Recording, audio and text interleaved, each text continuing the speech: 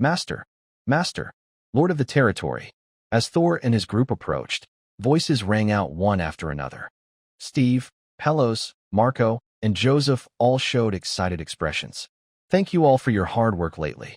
Thor dismounted his horse and smiled as he spoke to Steve and the others. You're too kind, Master. Yes, Master, you're too kind. It's not hard work at all. Steve, Pelos, and the others quickly responded. Then, led by everyone, the group returned to Eagle City. When they entered Eagle City, a grand procession appeared, causing the entire city to erupt in excitement.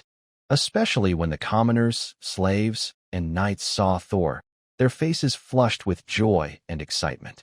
Life in Eagle City was beyond what they had ever imagined. Even the slaves here were not as miserable as they thought. Instead, they were filled with hope. In Eagle City, as long as they earned enough merit points, they could become free citizens. Free citizens could then attend the city's academy to study. Whether they became officials or trainee knights, that was the best future they could hope for. If luck was on their side, they might become alchemists or apprentice knights, which could lead their entire family to rise in status. The Lord went to participate in the kingdom's war, but anyone who knew about the war couldn't help but feel worried. They feared that their Lord might not return from the war. If that happened, their current life might revert to the miserable state they once knew. Recently, Lord Tono's arrival had eased their worries somewhat, but that was only a little comfort. As long as Thor hadn't returned, everyone remained anxious. Now, that anxiety finally disappeared, and once it was gone, celebration broke out. All of Eagle City was filled with unprecedented excitement. On the road leading to the castle, the voices of excited free citizens and slaves could be heard everywhere. Even Thor, witnessing this scene, couldn't help but feel a little emotional. 3 years had passed, and here he had finally established a firm footing. Sir, everyone is looking forward to your return, Pelos said with emotion. Even during his days with Marquis Engel, he had never seen a lord with such high respect in his territory. The Dressrosa family is quite powerful, but Pelos still felt they couldn't compare to the current Eagle leader. He didn't even need to doubt. If his lord gave an order, the entire Eagle Ridge, from the knights to the slaves, could be mobilized quickly. And this wouldn't be forced conscription. Even the slaves would willingly join. Such ability is rare among nobles he knows. Ha ha ha, it seems your governance has been good these days, Thor said with a smile. After glancing around, he praised everyone present. In 3 years, his team had truly grown stronger. Whether it was Steve, Pelos, or the officials, they had all been tested and improved. Joseph had almost become accustomed to managing Eagle Ridge. Sir, you're being too kind. It's my honor to serve and govern your land, Joseph said respectfully, his face slightly flushed. Ha! Thor nodded happily. Soon, the group returned to the castle amid various sounds and conversations. Half a year had passed since Thor left the castle, and not much had changed. Thor finished his grooming with the help of maids, then went to his study. It had been almost half a year since he left Eagle Ridge, and he needed to quickly learn about Eagle Ridge, the North Province, and the northern borderlands. As Thor entered the study, he saw Steve, Pelos, Joseph, and even a dusty, hurried figure. Ha ha ha, Rachos, you're here too, Thor said with a smile upon seeing the dusty figure. Sir, I apologize. The Merchant Guild had some urgent matters. I was supposed to return to Eagle Ridge yesterday, but missed your arrival today, Rachos Assad said with regret. Don't worry about it, Thor replied. It's not a big deal. Thor waved his hand, showing he didn't care much about this. For him, whether to welcome someone or not didn't matter much, especially since he knew Rajuz had a lot of busy work. The territory, the Eagle Chamber of Commerce, and the Western Expansion, as well as the Northern Frontier, were all matters Rajuz Assad needed to worry about. It was already very good that Rajuz could arrive today. Thank you, sir. Rajuz Assad breathed a sigh of relief. Facing Thor, he felt an even greater pressure. This made him a little nervous. Joseph, tell me about the recent situation of the territory. After talking with Rajuz Assad, Thor's gaze turned to Joseph. Sir, the expansion of Eagle City is 97% complete, with only 3% remaining. It should be finished within this year. Currently, the population of Eagle City is about 56,000 people. Besides that, the construction in Fire Eagle City has also begun, and it is expected to be roughly completed within 3 years. Listening to Thor, Joseph pondered briefly before speaking slowly. Thor tapped on the desk as Joseph spoke, but he remained silent until Joseph finished. Through Joseph's account, Thor gained a clearer understanding of Eagle Ridge's situation after more than half a year. He had to admit, the development of Eagle Ridge was very fast. Even with his departure, the pace had slowed down somewhat. But this slowdown was relative. Looking back over the past half year, the development of Eagle Ridge was still quite good. Whether in population growth or construction, Thor was very satisfied. But being satisfied didn't mean he planned to stop. He organized the information in his mind, and his thoughts kept weaving together. The study was suddenly quiet. Not bad, the population growth is okay for now. But Joseph, you need to be prepared. In some time, my father will send 10,000 people here. Besides that, we need more people and larger land. Anna, bring me my map. In the midst of this quiet, Thor's voice suddenly rang out. Yes. Anna nodded, then stepped outside. A moment later, a map was brought in and spread out in the study. Thor had been in the Northern Territory province for 3 years. He had a clear understanding of the entire province and possessed a more detailed map. This time, he took out a map of the whole Northern Territory province. The Count's territory usually has a population of about 500,000 people and covers an area of over 500 miles. Currently, our Eagle Ridge covers no more than 200 miles, so we need a larger area. My initial idea is to include this entire region within our Eagle Ridge territory. Thor spoke slowly, picking up a quill and drawing a huge red circle across the eastern part of the map. As soon as the red circle appeared, everyone present widened their eyes in surprise. Because Thor's circle now completely covered the entire eastern region, even parts of the northern area were inside his red circle. If a typical Count's territory is within 500 miles, Thor's red circle probably covers over 800 miles, maybe even up to 1,000 miles. Although the eastern region has few nobles, it doesn't mean there are none. Thor's red circle includes all these nobles. And besides, the east has many pioneering knights. But at this moment, no one paid attention to these details. Forget about the current strength of Eagle Ridge. Even a year ago, Eagle Ridge was considered the unchallenged ruler of the Northern Territory province. Now, there's no need to worry. Compared to that, what they cared about more was how to develop such a vast area. This is different from resource points. It's about truly developing the land itself. Sir, such a large area isn't a big problem, but our population might be. Even with Lord Engel's support, 10,000 people are still not enough. Joseph hesitated slightly, but couldn't help speaking. Sir, as for the population, the Eagle Business Guild might gather some, but at most, it would be over 50,000. Developing such a large area might be quite difficult. Lehos Assad also hesitated briefly before speaking. Regarding population, it is indeed difficult to expand quickly in a short time. However, we don't need to develop all these areas immediately. We can start by establishing resource points in a few locations and later connect them together. Thor naturally considered this and, after lightly tapping the table, explained, Here, and here, all have enough resource points. We can send 20,000 people from Eagle City, 10,000 from Fierce Eagle City, and an additional 100,000 that my father will send later. In total, that's 130,000 people. We will organize them into groups of 5,000 each to carry out construction in these areas. As for the local nobles or pioneers, they can choose to buy their territories or join us at Eagle Ridge. It's up to them. He spoke slowly, sharing his thoughts that he had been considering for over a month during his return. This was the perfect time to put those plans into action. That's definitely possible. Joseph's eyes lit up when he heard Thor, and he quickly nodded in agreement. Compared to developing everything at once, focusing on just a few key points might put some pressure on Eagle Ridge, but that pressure isn't as overwhelming as it seems. With the large amount of supplies Thor brought, it should be enough. The only concern might be the time and resources needed, which could be enormous. But for Eagle Ridge right now, those aren't major problems. Thor has gained many merit points from the kingdom's wars, and the Eagle Business Guild has grown for over a year, accumulating vast resources.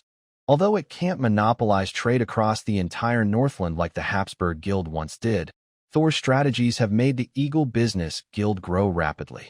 They now control over half the market, and the profits brought by the guild are far greater than those of the Habsburg Guild before. This is more than enough to support future development. After Joseph responded, Thor's gaze shifted to Rachos Assad. Rachos, how is the Eagle Business Guild doing lately? How is the expansion in the north? Thor paused briefly before asking again, seeking updates. Sir, currently the Eagle Business Guild's expansion has spread throughout the entire northern province.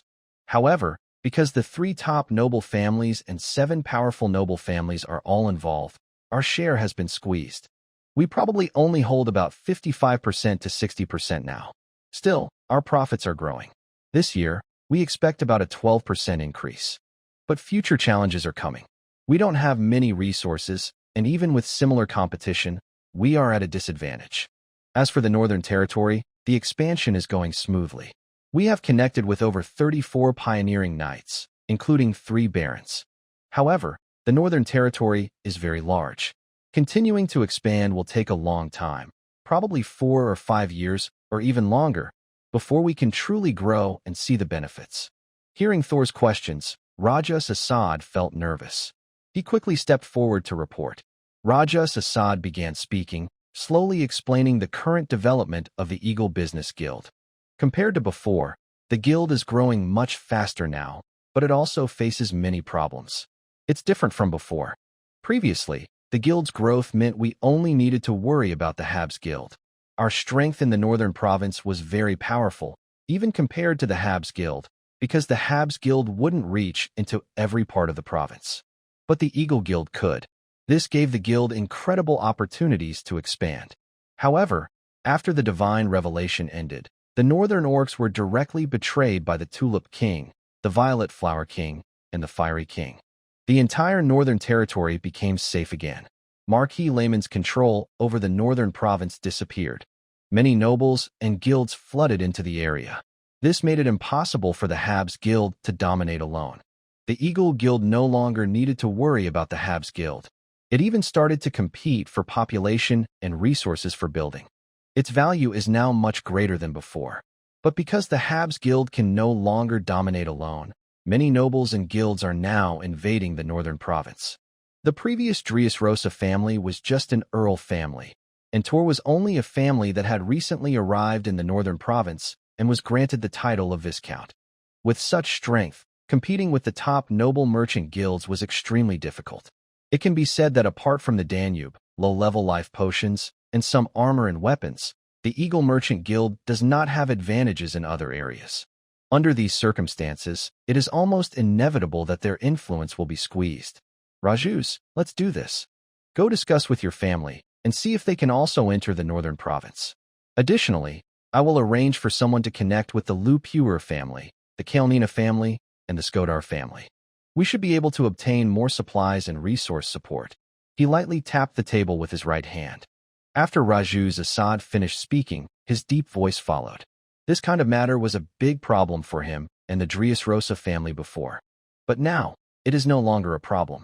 Under the current kingdom war, they returned safely and have established good relations with the 3 major duke families. Tor can fully connect with these families. With access to the resources of the 3 duke families, the noble merchant guilds in the northern province are no match for him later on. Yes, Rachos Assad was a bit surprised, but he quickly agreed in response to Tor's words. By the way, Rachos, you've been working hard lately. The northern area needs to expand quickly, and you can also try to develop in other provinces. After Rachos Assad responded, Tor paused for a moment and then spoke again. His situation was completely different from before. He had not only been promoted to Earl, but also reached the half-step Saint realm, enough to support the further development of the Eagle Merchant Guild. Under these circumstances, he naturally wouldn't hold back. Understood. Rachos Assad looked excited. He had imagined this moment countless times, and now it was finally beginning. Even he couldn't help but feel a bit impatient inside. After giving instructions to Rachos Assad, Tor's gaze shifted to Steve and Pelos. Steve, Pelos, your only task now is to focus on improving your strength. I will give each of you 3 bottles of intermediate life potions. Within half a year, do you have confidence to break through to the Earth Knight level? The deep voice spoke, with a tone of seriousness. As former important members of his knight group, now only at the Great Knight level, their strength is clearly not enough. They need to reach at least the Earth Knight level. So Thor plans to invest more in both of them. Yes, sir. Steve and Pelos exchanged a look, feeling a bit excited. 3 bottles of intermediate life potion, which in the past in the Northern Province, would cost at least 6,000 gold coins each. Even now, in the Northern Province, 3 bottles are worth about 3,000 gold coins. Currently, one of them has already reached the peak of the Great Knight, and the other has reached the late stage of the Great Knight. With 3 bottles of intermediate life potion, they are confident they can break through. By the way, there is also a top-level knight breathing technique. Later, find Maxwell. He will teleport it to you. These 3 bottles of intermediate life potion and the top-level knight breathing technique are given to you in advance as merit points. Remember to repay them later. After the two nodded, Thor suddenly remembered something and gave another instruction. Understood. Got it. The two exchanged looks, both feeling a surge of excitement. As for the merit points as alone, neither of them cared much. As long as their strength improved, they could naturally repay the merit points. In fact, their strength improvement was more important than the points. Go now. Remember to hand over the knight group task. Thor waved his hand. Steve and Pelos then chose to take their leave. Watching them depart, Thor seemed to think of something. His gaze turned to Rajuz Assad. By the way, Rajuz, later go to the castle and collect 3 more bottles of intermediate life potion. Improve your strength as soon as possible. With your current strength, it's not enough. He spoke with a plan in mind. Yes, thank you, sir. Rajuz Assad's expression brightened. He hadn't expected to receive such a thing. Although reaching mid-level life potions is no longer a big challenge for him, Thor was still very happy that he could remember him voluntarily. You're welcome. Next, there are many things I need to trouble you with. Thor waved his hand. After discussing some matters again with Ragos Assad and Joseph, the two decided to take their leave. Throughout Eagle Ridge, with Thor's return, the previously restless territory became completely peaceful in an instant. In the evening, a large bonfire party was held on Eagle Ridge. A large crowd gathered. Countless free people, serfs, and knights joyfully sang and danced. Until night fell gradually. Stars dotted the sky, and the feast slowly came to an end. Late at night, the stars continued to decorate the sky. As time moved into the early morning, the familiar mechanical sound rang out again. Daily intelligence updated. Open now. The voice was as usual. Thor hesitated for no moment. Open. As his words fell, ripples spread outward, and new lines of text appeared. Daily intelligence updated 1. About 100 miles west of your territory, in a pond, a group of tilapia are about to mature, and their meat is very delicious. 2. 300 miles north, there is a small creek. In 3 hours, a group of water-dwelling fish will pass through, containing strong toxins that even great knights cannot resist. 3. Cold air from the Northern Territory will sweep through the Abyss Gorge in 3 hours. In 4 hours, it will be the only chance to enter the gorge. You must leave within an hour, or you will be forever lost inside. 4. The kingdom's chaos is about to begin. Many nobles will fall, causing the kingdom's strength to weaken unprecedentedly. Some forces are starting to stir. 5. In 9 days, Late Spencer will attack a resource point of the Assad family in the western part of the northern province. 6. 30 miles west of your location, in 2 hours, a group of wild boars will pass by. 10 days later. 15 days later, a huge chaos broke out in the western Moon province. It seemed that a monster attack had hit a small town, and over 30,000 people were bitten and killed. 20 days later, the southern Moon province also experienced unrest. A small town was destroyed by an unknown force. The reports appeared one after another. Compared to before, after returning to the territory, the information was much simpler and seemed to have returned to the way it was earlier. However, when he saw the next few reports, his brow furrowed involuntarily. Kingdom chaos. Thorn muttered to himself, then shook his head. Honestly, he had already expected this chaos after learning about the heavy losses in the recent Kingdom War. Losing 40% of the nobles doesn't seem like much, but it depends on the total number. And this 40% only refers to the overall count, not necessarily high-ranking nobles. In fact, The loss rate among high-level nobles was much higher, more than 60%.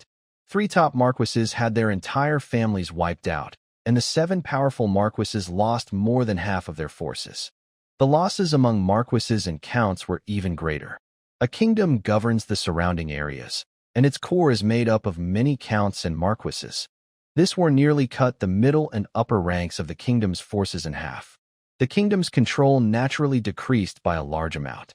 This decline made chaos almost unavoidable. Plus, many nobles suffered heavy losses in this war. Some nobles would have different ideas, and once they act on these ideas, chaos will spread further. This is almost unavoidable. Thorn didn't expect that the chaos in the daily reports would come so quickly. He even doubted that the monster attacks mentioned in the reports were truly simple monster invasions. Otherwise, the daily intelligence system wouldn't just say, "Seems like monster attacks," but would clearly state that monsters attacked. He shook his head and temporarily shifted his thoughts. Right now, he was just a count. His territory was not fully planned, and he had no desire or ability to worry about these matters. The gaze once again swept through the daily intelligence reports. After selecting the useful information for him, he then began to rest. After half a year of traveling, he finally returned to the castle. It was time to take a few days to relax. But clearly, such a wish was just a dream. Because the very next day, Baron Pape and Baron Jose from the eastern region hurried over to visit. Tor's rest was naturally interrupted. As for the purpose of their visit, one reason was to see Tor, who was now a count, so they had to be careful. The other reason was that, after much consideration, they decided to temporarily move their territories to the west and merge their eastern lands into Eagle Ridge. Tor was a bit surprised by their decision. He had just made arrangements and didn't expect Jose and Pape to act so quickly. In the study, "Are you sure about this? Although I want to expand my territory, I don't need to fully move in your direction." After a brief pause, Tor spoke. As the earliest noble to follow him, Tor still gave them a lot of special treatment. The area he marked on the map didn't include their territories. "Count, we've confirmed our decision. Compared to the east, the west is indeed better for our development. Especially, we want to try our luck in the northern border." Baron Pape said seriously. Jose nodded slightly. "In that case, I won't stop you. I will ask Raju to help you choose a better territory and have Eagle Business Guild assist with your relocation." Tor tapped lightly on the table and then nodded in agreement. Their move was definitely good for him. As for their joining, he didn't hold much hope. He was just a count. If they merged into his territory, both would lose their lands and become nominal nobles, which was hard for him to accept. Tor hadn't thought much about real nobles joining him for a short time. His only requirement was to support the expansion knights. With the two leaving, Tor's territory was finally complete. The entire eastern region officially became part of his domain. 10 days later, he sent Marshall and his troops to the capital for registration. Registering territories isn't very complicated. He only needs to present the map and the scope to King Tulip to complete it. However, because the northern province is quite far from the king's city, it will probably take 2 or 3 months to fully confirm the territory. But Tor isn't in a hurry about this. After arranging for someone to handle it, he immediately began dealing with matters related to the Eagle Ridge. The presence of many officials and chief administrators greatly reduced his workload. Still, there were some issues that needed attention. Over half a year passed, and a lot of things accumulated. It took Tor about a week to clear all the backlog of work in the territory. Once everything was sorted out, he started planning for the future of the entire territory. Although he had thought about many things during his return, he quickly made a complete plan to put everything into action. In his study, Tor was busy working. At the same time, Eagle Ridge also started to move. Within Tor's sphere of influence, there were over 100 pioneering lords and 7 barons who had been gradually ennobled. To incorporate these territories into Eagle Ridge, negotiations with these people were necessary. Of course, these negotiations were mostly formal. As the count and the de facto ruler of the northern province, these lords, nobles, and knights had no real choice. They could either join Tor or accept a payment to transfer their territories elsewhere. Faced with this choice, all 7 pioneering nobles decided to transfer their territories. Tor was pleased and sent representatives from the Eagle Business Guild to assist. Although he wouldn't give them new territories like Baron Pape or Baron Josenu, He offered some gold compensation and a 10% discount on buying supplies through the Eagle Business Guild. The 7 nobles were very satisfied with this. Even though they were leaving their territories, the rewards Tor offered were quite generous. Most powerful nobles wouldn't receive such treatment. At most, they might get a small amount of gold. Don't just talk about helping with the migration. You also need to set a time limit for their move. Besides the 7 pioneering lords, there are over 100 pioneer knights, including more than a dozen who, after some thought, decided to join Eagle Ridge. For the pioneer knights joining Eagle Ridge, Tor promised that they would have the chance to be made barons in the future and would directly become part of the Eagle Knights. The Knight Order was also reorganized. It was divided into 4 groups: the Eagle Knights, the Fierce Eagle Knights, the Swift Eagle Knights, and the original Young Eagle Knights. The Eagle Knights are the main force. Tor's initial plan is to have over 500 members. To join, a knight must have the strength of a full knight. The Fierce Eagle and Swift Eagle Knights also have about 500 members each and are considered second-tier groups. Their members need to be at least apprentice knights. The Young Eagle Knights have no limit on numbers. Any student who graduates from the Knight Academy and passes the exam can join. This is just a plan. Currently, there are only about 2,000 knights in Eagle Ridge, including reserve knights. If counting only those above the apprentice level, the total is less than 500. With such a small number, it's hard to form even one complete knight group. However, Tor is not in a hurry about this. With population growth and academy development, the situation is improving. Plus, with the recent addition of a dozen pioneer knights, the number of knights will likely increase sharply. Tor doesn't need this to happen overnight. His plan is a 3-year development schedule. In the study, Tor was slowly writing with a quill. Next to him was Steve. A week had passed. After practicing top-tier knight breathing techniques and consuming 3 medium-level life potions, Steve finally broke through the barrier of the Grand Knight and reached the level of Earth Knight. He is currently under 40 years old. Even Steve himself feels a bit stunned. He never thought he would reach the level of Earth Knight in his life. That was the highest he imagined, just breaking through to the peak of Grand Knight. But now, this incredible level has been achieved. Thinking about his journey so far, he felt even more grateful and hopeful towards Thor. He knew that without Thor, he had no hope of reaching this point. "Steve, look at this." While lost in thought, Thor's voice rang out, and he handed over a piece of paper. "Okay, got it." Steve snapped out of his daze and quickly took the paper Thor had written. His eyes involuntarily looked at it. As soon as he saw it, Steve's eyes widened, and he looked directly at Thor. "How is it?" Thor asked with a smile. "Sir, this expense might exceed 10,000 gold coins a year." Steve took a deep breath, visibly shaken as he spoke. "Indeed, but that's not a problem," he continued. "I want you to see if, at this scale, the Knight Order can be properly built within 3 years. Thor nodded and then spoke seriously. 3 years should be enough for initial construction, but to see real results, it might take 5 or even 10 years. Steve took a breath and nodded slightly. "That's fine. Take this and study it carefully. I'll have Joseph assist you." Thor nodded slightly. He expected that it would take 5 or even 10 years to see results. After all, practicing martial arts isn't easy. Even in the Grand Dressrosa Castle, despite its vast resources, it was not uncommon for descendants of Dressrosa to be unable to gather the seed of life before age 18. And choosing from among commoners made it even harder. In this world, becoming a knight depends on talent, which is often linked to bloodline. A higher bloodline naturally means higher talent. If someone has an ordinary bloodline, the chances of high talent are much lower, unless ancestors had some top-tier beings. But Thor didn't need to expect everyone. He had a school and could filter candidates. As long as the pool was large enough, some geniuses would emerge. He only needed to focus on nurturing those talents. "Understood," Steve responded respectfully, then slowly left with the notes Thor had written. The merit system also needs to be revised. Thor muttered to himself, his thoughts drifting into quiet contemplation. As his territory expanded, it became clear that the existing merit system had some problems. The simplest issue was that the systems for free citizens, slaves, and knights overlapped too much, which made management and record-keeping difficult. Thinking of this, Thor sat down again and picked up his quill. he planned to revise the merit point system. First, he wanted to separate the merit points for knights from those for free citizens and slaves. At the same time, he aimed to make earning merit points easier for everyone. This would help speed up the growth of the territory.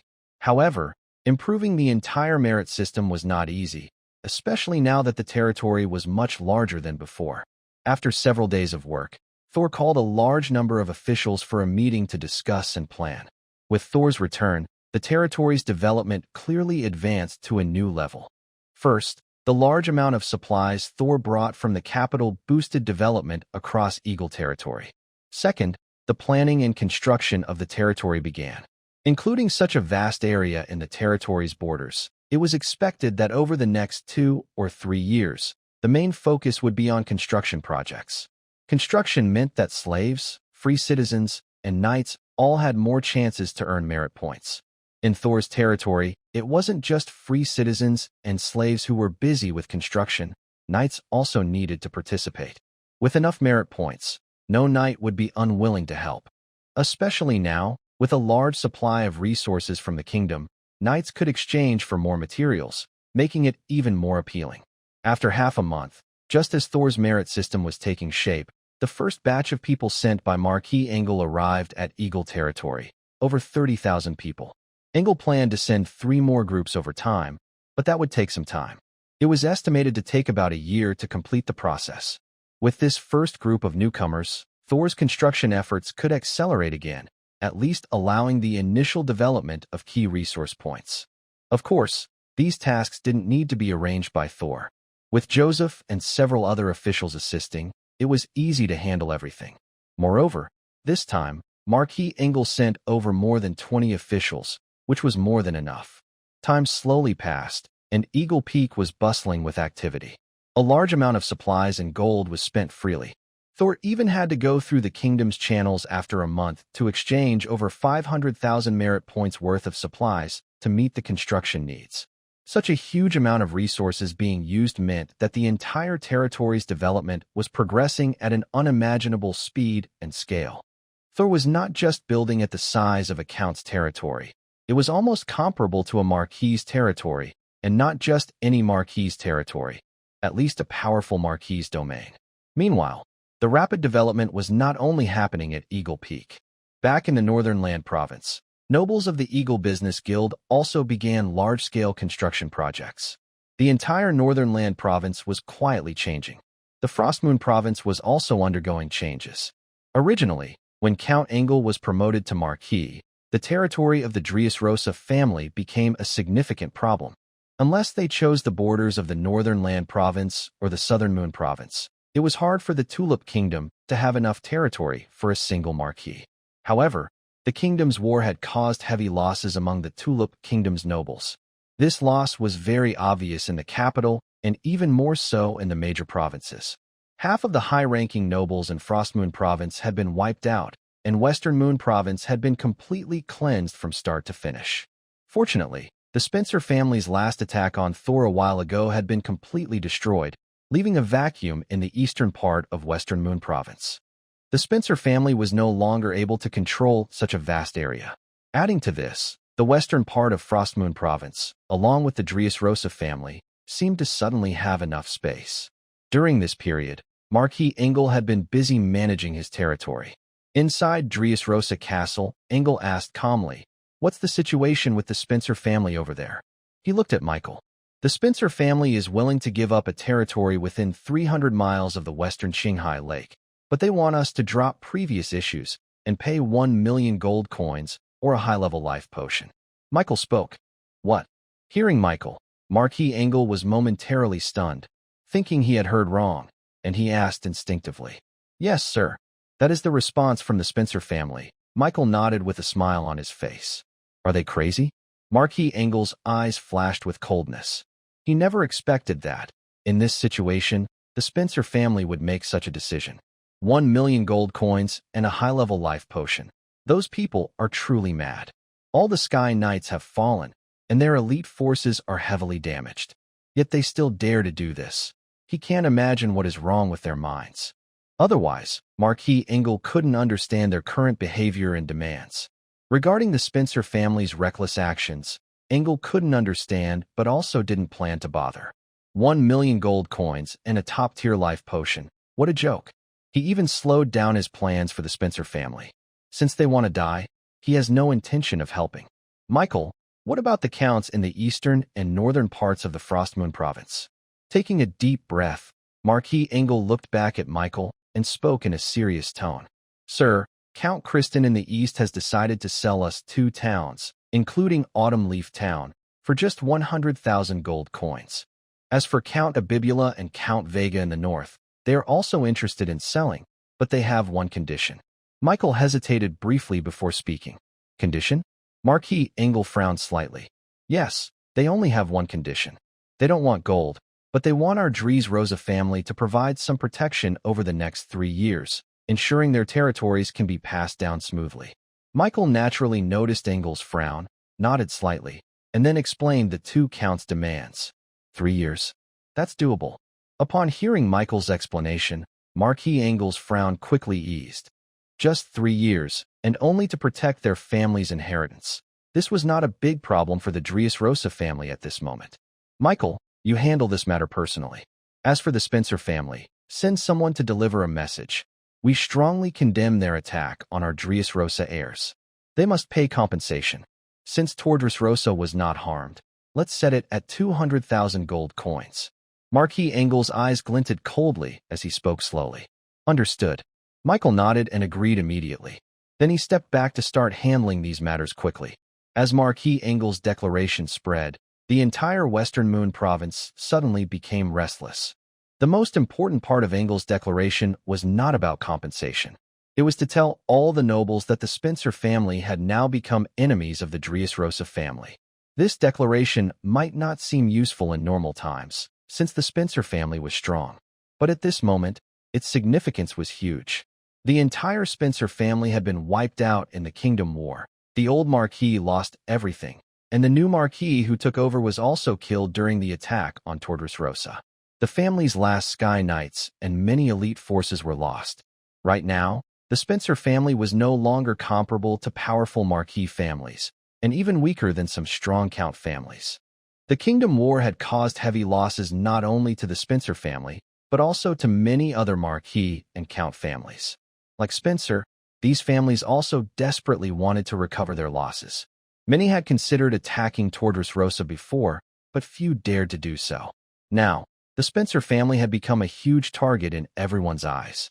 The Spencer family had a history of over 800 years and had been a powerful Marquis family for more than 400 years. Over such a long time, their wealth was undoubtedly immense. Unlike the Tordris Rosa family, the Spencer family is currently facing little danger. The risks they encounter when taking action are almost non-existent, and they might even gain favor with the new star of the Tulip Kingdom. Many nobles in the Western Moon province feel a sense of excitement. With this excitement, action is inevitable. At first, it was just a test, but gradually, everyone realized that the Spencer family's strength had been almost completely drained. Suddenly, these nobles couldn't hold back anymore. First, the Spencer family's trade caravans began to be attacked frequently. Initially, only goods were stolen, but over time, people were also targeted. Meanwhile, the resource points of the Spencer family started to be attacked by bandits one after another. The entire Spencer family became quite overwhelmed. What made them even more anxious was that they seemed powerless to stop it. They still had several Earth Knights, but facing such a large Marquis, they couldn't take care of everything. Even the Earth Knights they sent out might not return. Inside the huge Spencer castle, figures gathered, and anxiety was written on everyone's faces. Leading them was a young man. Besides him, there were about a dozen elders, mostly in their late 70s or 80s. These were the core members of the Spencer family. After the previous Spencer Marquis took away the elite forces, the family could only pick the stronger members from those who had been previously considered less useful. Yet, even so, the number of Earth Knights in the Spencer family is now fewer than 5. Before, there were 8. But with the attacks happening everywhere, they had to send some Earth Knights out. These knights went out for just a few days and then disappeared without a trace. Has there been any news from the kingdom? One elder asked in a deep voice, looking worried. No, replied another elder after a moment of silence. Why is it taking so long? The last time, the kingdom's coronation ceremony was completed in just 10 days. The elder's expression grew even more grim as he spoke again. However, at this moment, no one could answer him. The remaining people in the meeting room looked anxious and unhappy. No one expected the Spencer family to suddenly fall into such trouble. The once thriving Spencer family did not even get to enjoy their success before facing setbacks. First, over a year ago, their strongest member was defeated by Count Engelbert. Then, in the recent Kingdom War, the Spencer army was completely destroyed. Soon after, their trusted Marquis and the remaining elite of the family were also lost. Now, the new Marquis appointment seems to be delayed. Currently, the major families haven't taken direct action against them because they are still a Marquis family. But if the kingdom's appointment keeps being delayed, the consequences could be serious. Do you think the kingdom received some news and is holding back our noble title? Suddenly, a voice interrupted anxiously. That's impossible. The elderly man who spoke first quickly responded. Nothing is impossible. We attacked Tortososa. Don't forget, the Tortososa family has now gained the king's favor and the attention of 3 dukes. The deep voice spoke again. At this moment, even the elderly man who had spoken first hesitated, unsure of what to say. So what should we do? After a long pause, an old man spoke with a hoarse voice. What about those people? Weren't they the ones encouraging the Marquis to act? We followed their instructions. Now, it's their turn to keep their promise. Suddenly, another figure spoke. I told you those guys can't be trusted. If we don't listen to them, even if our Spencer family declines, it wouldn't be as bad as our current situation. Yes, those people are not easy to cooperate with. Following this voice, someone couldn't help but snort coldly. Then others echoed in agreement. Phelan, wasn't that what you said before? How come? You decided to cooperate with them before, and now you have objections? And you, Jexel, why didn't you bring this up earlier? I already said it. Did you hear me? Those guys have almost all become rats in the sewer. What are you thinking, trying to work with them? Do you realize the consequences if we're caught? The consequences? Could they be worse than the complete destruction of our family? Don't you know how many families we've offended? It was okay when Uncle was around, but since Uncle hasn't returned, our family will eventually be wiped out. If we don't work with them, are we just waiting to die? And don't forget, when that person came, did they give us a choice? Did we have any options? Voices started to speak one after another, and soon the meeting room fell into a heated argument. This argument went on and on. The middle-aged man at the head of the table frowned slightly. Enough. A low, commanding voice interrupted. With his words, the entire meeting room suddenly became quiet. Everyone, now is not the time to think about how to handle the upcoming crisis. Looking at the figures in the room, the middle-aged man sighed softly. He managed to suppress his irritation and spoke gently. 12. This time we really have to rely on them. Therefore, I will go personally to negotiate with them. After he spoke, one person stepped forward quietly and said softly. As he spoke, someone instinctively wanted to oppose, but after opening his mouth, he closed it again. He couldn't think of any other way to deal with the situation. All right, Uncle, please go and handle this personally.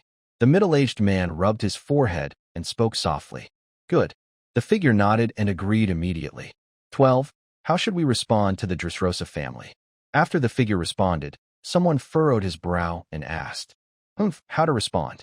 The Spencer family has come to this point because of the Dressrosa family. 200,000 gold coins. They're dreaming. Tell them that's impossible. We haven't attacked them. Do they need us to explain why our Marquis Spencer died on their Frostmoon province border? As someone spoke, others couldn't help but snort in disapproval. The Dressrosa family harbors deep resentment, especially now that they have become a Marquis family. Their anger is even stronger. Wow. Some people snorted coldly, while others hesitated.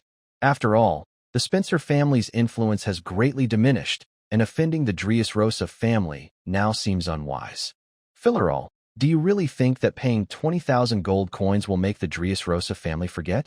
Even if we pay 20,000 gold coins, it won't end there. The elder who spoke earlier snorted coldly. Others remained silent, as the situation was clear. No matter how much they deny it, the fact remains that the Spencer family attacked Dressrosa. That's the truth. Not only is there solid evidence, but even without proof, suspicion alone has already created a rift. They can't just forget it because they want to. In this situation, the Spencer family doesn't want to hide anything. They believe trying to cover up is useless, so they might as well give up and accept their fate. Perhaps their hostility toward the Dressrosa family could gain support from other enemies of the Dressrosa family. But what they didn't realize is that their strength is no longer what it used to be. If this had happened before, their actions might have resonated with other families, especially since the Dressrosa family has offended many families on their rise to becoming a powerful marquis and a top-tier marquis. Their influence and enemies would have increased, making alliances against them more likely. However, such alliances would be among similar levels. And now, the Spencer family clearly doesn't match that level. Not only are they unworthy, but they also failed to find the group they were looking for, even without seeing a single person. As for their previous promises, they now seem meaningless, like nonsense. This outcome has only made the Spencer family more anxious. When they finally sensed something was wrong, other nobles could no longer hold back and began to take further action. Especially after learning that the new marquis of the Spencer family had not yet been officially appointed, they no longer held back. A single impulsive act had already decided the outcome. Or perhaps, since the conflict with the Northern Alliance began, the fate of the Spencer family was sealed. Whether it was the Sky Knights of the Spencer family causing trouble for Marquis Engel, or subsequent actions, or the arrival of that group of people, it was all predestined from the start. After all, facing Tuo's vast territory and abundant resources, it was impossible for a descendant of the Spencer family to remain unaffected. Given Tuo's temperament, it was almost certain that he would punish a small mistake to warn others. Everything that followed, the arrival of the Spencer family and the targeted actions, was also inevitable, especially the latter. With the rise of the Dressrosa family, the powerful Marquis' survival space would be squeezed. Since the Spencer and Dressrosa families had become enemies and were close enough, they had two choices: accept Dressrosa's development or eliminate the threat at its source. Clearly, expecting them to accept having their interests taken away so easily was impossible. This has been true throughout thousands of years of history in the previous world and tens of thousands of years in this world. The rise of a family always leads to fierce conflicts. Even the Spencer family was quite decisive. During the Kingdom War, they quickly allied with 7 other powerful marquises, preparing to attack the Dressrosa family. Under normal circumstances, this decisiveness would be enough. Count Engel, who had just broken through, was too weak to resist the combined strength of 7 powerful marquis families.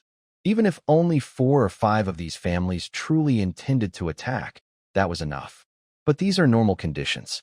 Neither Tuo nor Marquis Engel were in normal situations. Tuo, needless to say, had a daily intelligence system that could strike at the Spencer family members at any time. Marquis Engel also seemed to have opened a hidden barrier after entering the Kingdom War, boosting his luck and momentum. He first gained the essence of life, then, in a desperate battle, was chased by Tuo, allowing him to comprehend the domain and directly step into the half-sacred realm. Suddenly, everything changed completely. It is no longer the Spencer family being targeted, but rather whether the Dressrosa family will seek revenge on them. Additionally, with the heavy losses of their elite forces, the hidden figures underground have also come out and started attacking the Spencer family. If it had been the Spencer family before, these people might not have dared to come forward, but now, the Spencer family no longer possesses the power to intimidate others. Confronted with these enemies, the Spencer family has no choice but to face them. Night gradually passes. As time reaches the half-month mark, chaos within the Spencer family suddenly spreads widely. First, the previously secretive attacks are now open, with many caravans and resource points suffering even greater assaults. At the same time, figures suddenly arrive at the Spencer family castle. Gradually, more nobles also arrive at the castle. Then, one early morning, half a month later, a loud commotion erupts at the Spencer family castle. A terrifying burst of life energy is released. From a distance, some even hear angry roars. But these sounds quickly fade away. When the morning sun rises and some nobles head toward the Spencer castle, they find the entire family has been reduced to ruins. Many buildings have collapsed, and bright red blood seeps into the ground.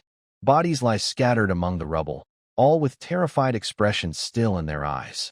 Witnessing these corpses, the nobles feel their scalps tingle with fear. One noble mutters, "Who did this?"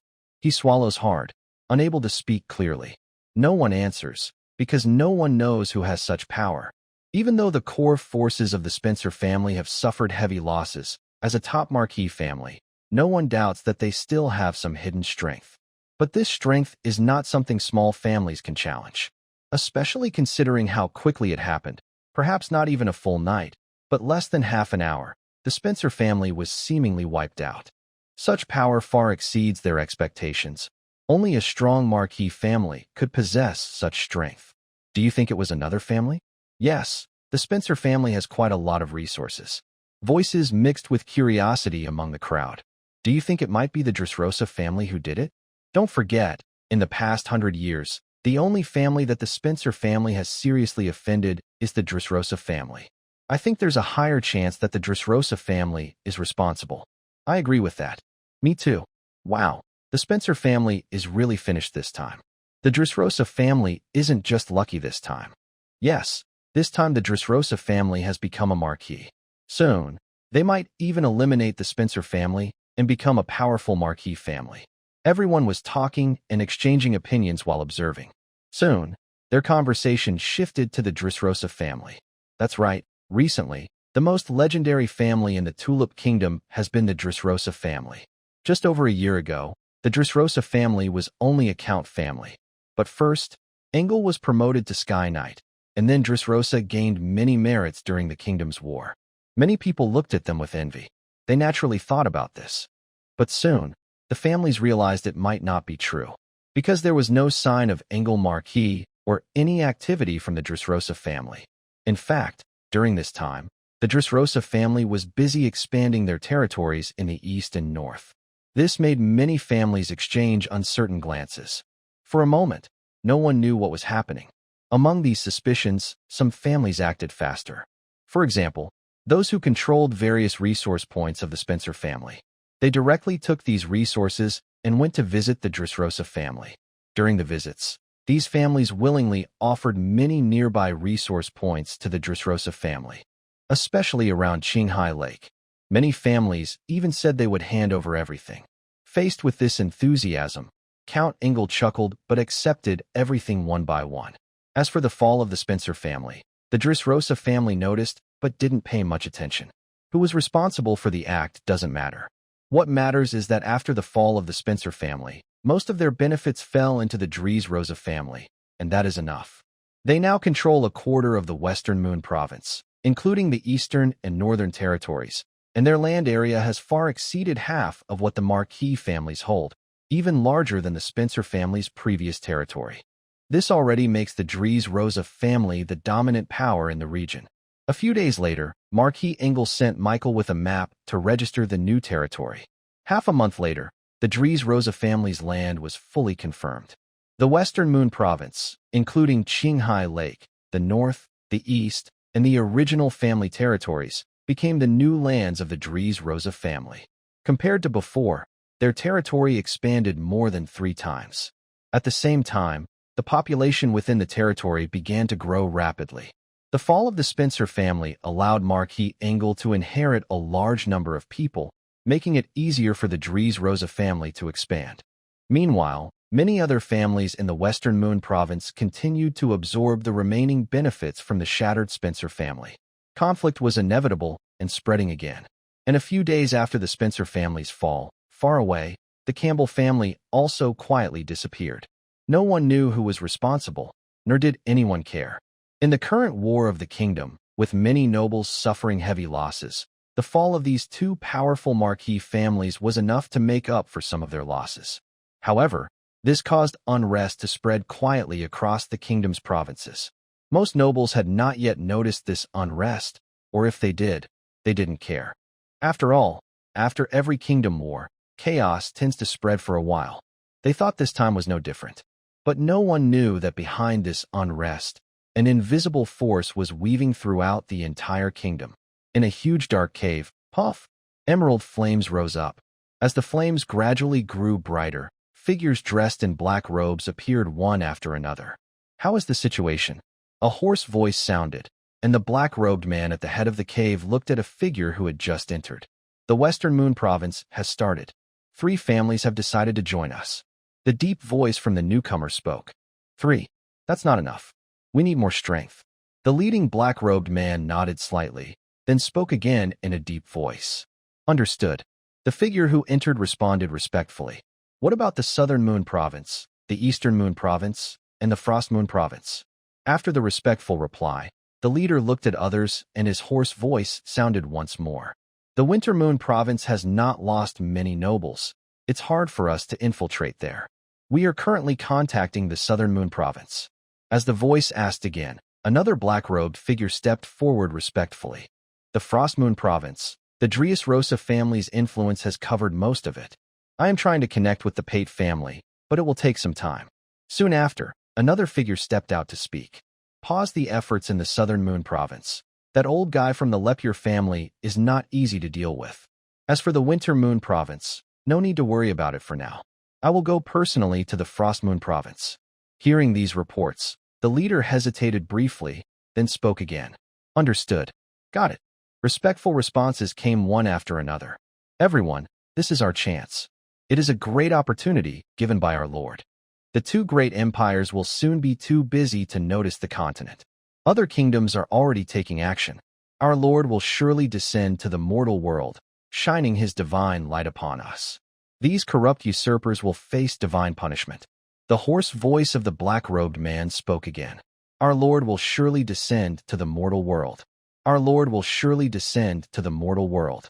The black-robed figures echoed, their eyes filled with fanaticism. Soon, the green flames inside the cave extinguished one after another. The black-robed figures quickly disappeared into the darkness. At this moment, neither Marquis Engel nor Tor fully understood everything happening now. Although Tor has a daily intelligence system, many things only appear when he actively checks his own information. The actions of these people hardly affect him at this time, so they are not included in his daily reports. At most, he notices some strange bits of information here and there, but he is just curious and soon stops paying attention. Compared to these unrelated pieces of news, the future development of his territory and its construction are more important. Other matters hold little interest for him right now. Time slowly passes amid his busy schedule. In the blink of an eye, 2 months have gone by since he returned to his territory. The territory is now fully confirmed. He has handled many affairs within it one after another. At the same time, his planned expansion has already begun. Every day, Eagle Ridge is changing rapidly. Trouble is starting to spread. Hidden enemies underground are beginning to emerge, especially as the major kingdoms suffer heavy losses in this kingdom war. A carefully planned scheme, which has been waiting for hundreds of years, is quietly unfolding now. The spreading chaos is not limited to the Tulip Kingdom, but involves all kingdoms across the continent and even beyond. Powerful forces outside the continent are also beginning to appear. A huge storm is about to hit. It is expected that if this unrest cannot be controlled, it could sweep across most of the continent. But at this moment, no one knows these details. Eagle Ridge. Tor is still busy with the construction of his territory. 2 months have passed. Most matters have been dealt with. Even the new merit system has been completed within these 2 months. At the same time, the second batch of people sent by Marquis Engel has arrived, bringing the population of Eagle Ridge to over 150,000. If the third batch arrives, the population could even exceed 200,000, reaching the level of a typical count. Of course, even with a population of 200,000, it is still insignificant compared to his vast territory today. During this time, he has sent people to the Southern Moon Province to negotiate with the Lepuyer family, hoping to directly connect with them for trading. If successful, his numbers could increase again. As for the Assad family, they naturally chose to give up. However, Tuor is not the type to burn bridges. He not only provided the other side with the opportunity to participate in the Northern Province, but also plans to buy shares in their trading through the Eagle Business Guild. The Assad family has no major objections to this, and simply agreed. They understand clearly that, given the current strength of Tuor de Les Rosa and the Les Rosa family, their influence is no longer important. Tuor's willingness to offer benefits to the Eagle Business Guild is already remarkable. Naturally, they are grateful. Of course, this share is not comparable to what they had before. The Assad family ultimately only received 2%. Still, even so, they are very satisfied. Currently, the Eagle Business Guild earns over 500,000 gold coins a year. 2% of that is more than 10,000 gold coins annually. And this is just the beginning. As the Les Rosa family continues to grow, this amount could increase further. Earning 1 million gold coins a year might be a stretch, but 700,000 to 800,000 is definitely achievable. That means over 15,000 gold coins each month.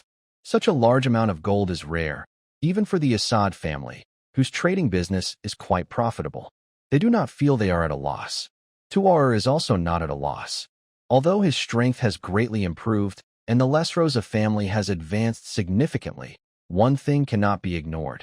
The Les Rosa family has only been developing for a short time. From arriving in the Tulip Kingdom as barons to now, it has been barely 300 years.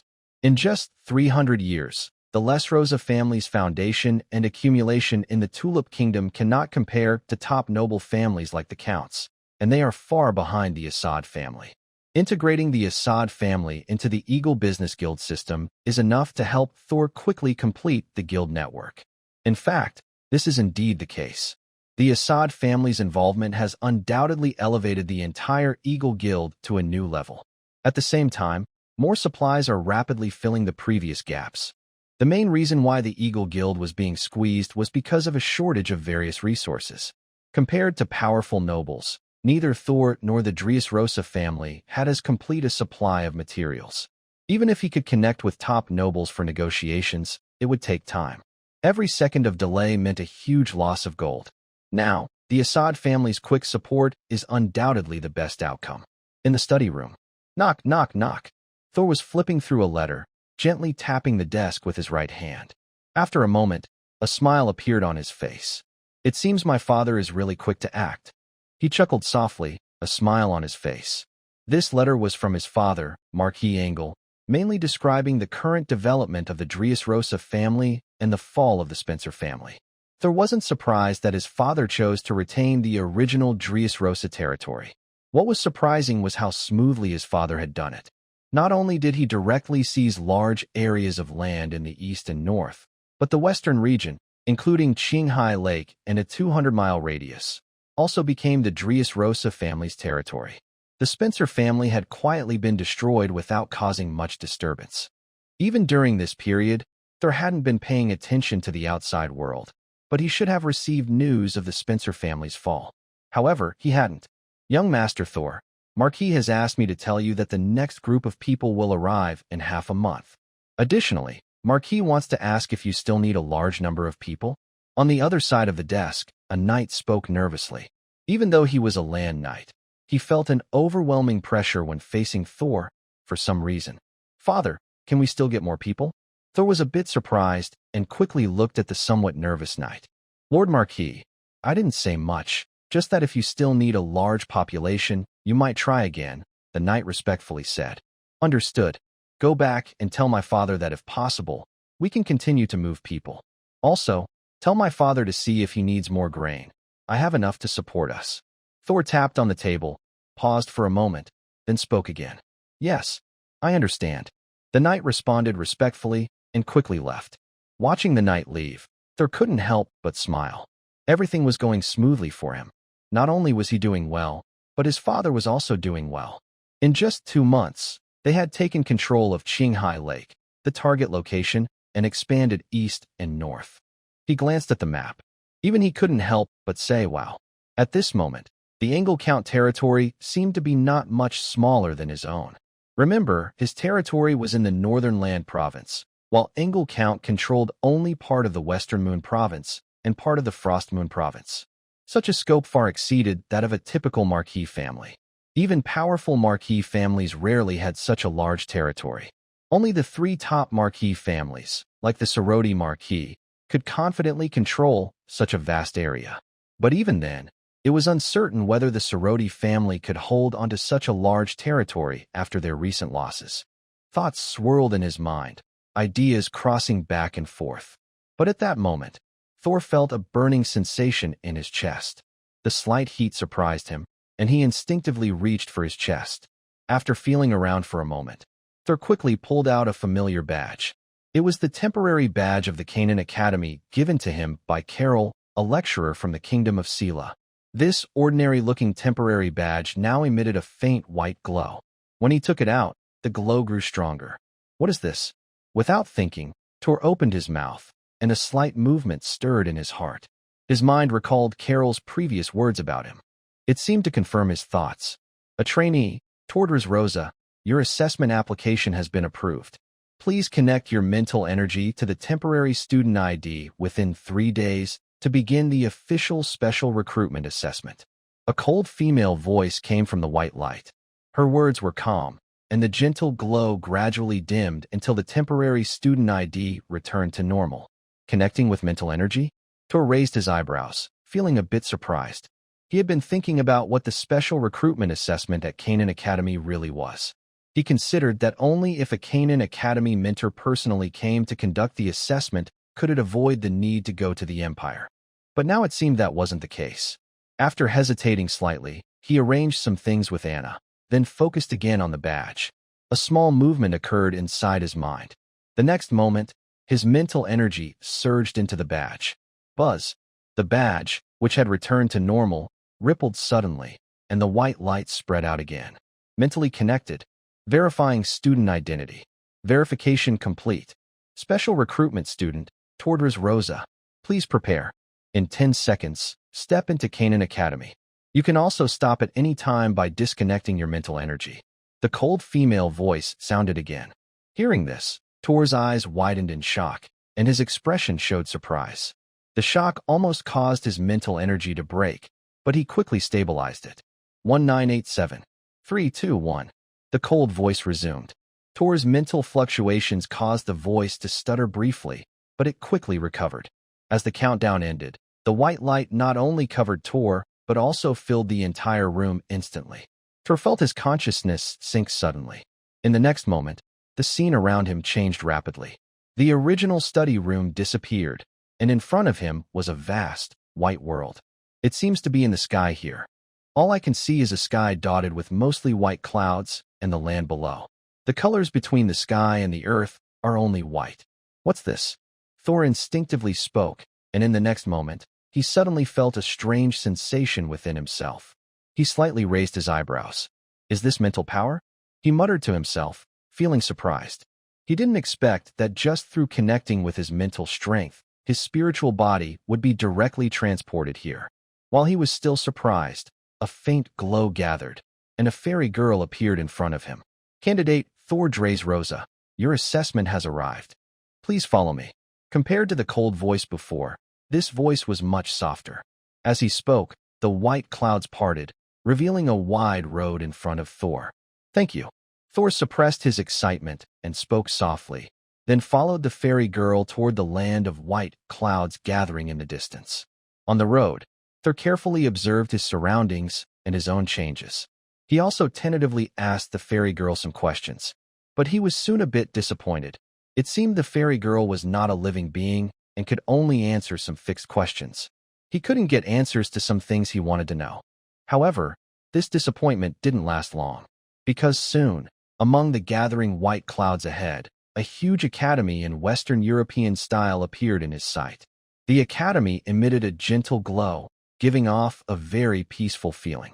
Even before getting close, Thor's restless thoughts began to calm down gradually. At this moment, Thor saw many figures inside the academy, some dressed as knights, others as magicians. These people seemed to be spiritual bodies like him. At the Grand Academy gate, a familiar figure appeared before his eyes. Welcome, Tordras Rosa. Carol spoke in a gentle voice, with a soft smile on her face. Title changed from Fantasy Lord, starting from the Pioneering Knight to Fantasy Lord, starting from Daily Intelligence. Welcome, Tordras Rosa. Carol spoke softly with a gentle smile on her face. Teacher Carol, long time no see. Tord paused slightly, but quickly stepped forward with a smile and spoke. Let's go. I will lead you to the assessment location. As long as you pass, you will become a special student of Canaan Academy in the future. Carol nodded with a smile and then led Tord into the large academy ahead. Oh, Teacher Carol, could you tell me more about this assessment and Canaan Academy? Honestly, I was really shocked just now. Tord nodded with a smile, following Carol as he asked questions. Of course, you should know that Canaan Academy has two main ways to admit students. One is regular admission, usually through selection by major kingdoms and the Empire. The second is a special recruitment assessment, a new method developed by Canaan Academy over the past 2 years. Teachers submit candidates, and mentors review them. Those who pass can enter the special recruitment quota. After passing the assessment, they become special students of Canaan Academy. As for the difference between the two, it's simple. It's about authority. In Canaan Academy, regular students have level 1 authority, teachers have level 2, and mentors have level 3. Even new special students have level 2 authority. Authority can be used to earn more merit points and exchange for higher level items. For example, level 2 authority grants 1,000 Empire merit points each year, while level 1 only grants 100 points, and the items you can exchange for are fewer. Carol explained slowly to Tord. Tord listened carefully, gradually understanding more about Canaan Academy and the special recruitment assessment through Carol's explanation. He finally understood why Neil Morton had never mentioned the special recruitment assessment before. Because this assessment had only been fully established in the past 2 years. Teacher Carol, what is this place? After a brief pause, Tord softly asked again. Honestly, this world, which seems like a mix of reality and illusion, still greatly interested him. Haha, I knew you'd be curious. This is the illusionary realm created by Ali Sand, the sole mentor of Canaan Academy. As long as you can use your mental power, you can connect here, and this place becomes the true Academy of Canaan. Carol looked at Thor with a curious smile and spoke. Illusionary realm. Sole mentor Ali Sand. Thor murmured to himself, his eyes showing some shock. Although he had suspected this for a while, confirming it now made him feel excited. He couldn't imagine what kind of power was needed to reach such a level. Clearly, divine power was impossible. Even lower or middle gods might not be able to do it. Perhaps only higher gods, or even beings above them, could achieve this. Are you amazed? When I first entered Canaan Academy, I was also shocked, Carol said with a smile. As they talked, their figures gradually entered the academy.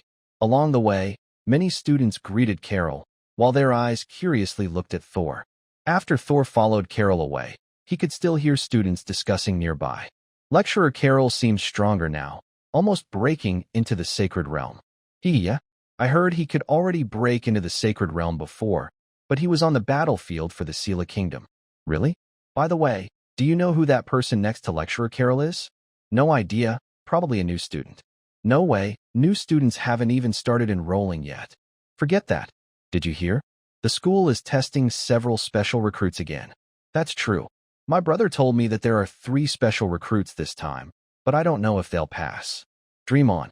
The test for special recruits is really hard. Last year, 15 people took it, and none passed. I don't think it'll be any different this year. Yeah, you're right. The conversations continued behind him. Thor didn't pay much attention. Even if those people said he wouldn't pass, he felt the same. No need to worry. With your strength, you should be able to pass. Carol also seemed to hear the sounds, but he spoke with a smile. I understand. Thor nodded with a smile. The two of them talked as they crossed another square. Ahead, a large arena appeared. Many people had already gathered there. Thor immediately saw 3 people. 2 of them were young like him, and one was a tall, middle-aged man. We've arrived. That is Mentor Emery. The 2 others are here for the special student exams. One is from the Kingdom of Macedonia, and the other from Arcera Kingdom. The special student selection just started this year. You are early. Later, there will be more from the Empire and other big kingdoms. Carol explained to Thor. Thor nodded slightly, his gaze pausing for a moment on the person from the Sera Kingdom. It was not for any reason, but because he recognized this figure. It was Fapuer from the Sera Kingdom. He didn't expect that after missing the chance, this person could still enter Canaan Academy through the special recruitment. While Thor was observing the group, they also noticed Thor and Carol. The tall, middle-aged man looked over, studying Thor with a slight frown. The other 2 looked at him with curiosity, especially Fapuer. In the kingdom, he had heard Thor's name many times. He didn't expect to see him now and find him so young, possibly even younger than himself. Under everyone's gaze, Carol and Thor moved closer. Mentor Emery. Carol bowed slightly. Mentor Emery. Thor quickly greeted respectfully. Emery nodded slightly. All right, since everyone is here, let's start the test. The rules are simple. Challenge up the ranks. Great Knights challenge Earth Knights. Earth Knights challenge Sky Knights. And Sky Knights challenge Half-Step Saints. Emery nodded and then spoke. But halfway through, he paused briefly, looked at Thor again, and continued. Half-Step Saints challenge Saints. This statement made Carol's face change slightly.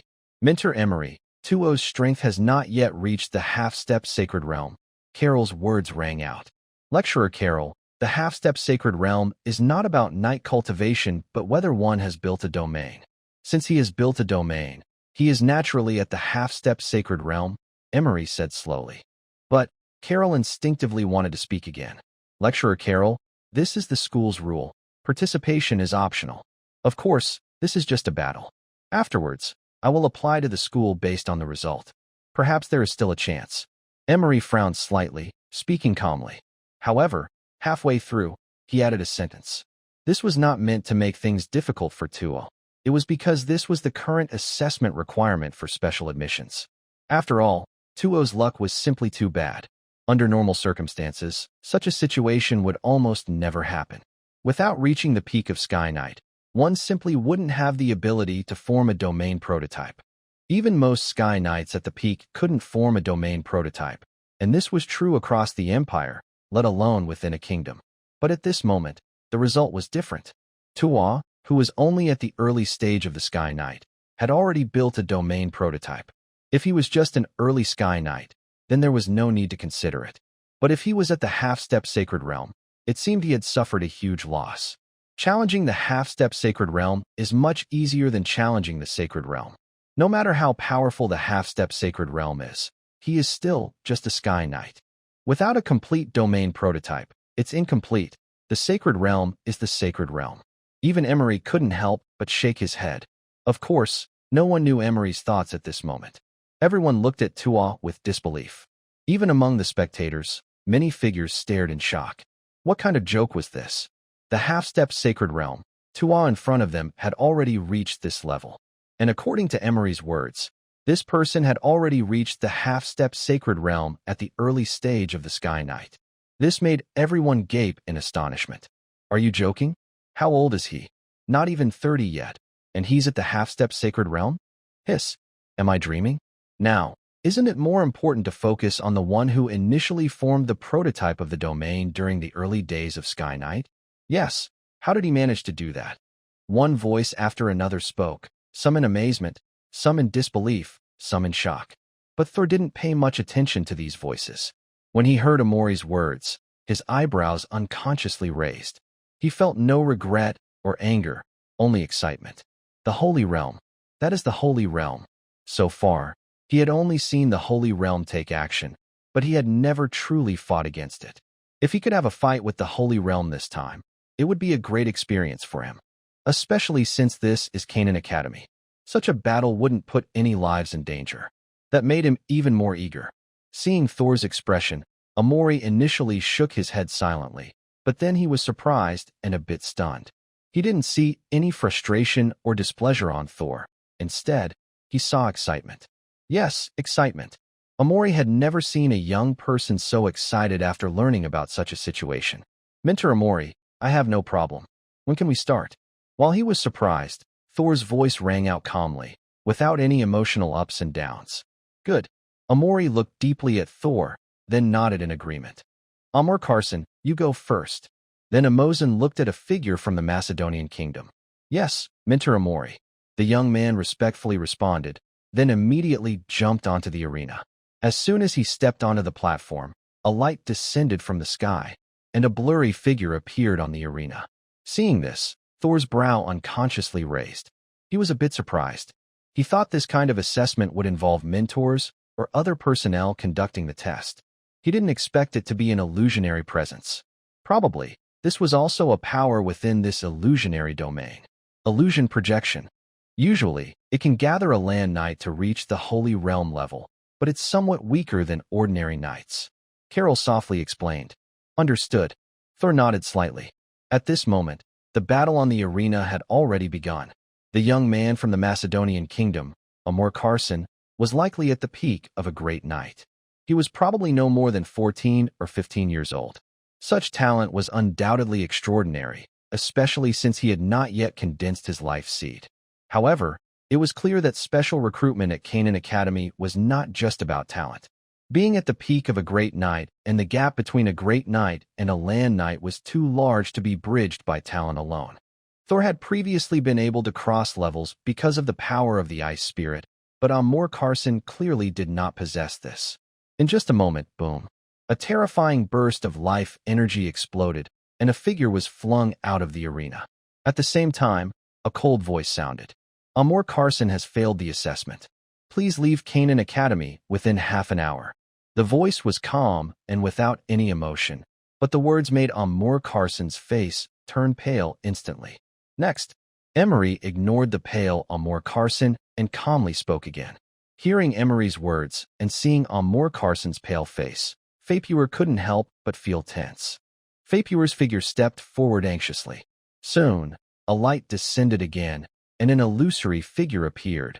This time, it was the Sky Knight. The battle erupted instantly.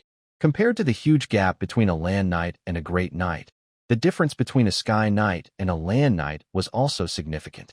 The most obvious difference was that Sky Knights could fly, while land knights could not. Usually, a Sky Knight could almost crush a land knight. However, there were exceptions. When Thor was a land knight, he could already contend with ordinary Sky Knights. Flying was not exclusive to Sky Knights, just like Thor before. Once reaching the level of a Sky Knight, one could definitely fly. Countless wind elements gathered, and Fapuer's nearly transparent wings of wind formed on his back. In the next moment, he soared into the air. What is this?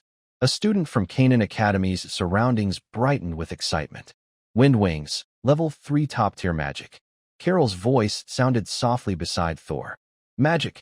Thor raised an eyebrow and looked at Carol. Fapuer has already reached the peak of Earth Knight and is also a level 3 mage. Carol explained briefly. Such talent is truly impressive. Hearing Carol's words, Thor couldn't help but feel amazed. Of course, this little guy is blessed by the goddess of life. In the Kingdom War, he even contracted a level 5 Wind Wolf cub, which helped him open his spiritual sea and step into the level of a level 3 mage. Carol spoke with admiration. Thor nodded slightly. At this moment, the battle intensified as Leper soared into the sky, and the fight clearly entered a new level. In the illusionary domain, the projected Sky Knight was somewhat weaker than an ordinary Sky Knight. Its biggest advantage was flight. If Fapuer couldn't fly, the outcome would be obvious. He would surely lose. But when Fapuer could fly, everything changed. Gradually, the illusionary figure began to be suppressed by Fapuer. About 15 minutes passed. It's over, Thor whispered softly. As his words fell, suddenly, two figures collided fiercely. Then both bodies were flung backward. Fapuer's figure fell onto the arena, while the illusionary figure soared into the distant sky. Fapuer's face was pale upon landing, but a look of excitement appeared on his face. Just as this excitement spread, the illusionary figure suddenly was surrounded by sharp wind blades, which swept across its entire form in an instant. The illusionary figure shattered. A cold voice rang out again. The assessment is passed. Student Fapuer has officially succeeded. As the words finished, a bright white light suddenly shone on Fapuer. At the same time, a badge on him emitted a strong glow, intertwining with the white light. Yes, I passed. I actually passed. Impressive. That was probably level 4 magic just now. How did he do it? A series of sounds mixed together as many students from Canaan Academy looked on with surprise and disbelief, their eyes fixed on Fapuer. Some students with sharp eyesight looked even more shocked. This was a 4th level magic. The figure before them was not only a peak Earth Knight or a 3rd level mage, but also capable of casting 4th level magic. Amidst the sounds of surprise, the light faded away after a moment, and Fapuer appeared excited. Congratulations. At this moment, Amori also showed a faint smile and softly spoke. Yes, Fapuer, excited, quickly stepped down and obediently stood behind Amori. Next, after Fapuer left the stage, a cold female voice sounded again. Go ahead. This time, you might still have a chance. Don't be nervous. At worst, You can try again next year. Carol softly said. I understand. Toru nodded slightly. He wasn't too nervous now. Instead, he felt a bit excited. He took a step forward, and in the next moment, his figure disappeared from the spot. When he reappeared, he was already on the stage. Wow, that was fast. It's starting. It's really starting. Hee hee, I haven't watched the Holy Realms assessment in a long time. Wow, how long do you think this guy can hold out? 10 breaths at most, no more. Come on, this guy has at least formed a domain prototype. So what? He's not even at the peak of Sky Rider, and his life source energy might not support the domain's power for long. Plus, once he reaches the Holy Realm, the power boost from the domain is huge. Yeah, in the illusionary domain, Earth Knights, Sky Knights, and even half-step domains might be weaker than others of the same level. The Holy Realm isn't necessarily much weaker. This guy is really unlucky. Haha, yeah. The Sky Rider domain prototype is terrifying. What a pity. As Toru stepped onto the stage, the students below grew more and more excited in their discussions. Meanwhile, a group of people nearby was walking, quickly noticing the commotion. There were 3 young girls, all with very beautiful faces. What's going on? One girl asked curiously. It should be the special student assessment. Another girl glanced over and softly said, Special student assessment. Let's go see. Another girl brightened her eyes and quickly spoke. Yes, let's go take a look. Who knows how many special students will pass this year? One girl spoke, and soon the others agreed. In no time, the 3 girls headed toward the arena. After a short while, they arrived at the arena. Tillith, look, that seems to be the challenge of the Sacred Realm. My goddess, how old is he? One girl exclaimed in surprise, catching the attention of the other 2. Sure enough, it's him. Among the 3 girls, a girl about 14 softly whispered, her eyes shining brightly. Of course, at this moment, Tur didn't know about the arrival of the 3 girls. Even the surrounding gossip had been blocked out by him. As he stepped onto the arena, a huge white light descended from the sky, gathering longer than before. After a moment, a faint figure slowly took shape within the white light. It was an almost blurry silhouette. But the moment it appeared, the pressure on Tor suddenly increased many times over. Below, Amori's eyebrows twitched involuntarily. That's him, he muttered to himself, his brow furrowing. However, no one paid attention to Amori's expression. Most people were focused nervously or anxiously on the arena. The battle in the Sacred Realm was rare, even at Canaan Academy, especially a confrontation between a half-step Sacred Realm and a full Sacred Realm, which was even more uncommon. Many people's breathing became shallow. At this moment, the blurry figure appeared, and his gaze turned to Tor. After a brief silence, his voice rang out. Be careful, my domain is a gravity domain. His voice was soft, but it made Tor pause briefly, his brow slightly raised. He once thought these illusory beings had no consciousness, but now it seems that might not be true. However, he no longer had time to think about it. Buzz. A ripple spread out, and in the next moment, an invisible domain expanded to cover everything around. Unlike the initial form of the domain, this was a true, solid domain. As it spread, the entire arena was completely isolated, and a powerful pressure crushed down from all directions onto Thor. This was different from the gravity domain Thor faced before. The current gravity domain was much stronger.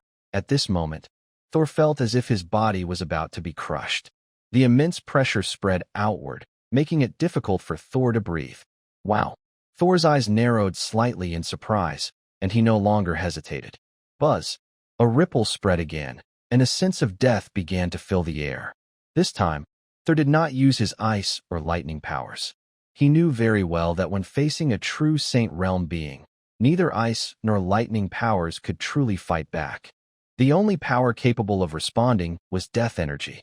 Because of his divine soul, his death energy had reached a very high level. Not only had it formed its own domain, but it was also far beyond the level of ordinary Saint Realms. Buzz! Another ripple spread, and blackness began to expand outward. Boom! Rumble! A loud roar echoed as the power of the Thunder domain collided repeatedly. As a true domain, the illusionary figure's domain should have instantly suppressed Thor's spreading pseudo-domain. But at this moment, as black energy spread, the two domains violently clashed. Even the illusionary aura on the arena started rippling continuously. What is this? The illusionary figure looked surprised. Thor ignored these signs. The mark of death energy gathered in his forehead, spreading a dense force of laws around him. As the law energy intertwined, his initial domain gradually became more complete. Booming sounds grew louder and more intense. At this moment, the power of death began to spread out. Darkness covered half of the arena, and everyone could see it very clearly. Power of death? Carol was slightly stunned, then his eyes widened. He hadn't forgotten that Thor was wielding the power of the Thunder Law, but now it was showing the power of the Death Law. Could it be? A thought appeared in his mind, and his eyes widened even more. But clearly, no one was paying attention to him. As Thor's Death Law power continued to expand, half the sky was covered in darkness. Skeletons began rising from the blackness, and everyone's attention was now focused on Thor. This is the power of the Death Law. My goddess, Thor's Death Law can still spread. How is he doing it? Isn't his domain just a beginning stage? It should be suppressed. Voices mixed with disbelief filled the air. As students of Canaan Academy, they knew very well about the sacred domain. But because of this, what they saw now was a huge shock. They all opened their mouths wide in surprise. Even the three young women who arrived later looked the same. Is this the power of a divine being? The illusionary figure's surprise grew stronger. He could now feel the source of Thor's power. But because of this, his shock was even greater. A small person from a sacred domain, wielding the power of a divine being, something even the divine realm might not reach. Of course, despite the surprise, he had no intention of holding back now. Boom. Thor's domain expanded again, and a huge pressure spread out immediately. Thor's domain began to shake violently. Within the death domain, unformed skeletons and spirits started breaking apart rapidly. Thor felt a lightness on his body that hadn't lasted long before heavy gravity swept over him again. Thor's eyes sharpened. In the next moment, his life's source force surged wildly into his forehead. The glow of the Death Law mark grew stronger and more intense. Even in his mind's sea, that mysterious power seemed to be slightly moved. The power of the laws surrounding it began to surge continuously. Amidst this powerful flow of law energy, Thor's trembling domain seemed to be once again filled with a mighty force. Next few days, I need to organize my thoughts. I can only manage 2 updates. This part of the story is very important. It is the key moment for the protagonist to rise from the middle level to the high level, and also crucial for perfecting the worldview. I need to think carefully. Countless laws of death kept gathering. Thor's death domain began to improve rapidly. The previously fragile death domain became stable once more. Moreover, countless laws of death intertwined within the domain. The spirits and skeletons that had been annihilated started crawling out from underground again. An unsettling aura spread across the entire arena. Boom. Rumble. Thunderous sounds echoed as their domains kept clashing. At this moment, they were once again at a stalemate. But it was more than just a stalemate, because in the pitch-black domain, the spirits and skeletons were crawling out, rushing toward the illusory figure.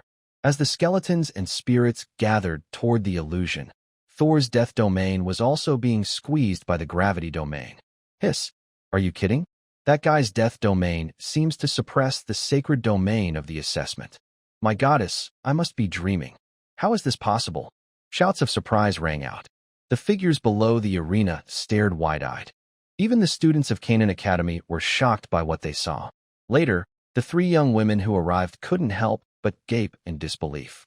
Tilith, I heard that among the 3 special recruits for this assessment, one is from your Tulip Kingdom. Could it be her? One girl suddenly thought of something and looked excitedly at her right. Is it this one? Or the first one from before? Another girl nearby also reacted quickly and spoke up. Not the previous one. This is the one. He is Thordras Rosa, and he is now a count in our Tulip Kingdom. The girl shook her head, then softly spoke. Wow. Really? Tillies, hurry up and introduce us. Yes, such a genius. Even if he fails this time, I think the Academy won't give up on him and will give him another special exam.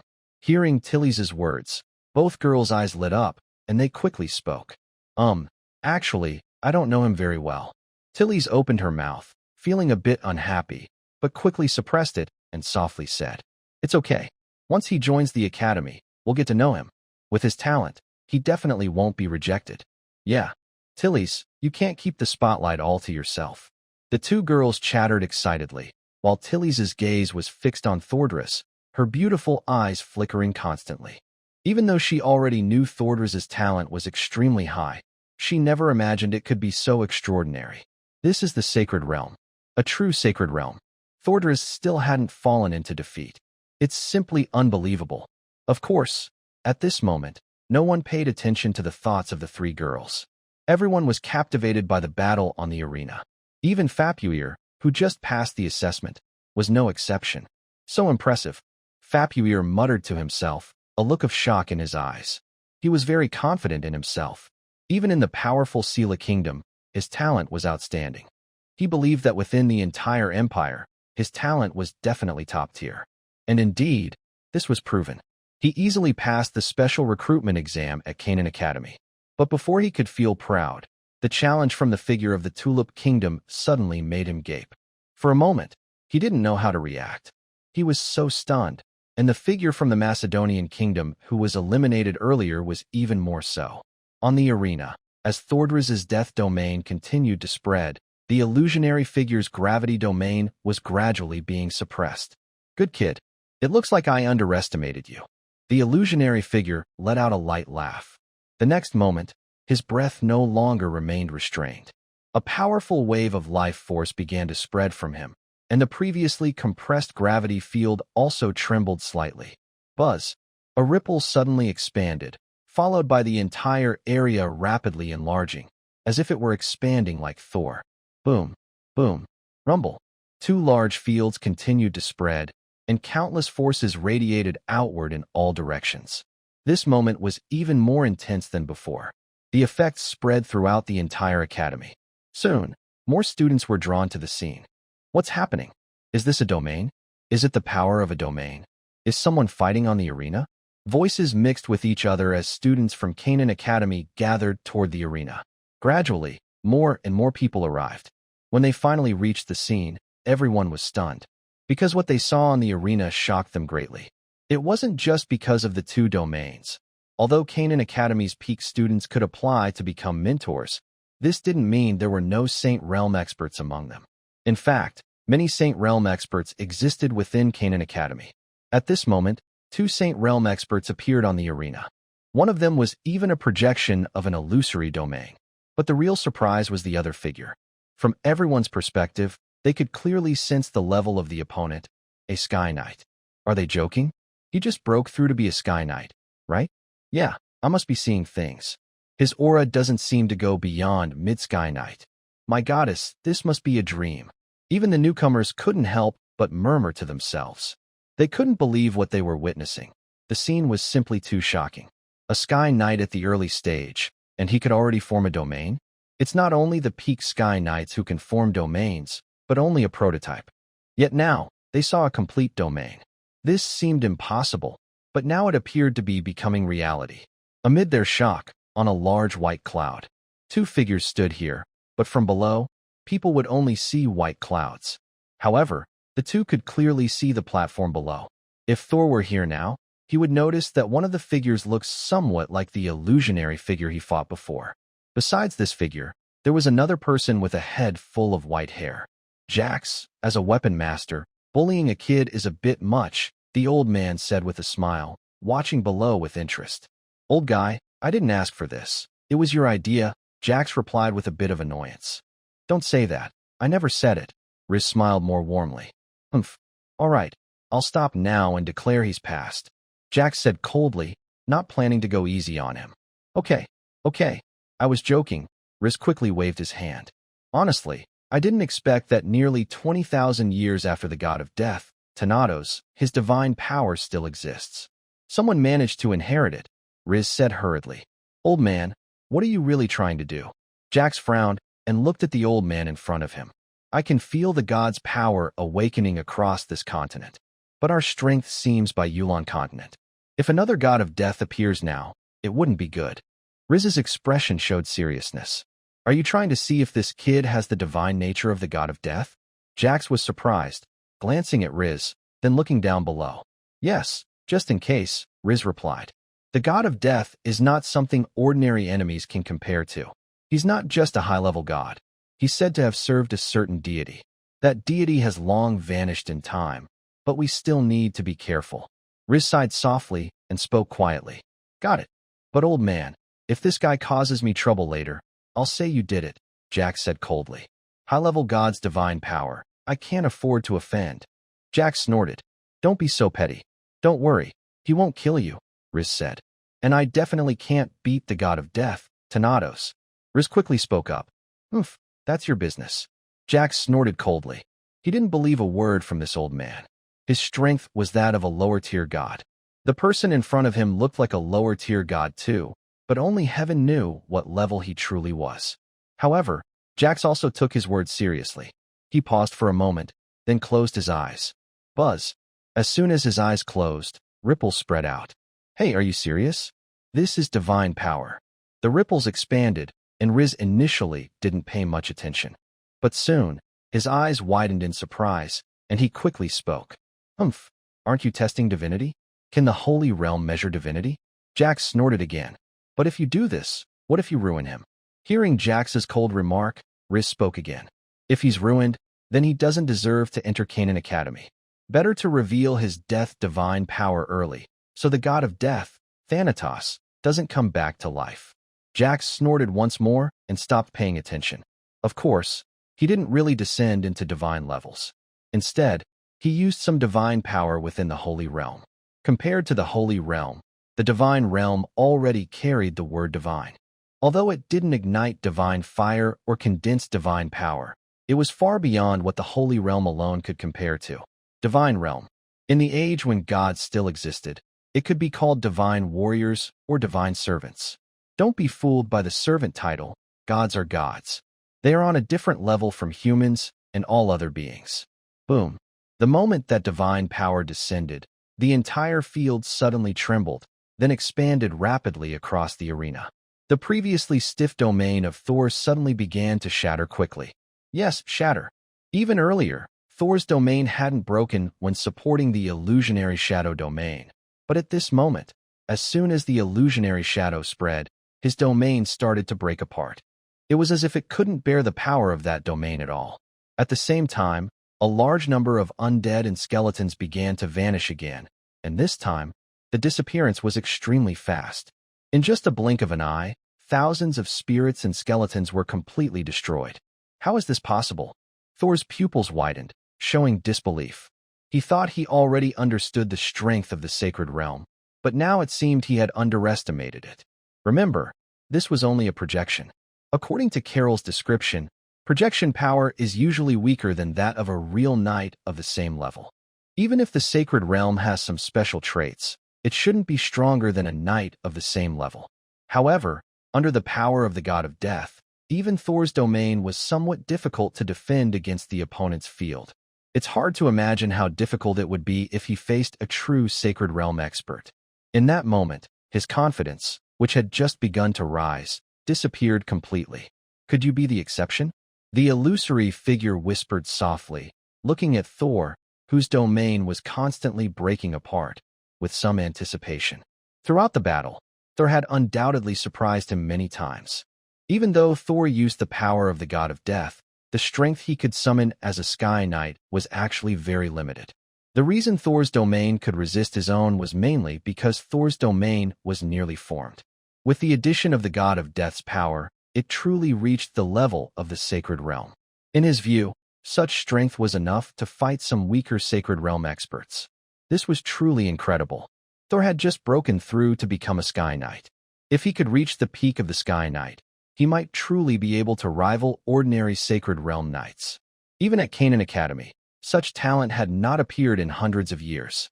That princess of the empire almost achieved it decades ago, but in the end, she was just a little short. Boom. Rumble. A huge roar echoed across the entire sky. Unimaginable power was continuously spreading through the world, mixed with divine fields, almost crushing Thor's domain with unstoppable force. Thor's domain was breaking apart, the spirits and skeletons disintegrating, and even the power of the death law began to sway. Although it was only a trace of divinity, at this moment, the illusory figure's domain underwent a fundamental change. Thor's expression kept changing. Below, there were exclamations of surprise from the crowd. At this moment, they also noticed the changes on the arena. It's about to end. Really can't hold on anymore? Nonsense. How could he possibly last? That's true. What a pity. Voices mixed with sighs from some spectators. Some shook their heads. Others couldn't help but cover their mouths in surprise. At this moment, Tilith was just like that. Even the two girls beside her couldn't help but exclaim in shock like everyone else. Tilith, he seems to be losing. He's about to give up. The chattering voices mixed with tension. Tilith's expression also grew tense. High above the sky, above the white clouds, the two of them also slightly raised their eyebrows. Can't stop him anymore, Jax whispered, a bit disappointed. Rez frowned slightly, but said nothing. For these two, what was happening was the best outcome. No divine power explosion meant Toll hadn't been corrupted by the spirit of the death god Thanatos, so there was no need to worry about Thanatos resurrecting. But this good news made both of them feel a little uneasy. Although Toll's display was impressive enough, as someone capable of obtaining the divine essence of the higher death god Thanatos, this performance was not too surprising. There was little to no surprise. Wait, this kid, wasn't the law mark he applied for the death law mark before? Suddenly, Rez seemed to realize something. His eyes widened instantly, and he blurted out, "Yes, it seems to be the Thunder Law mark." Jax was stunned for a moment, then reacted the same way, muttering to himself. Just as their voices fell, the situation on the arena, which had already been decided, changed again. A sound arose, followed by a flash of lightning in the death domain. In the next moment, dense Thunder Law energy began to spread from Toll, and a second Thunder Law mark appeared on his forehead, besides the Death Law mark. Even the Thunder Spear seemed to flicker faintly. A ripple quickly spread out. The previously disintegrating Death Law domain was suddenly covered by countless flashes of lightning. Boom, boom, boom. A loud roar sounded again, but this time it was no longer the noise of domain collisions. Instead, thick dark clouds rapidly gathered above the entire arena. In an instant, they covered the whole area. What's going on? Where did these clouds come from? Is this? The sudden gathering of clouds immediately drew the attention of many students from Canaan Academy, who shook their heads and sighed. They looked up at the sky in confusion, unable to process what was happening. Meanwhile, Thor paid no attention to them. The Mark of Thunder appeared. This time, he not only used the power of the Thunder Law and his domain, but also combined it with the power of the Thunder Spear. As a divine artifact illusion, he had only used it once before, just for testing, not in battle. Now was a good chance to see how powerful he could become without using the full strength of the Ice Law, whether he could truly fight a Holy Realm Knight. Ripples spread out as the power of the Thunder Spear in his forehead quickly activated. It was different from before.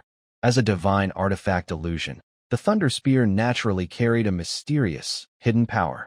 This power spread rapidly across the entire domain, which was originally unstable.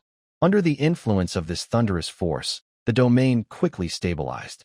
The divine nature expanded, even filling in the collapsed areas of the domain.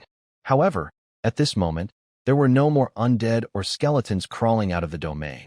Instead, streaks of lightning flickered within it, and black forces began to spread across the lightning. Clearly, it was a continuous clash between death and thunder powers. Compared to before, when only the Death Law was used, Thor, with the support of the Thunder Spear and the Thunder Law, made the domain's strength completely stable. It even blocked the expansion of the illusionary gravity domain. Seeing this scene, Thor couldn't help but breathe a sigh of relief. He was really worried he wouldn't be able to hold it. If he couldn't, he would have to use all his law powers and hope to win by quantity. Otherwise, even if he combined death and ice laws, they wouldn't be much weaker than the intertwined thunder and death powers. Especially since the Thunder Law also had the Thunder God Spear. This bonus was not simply a matter of adding 1 + 1. Of course, above the white clouds at this moment, neither Rise nor Jax paid attention to Thor's expression. At the moment Thor's Thunder Spear power spread out, both of their faces changed unexpectedly. What's this? Divinity? Is there really such a thing? Jax frowned and muttered to himself. Rise also furrowed his brows. However, their expressions didn't last long, as they quickly realized the key point.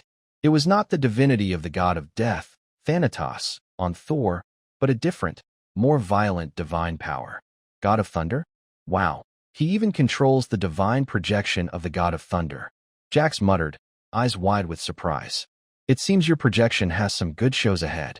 Although the god of thunder has fallen again, his divinity is not as strong as that of living gods, but he is still a high-ranking god, much higher than you. Rise, after a moment of surprise, then showed a faint smile and spoke calmly. His gaze involuntarily fell on the calm figure below. Rise looked at him with great curiosity. At Canaan Academy, he had seen many beings favored by the goddess of life. Getting divine inheritance was not new to Thor. In fact, he himself was one of those who had received divine inheritance in the past. But the problem was, generally speaking, even if someone was favored by the goddess of life, obtaining a divine inheritance from one god was already incredible, and few could get two different divine inheritances, unless the levels of the two gods' divine positions differed. The god of death, Thanatos, and the god of thunder, Purin, both belonged to high-ranking gods. Thanatos might be stronger, but in terms of divine rank, there was no difference. Now, Thor Dressrosa not only inherited the divine essence of the god of death, Thanatos, but also gained the divine projection of the god of thunder, which surprised him completely. Humph! Jax snorted coldly when he heard Rise's voice. Below, the battle continued as Thor's thunder law power spread, entering another stage. Jax's domain was unable to completely break Thor's domain. Instead, Thor's domain blocked it.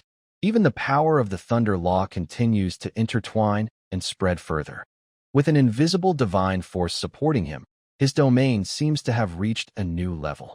This is not just a matter of strength, but a higher form of existence. In fact, he begins to suppress the gravity field of the illusory figure. Thunder. This is the thunder law. My goodness, he actually masters the thunder law. Death and thunder law. Gulp. The surrounding voices continue to exclaim in shock. Boom. Rumble. The massive collision of domains still persists. At this moment, Thor's domain completely holds its ground. Meanwhile, it keeps invading the illusory figure's gravity field. The two seem to be fighting against each other. However, such a battle consumes a lot of energy. Thor can clearly feel his law power being drained constantly, and his life source is collapsing rapidly. At his current level, he can only hold on for about 10 breaths. After 10 breaths, his life source is almost completely exhausted, and even the law power struggles to maintain the domain's expansion. But for him, 10 breaths are enough. Here we go, he whispers softly, his gaze involuntarily drifting to the distant gravity field. And just as his eyes look at the gravity field, suddenly, the gravity field in the collision zone emits a sharp sound. The sound isn't loud, but it's very sudden and striking. A bright light flashes at the point of the sound. While the students are still stunned by Thor's ability to hold his ground in this desperate situation, the next scene makes their eyes widen in shock. Because at the location of the illusory projection's gravity field, lightning begins to flicker. In theory, other forces shouldn't invade the domain before it collapses. But at this moment, something has changed. Along with the first flash of lightning, more and more bolts start to sparkle rapidly. Crackle, crackle, crackle. Lightning flashes appeared one after another, accompanied by thunder. At the same time, Thor's domain suddenly expanded across most of the arena and continued to push into the gravity field. It seemed, this time, that the gravity field was beginning to resist less effectively. Everyone was stunned, opening their mouths in disbelief. How can the gravity field do that? This. Their voices mixed with surprise. In the sky, both of them furrowed their brows. But before they could react, Thor's actions surprised them again. He took a step forward, and his figure vanished into the area where his death law and thunder law merged, stepping directly into the gravity domain. As soon as he entered, a powerful sense of pressure spread out from all directions instantly. Even though Thor's domain quickly expanded to counter it, small blood vessels on his body burst, and blood seeped out. During the battle in the sacred realm, you still dare to enter my domain? Kid, sometimes confidence isn't arrogance. An illusory figure frowned, looking at Thor, and spoke in a deep voice. In the sky, Jax looked puzzled too. Thor's actions confused him greatly. Jax, be careful this time. You might lose. A light, teasing voice sounded nearby. Suddenly, Jax sensed something and looked down quickly. There, he saw a thundercloud he had noticed before but had ignored behind him. "What's that?" Jax muttered, surprised. And at that moment, just as this surprise appeared, below, "Who said this is your domain? Look at the sky." Thor's calm voice rang out. As he finished speaking, the powerful life energy within him and the endless thunder law force burst into flames at once. He had prepared this attack for a long time. All his final strength was gathered into it. A mighty aura rose, and in the next moment, dark clouds churned violently. At the same time, streaks of lightning flickered across the clouds. Amidst countless intertwining lightning bolts, a silver-white hammer of thunder appears above the dark clouds. At this moment, it looks like a giant hammer held by the god of thunder, carrying unmatched destructive power. This move was created during the Kingdom War when he combined the laws of death and lightning, along with the power of the thunder spear. Compared to before, his strength is now even greater. The gathered thunder hammer almost covers the entire arena. Even many spectators around the arena are covered by it. Everyone instinctively looks up. In the next moment, they feel their bodies and even their souls trembling. The terror is beyond imagination. Such power surpasses everything and dominates everything. "Fall," he softly commands. As his words fall, countless silver-white lightning intertwine into a huge hammer image that crashes through the clouds and falls downward. The lightning covers everything, like divine punishment from the sky, with the power to destroy the world. Boom. Rumble. The huge silver war hammer crashes down from the sky, causing the ground to shake violently. Countless lightning ravages, carrying unparalleled destructive power. At this moment, it feels as if the world is about to collapse. The terrifying force makes the nearby students around the arena turn pale instantly. It's as if the sky itself is about to fall. Their pupils dilate. Their faces turn pale with shock.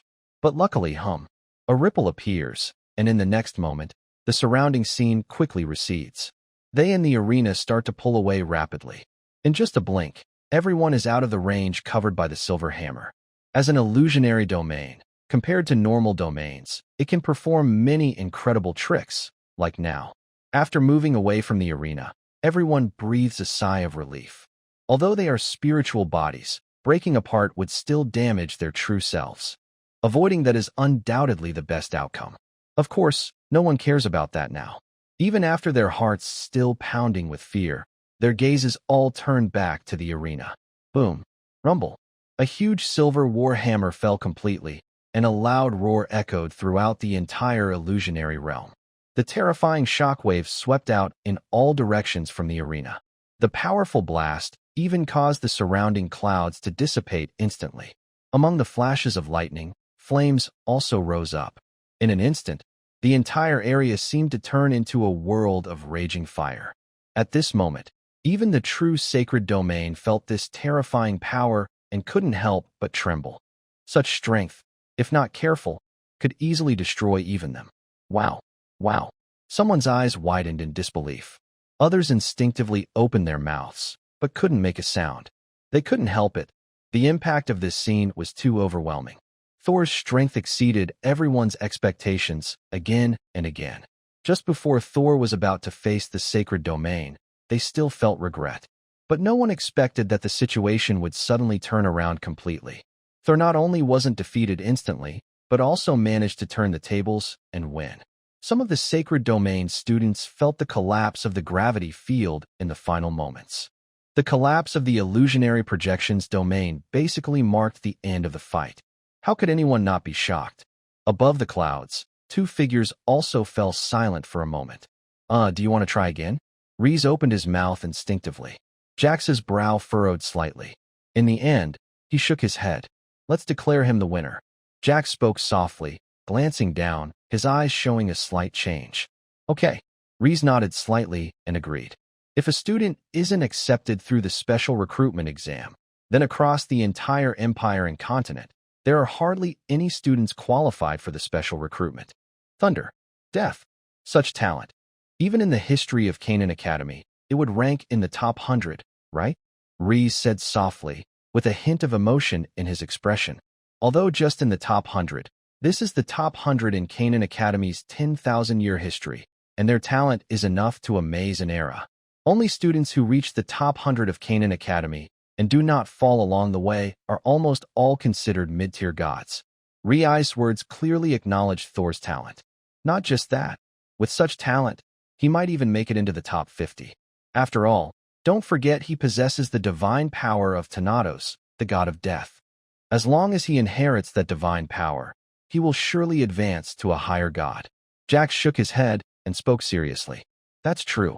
But you know, at Canaan Academy, inheriting divine power is not the only path to becoming a god.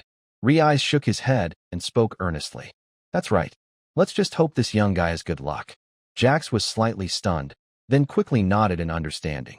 Indeed, a sacred domain is not a big deal for Canaan Academy. But what matters more is that Thor inherited the divine power of Thanatos, the god of death. Being so close to that former existence, both Riai and Jax couldn't help but feel a bit of anticipation. Above the white clouds, two figures gradually disappeared. No one noticed that a figure had been watching from above the clouds. Naturally, their departure didn't cause any fuss. After the loud roar gradually subsided, everyone gathered nervously at the center. The arena was revealed. The terrifying attack hadn't caused the arena to completely collapse. Or more precisely, the arena was still intact. However, the illusionary figure on the arena had vanished, and the domain's power had completely dissipated. Only a staggering, panting figure remained in place. And at the moment this figure appeared, the distance that had been widened quickly closed again. Everyone was once again below the arena. Now they could see clearly the figure on the arena. Student Thor Driusrosa passed the assessment. A cold female voice sounded. In the next moment, a light descended from the sky, instantly enveloping Thor's figure. After a short while, as the light gradually dimmed, Thor's figure reappeared. His previous panting had disappeared. He exhaled slowly, feeling his current state, and Thor couldn't help but sigh. However, he quickly jumped down. His figure just landed. Congratulations. A voice came, and Carol walked over with a look of intense shock. Even he hadn't expected Thor to really win. This is the Sacred Realm. Even now, he wasn't confident he could win, but Thor did. Thinking back, during the previous Kingdom War, Thor had voluntarily given up challenging. He thought it was to flatter Thor, but now it seems it was a wise choice.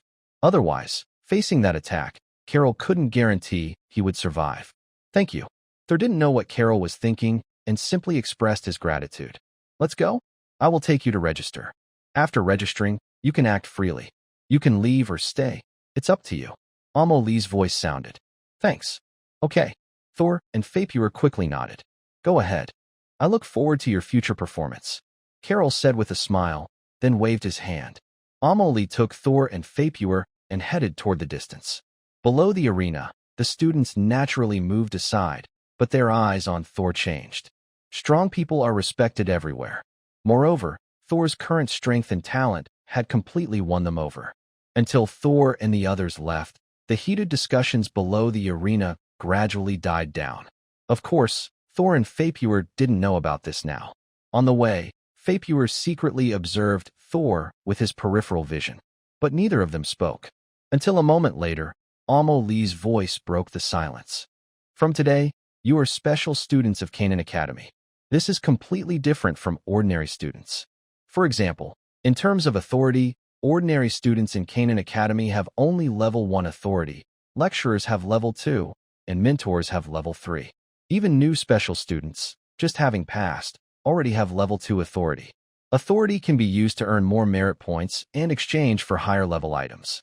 For example, level 2 authority grants 1,000 Imperial merit points each year, while level 1 only grants 100 points, and the items you can exchange are accordingly limited. Canaan Academy's special admissions students, if they manage to achieve a high ranking within the academy, can earn extra merit points. For example, if they rank in the top 100, they can receive an additional 500 Empire merit points each month. This is an extra benefit for special admissions students, while regular students receive less than half of that amount.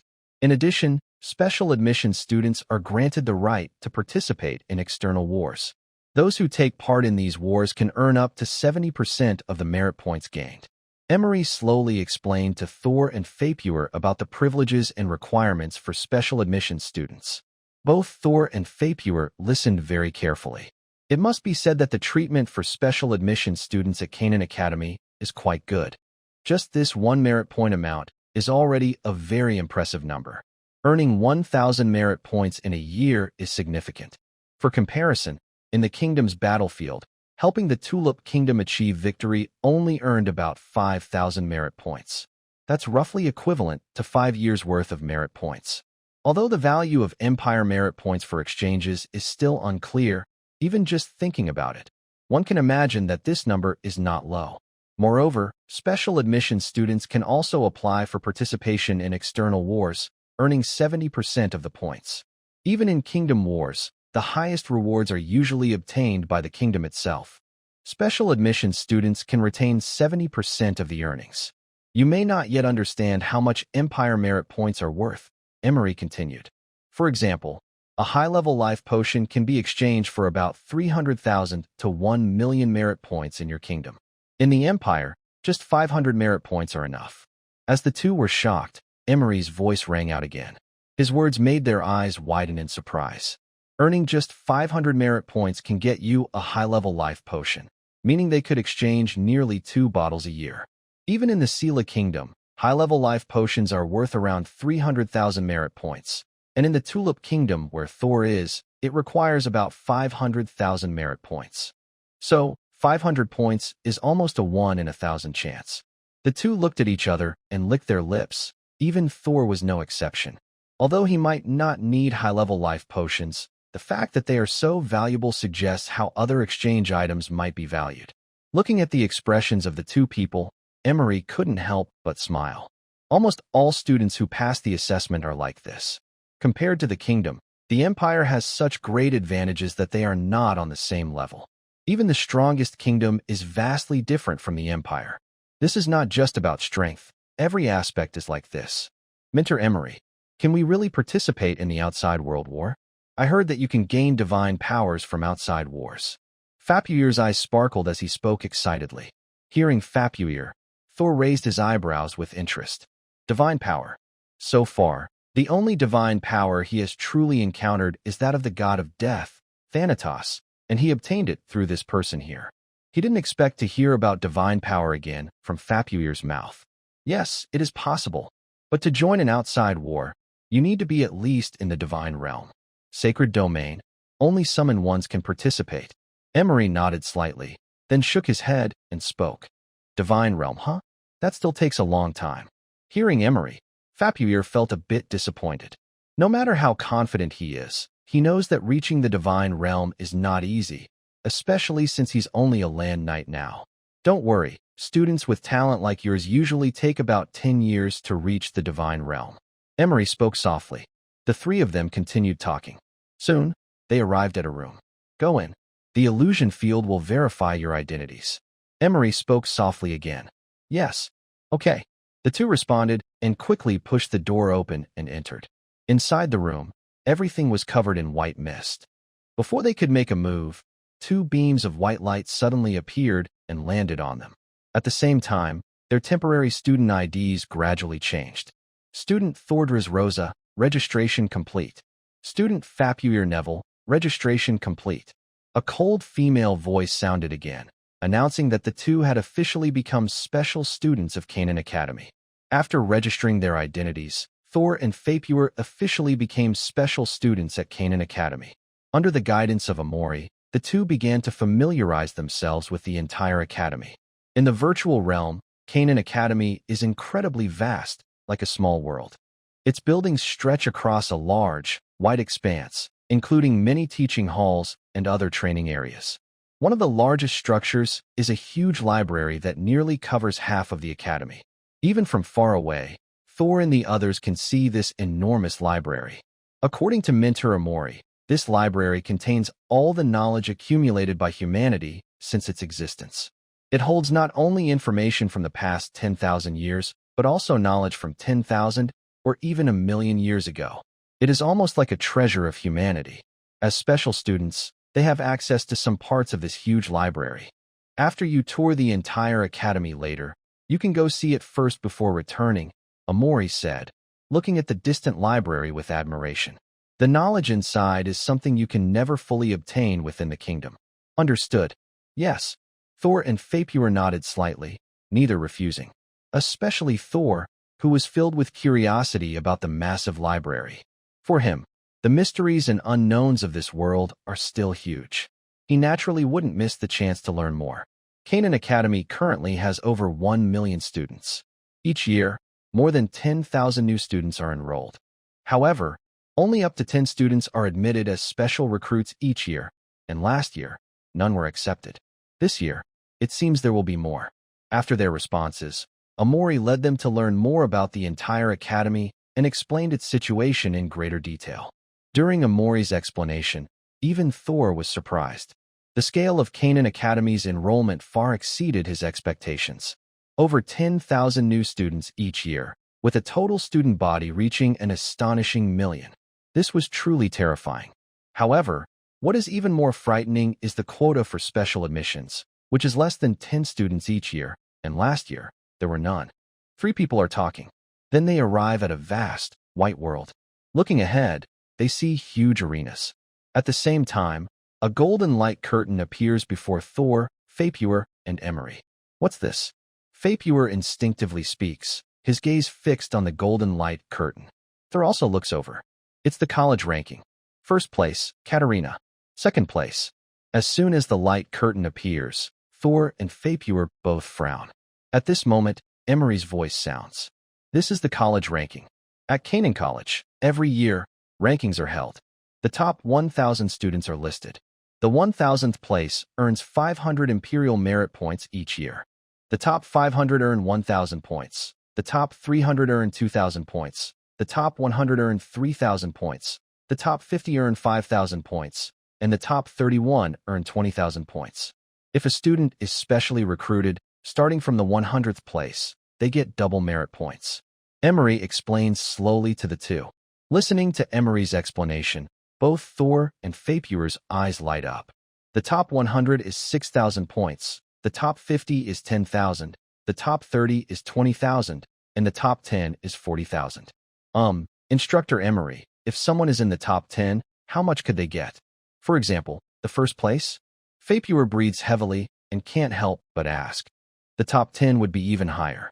The top 5 earns 50,000 merit points. The top 30 earns 300,000. The top 2 earns 300,000. And the first place earns 1 million. And this is just for regular students. Special recruits get double again. Emery softly explains. But his words at this moment cause a huge wave inside Faipur and Thor. 1 million, doubled, becomes 2 million. That's 2 million Imperial Merit Points. Even building a kingdom only needs 1 million merit points. And now, they can earn this in just 1 year.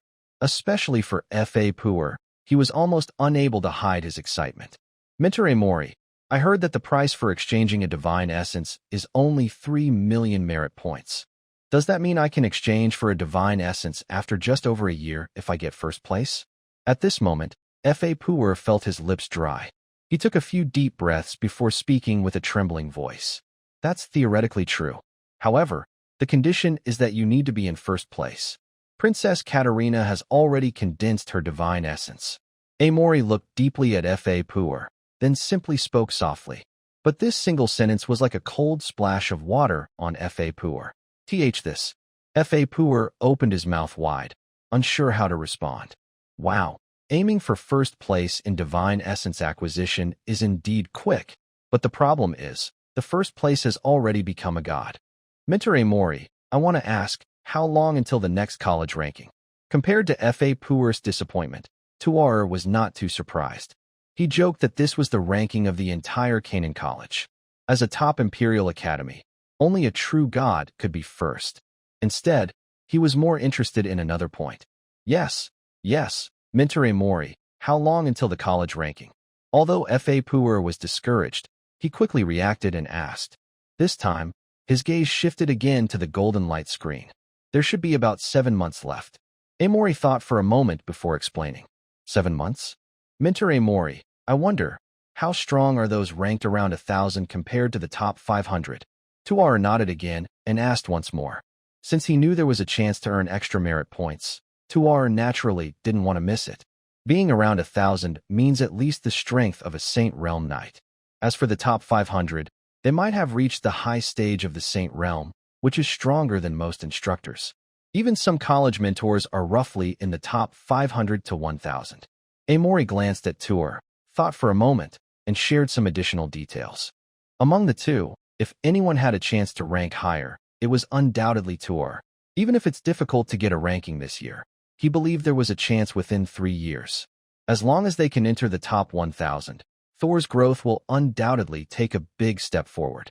The other person is still an elite student, and maybe there is a chance to ignite divine fire and gather divine power.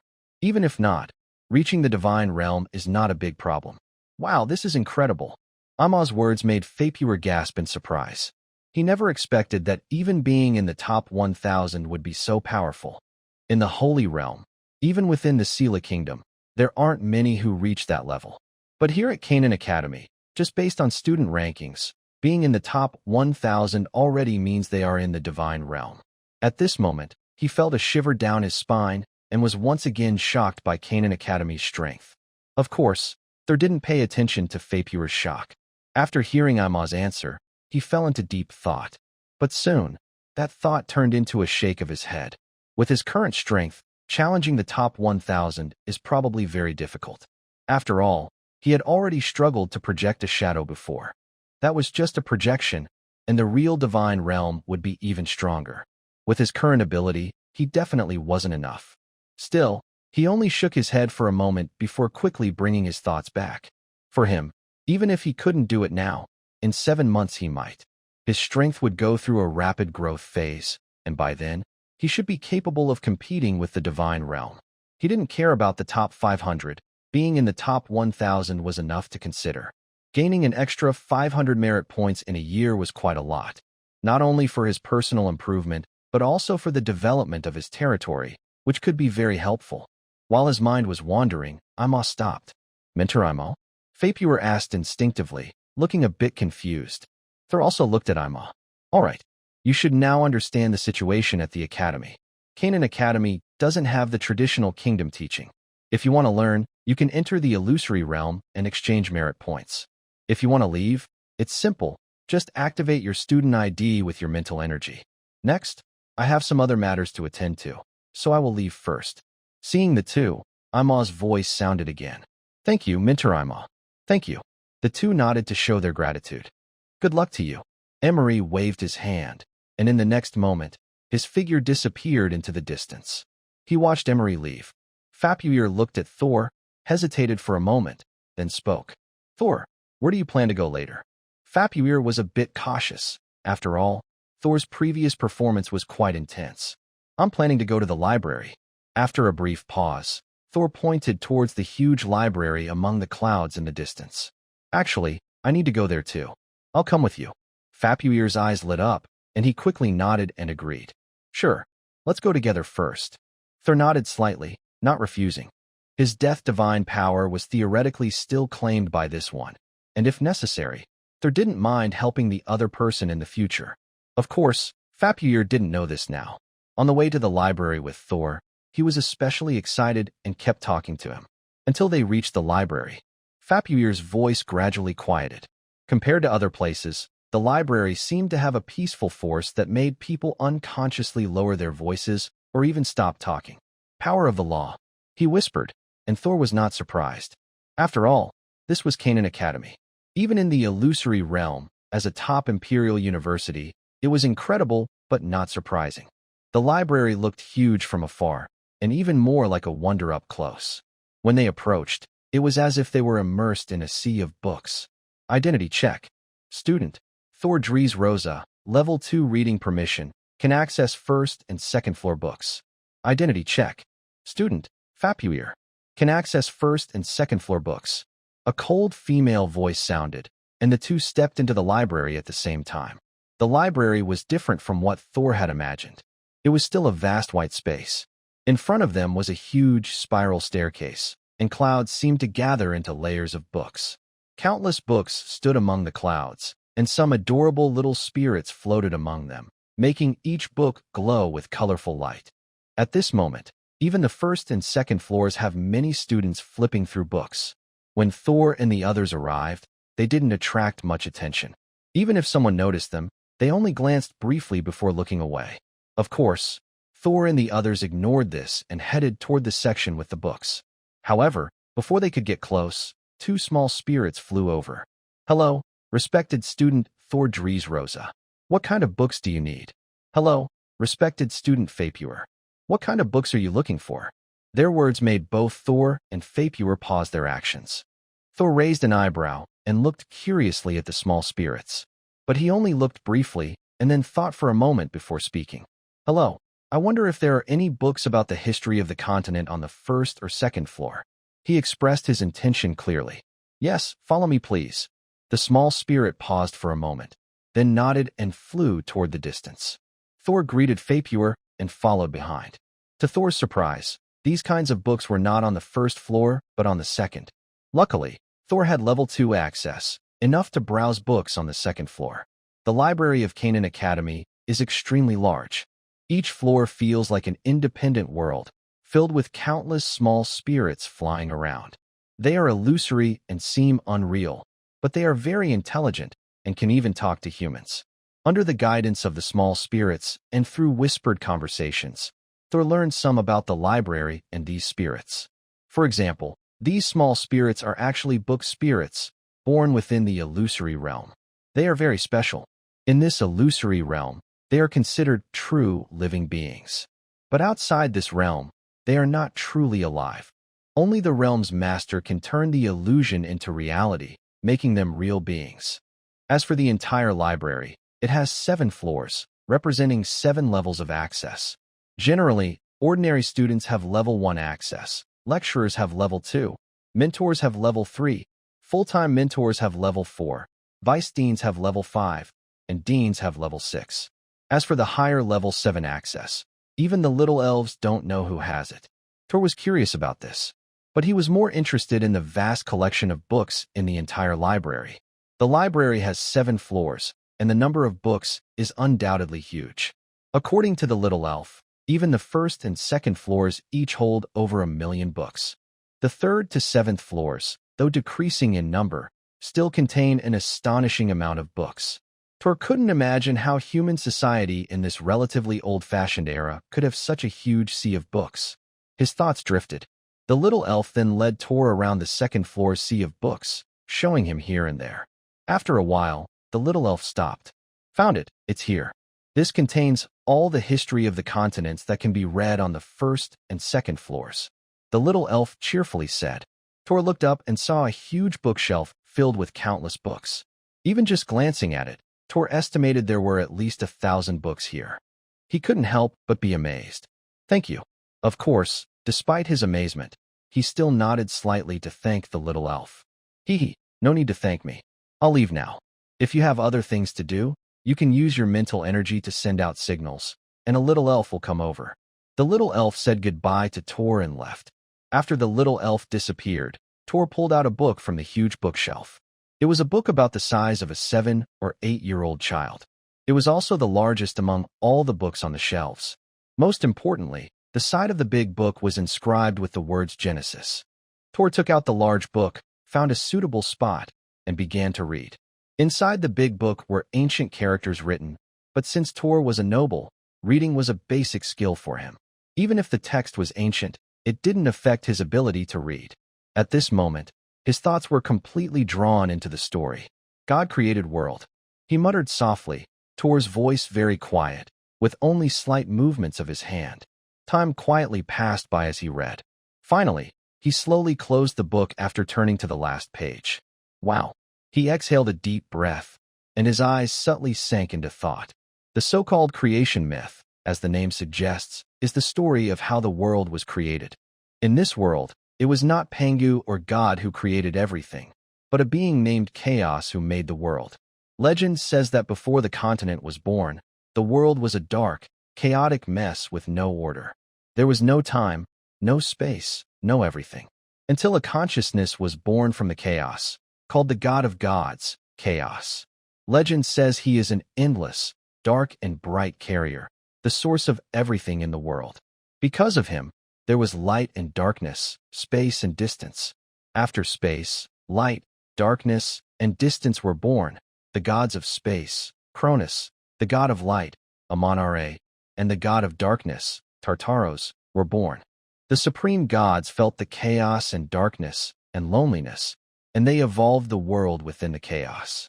The god of light created divine realms, the god of darkness became the underworld, and the voice of space shattered the chaos, breaking it open. When the chaos was broken, a fourth supreme god was born, the goddess of life. After the goddess of life was born, countless life forces spread throughout the broken chaos. The chaos began to give birth to the world.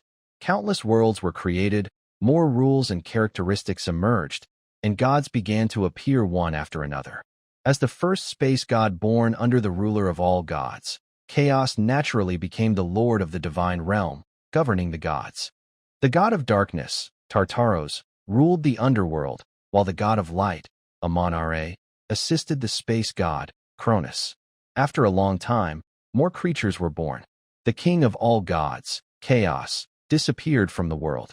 Conflicts inevitably arose. Initially, there was a dispute between the divine realm and the underworld. More gods appeared, forming divine kingdoms, blocking the spirits heading to the underworld. The dark god Tartaros was extremely angry. Within the divine realm, Tartaros even clashed with the space god Cronus in a fierce conflict. This conflict gave the god of light, Amon-Ra, a chance. He formed an alliance with the god of darkness, Tartaros, and the first divine war began. Eventually, the space god, Cronus, was banished to endless chaos, and the god of light took on the role of the new ruler of the gods. However, after becoming the lord of the gods, the god of light did not keep his promise to Tartaros. Tartaros did not get the chance to become the lord of the gods in the future, nor did he reduce the number of souls in the divine realm. The second divine war broke out. In this war, the god of light, Amon-Ra, fought against Tartaros in the chaos. No one knows the outcome. Both top gods failed to return to the divine realm or the underworld. The last top god, the goddess of life, took control of the divine realm. To prevent another divine war, she split all the gods apart. The world was no longer connected, and countless continents scattered across the void. The gods only needed to care for the creatures on their own continents. From then on, the world entered a new era. It seems the goddess of life disappeared completely after that. She left the library, and as Thor thought about this information, his expression grew strange. He wasn't curious about the creation myth itself. Every world has its own creation story. Even in this extraordinary world filled with gods, the myth might be true, but it didn't bother him much. What he cared about were the chaos of the Lord of the gods and the goddess of life, especially the goddess of life.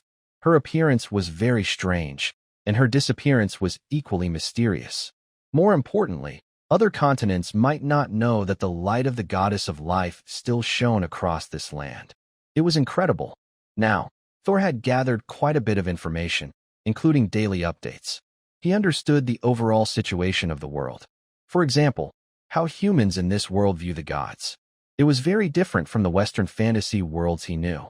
Here, humans were extremely hostile to gods. It wasn't an exaggeration to say they were like water and fire, never at peace. The main purpose of kingdoms was to suppress the revival of gods, and empires would do whatever it took to eliminate them.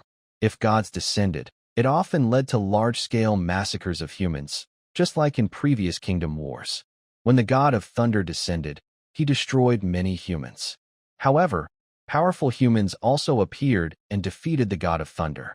This was a supreme god, someone who didn't even consider talking. Even if this supreme god had just been revived, it was the same. Yet, in this situation, the faith in the goddess of life could openly appear across the entire continent. Not only in the Tulip Kingdom, but also in other kingdoms and even empires, there were many statues of the goddess of life. Both of the great empires had this. At the same time, the contract with the goddess of life remained the highest form of agreement. This was simply unbelievable. If humans only worshipped the goddess of life and others were considered heretics, that wouldn't be right. because the feeling the goddess of life gave people was like a strong restraint, yet it also seemed almost without any restrictions. It all felt strange, but these thoughts only flashed through his mind quickly and were soon suppressed. After all, at this level, even thinking about the strength of the goddess of life with your toes, he knew her power was definitely not ordinary. A top-tier god. Thor even suspected that she might be comparable to the main god himself. Such a top-level being was beyond his reach now. His thoughts settled, and in the next moment, his consciousness touched his student ID. A flash of white light, and Thor's figure disappeared instantly. When his vision returned, he was back in his study. Phew!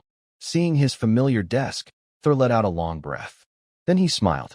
As Carol had said, joining Canaan Academy wouldn't affect his territory's development. Entering this illusionary domain even brought him unimaginable benefits. He could improve his strength at Canaan Academy while building his territory. He could also exchange a large amount of resources at the Academy for his territory's development. Compared to the kingdom, the resources available within the empire were beyond imagination. It was expected that his territory would make a huge leap forward soon. Of course, while feeling happy, Thor quickly called Neil Morton. There were some things he could already start doing. After giving his orders, a night attendant was soon sent to inform Neil Morton. Over a year has passed, and Neil Morton's injuries have mostly healed. His cultivation has improved even further, and 3 days ago, he finally broke through to the Saint Realm. Despite this, he still chose not to leave Eagle Ridge, and he has gradually become used to life there. As time went on, he became more interested in Ryan and Thor. Initially, he only wanted to trick Ryan away, but now he also wanted Thor. Today, Neil Morton just finished his cultivation and was about to visit Ryan. He was very surprised by Ryan's cultivation level before, and now that he had broken through to the Saint Realm, he wanted to show off a bit. But before he could move, a knight quickly ran over. "Lord Neil, the Lord invites you to come see him." The knight spoke respectfully, not daring to be careless. Even though Neil Morton didn't hold any official position on Eagle Ridge, everyone knew he was at least a Sky Knight, so no one dared to show disrespect. "Does the Lord want to see me?" Neil Morton was a bit surprised. He nodded and followed the knight toward the castle. Half an hour later, Neil knocked on the door. "Come in." A gentle voice responded, and Neil appeared in front of Thor. "Kid, what do you want from me?" Neil Morton asked curiously. But halfway through speaking, he suddenly noticed the badge on Thor's chest. "What is this?"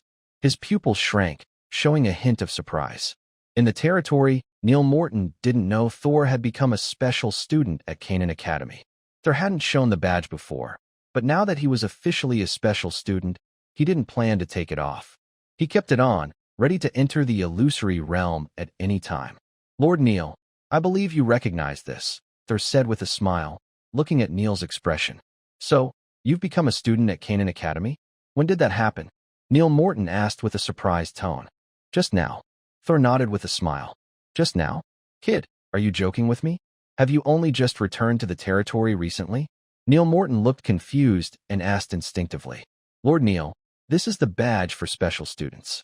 Special students do not need to reach the Empire's location," Thor explained with a smile. "Special students? Could it be that one?" Listening to Thor's explanation, Neil Morton was first stunned, then his pupils widened in surprise.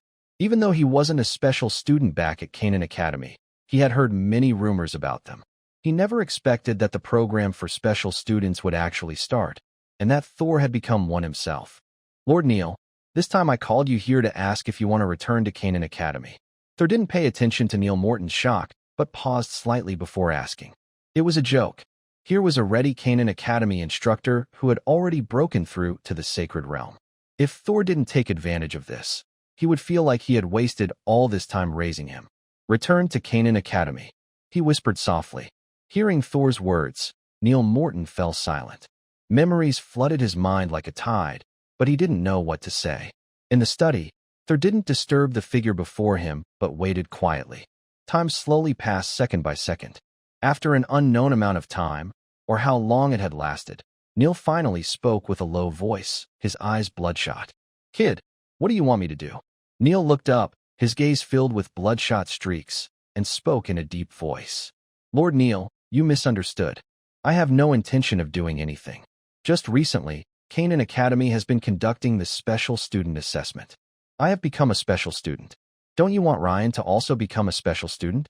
Thor smiled and shook his head, beginning to explain slowly. After learning about the privileges of being a special student and the strength of Canaan Academy, Thor naturally had this idea. As for Neil Morton's issues, he wasn't worried. Neil Morton was only a Sky Knight before, so he wouldn't cause much trouble. Even if there were problems, his golden finger would improve him. Since no issues had appeared so far, it meant there wouldn't be any in the short term. Kid, you really have good ideas. However, I am no longer a lecturer at Canaan Academy and do not have the qualification to arrange special admissions. At most, I can only arrange for regular students. Neil Morton took a deep breath, then shook his head and spoke. No, Lord Neil, you haven't been away from Canaan Academy for long. Currently, any lecturer can apply for the special admission assessment, but there's no guarantee of passing. Tor explained softly. Can I apply?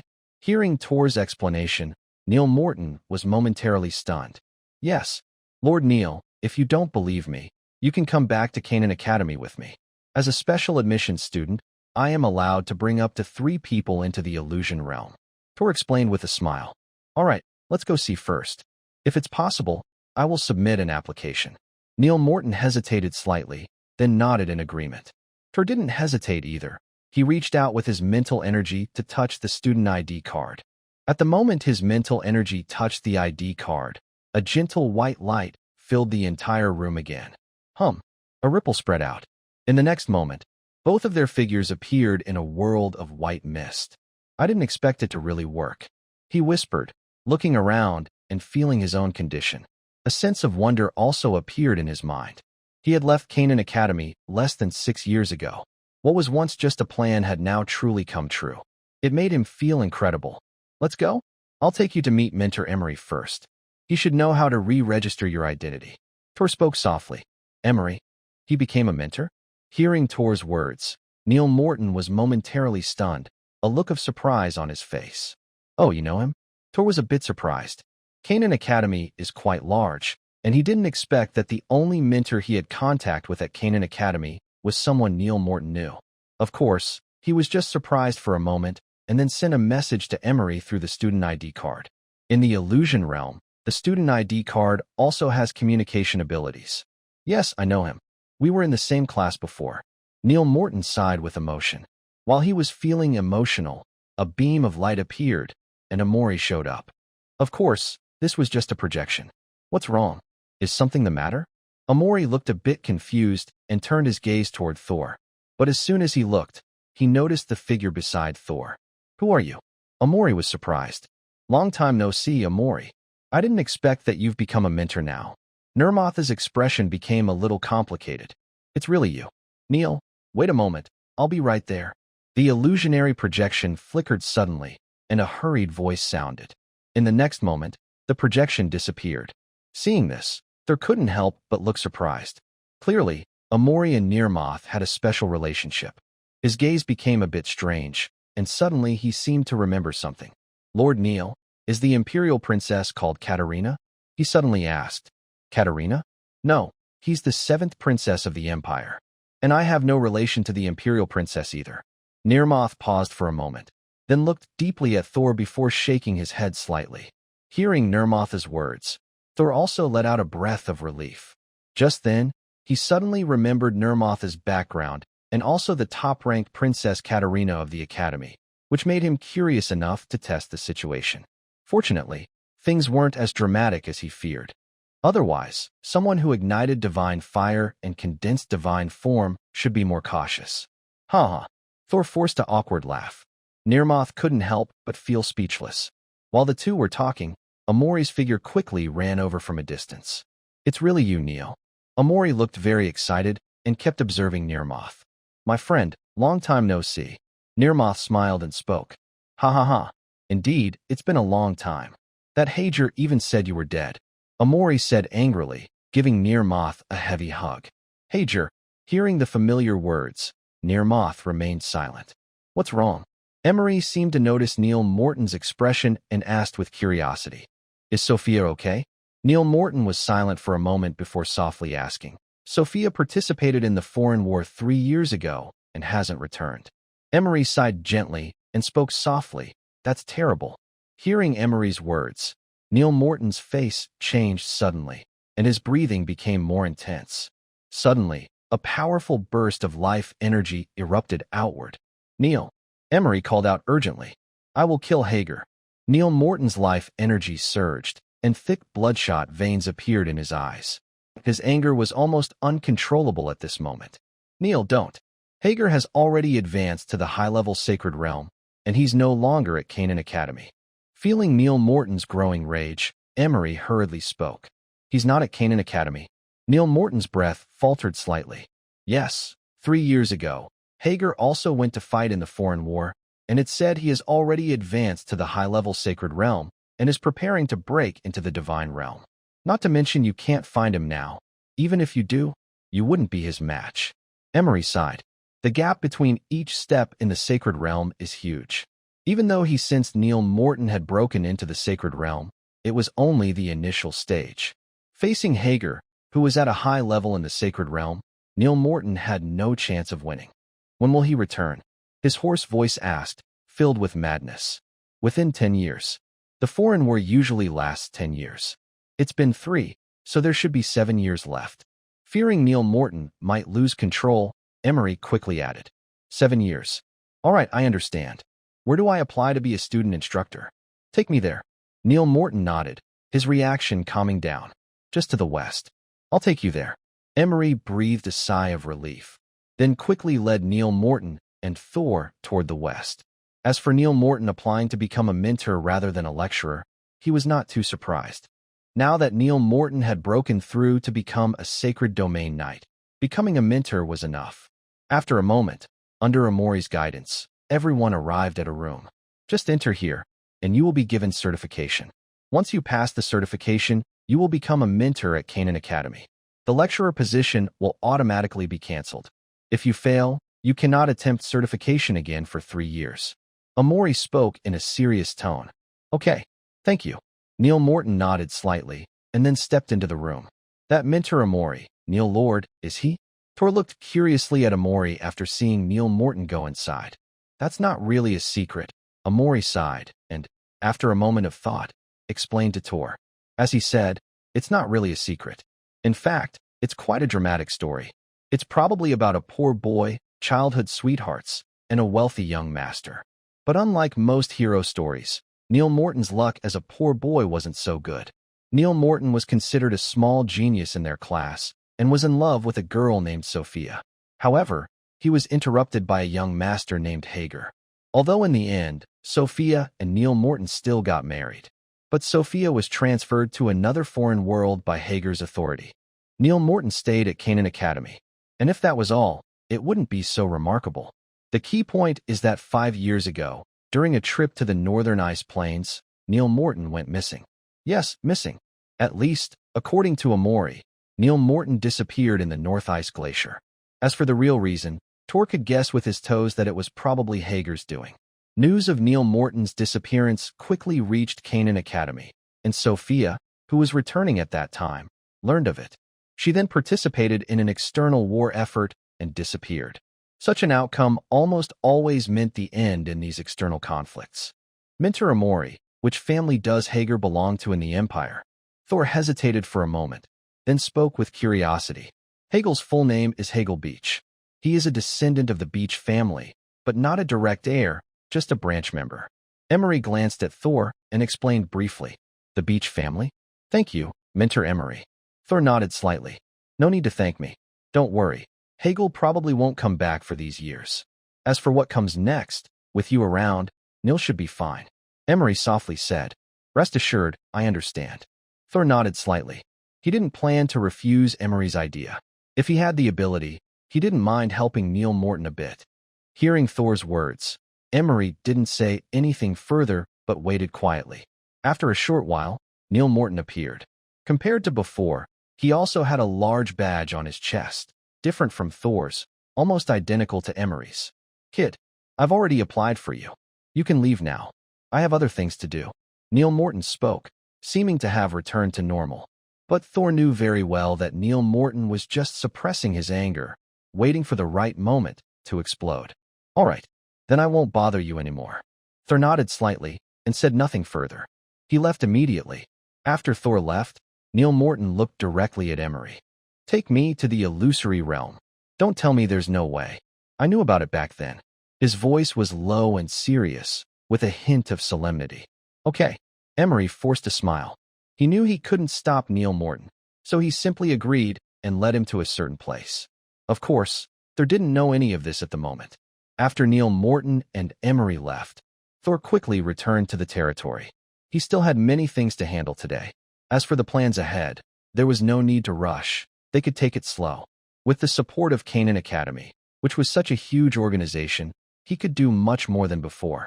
Night gradually passed. A new day slowly arrived. Over the next few days, Thor handled his affairs while also visiting Canaan Academy to read books. During this time, 10 days quietly passed. In these 10 days, Thor gradually got used to his current life. After meeting Neil Morton that day, he hadn't seen him again. When he asked Amory about it, he received no response. Since there were no updates from the daily intelligence reports, Thor wasn't too worried. Especially during these 10 days, his entire focus was on the history of the continent, which made him pay less attention to other things. Although, due to his second-tier authority, he could only access part of the continent's history. Even just these fragments deeply attracted him. The books here contained more than just myths like the creation myth. They also detailed the development of the entire continent over the past million years, especially the last 100,000 years. This information was incredibly important to him. At the very least, it gave him a clearer understanding of the world. Before this, although he had the daily intelligence system, his knowledge of the world was limited. For example, he only knew about 2 great empires and the countless kingdoms under them. Through the daily reports, he also learned that establishing a kingdom required resisting divine revelations and earning enough merit points, which could be gained fastest through external wars. But that was all he knew. He lacked detailed knowledge about what external wars really were, the relationship between gods and humans, or why the 2 empires had existed peacefully for 10,000 years. Logically, this seemed impossible, 2 powerful empires sharing the same space without conflict.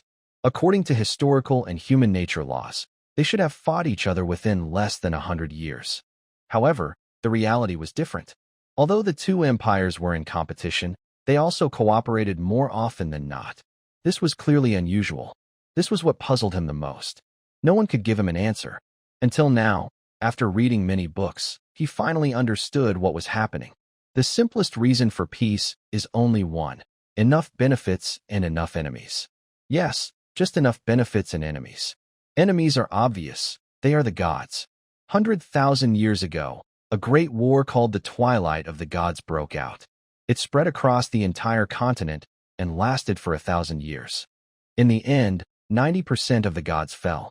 During this terrifying war, humans rose up and gradually united with other races to control the continent. The remaining gods were either killed by humans or banished beyond the world. The 2 great human leaders at that time built 2 large empires based on these events. But gods are immortal and cannot truly die. Not only banished gods, but even those killed can sometimes return. In the early days of the 2 empires, some killed gods returned through faith and worship. The appearance of gods caused chaos on the continent. However, the 2 empires quickly gathered their strength and fought back. The gods that had just been revived were defeated and killed again. Though it cost a lot and was very painful, the gains were also huge. The fall of the gods showed the 2 empires a fast path to growth. Eventually, both empires gained many divine ruins, divine essences, and divine bodies. With this power, their strength advanced to a new level. As their power grew, conflicts became unavoidable. 100 years of war broke out between the 2 empires. Endless battles caused chaos everywhere on the continent, and all races, including humans, were drawn into the fighting. In this situation, if nothing unexpected happened, the only possible outcomes were mutual destruction or one side swallowing the other, similar to Earth's long history. But this was not an ordinary situation. Usually, when nothing unexpected happens, it's actually when surprises occur. Just 100 years after the war between the 2 empires, an unexpected event happened. It was a collision between the continent and another landmass. revealing a new future for the two empires. This new land was called Valoran, and it connected with the human continent. This is a brand new continent, a land that humans have never stepped on before. On this continent, there are unfamiliar races and unknown gods. When the two continents first came into contact, the gods of the warlord continent prepared to invade. In the initial battles, the two great empires, or rather all of humanity, kept retreating. Faced with the warlord continent, which was filled with many gods, and with the two empires fighting each other, humans could not resist. More than half of the large territories on the continent fell. Finally, the two empires reached an agreement and united. The contact with the outside world also led to many powerful humans emerging on the continent.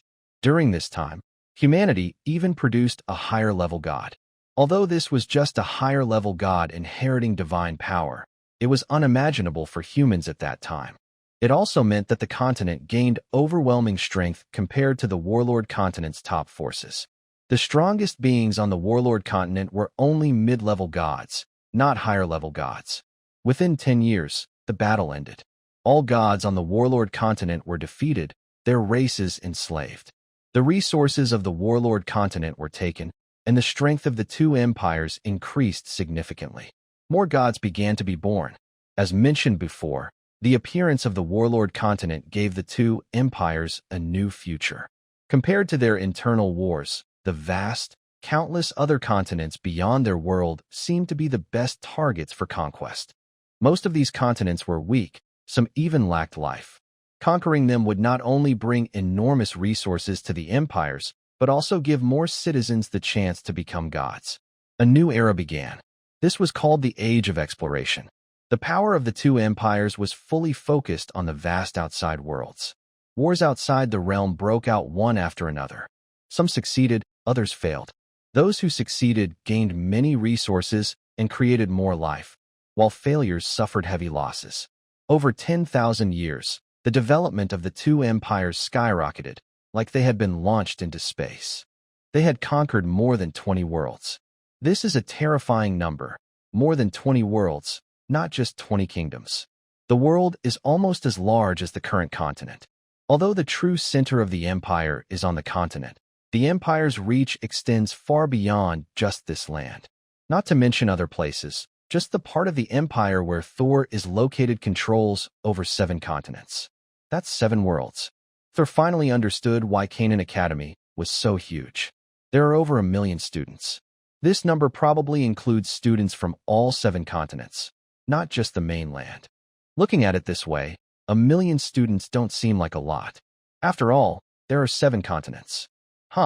Thor exhaled a deep breath, barely calming his excitement, and closed the Imperial history book he was holding. Even though he had some understanding of the Empire and this world, flipping through these books still deeply shocked him. The size of the world exceeded his imagination. The wonders of this world also surpassed what he expected. At first, he thought it was just a medieval era.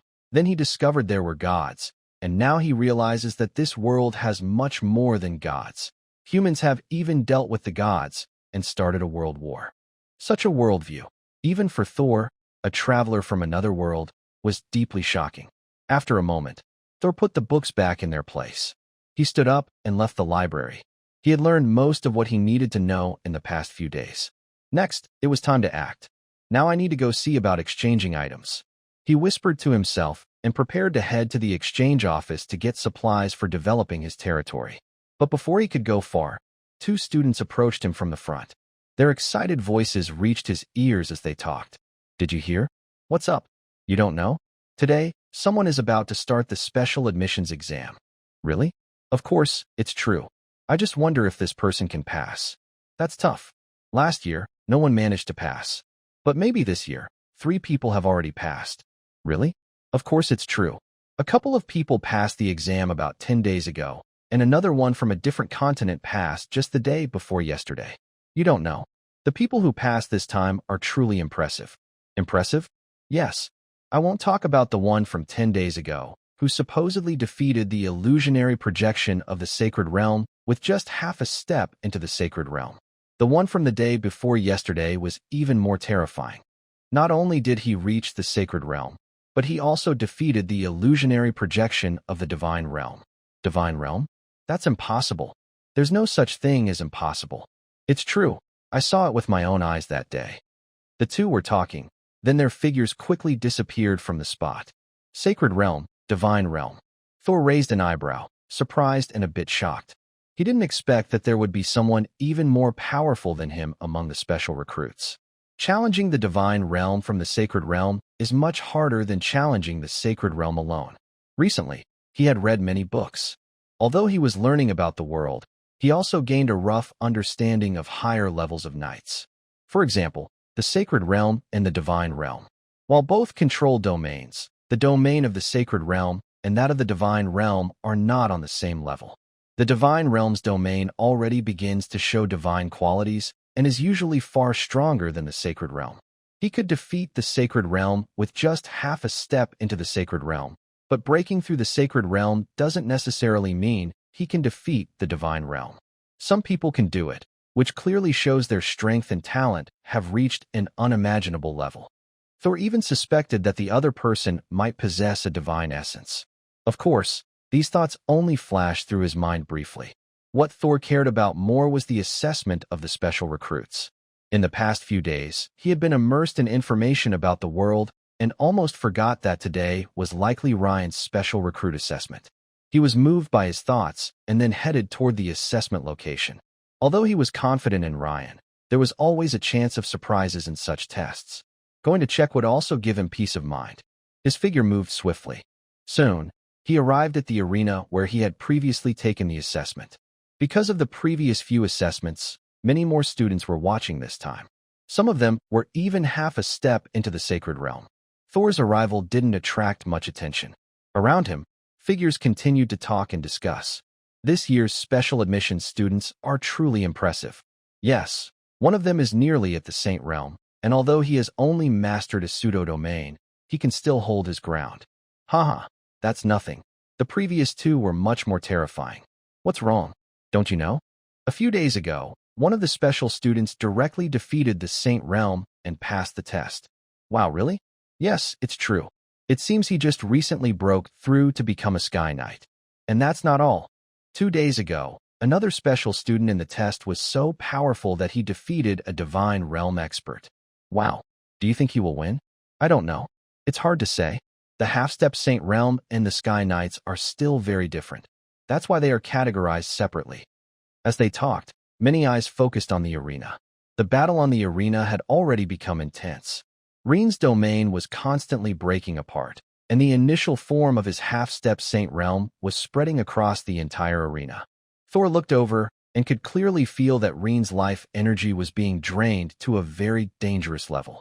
If this continued, it would be hard for him to hold on.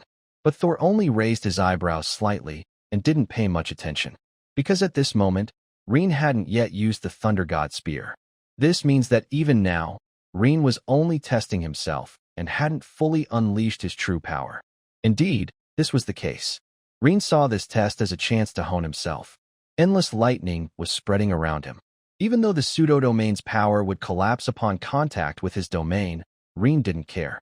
He was just trying to expand his domain as much as possible and manipulate the law energy in his forehead. Boom. Rumble. A loud roar echoed as countless lightning bolts flashed. Reen was in the sea of lightning, which seemed like a lonely boat about to capsize in the storm. But even as it was about to sink, the lightning appeared to carry endless reluctance. It kept holding on, until one moment, swish. A ripple spread out, and suddenly, the law mark in Reen's forehead shone brightly. At the moment this bright light appeared, Ryan trembled slightly. An incredible wave of energy began to spread out, causing the pseudo-domain to shake gently. Then, countless laws started to form and build. Yes, this was the beginning of construction. This scene immediately caught the attention of the illusionary projection and the many students below. What's happening? The illusionary projection showed a hint of surprise and paused its movements. Its pause drew more attention to the changes on Ryan. Look over there. It seems like something is happening to him. What's going on? Is this? Oh my, that's the power of the laws. He's constructing a domain. Is he joking? A series of sounds mixed with astonishment, and many people couldn't help but gasp in shock. No one expected that, even in Ryan's nearly desperate situation, he would begin to form a prototype of a domain. It was simply unbelievable. They all stared with their mouths open in amazement. Compared to their shock, Thor appeared much calmer. Ryan's talent was originally stronger than his, and even with the shared contract with the Ice Spirit, Thor's talent only barely caught up to Ryan's. It showed how powerful Ryan's talent truly was. At first, the Daily Intelligence suggested he might become a Sky Knight, but that didn't mean Ryan could only reach that level. It was just because, in the original path, in the Tulip Kingdom, without special circumstances, they couldn't advance further. When Ryan entered the Empire, his talent was fully unlocked. A smile appeared on Thor's face. He glanced at Ryan and then turned to leave. The outcome was already decided. Facing a half-step Saint Realm, even without forming a law domain, Ryan had a certain chance by just using the Thunder Spear. Now that he had formed a law domain, his chances increased even more. Thor left the arena. At the arena, Ryan's laws continued to gather and solidify. The illusionary projection made no move. This was just an assessment, not a life-and-death battle, so it naturally wouldn't do anything. Below, the crowd was still shouting in amazement. Until 15 minutes later. Boom. The entire arena trembled. In the next moment, a vast thundercloud began to cover the arena, and an invisible ripple swept out instantly. Boom. A loud roar echoed as the power of two domains clashed directly. Although both were just initial forms of domains, it was clear that the illusionary domain could not compare to Rain's domain. In just a moment, Rain's domain completely suppressed the illusionary one. It's over. Rain opened his eyes and softly whispered. In the next instant, countless lightning bolts struck, and his figure moved instantly. When the loud roar stopped, the entire arena seemed to turn into a sea of lightning. After a moment, Rain slowly stepped out. His aura had completely changed. Although he was still just a newly advanced Sky Knight, a strong sense of law surrounded him, making him feel even more powerful than a typical half-step Sacred Realm expert. Candidate Rain, you have passed the test. A cold female voice announced, declaring that Rain had also become a special recruit of Canaan Academy this time. Suddenly, the surrounding people started talking more excitedly. Before the new enrollment had even begun, for special recruits had already been selected. At this moment, everyone sensed that this year's special recruitment would be extraordinary. But none of this mattered to Thor anymore. With Rain breaking into the half-step Sacred Realm, the outcome of the battle was already decided. Even though Rain's strength was just a newly advanced Sky Knight, that was enough. He moved quickly and arrived at the Academy's trading post. It was a simple room with only a door and a handle, surrounded by a white, blank space. Thor's heart moved, and he opened the door and walked inside. But as soon as he entered, his brow furrowed because beyond the door was also a blank, white space. Nothing seemed to be there. Just when he wondered if he had gone to the wrong place, a cold voice suddenly spoke. Candidate Thor Dressrosa, do you want to open the trading platform? The voice was as usual. Hearing this, Thor breathed a sigh of relief, knowing he hadn't gone to the wrong place. Open it. After a brief pause, Thor nodded. Beep. The trading platform is opening. You are in a completely independent trading platform, and the items you trade cannot be accessed by others. Detection has confirmed that the student, Thor Dressrosa, possesses level 2 permissions. All items available for exchange can now be accessed with this level. The system also detected that Thor Dressrosa is not connected to any trading platform. Please establish a connection immediately. Sounds of notifications filled the air. Hearing these words, Thor's brow furrowed slightly. He didn't expect the trading platform in this world to be so convenient. Each individual existence means that, regardless of what is purchased, it's unlikely to attract the attention of ordinary academies, which helps ensure safety. As for permissions, he wasn't too surprised. He already has level 2 permissions for the library, so having level 2 here isn't a big deal. At this moment, a huge golden light descended from the sky.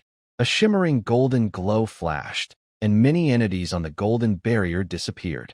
It was clear that these were objects he currently did not have permission to access. Thor only glanced at it briefly, then quickly focused on the materials available for exchange within the massive golden barrier. Just as he imagined, the items inside the golden barrier were extremely diverse. Even with just a quick glance, Many items caught Thor's eye and made his heart race. For example, the high-level life potion that Emily mentioned earlier. It only costs 500 points to exchange here. Not only high-level life potions, but also many other materials he cannot access in the kingdom, such as armor and weapons. In the kingdom, at least in the Tulip Kingdom, the highest exchange level is gold. Anything above that doesn't exist. But in the Empire, there are higher levels beyond gold. For example, purple gold armor and weapons, and even semi-artifacts that are more advanced than purple gold. The top of the barrier displays over a dozen semi-artifacts, including armor, knight's swords, and knight's spears. Of course, these items are extremely valuable. Exchanging a semi-artifact requires 100,000 merit points. Even with Thor's current rate of 500 points per month, totaling 6,000 points a year, it would take nearly 10 years to gather enough points for one. Remember, even the merit points needed to establish a nation are only 100,000. His gaze swept from the top down. Thor took a deep breath, calming his rising emotions, then looked down at the light screen below. Compared to these expensive exchange items, he didn't have many options. Only the 500 merit points gifted by Canaan Academy and 5,000 merit points from the kingdom. Even with his focus on the 5,000 merit points, there were still many items he could exchange for. For example, a purple-grade weapon or armor. Typically, purple-grade weapons and armor are worth around 2,000 or 3,000 points, unless they are very special, reaching 5,000. Another example is the life fruit tree, worth exactly 5,000 merit points. He had enough merit points to exchange for one. He steadied his emotions. Thor scanned through the items available below the 5,000 merit points. Sometimes his gaze paused briefly before moving on again. Time slowly passed. The Empire had a wide variety of items. It took over 3 hours for Thor to complete his exchanges. His 5,500 merit points were completely used up, and he even borrowed 10,000 merit points from Canaan Academy. This was a privilege of special students, being allowed to use up to 10,000 points early. Really not very durable. After leaving the room, Thor sighed. The light screen still had many items he wanted to exchange for, but unfortunately, he didn't have enough merit points. 15,500 merit points would be enough. After all, a high-level life potion only costs 500 points. 15,500 points could meet the needs of a saint-level cultivator for over 10 years. But even so, it was still quite limited. For developing a territory, there were many more items he wanted to exchange for. Each one made his heart race. He even felt eager to participate in the academy rankings now to earn more extra merit points. Shaking his head, Thor suppressed his thoughts. The next moment, he touched his student ID. A ripple spread out. A white light enveloped him, and his figure disappeared. Eagle Ridge. In a study room. The white light spread out, and Thor opened his eyes. The first thing he looked at was his hand. Right now, a white, glowing orb appeared in his hand. A slight movement stirred in his heart. His mental power summoned a vast, bright light. The light gradually floated up. Then it hovered in midair. Under Thor's tense gaze, the bright light sphere suddenly collapsed, and in the next moment, a black hole about the size of a human head appeared. Inside the black hole, a beam of light was wrapped. In an instant, it appeared in the room. Clang! The light fell downward. With a soft sound, the contents revealed themselves. There were 2 small cloth bags and a thick book. These were the items he exchanged 5,500 points of merit for. The book was worth 10,000 merit points, and the 2 cloth bags were worth 5,500 merit points. The book contained a high-level general guide to alchemy, including over 20 methods for making advanced magical potions, such as high-level health potions, as well as basic knowledge about potion making. If mastered, even non-mages could learn to produce high-level magical potions. Thor exchanged these items mainly to develop his territory. With the great alchemist Senpu and the high-level alchemy guide, the territory's alchemy skills could grow rapidly, which would also boost the overall strength of the territory. Now, the territory's strength was starting to lag behind his pace, so he needed to improve it quickly. To do that, he also exchanged for the Star Moon Fruit and purple gold grass seeds. The Star Moon Fruit seeds cost 3,000 merit points, and the purple gold grass seeds cost 1,500 merit points. As for the teleportation just now, this was a method of the Canaan Academy of the Empire. Since they had divine beings and many gods, the Canaan Academy had long mastered space teleportation. They could teleport people during the previous kingdom wars, even to fixed locations. Transporting supplies was naturally no problem.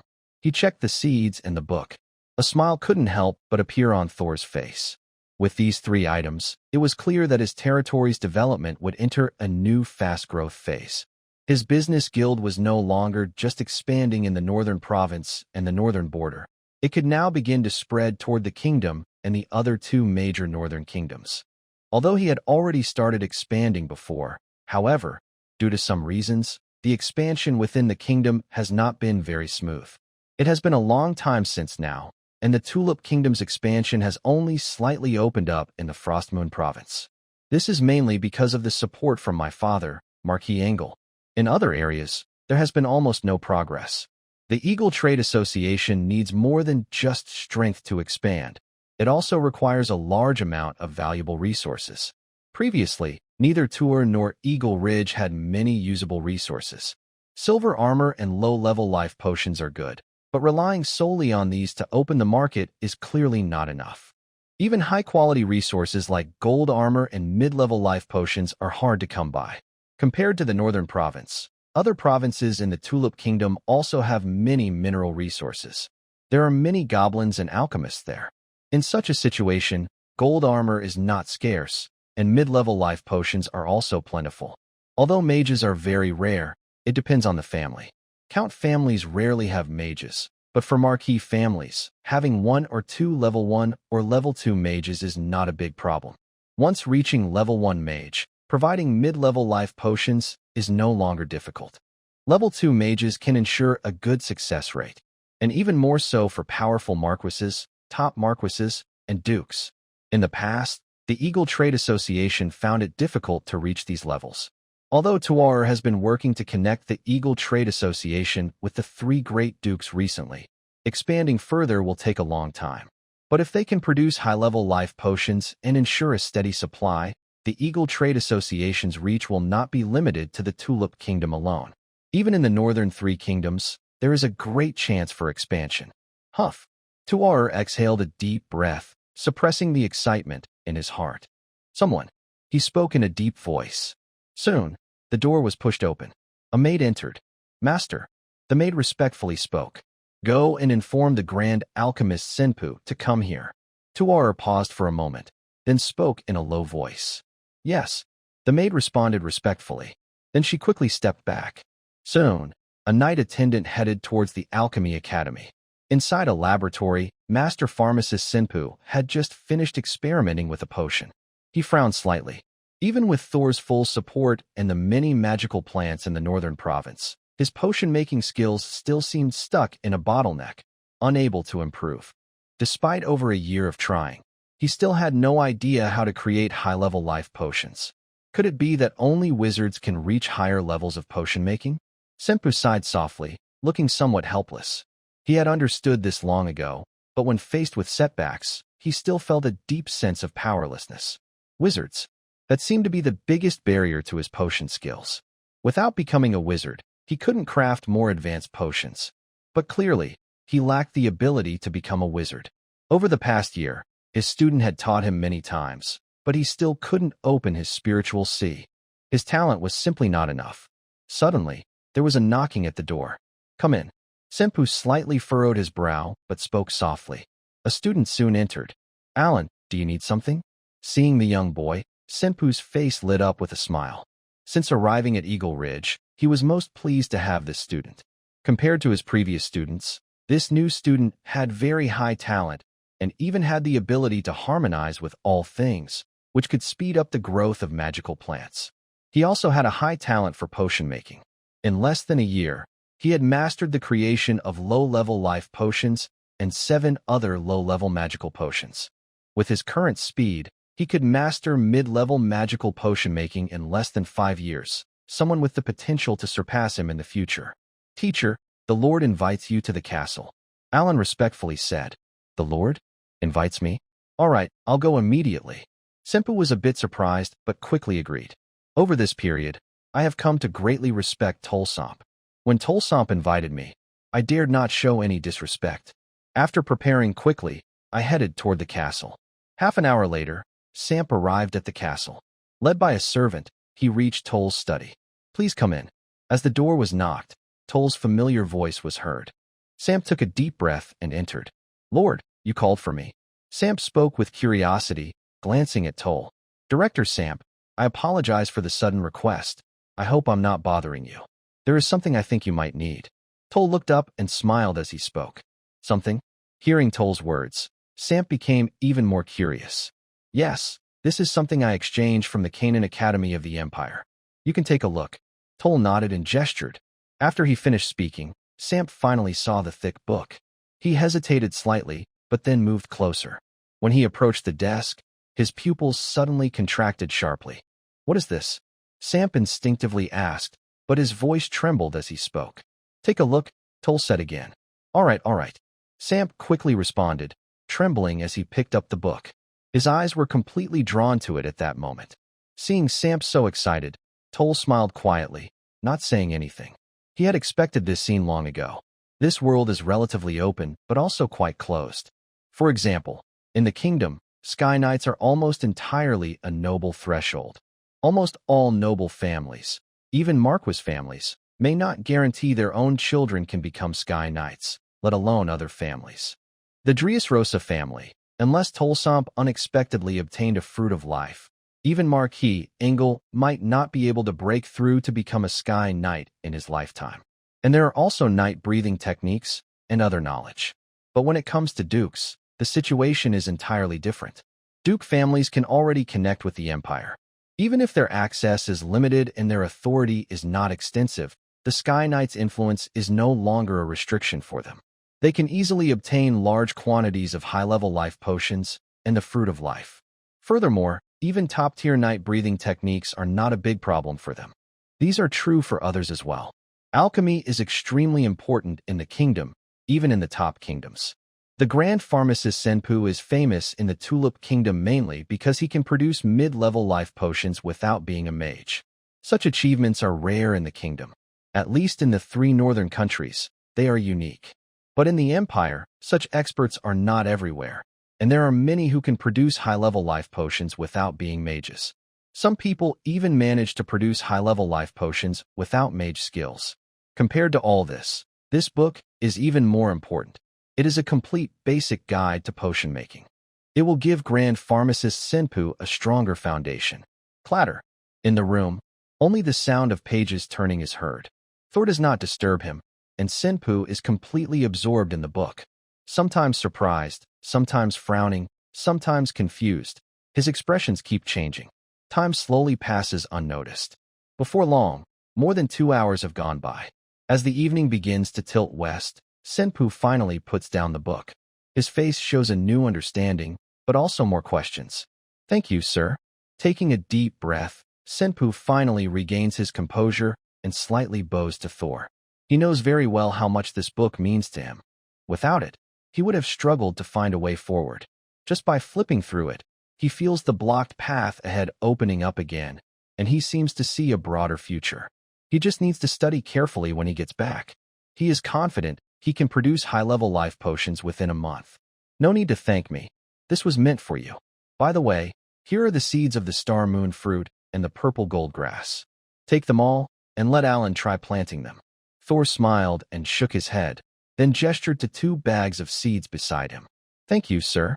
When he heard about the Star Moon fruit and purple gold grass seeds, Senpu's eyes lit up even more. Go ahead.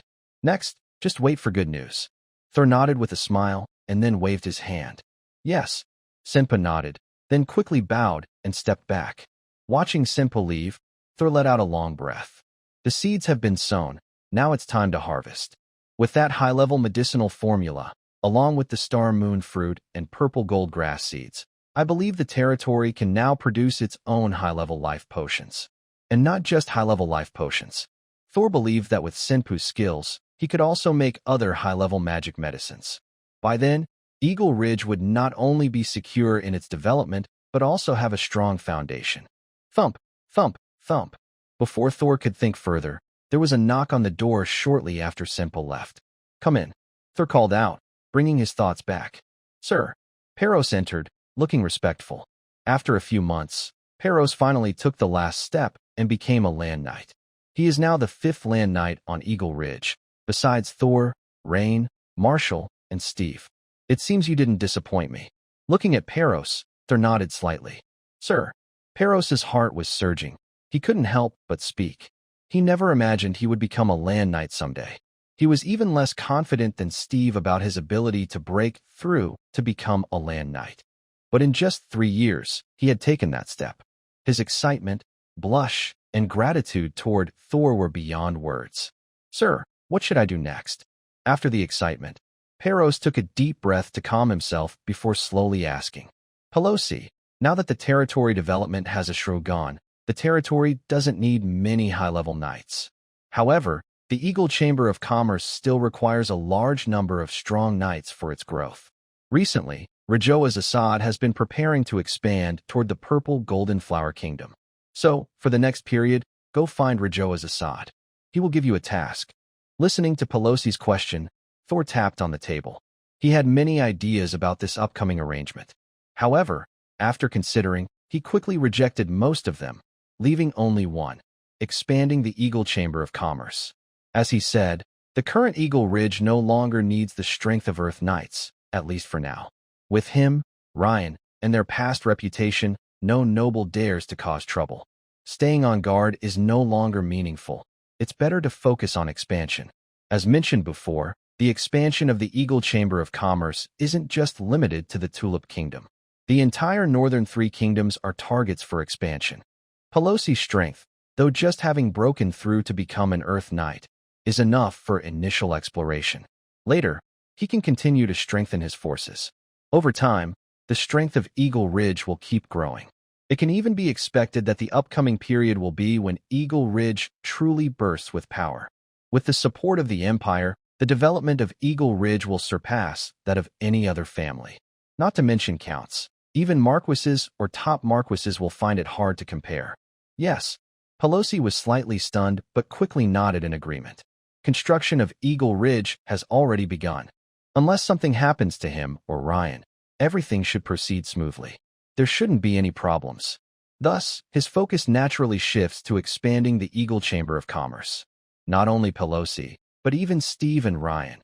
In the future, he plans to have them join the chamber to help it expand toward the Purple Golden Flower Kingdom and the Fiery Kingdom. Compared to the Tulip Kingdom, the Fiery Kingdom might be easier, but the Purple Golden Flower Kingdom is overall stronger than the Tulip Kingdom. Without enough strength, expanding the entire Eagle Chamber of Commerce is almost a dream. In the study, after responding, Pelos immediately left the room. Thor then fell into a slight contemplation. Knock, knock. A clear knocking sound came from the study, which was Thor's fingers unconsciously tapping on the desk. I don't know how long it lasted, nor do I know how long it continued. Thor exhaled a breath of stale air, and his thoughts quickly returned. His gaze shifted back to the official documents in front of him. He began to handle his work. Due to the expansion of his territory, some matters, even those handled by officials, could not be fully managed and had to be brought to Thor. But these tasks were not too difficult for him. He only needed about an hour each day to finish them. Today was no different. After finishing his work, Thor looked at the sky, then got up. Under the service of the maid, he completed his washing and then went to rest. Time passed slowly. In the blink of an eye, another month had gone by. During this month, Thor's plans for the expansion of the Eagle Trading Company had begun. Pelos had fully joined the Eagle Trading Company. Even Steve, after completing some knight orders, was also transferred over. In addition, there were many high-level knights. Yes, many high-level knights. With the territory now able to supply low-level life potions, the number of land knights did not increase, but the number of high knights was already quite large. These high knights could now be put to good use. The morning sun shone down. A large convoy slowly set out, watched by Thor and others. Their destination was the Purple Golden Flower Kingdom. They had only one goal: to open up the market there and increase profits for the Eagle Trading Company. Everyone felt both nervous and hopeful. The nervousness came from knowing that even ordinary knights understood that the Purple Golden Flower Kingdom was much stronger than the Tulip Kingdom. They might face many dangers on this journey. The hope was because both Rejuz Assad and Thor had given them their strongest promises. If they could earn enough merit this time, they could truly soar to new heights. How could they not look forward to it? Even at Eagle Ridge, they needed to seize their own future through their own efforts. This moment was undoubtedly their chance. Watching the convoy drive away into the distance, Thor let out a long, tired sigh. For him, this choice was also a big risk. Compared to the Tulip Kingdom, the Purple Flower Kingdom, and the Fiery Kingdom, he had no strong foundation in those places. If things went wrong, this attempt might end in failure. Moreover, he had invested a lot in this effort. Not only did he have the Earth Knights Steve and Pelos, but Rejuz Assad was personally involved as well. In addition, there were many supplies, some of which he had exchanged from the kingdom. Losing even one would be hard for Thor to accept, but this step was something he had to take. His goal was not just a count or a marquee. If it were, he could focus on expanding within the Tulip Kingdom. Even if expansion was blocked, with time and the support of the Empire, it would eventually spread outward. But his vision was for a broader future, so he needed to step out early. Starting now was the best choice, rather than waiting until later. At least it wouldn't attract too much attention, and it would give him enough space to grow. Of course, others didn't know about this yet. Morning sunlight gradually spread. "Let's go," Thor whispered softly, opening his eyes. He then stepped back toward the castle. He still had many things to handle, but he didn't dwell much on them, especially since he had already done everything he could for this adventure. He even wrote a letter to the Anabai family and sent it, along with Jaz Anabai, a member of the family, to go with him. Beyond that, he couldn't do more. He could only wait for the results. Returning to the castle, Thor continued managing his affairs. Soon, 2 more days passed, and on the 3rd day, morning sunlight shone again. Thor prepared as usual, finishing his night training before heading back to Canaan Academy. In a part of the castle, 2 girls were talking. "Hey, Anna, that guy must have forgotten," one said. "He's been gone for a long time now." Ivira spoke angrily. "Ivira, the master might have something to do." "Don't worry," Anna softly said. You're going to make me angry. Don't you know that in half a year, the tree of life will bear fruit? If you miss it, you won't be able to inherit the full legacy of the elves." Hearing Anna's calm words, Ivira became even more anxious. "It's okay, Ivira." Anna quickly tried to comfort her little niece. "Humph. No, I have to find that guy. I can't really forget about it." But clearly, Anna's reassurance didn't help much. Ivira spoke again, still angry. "Ivira, no?" Anna hurriedly spoke again, but it was already too late. Ivira's figure flew swiftly into the distance. Anna quickly chased after her. After a moment, a figure burst into Thor's study. "Ivira?" Seeing the angry elf girl walk in, Thor was momentarily stunned and looked a bit confused. "Hey, did you forget what you promised me?" Ivira's angry voice rang out. "Promise what?" Thor was surprised and looked puzzled, asking instinctively. This only made Ivira more annoyed. "Didn't you promise to bring Anna back to the nature forest with you? You've been back for a while now. You haven't really forgotten, have you?" Ivira gritted her teeth. Cough, cough. Hearing Ivira's angry words, Thor immediately started coughing. Goodness, it seemed he really forgot about this. Earlier, he had promised Ivira to take Anna and the other person to the nature forest. On one hand, to solve Anna's inheritance issue. On the other, to vouch for Ivira so she wouldn't be punished by the Elf Kingdom later. But during this time, after returning to the territory, he was busy handling territorial affairs and matters at Canaan Academy. For a moment, he hadn't thought about it. I'm really sorry. I've been too busy lately. I was planning to discuss it with you in a few days. How about in 10 days? After a brief pause to think about some territorial matters, Thor finally responded. Really? Ivira looked at Thor with some suspicion. Of course, it's true. I have no need to lie to you, right? Thor nodded with a smile. All right then. Just don't forget, or it could become a problem if you wait too long. Especially with the Tree of Life, which will produce elves in at most half a year. This is the best time for Anna to accept the inheritance.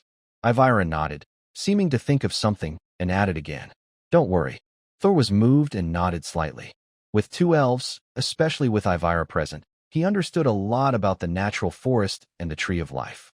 He knew that the result of the Tree of Life was the most important festival for the entire elf clan. If Anna could participate, the rewards would be huge. Clearly, Ivira was angry mainly because she was worried he might forget. Make sure not to forget. Hearing Thor reply, Ivira's angry little face softened again, but she still couldn't help but remind him. Thor nodded again. Ivira then left the study. As soon as Ivira left, Anna shyly came over. Master, I'm really sorry. Ivira was a bit anxious. Anna softly spoke. It's okay. I was indeed careless this time. You should also prepare. We will leave in 10 days. Thor said with a smile. He didn't mind too much about this. Master, will this affect anything? If it does, we can delay a bit. Hearing Thor's words, Anna hesitated and couldn't help but speak. It's fine. Go prepare first. Thor shook his head with a smile, then comforted Anna. Only then did he send her away. And after the two elven girls left, Thor fell into deep thought again. He wasn't fooling Ivira. Since he had promised, he couldn't go back. He was just busy earlier, but now he remembered. It was time to put it on the schedule. He paused for a moment. That day, he chose not to go to Canaan Academy, but called Joseph over to make arrangements. At the same time, he began preparing for his upcoming trip. This trip is different from the previous Kingdom Wars. He won't mobilize many forces. Eagle Peak is currently unlikely to face any danger, but he must still be cautious of unexpected events. After all, this journey might take longer than 3 months. The natural forest is located in the far east of the continent, and to reach it, one must cross the entire Tulip Kingdom and 7 neighboring kingdoms. It will be a long journey. The Golden Finger can only warn him of dangers within 3 months. Once he leaves, the situation in his territory could become unpredictable. Therefore, his initial plan is to go alone with just a few dozen knights. As for Ryan, he plans to stay behind. He still needs a strong force at Eagle Peak. Previously, Neil Morton was there, so he didn't worry much. But Neil Morton disappeared after entering Canaan Academy. Currently, Eagle Peak has no top-tier strength, and the kingdom is in chaos. Without absolute power, accidents could happen. Ryan's strength is slightly weaker than his, but now Ryan has also formed a basic domain, making him stronger than most half-step Saint Realm experts. With this level of strength, only the 3 great dukes need to intervene to ensure safety in the Tulip Kingdom. In theory, the 3 dukes wouldn't target him. With Ryan present, Eagle Peak's safety should be somewhat assured. During Thor's arrangements, 10 days quickly passed. In this time, he managed many affairs at Eagle Peak and selected the knights for the journey to the natural forest. There are over 30 people in total. Besides Thor, Anna, and Ivira, there are 28 others, led by the official knight Marco, who is currently the most promising candidate to break through to the Earth Knight level. Over the years, Marco's strength has reached the peak of the Great Knight. With some more time to settle, he can attempt to break through to the Earth Knight. This trip is a good opportunity for training. The remaining 27 knights are all talented warriors within Eagle Peak. Among them, 7 are Great Knights, and 20 are official knights. Even the weakest among them has reached the peak of the official knight level. On the 11th day, early in the morning, a group of over 30 knights gathered outside the Eagle City. Thor rode a unicorn named Naya, with Ivira and Anna on either side, and behind them were 28 other knights. Reen, I am entrusting the territory matters to you from now on. I hope you won't let me down, Thor said seriously, looking at Reen. Yes, sir. Reen replied respectfully. Let's go? Thor gave a light command, then pulled the reins and led over 30 people toward the distant main road. 10,000 years ago was the time of the gods' twilight and the liberation of all races on the continent. During that war, humans, orcs, monsters, elves, and many other races united to overthrow the rule of the divine race. Among them, the alliance between humans and elves was the strongest. Humans could fight against the gods largely because elves, dragons, and orcs played crucial roles. After the gods were defeated, the continent was divided into 4 parts: humans, elves, orcs, and dragons. However, 10,000 years have passed. Pure-blooded dragons have long disappeared from the continent. Rumor has it that the 2 great human empires gave 3 parts of the continent to the dragon race. But this is just a rumor. Now, after 10,000 years, only humans, elves, and orcs remain on the continent. Compared to orcs, who are almost enemies of humans, elves still live in the natural forests of the far east of the continent and rarely step out. Humans seem to have forgotten this area.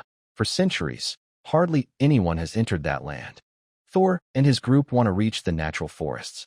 First, they must cross the entire Tulip Kingdom, then pass through Raymond Kingdom, Black Knight Kingdom, Sarka Kingdom, Circe Kingdom, Grey Wolf Kingdom, Unicorn Kingdom, and Macedonia Kingdom, more than 47,000 miles in total. This is undoubtedly a long journey. Even if everyone is knights, it would probably take more than 3 months to reach the natural forests. Fortunately, there are still more than 6 months before the fruiting of the Tree of Life, so there is no need to rush. The group left Eagle Ridge and first entered Frostmoon Province. Thor paused for a moment and then led his people back to Dressrosa Castle. Several months had passed, and the biggest change was definitely the castle itself. The territory of Dressrosa had expanded more than 10 times, and the town of Dressrosa had grown greatly. As soon as Thor entered, he could clearly feel the difference.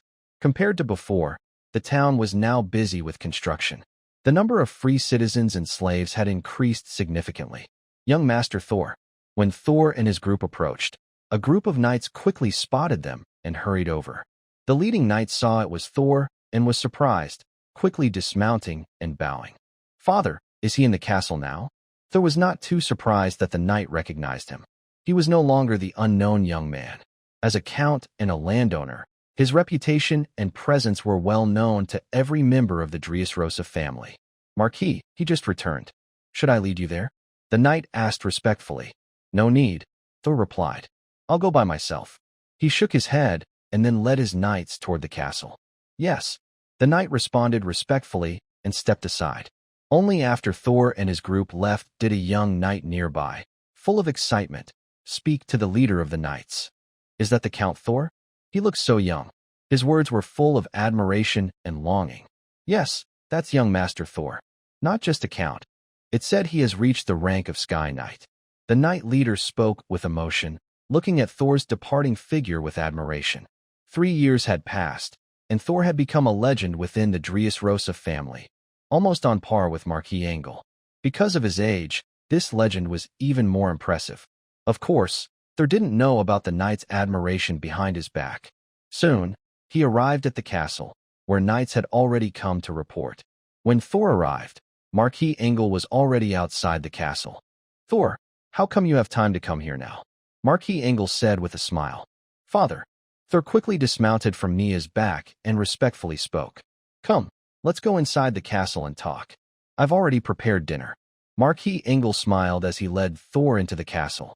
As soon as they entered, Thor noticed the castle was starting to expand. Clearly, with Marquis Engel's promotion, the entire Dressrosa territory was beginning to grow. During their walk, Thor talked with Marquis Engel. "Father, it seems you've gained quite a few slaves and commoners. How did you do that?" Thor asked curiously. Expanding the territory was easy, but increasing the population was not so simple. For Thor, the most important issue was the population. He was truly in a sparsely populated land now. "Ha ha. Well, I was actually preparing for this. This time, since you're here, when you go back, just take 10,000 people with you." Hearing Thor's words, Marquis Engel couldn't help but smile. 10,000? Thor raised his eyebrows, looking a bit surprised. 10,000 is not a small number. Marquis Engel had managed to gather that many before, but it wasn't easy. Especially now, as Dressrosa's territory also needed expansion, it was even more difficult. Now Marquis Engel was actually offering to give him 10,000 people. "Yes, 10,000. Marquis Engel nodded seriously. "Father, won't that affect the development of your territory?" Thor frowned. He needed a large population, but if it affected Dressrosa's land, he wasn't very willing. "Don't worry, these people are not from our territory, but from other territories," Marquis Engel said with a smile. "Other territories' people?" Thor was even more confused. "Yes, from other territories." "Thor, recently you've been in the northern province, so you probably haven't noticed some of the problems currently facing the kingdom." Marquis Engel sighed softly and spoke quietly. Facing his father's words, Thor did not interrupt, but began to listen carefully. "The kingdom's war has caused heavy losses. You should know that overall, more than 40% of the nobles have been lost, and among the high-ranking nobles, the loss exceeds 60%. This means that out of 10 counts, at least 6, possibly 7, have fallen. The foundation of the kingdom lies with these counts. Their fall has created a big vacuum in the provinces. Some viscounts, barons, and even participating counts are eager to act. The Frost Moon province is doing okay, but the Western Moon, Southern Moon, and several smaller provinces have experienced major unrest in recent months. Many nobles are fighting each other for land, and large-scale destruction of territories has begun. This has turned many free people into refugees. Even if I haven't done anything, over 200,000 refugees have entered our territory during this time, Earl Ingalls said with a sigh. For him, this was somewhat good news, but he also sensed danger in it. The biggest damage to the nobles comes from the breakdown of order. More importantly, Earl Ingalls always felt that there might be serious problems behind all this. Is it that serious? Does the kingdom not care? Hearing his father's story, Thor's eyebrows raised in surprise, and he asked with doubt. I'm not sure. At least for now, the kingdom doesn't have the strength to intervene, Earl Ingalls replied with confusion. Although the kingdom generally leaves the nobles alone, that was only when things weren't too serious. Now, this situation is quite severe, and the kingdom might step in. But so far, they haven't. Really? Thor instinctively spoke, frowning slightly. All right, these are not things we need to worry about for now. The Frost Moon province is still stable. With you in the northern province, I don't think any nobles will get too restless. This chaos might even help us increase our population, Earl Ingalls said with a smile. Although he felt some worry, he couldn't deny that for Thor, who was expanding, this was indeed a good thing. That's true. However, Father, I need to travel far this time. I only left Ryan in the territory. If you have free time later, please take care of him a little. Thor nodded, then stopped thinking about it. But after some thought, he added, travel far? Where are you going? Marquis Ingalls was surprised and looked a bit confused.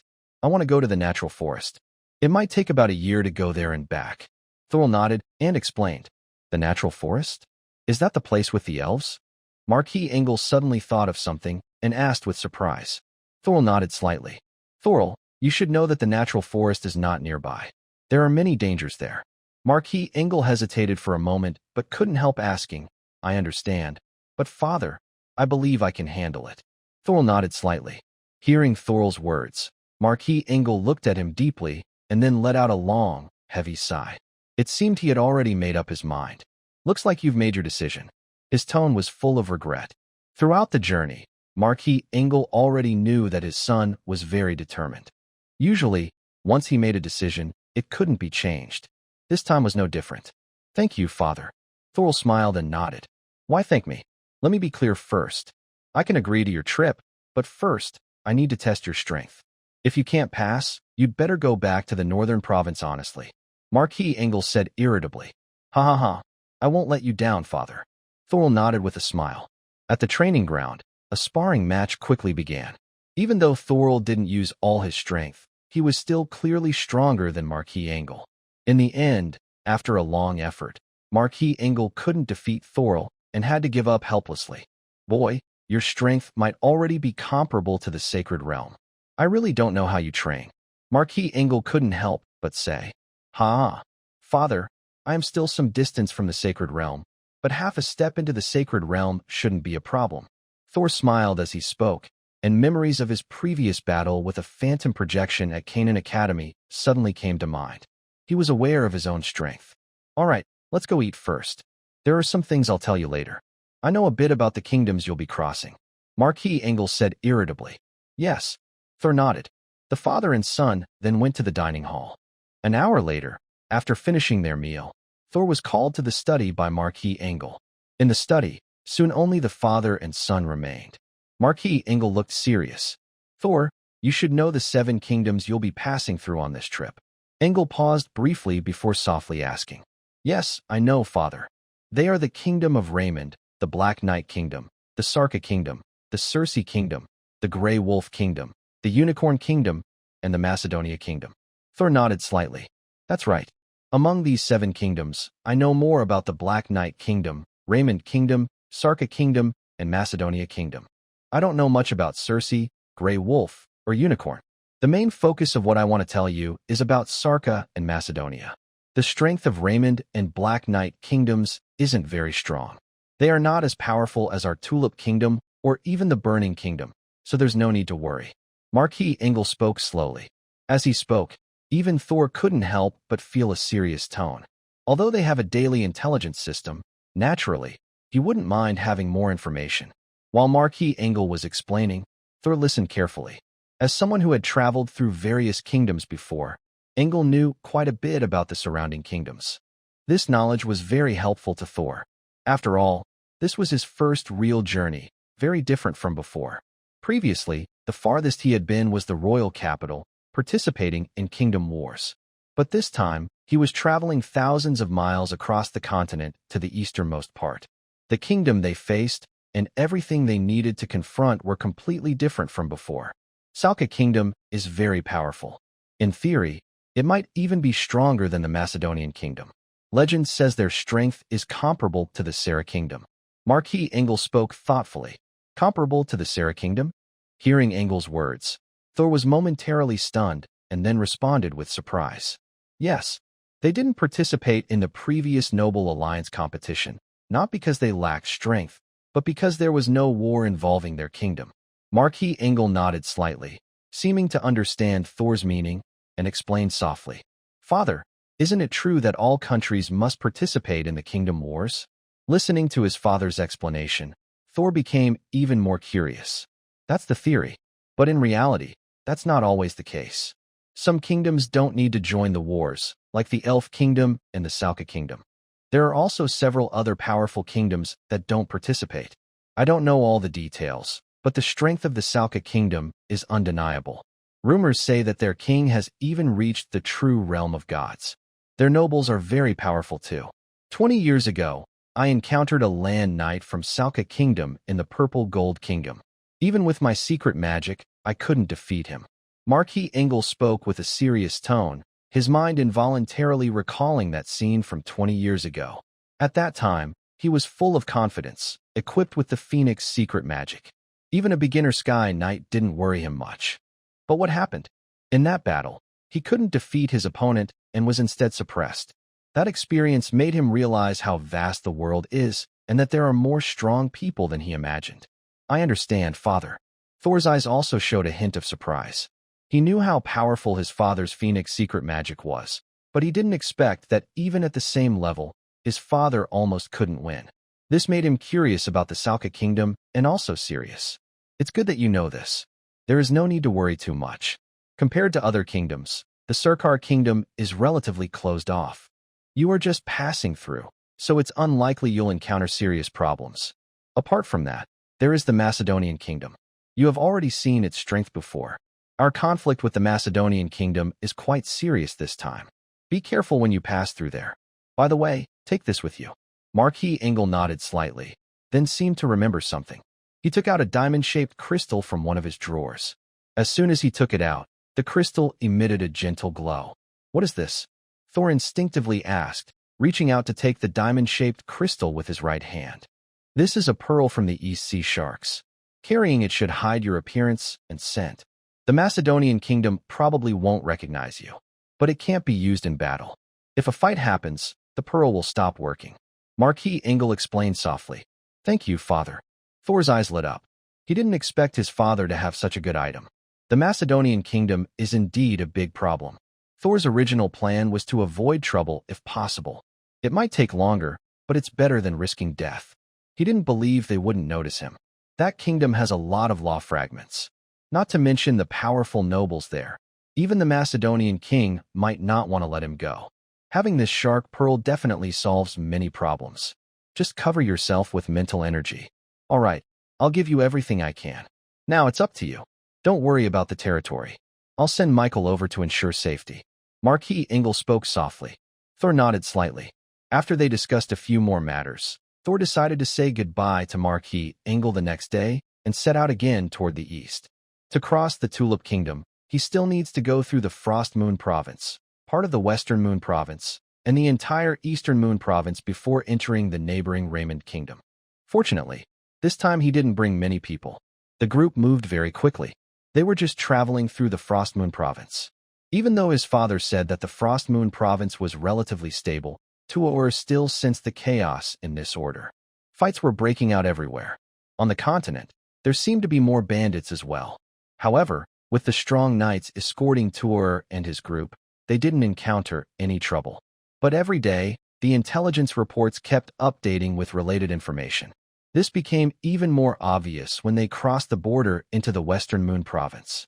On the very first day, Tuor encountered a fight between two Count families. Although these were just ordinary Count families and not powerful ones, it was still quite extraordinary. This chaos only started to calm down after entering the Eastern Moon Province. Compared to the Western Moon Province and the Frost Moon Province, the Eastern Moon Province remained peaceful as usual. The nobles still followed their old paths, with no problems. This made Tuor feel a bit dazed, until they crossed through the Winter Moon Province and truly left the Tulip Kingdom, arriving in the Raymond Kingdom. That feeling of confusion instantly disappeared.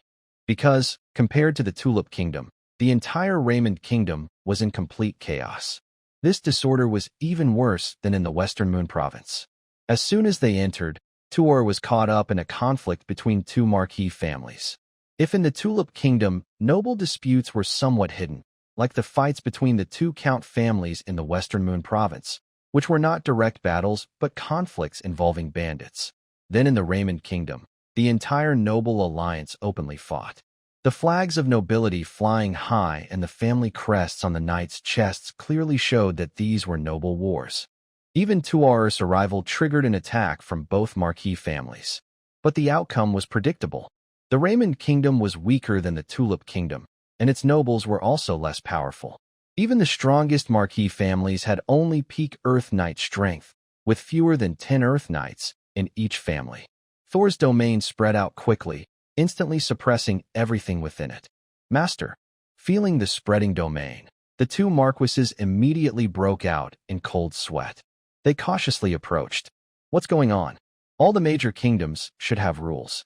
Nobles aren't supposed to start noble wars arbitrarily, right? Thor frowned slightly as he looked at the two, his face looking displeased. He didn't care about these guys fighting to the death, but he was very annoyed that they dared to attack him. Master, this isn't our Sefer family's problem. It was the Hora family who attacked us. One of the marquises quickly spoke up. You're talking nonsense. As one spoke, the other's face changed, and he hurried to say something. Be quiet. I didn't ask about that. I asked whether nobles can start noble wars at will. Thor's face darkened. He had no patience for these guys talking nonsense and snorted coldly. Hearing Thor's words, both men hesitated and stammered. Forget it. I don't want to bother with you. Each of you leaves 5,000 gold coins, and you can leave now. Seeing their hesitation, Thor shook his head and didn't want to waste more time. From their expressions, it was obvious that the Raymond Kingdom probably didn't care. It might even be more serious than the Tulip Kingdom. Thank you, sir. The two exchanged glances, their faces twitching, but they quickly agreed. 5,000 gold coins was a large expense for them, but under the current circumstances, they had no choice but to accept. After a moment, the two families handed over 10,000 gold coins. Thor simply let them go. The Raymond Kingdom was smaller than the Tulip Kingdom. A common marquis's words, 5,000 gold coins, was already a significant amount. It was enough to ease his annoyance. However, Thor released the two men, but as he continued to move deeper into the Raymond Kingdom, his brow furrowed more and more. The situation seemed worse than he had imagined. If the Tulip Kingdom was chaotic, then, as previously mentioned, the Raymond Kingdom was truly a mess. Nobles were fighting everywhere. Even Thor and his group, walking through the Raymond Kingdom, were attacked more than 10 times. Most of these attacks were carried out by nobles. Among them were counts and marquises. There was even a marquis family that Thor had heard of before. It's easy to imagine how chaotic the entire Raymond Kingdom has become. Marco, don't stop now. Leave Raymond Kingdom as soon as possible, Thor said with a frown after defeating another knight group. At this moment, he felt that the atmosphere in the kingdom was becoming unusual. Even though the daily intelligence reports hadn't shown anything, he thought it was better to leave quickly. You humans are really chaotic. Ivella muttered softly. Yes, Marco responded respectfully. He also sensed the tense atmosphere. The group then hurried to continue their journey. Far away, in the eastern part of Raymond Kingdom, a group of people in black robes gathered together. If any noble were nearby, they would recognize that this place was one of the residences of the Sac Marquis family.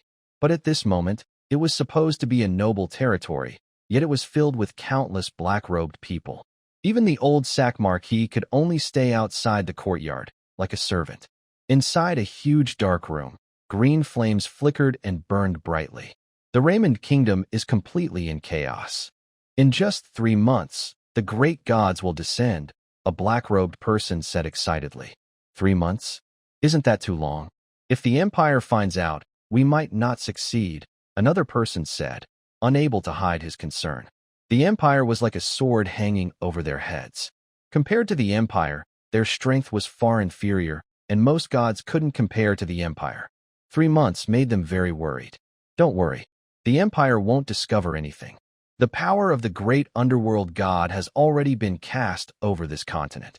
The 2 gods of the Empire and all the higher gods have gone to the Yulan continent.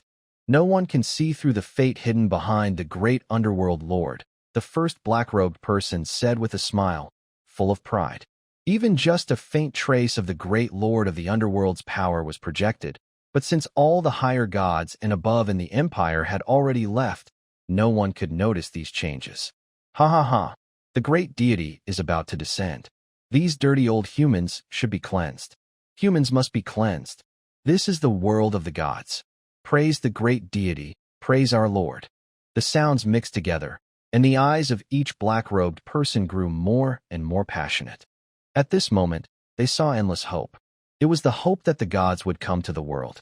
As long as they could hold on, the divine light would surely shine across the continent and dispel all darkness. At least, they believed so at this moment. Figures filled with excitement. Undoubtedly, the most devout followers and the strongest means the gods left on the continent. Faith can never be blocked. Especially since even human gods need faith, it becomes even harder to hide. As long as faith exists, the influence of the gods is everywhere. Especially after the twilight of the gods, not all gods have fallen. In this situation, it's impossible to cut them off completely. The Church of the Gods has also never been fully purged. Amid their fanaticism, a hurried figure rushed in. But as soon as they approached, dangerous gazes instantly converged on this person. Next moment, a faint green flame suddenly flared up around the figure. Piercing screams echoed as the green flames instantly engulfed his body. Spare me. God's messenger, spare me. A terrified voice came from the burning figure's mouth. Even Duke Sac outside could clearly hear the screams. This made him shiver instinctively, and his face turned deathly pale. But at this moment, no one paid attention to him. Inside the room, the screams gradually subsided, and a complete figure floated quietly, surrounded by a flickering green flame. The leader in the black robe gently raised his hand. Next moment, a faint green flame suddenly appeared in his hand. He closed his eyes, savoring the green flame as if it were the most delicious food in the world. Unfortunately, it didn't last long.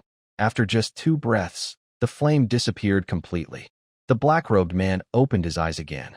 The Knights of the Tulip Kingdom? I think I sense a more delicious offering. The black-robed man muttered to himself. Then his eyes brightened. Gaddafi. He paused briefly, then looked at a black-robed person on his left, and his words rang out. Divine Envoy. The nearby black-robed person immediately knelt respectfully. Go. I need all the information about the Tulip Kingdom Knight. By the way, don't let him notice us, and don't act rashly. His strength seems decent. The leader in the black robe issued a quick command. Yes. The kneeling black-robed person was a bit confused, but quickly agreed. Soon, the black-robed person began to act swiftly. Meanwhile, Thor still didn't know that a group of people had already set their sights on him. He continued to travel across the entire Raymond Kingdom as usual. Although the kingdom was currently somewhat chaotic, there was no real threat to him.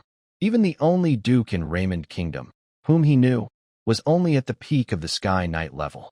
Even if that duke was hiding his true strength, he probably wouldn't reach the Sacred Realm. With such strength, Thor didn't need to worry much. Still, he didn't slow down. He planned to quickly pass through Raymond Kingdom. This choice was undoubtedly correct, because in just 3 days of their journey, a mechanical voice suddenly sounded early in the morning. It was the first time in a long while that the system didn't activate at dawn. Beep, Unknown force interference detected. The system is forcibly clearing. Please wait. 19876. 54321. Clearance complete. Daily intelligence updated. Open now. Note: due to system interference, daily intelligence updates are ahead of schedule, but this does not affect the early morning refresh time.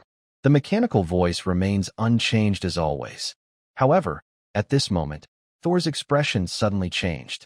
Because the system's voice was not indicating early morning, but dawn, and more importantly, the content of the system notification.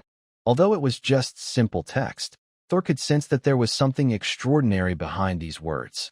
He has been traveling across different worlds for over 3 years. Since the first time he used his special abilities, he has lost count of how many times he has done so. But this was the first time such a scene appeared. Even when he was in the Divine Ruins or in foreign worlds, his special abilities had never disappointed him. But at this moment, shortly after leaving the Tulip Kingdom and arriving in the Raymond Kingdom, his abilities unexpectedly malfunctioned. For Thor, nothing was more shocking than this. He knew that his success so far was not just because of his talent or family, but because of his special abilities. With these abilities, he had achieved everything. If something went wrong, he could not accept it, especially not his special abilities. Open it. His face kept changing as he took several deep breaths to calm himself. But when he spoke, there was a hint of nervousness in his voice. Daily intelligence has been updated 1. From the Northern Territory, the cold air will sweep through the Abyss Gorge in 3 hours. The only chance to enter the gorge is in 4 hours. You must leave within 1 hour, or you will be lost forever. 2. The chaos in the Raymond Kingdom is about to begin.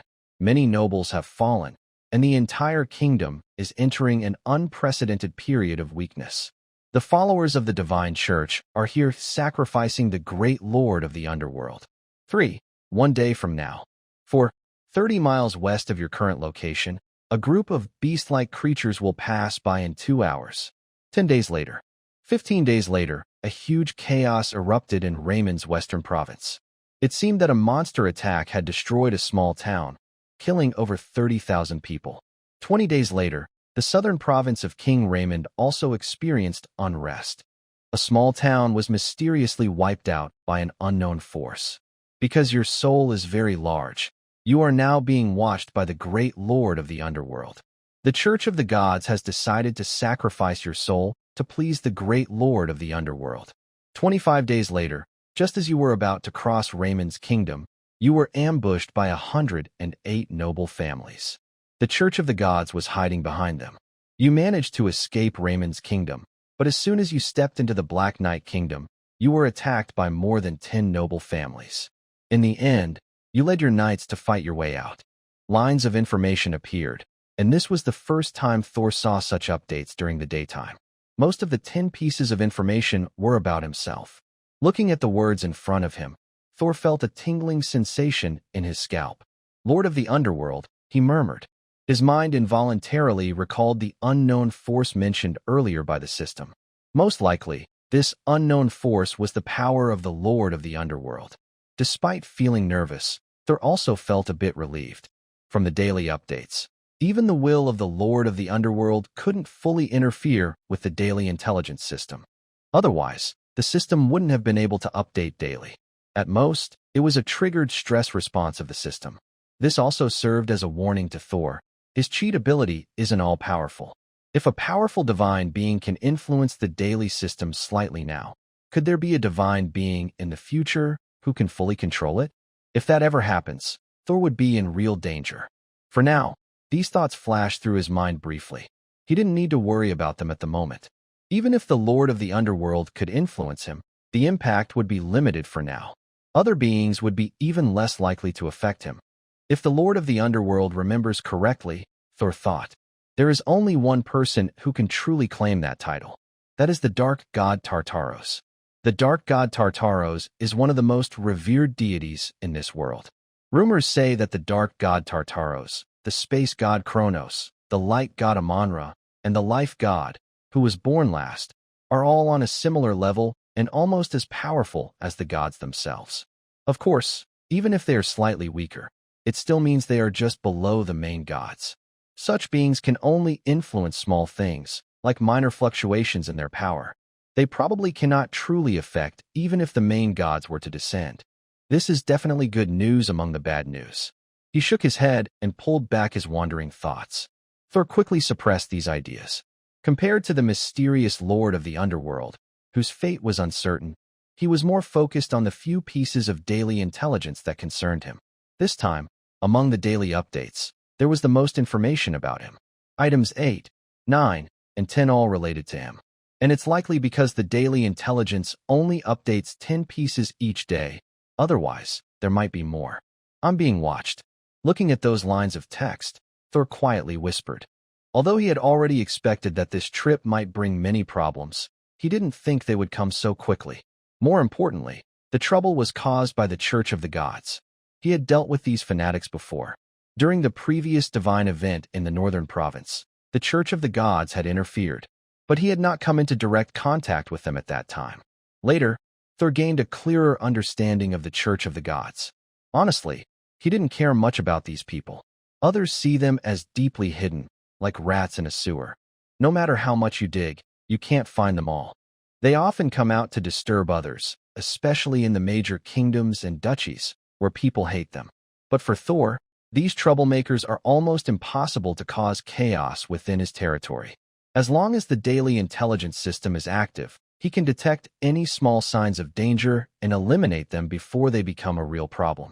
It is nearly impossible to cause great chaos, even for some powerful kingdoms.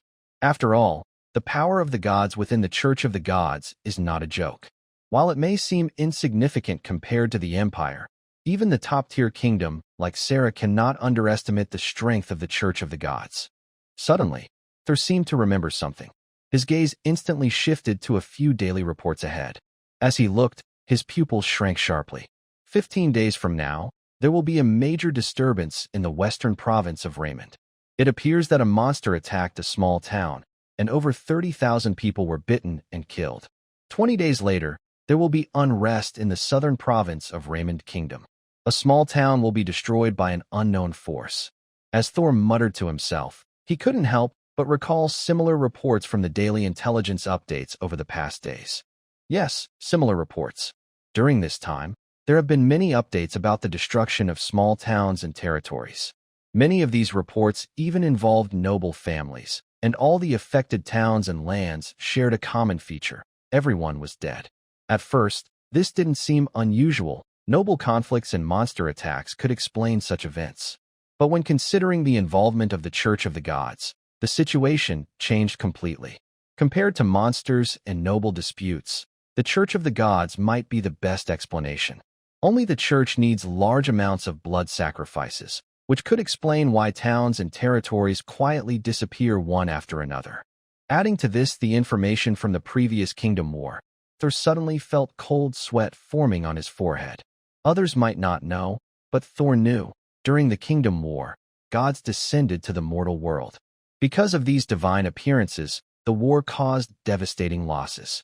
If all of this was prearranged, then the power of the Church of the Gods might be even greater than he imagined. Furthermore, the danger he faced could be much higher than he had just realized. Especially now, the daily reports mentioned that he was being watched by the will of the Lord of the Underworld. It seemed he had become the best sacrifice. It can be understood that a top-level deity intervened, affecting time and fate, which caused the protagonist's special ability to experience a brief data disruption. However, it was quickly repaired. Thor furrowed his brow. In this situation, even he felt a sense of trouble. There are many nobles and the existence of the Church of the Gods. Although his strength is quite good, it is only decent compared to the Church of the Gods, which has been spreading among humans for hundreds of thousands of years and is on a different level. The Church of the Gods is not as strong as the Empire, but it is clearly much stronger than the kingdom. As mentioned before, even the strongest kingdoms, like the Kingdom of Sarah, find it hard to pose a big threat to the Church of the Gods. If the Church of the Gods weren't so influential and didn't face attacks from the Empire, the entire continent might already be in chaos. Right now, he is being watched. This is not good news. His thoughts raced. Ripples of concern intertwined. In the following time, Thor kept thinking about how to handle this matter. Suddenly, night fell. Ding! The daily intelligence system has been updated. Would you like to open it? Yes. Daily intelligence updated. Lines of daily intelligence appeared. When Thor focused on them, he sighed. As he expected, even after reaching the Black Knight Kingdom, the dangers he faced did not stop. Noble Knight orders kept their eyes on him. At the same time, the shadow of the Church of the Gods was also present. The most dangerous moment was when his entire Knight Order was almost wiped out, and even Anna died in battle. In the end, only Elvira managed to escape with him. But from the latest information in the daily reports, it seems that even this escape was not completely safe. The future situation was predictable.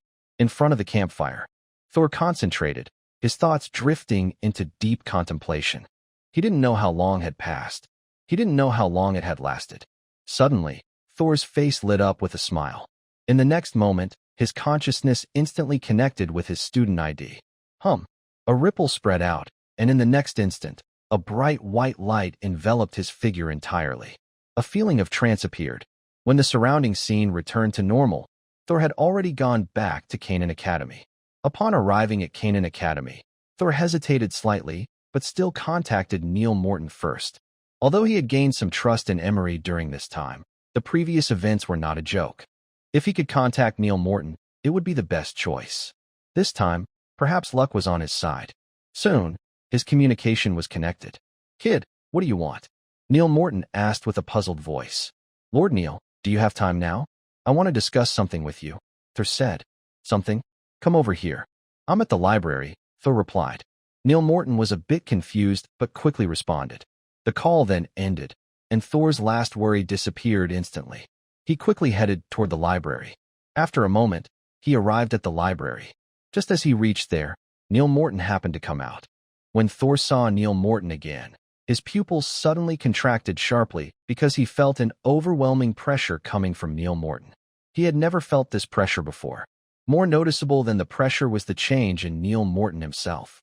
The once gentle and elegant Neil Morton now seemed like a bard, but at this moment, he radiated a chilling aura that made the hair stand on end. "Kid, what do you want to see me about?" "I have nothing to say," Neil Morton replied irritably. During this period, he had gained tremendously in the illusion realm, not only breaking through to the sacred domain, but also sensing a divine nature that belonged to him. If he seized this opportunity, he believed he could step into the divine realm in one go. Honestly, if Thor hadn't spoken first, he didn't plan to see anyone during this time.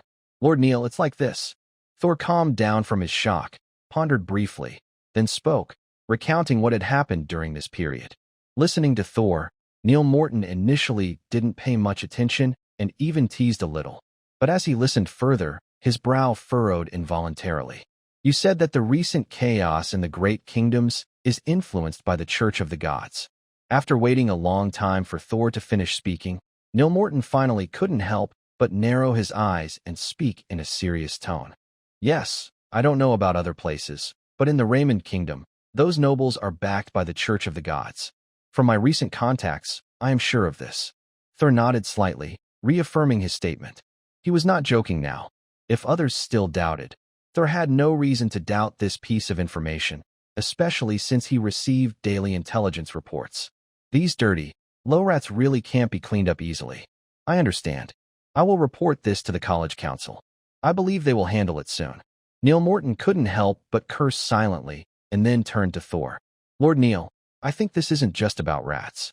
You should know I participated in the Kingdom War before." Seeing Neil Morton about to leave, Thor quickly spoke and stopped him. "What's wrong? How does this relate to the Kingdom War?" Neil Morton asked curiously. "Lord Neil, you might not know, but during the Kingdom War, there was a divine awakening, and real gods descended. I suspect that the Church of the Gods was behind it. The people involved in the Kingdom War must be many, right?" While Neil Morton was puzzled, Thor's calm voice sounded. But this single voice made Neil Morton stop in his tracks, and his brow furrowed involuntarily. Neil Morton wasn't stupid. He had been betrayed before, but he still understood some things clearly. The Kingdom War involved a divine awakening. This was not a simple matter. Thor might not know, but being at Canaan Academy and having grown up there, Neil Morton knew very well that divine awakenings in foreign worlds like the Kingdom War were almost impossible to happen and for gods to truly descend. But the result was that a divine awakening did occur, and it exploded. Suddenly, the entire situation changed completely. At this moment, an idea involuntarily appeared in his mind. As soon as the thought arose, his face changed even more. These guys, do they really want to die? A deep voice spoke, and Neil Morton's heart was unable to calm down. Thor remained silent and did not speak further. The matters concerning the Empire were not something he needed to consider. He also had no right to consider them. Now, the only thing he needed to focus on was whether Nell Morton had a way to solve this problem. This was also his top priority at the moment. Kid, just wait and see. After Nell Morton's face kept changing, he clenched his teeth, said something to Thor, and then hurriedly left. He watched Nell Morton leave. Thor then began to wait as well. He knew a little about Nell Morton's identity through the daily intelligence system. Compared to Emery, Nell Morton was more trustworthy. And it was indeed true. About an hour later, Nell Morton hurried back again. He then took Thor to a certain place. 15 minutes later, Thor saw a figure. It was a strong middle-aged man. As soon as Thor saw him, his brow furrowed with some confusion, feeling that this strong man seemed very familiar. But this feeling only lasted a moment and was quickly suppressed. Kid, this is Vice Dean Jax, the Deputy Dean of the Weapons Academy, Nell Morton said. Greetings, Dean Jax, Thor said respectfully, calming his curiosity. Tell me what you know, Jax said with a serious look. Here's what happened, Nell Morton began. Sir, I planned to visit the natural forest recently, but when I arrived in Raymond Kingdom, I noticed something unusual. The nobles here are more chaotic, fighting constantly. That alone wouldn't be strange, but I also found many signs of sacrifices. Especially in a small town I passed through, everyone had disappeared. Normally, even in noble wars or monster attacks, some people would survive. There's always some accident, but there are several places like this. Thor slowly explained, sharing all the information he knew so far. He even mentioned the Lord of the Underworld. Of course, these words are mixed with real-life situations. Even if Canaan Academy investigates, they will only find these facts. As for why it's so detailed, it's to prevent any surprises. They are about to contact the parents, and hiding things now could lead to serious problems later. That would be a big mistake. What? You're serious? Is it really the Lord of the Underworld? Listening to Thor's words, Jax suddenly became uneasy. His body trembled, and he couldn't help but speak out. Sir, I'm not sure. However, I did hear some people say it like that. Thor shook his head, showing hesitation as he spoke. He can be sure that the will of the Lord of the Underworld is real, but he cannot prove it. That's all he can do. Hearing Thor's words, Jax did not calm down. Instead, his face grew more anxious, and he kept walking back and forth. All right, wait here for me. Nell Morton, you must return immediately and head to Tordresosa. I will give you a half artifact. After walking back and forth, Jax seemed to make a decision. He spoke and then gave orders to Nell Morton. Yes. Nell Morton's heart tightened. He dared not delay and quickly agreed. After his response, he disappeared instantly. At the same time, a white light shone on Jax. Jax's figure also vanished from the spot. Watching the two leave, Thor finally let out a long breath. Things did not surprise him, and his choice was undoubtedly correct. Compared to fighting alone, reporting everything was the best way. Even with daily intelligence, who could guarantee that the Church of the Gods wouldn't cause a big problem, especially since there had been interference with the Golden Finger before. In such a situation, no one could be sure what might happen. To avoid accidents, the best way was to do everything possible to handle any potential problems. Of course, Thor was now relieved. Jax, however, could not stay calm. The information Thor brought, although mostly just guesses or uncertain details, already made his scalp tingle with unease. And that was just based on what had been confirmed so far. Not to mention it involved the Lord of the Underworld. As a god, Jax knew very well what that figure represented. It symbolized the end point of all gods. It was also the place no one in the world could reach. Just hearing that name was enough to cause a huge shock across the entire continent, even the whole world. Even the two emperors would likely care deeply. He hurriedly arrived at a white, misty room. Old guy, something big has happened. Come out. Jax's urgent voice rang out. Along with his words, buzz. A ripple spread out, and in the next moment, countless lights gathered to reveal the figure of an old man. Jax, what are you freaking out about? I'm busy studying soul magic. You almost made me lose my mind, Rhys said with a bit of annoyance. Old guy, now is not the time to study your soul magic. Something serious has happened. Can you contact the dean? Jax ignored the old man's expression and spoke anxiously. What's going on? What happened? You should know that the vice dean and others went to Yulon Continent. It's not easy to contact them now. Rhys paused, a look of surprise crossing his face. He knew his old friend well. Usually, it wasn't a big deal, so he wouldn't be so anxious. Seeing Rhys's confusion, Jax paused slightly before explaining the entire situation. Listening to Jax's story, Rhys's puzzled expression also grew serious. He hadn't expected that the Church of the Gods would act so boldly at this time. If what the special recruit said is true, then this unrest could spread widely, especially since it seems to involve high-level officials in the Empire. Such a matter is not minor. Jax, we can't be sure yet. Contact the Dean and others, or even reach out to the Empire's high officials. That's not the right move now. All right, this time I'll take action myself. First, I'll deal with those guys from the Raymond Kingdom, Rhys said in a low, firm voice. You? Jax was surprised again at Rhys's words, looking at his friend with suspicion. Don't look at me like that. They're just rats in a sewer. Not a big problem, Rhys replied. Jax's distrustful look made Rhys snort coldly. Rhys, this isn't a joke. That special recruit said the Lord of the Underworld has his will. Even if you're not a lower-tier god, you're at most a mid-tier god. You're not an upper-tier god. If real danger appears, you might not be able to handle it. We should inform the Dean and others. Rhys's snort only deepened Jax's worry. The Lord of the Underworld, that's a being at the very top of the divine hierarchy. Such a being isn't something a lower or even mid-tier god can contend with. Even for an upper-tier god, facing this kind of entity is like facing a bigger bug. Rhys's strength, though hidden from him, seemed to be comparable to his own, as he believed Rhys became a god not long before him. Even if Rhys is somewhat special, he's probably a mid-tier god at most. This level of power is indeed formidable, stronger than most kings of kingdoms. But compared to the Church of the Gods, it's still not enough. From past memories, the Church of the Gods may not have an upper-tier god, but they possess a large number of mid-tier gods' power. He definitely didn't want Rhys to encounter any accidents. Don't worry, that Lord of the Underworld won't come back. Even if it exists, it is only a strand of will, and it poses no real threat to me. As for the middle-tier god, when did I ever say I was one? Raz chuckled softly, but his words caused Jax's pupils to tighten sharply. You. Jax instinctively spoke, but before he could fully react to the shock, Raz's aura suddenly changed in an instant. The white, foggy world instantly turned into a dull gray. What made Jax even more afraid was that his mental strength, life source energy, and even his divine domain seemed to be instantly suppressed. At this moment, he couldn't summon any of his powers. A feeling of unprecedented dread spread throughout his body. Fortunately, after a moment, the gray world receded and the surroundings returned to their original space. But at this moment, Jax's gaze on Raz had completely changed. You. He instinctively spoke again, but now he found himself at a loss for words. Even though he had known for a long time that Raz was stronger than him, experiencing it firsthand was still an incredible shock. A lower-tier god, a middle-tier god. No, such divine domains probably surpass those of ordinary higher-tier gods.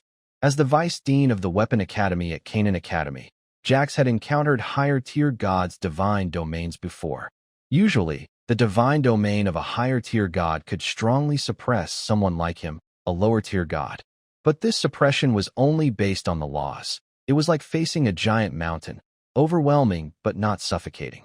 It didn't suffocate the soul or the body. Raz's strength was beyond what Jax dared to imagine. Ha ha ha, surprised, aren't you? But don't think too much. I haven't reached that level. Raz's amused voice echoed, steady as always, without any fluctuation. Old guy, you really gave me a huge surprise. Your cultivation level. Jax reacted and sighed slightly. All right, go bring that little guy here. I have some other things I need to understand. Oh, and give this to Nell Morton.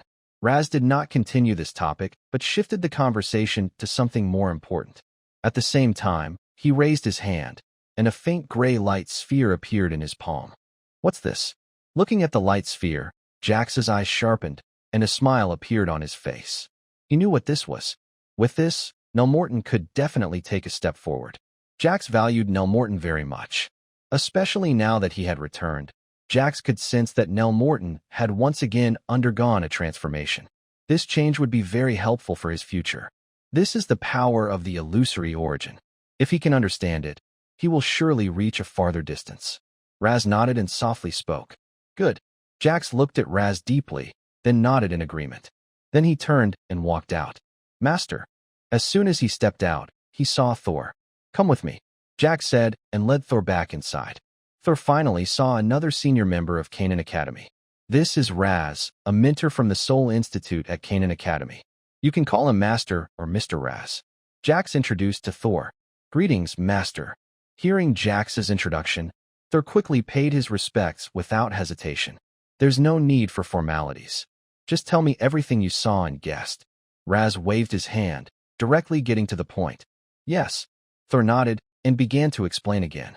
Thanks to his previous experiences, this time Thor's explanation was more complete and detailed.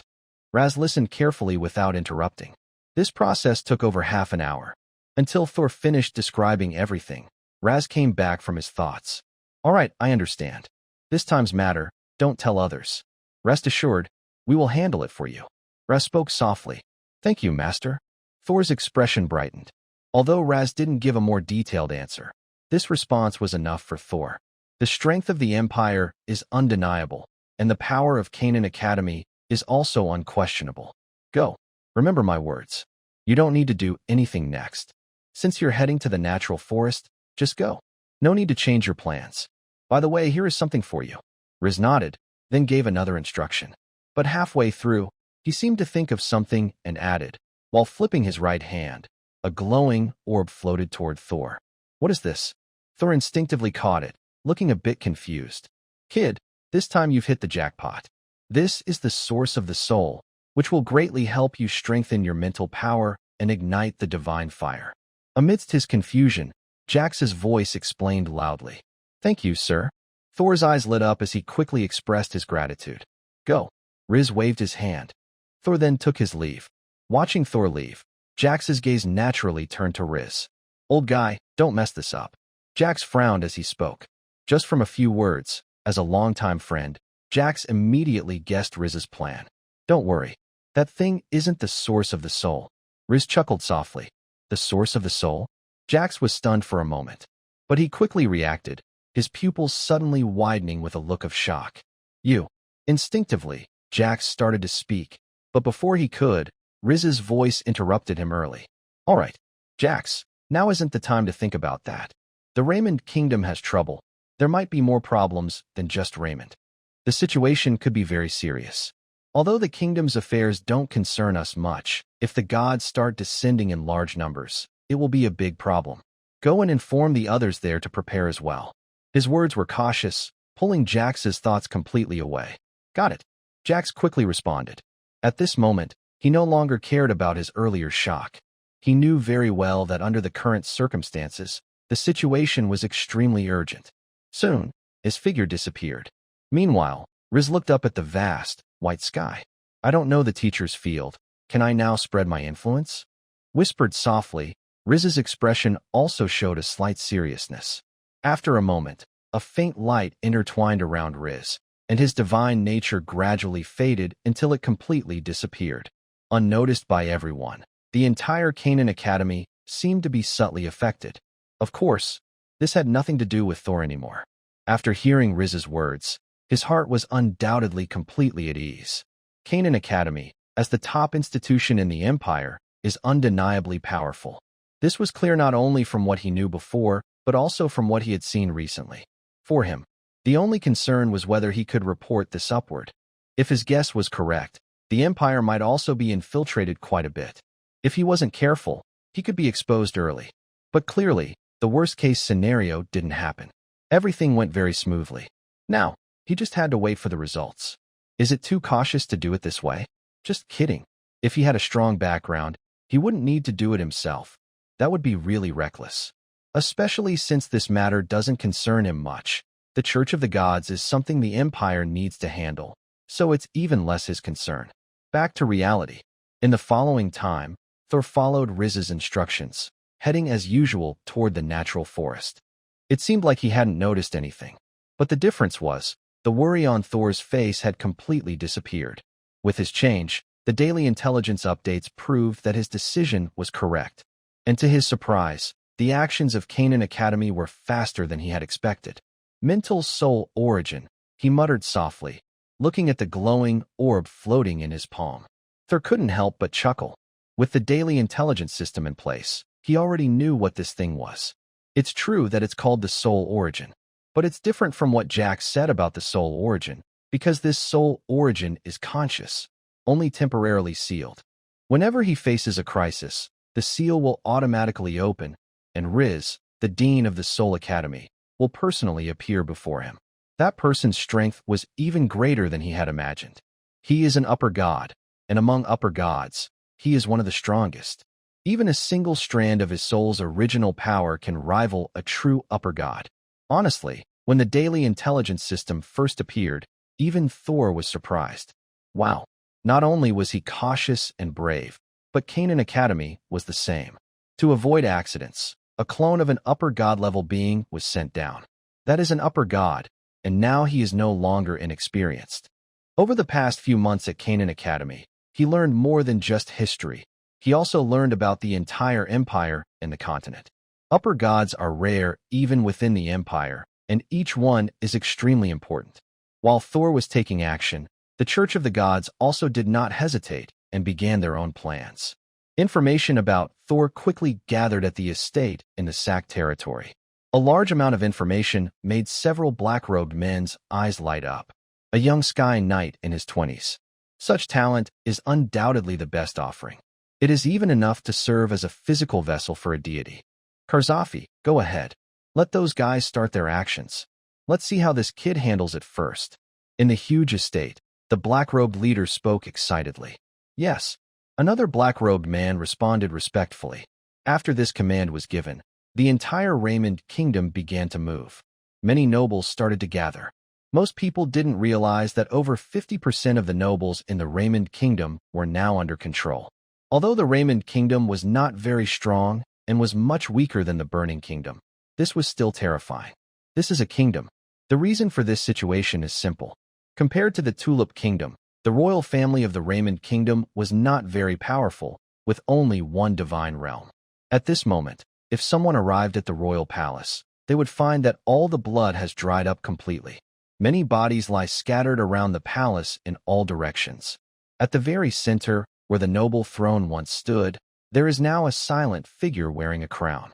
His blood has long since dried, and the golden throne is soaked through with brownish blood. The figure's eyes are wide open, showing disbelief and fear.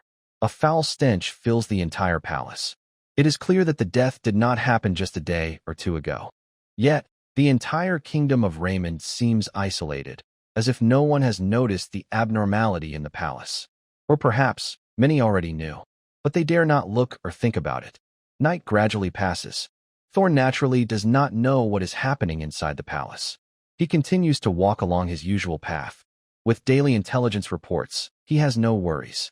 Come on, he is a high-ranking god. With him present, almost no accidents can happen across the continent. These daily reports over the past few days prove this point. By the campfire, Thor's mind wanders. Just as he is about to close his eyes and rest, Ivella walks over. Hey, it seems like someone is watching you. Those people have been following you. Ivella frowns as she speaks. She noticed this scene a few days ago, but at first, she didn't pay much attention. As she traveled, she thought that as long as they crossed noble territory, they would be watched. But over time, Ivella sensed something was wrong. Usually, the people following them wouldn't stay long. Once they left the territory, they would disappear, replaced by new followers. But now, the followers have been there for a long time, not disappearing, and even increasing. Ivella is no longer the naive girl she once was. Having lived on Eagle Ridge for quite some time, she understands some things. Don't worry, there's nothing to worry about. Just a bunch of rats hiding in the ditches. Thorn chuckles and shakes his head. He doesn't pay much attention to it. Most likely, the people following him are those noble soldiers. Over this period, according to the beliefs of the Church of the Gods, These nobles should have nearly finished gathering. If nothing unexpected happens, tomorrow will be the day they face an attack from the Noble Alliance. Are they mice? I hate mice the most. Ivila, watching Thor clearly understand, muttered to herself before leaving. Thor then closed his eyes again. Time slowly passed. When dawn arrived, the familiar mechanical sound rang out once more. Lines of information appeared. As Thor changed, the information in the daily report system also changed accordingly. After scanning through everything, Thor's last worry disappeared. In the morning, as the sunlight broke through, signaling the start of a new day. Early in the morning, Thor waved his hand, telling everyone to put on their armor. He was fully prepared for this trip. There were 28 people, all wearing golden armor. With this armor, even facing the Earth Knight, they had enough self-defensibility. Since he brought these people out, Thor naturally hoped everyone would survive. Although the others were a bit confused by Thor's orders, they still prepared themselves. Next, don't attack. Just use magic to support us. Let my knight group practice. Thor softly spoke, quietly telling Anna and Ivila. Is someone planning to attack us? Ivila paused, surprised, and asked. Anna also became a little nervous. Don't worry, it should be fine. Just follow my orders later. Thor nodded without explaining much and gave another command. Anna and Ivila nodded slightly, their expressions turning serious. The group set out again. Now all in armor, the sound of hooves hitting the ground became more noticeable. But they didn't wait long. As the morning sun gradually rose higher in the sky, in the distant jungle, figures of people began to move quickly. Soon, a large group appeared in the front center, on the left, and on the right. Each direction was crowded with soldiers. In just a moment, figures also gathered on the right, left, and behind Thor's group. Count Duke Sack, rushing to attack another noble's country is not a good idea, Thor said with a light laugh, his eyes fixed on a figure riding a horse directly ahead. Thor Dressrosa, you attacked our Raymond Kingdom nobles without permission and extorted gold. If you think you can leave so easily this time, you're mistaken, Count Duke Sack replied in a deep voice. Really? Thor chuckled softly, glancing at the hundreds of knights behind Sack, and then at the same number of knights surrounding him from all sides. He shook his head. This was definitely a big move. The knight group had over 5,000 members, all of them elite. Thor sensed more than 10 of the Sky Knights, including 2 half-step saints. One was Sack, and the other was hidden behind the scenes. I'll give you a chance. Put down your weapons, and we will let the Dressrosa family come to redeem the people. Otherwise, don't blame us for being rude, said a figure on the right with a cold tone, his eyes flashing with a cold light. Who are you? Thor asked instinctively. Nazar Pass, the figure replied coldly. The Pass family, I've heard of you. But can you tell me, when did the Pass family become a servant of the Church of the Gods? Thor asked, raising an eyebrow. And Count Duke Sack, don't you know what crime it is to collude with the Church of the Gods? It seems the Empire's burning pyres haven't seen a duke on them for years, Thor said, his tone turning cold. His words were small, but they clearly reached the surrounding people. Surprisingly, even after he spoke, there was no chaos around. This made his pupils contract sharply. Useless. Sack's calm voice rang out. The next moment, figures moved quickly. More than 10 people charged directly at Thor. At the same time, the surrounding knights also began to act. The battle started instantly. Anna, Ivira, watch out for the knights. Thor whispered softly, and in the next moment, his figure also moved. He disappeared instantly from his horse. When he reappeared, he was already in the sky. However, to his surprise, it seemed as if the entire sky was blocked off. His figure was forcibly stopped at 500 meters high, unable to go higher. While he was stunned, swish, swish, a series of figures appeared. 12 figures immediately sealed Thor in the air. 12 people. Besides Duke Zack, who was at the half-step sacred realm, the other 11 were Sky Knights, including 3 at the peak of Sky Knight level. This wasn't the full strength of the Raymond Kingdom, but aside from the royal family, it was almost half of their power. The remaining half was either destroyed or being chased. Useless. This area has been sealed by the Divine Domain. Unless you're also a Divine Domain user, you can't escape, Duke Zack said calmly. He was very confident right now. Thor's talent was indeed high, but how strong he really was, at best, slightly stronger than a beginner Sky Knight. With such strength, Escaping was impossible. And if he couldn't escape, capturing him would be very easy. Hearing Zack's words and looking at everyone, Thor sensed the sealed world around him, but a strange expression appeared on his face. He didn't care much about this seal. After all, with the Dean of the Soul Academy from Canaan Academy present, there would be no problem. What was strange was these guys in front of him. One half-step Sacred Realm expert and 11 Sky Knights, only 3 of whom were at the peak level. And judging by their aura, none of them seemed particularly special. In this situation, trying to kill him, Thor didn't understand where these guys got their confidence. Kid, surrender peacefully. The divine messenger won't make you suffer too much. To sacrifice yourself to the gods is an honor, said a peak Sky Knight with a cold smile. The others also looked proud. However, just as they were feeling proud, buzz, a ripple spread out. Next moment, boom, rumble. A loud roar echoed as the sky was suddenly covered with dark clouds, and a thick atmosphere spread quickly around. What's happening? Duke Zack was the first to sense something was wrong. His face changed suddenly. As someone at the half-step Saint Realm, he could naturally feel the power of the domain. But just as his expression changed drastically, Thor's expanding domain paused slightly, and the dense dark clouds began to dissipate quickly. Is it not working? Thor raised his eyebrows, not looking too surprised. From Duke Zack's words, he understood that his domain was difficult to expand. It was just a test. But for some reason, Thor had a feeling that he could still extend his domain if he wanted to. It was just a feeling. Thor wasn't sure where this feeling came from. He just had a vague sense about it. Of course, Thor's inner thoughts, at this moment, the 11 others didn't know. At this time, 11 people were a bit confused. Duke Zack was trembling inside. Aren't you the Sky Knight? Gulp.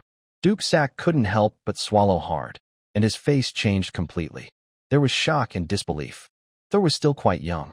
He was definitely under 30 years old. He had thought that reaching the Sky Knight level at such an age was already incredible, but it turned out that this was not the end. In that instant, he was sure, absolutely sure, that it was the power of the domain. A half-step domain under 30. He felt a tingling sensation on his scalp. What did you say?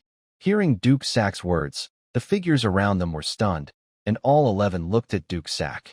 Sky Knight should be about right. But with your strength, you can't kill me.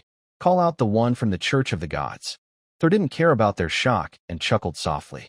He didn't try to continue gathering the power of the domain. Even if he felt he could do it, he chose not to. Instead, he took a step forward, and the source of life energy around him began to surge out. With a gentle grip of his right hand, he drew from the dispersing dark clouds a powerful lightning spear. Arrogant. You're asking for trouble. Hearing Thor's words, several figures instantly became angry. However, Thor's movements were even faster than theirs. Boom. His figure moved instantly. Thor's figure moved suddenly, and a terrifying aura spread around him. Although he was still in the early stage of the Sky Knight realm, his current strength was far beyond what an early Sky Knight could compare to. The divine domain suppressed his area of influence, but his own power and body were not suppressed, especially his body. Over the past few months, with a huge amount of resources poured into him, the Earthblood Bear was nearly an adult. Remember, once the Earthblood Bear matures, it becomes a 5th or even 6th tier magical beast. Under the contract, Thor's physical body was now approaching that of a Sacred Realm beast. Such a beast was very difficult for even other Sacred Realm beings of the same level to defeat. But now, it appeared on Thor. Not good. Suddenly, among the 12, someone seemed to sense something, and his face slightly changed. Before he could react, a figure suddenly appeared behind him. Boom. The air burst with a loud explosion. Then, this figure fell from the sky as if struck down. Whoosh. The figure crashed down. Thor instantly disappeared again. When he reappeared, he was behind another Sky Knight. Boom. Boom. Boom. Rumble. Loud explosions echoed as figures fell from the sky. Before others could react, 5 of the 12 had already fallen from above. The ground had created huge deep craters. By this time, Duke Zack and several other figures finally reacted. At this moment, the remaining 7 people's faces changed dramatically. Gulp. Someone instinctively swallowed a mouthful of saliva, and cold sweat seeped from his forehead. Even Duke Zack felt a shiver in his heart at this moment, even though he had already been shocked just now. But Tuo's sudden action made him feel something incredible. There were 5 Sky Knights, and even he couldn't defeat them so quickly. Yet Tuo was so relaxed, even without fully using his domain. If he expanded his domain, Tuo's strength could reach levels he couldn't imagine or dare to imagine. However, Tuo had no intention to stop. Number 6. He chuckled softly, and in the next moment, Tuo's figure disappeared again. Be careful. Duke Sok instinctively felt his heart skip a beat and immediately looked behind him. But his words were still too late. Boom. A figure appeared before anyone could react, and Tuo was already there. His face turned pale with shock. His figure instinctively wanted to resist. But the next moment, he felt a powerful force hit him suddenly. His consciousness instantly fell into silence. Boom, boom, boom. Among the 7, 3 more figures fell. Now, only 4 remained in the air. And from the start until now, only less than 10 breaths had passed. In one, the remaining 4 were no longer shocked but terrified, with cold sweat seeping from their foreheads and backs. Duke Sok even felt his lips trembling slightly. At this moment, the young man before them was no longer a prey in their eyes, but a terrifying hunter. Count Duke Sok. Someone instinctively spoke, but halfway through, he couldn't help but lick his lips, as the shaking had made his lips turn pale. What should we do? Nazar Pass also couldn't help but speak. Don't worry, he has no domain, so he can't defeat us so quickly. I will expand my domain. You all come into my domain, Sok said in a deep voice, but even he was somewhat unsure of himself. Because, at this moment, Tuo's displayed strength was too surprising for him. But for the remaining 3, this was enough to make them feel a little more at ease. Yes, the domain. We still have our domain. Quick, Duke Sok, hurry, let's expand our domain. The 3 of them spoke eagerly, feeling a bit impatient inside. All right, Duke Sok nodded, then immediately used his domain without hesitation. A ripple spread out suddenly, and one domain expanded rapidly.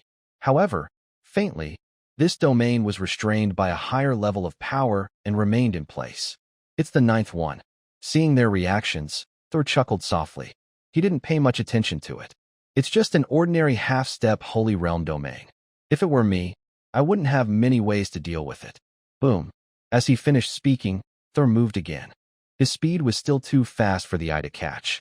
But while the eye couldn't see, the domain could. To the right. Duke Sok couldn't help but speak. With his words, a figure on the right quickly responded. The figure instinctively turned slightly, and his knightly sword was slightly raised to block. Boom.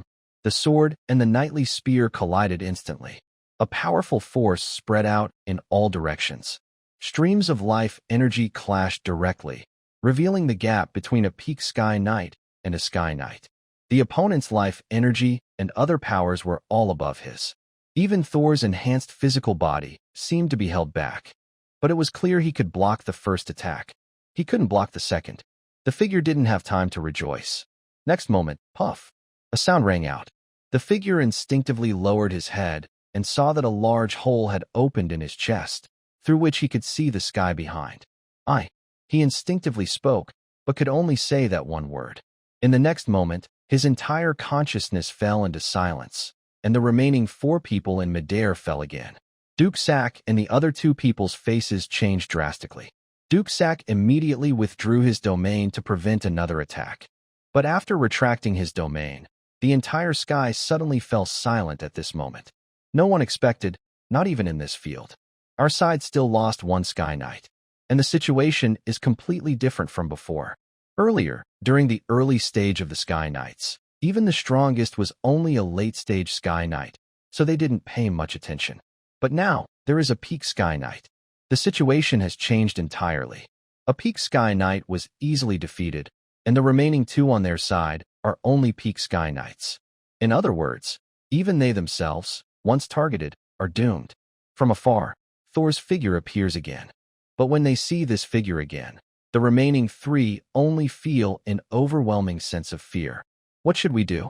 Count Duke, we can't go on like this. Nazar Pass is sweating heavily, and his words are full of urgency.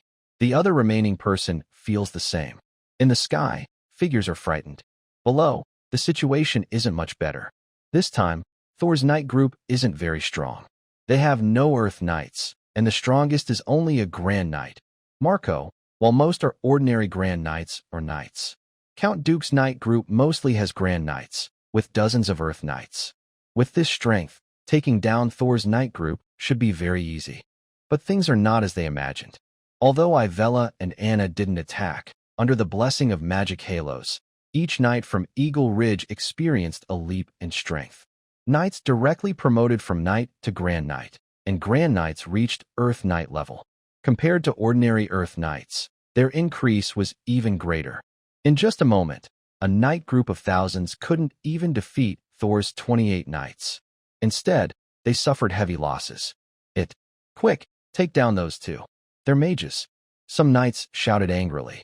A dozen Earth Knights charged directly at Ivella and Anna.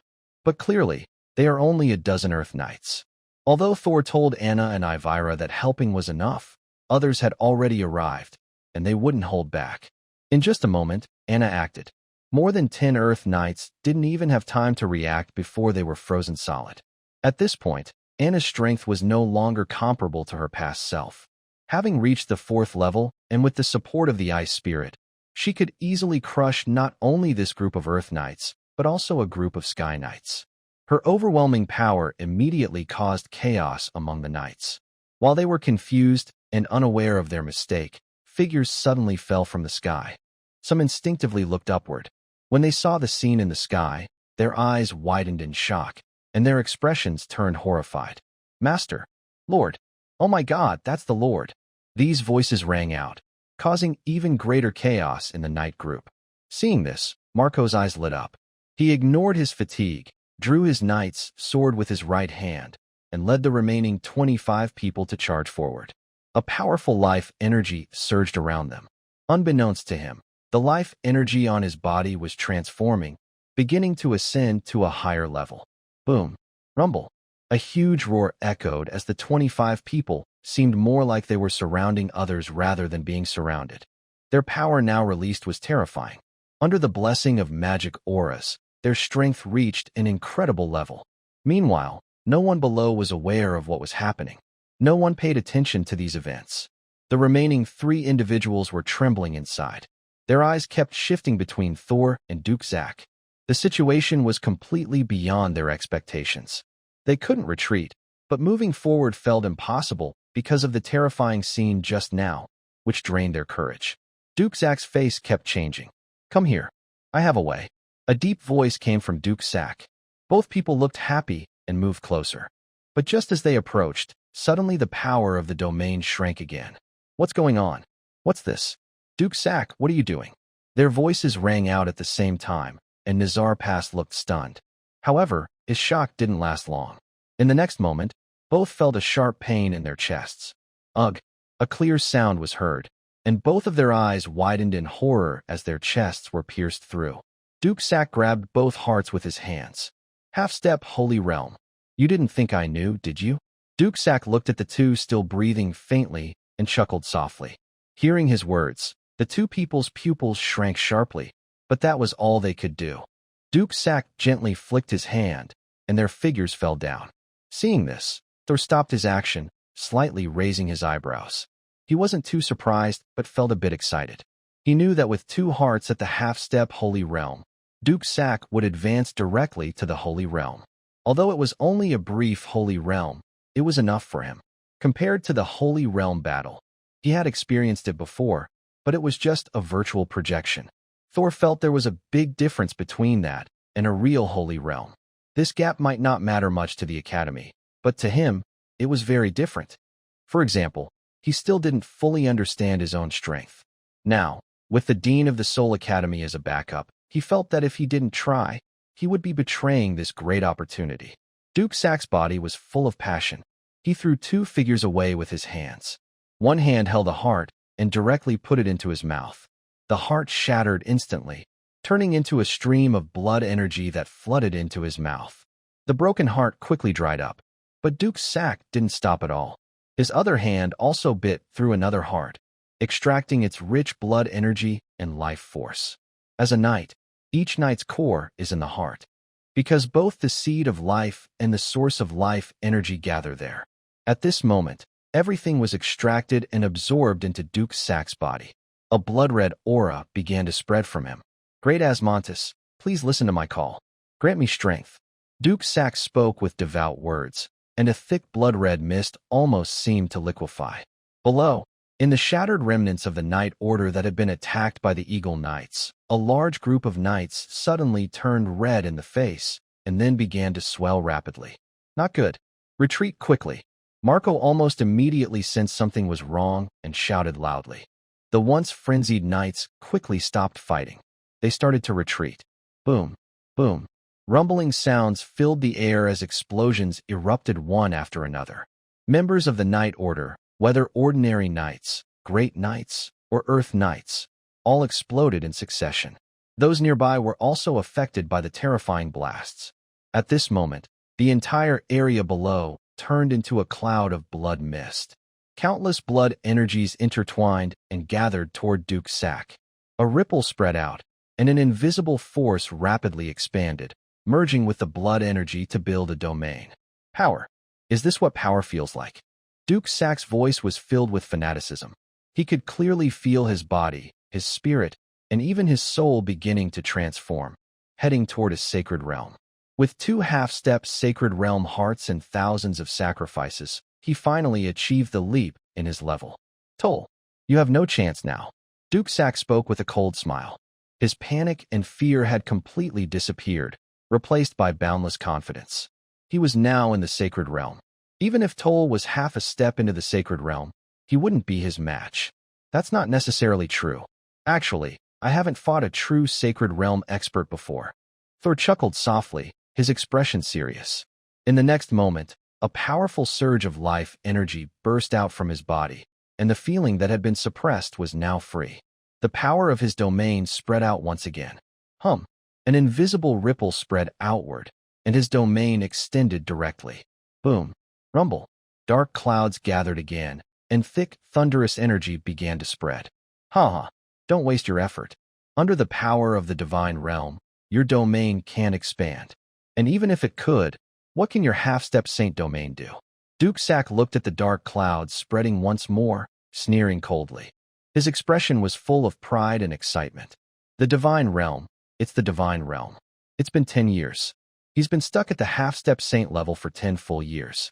Reaching the half-step saint level almost guarantees a breakthrough to the saint realm, but how long that takes is uncertain. His talent is good, but according to his estimates, it would take at least 50 years to perfect his domain, and reaching the saint level would take even longer. Now, he had easily stepped into it. Really? That's not necessarily true. Thor chuckled softly again, and at that moment, a law mark lit up on his forehead. At the same time, a faint illusion of a divine artifact appeared. The moment the divine artifact illusion appeared, the thunder domain that was about to collapse stabilized instantly. Boom. Rumble. A loud roar echoed as his domain expanded once more. What is this? Duke Sack's previously proud expression froze slightly, showing a hint of surprise and disbelief. I told you, nothing is impossible, Thor said calmly. Countless lightning gathered again in his hand, and the previously vague lightning spear became solid once more. Boom. With a thunderous sound, Thor's figure disappeared again. Incredible speed, almost unimaginable. At this moment, Thor seemed to turn into a streak of lightning. In the blink of an eye, he appeared right in front of Duke Sack. So fast, Duke Sack's face changed. Instinctively, he drew his knightly sword. Clang! The knightly sword and the lightning spear collided.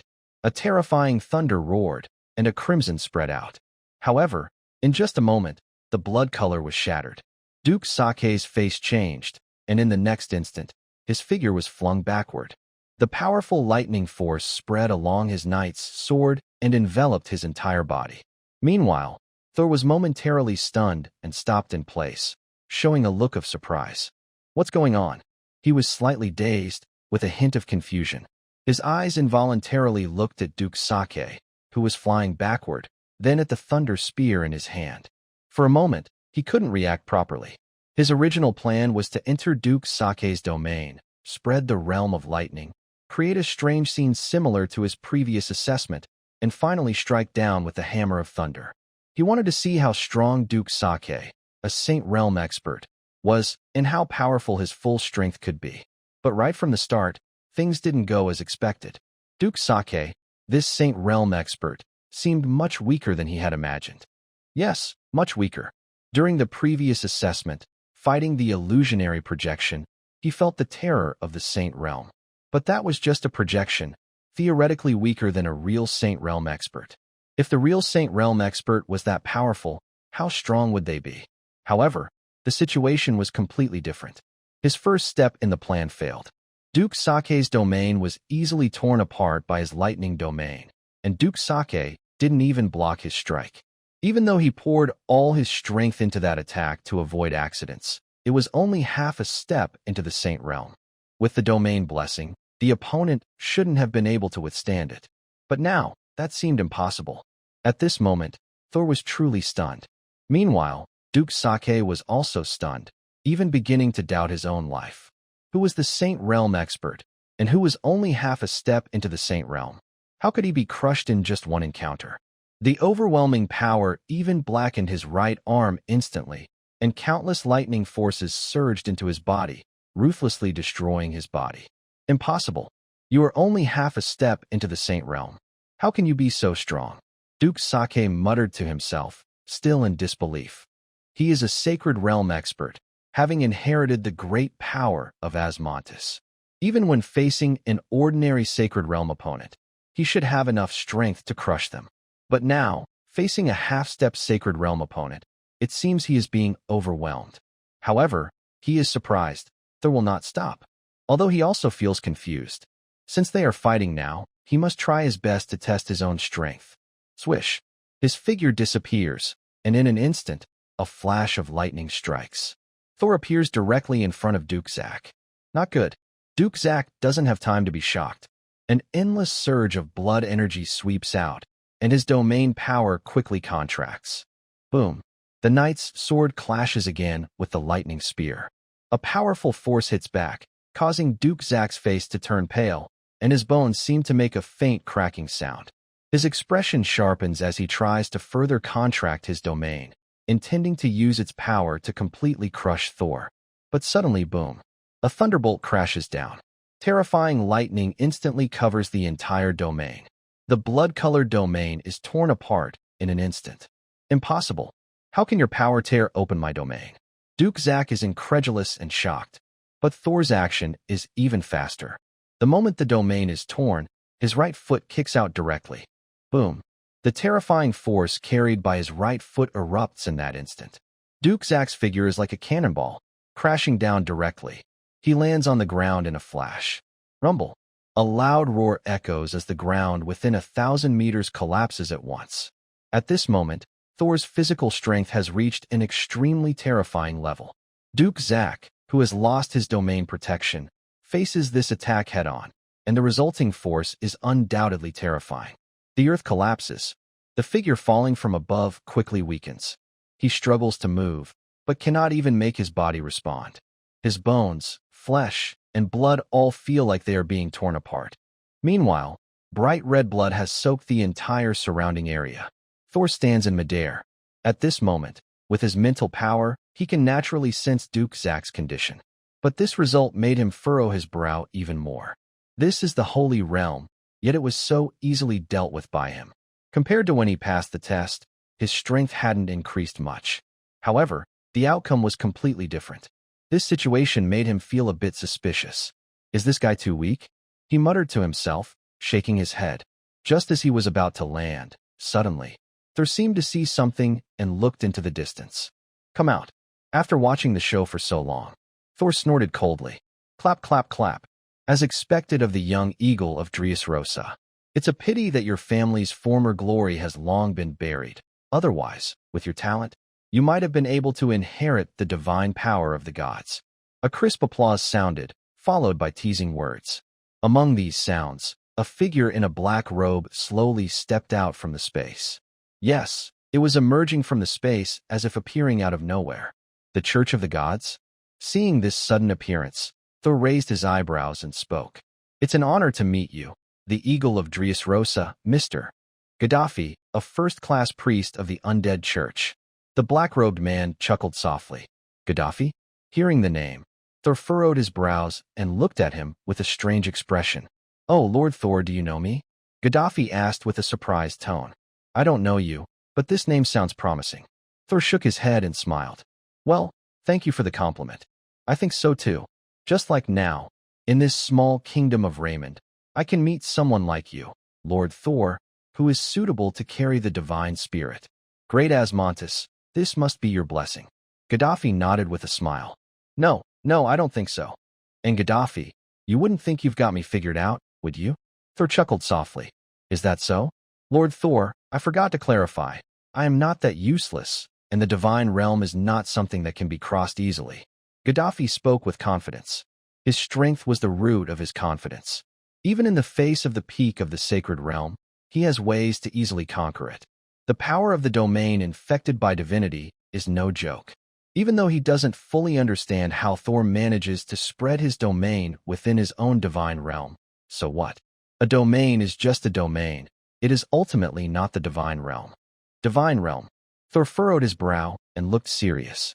His right hand instinctively touched the source of his soul. As their consciousness intertwined, he let out a sigh of relief. So, Lord Thor, are you surrendering, or shall I take action myself? Seeing Thor's serious expression, Gaddafi smiled softly and spoke. Let me do it myself. Just as well.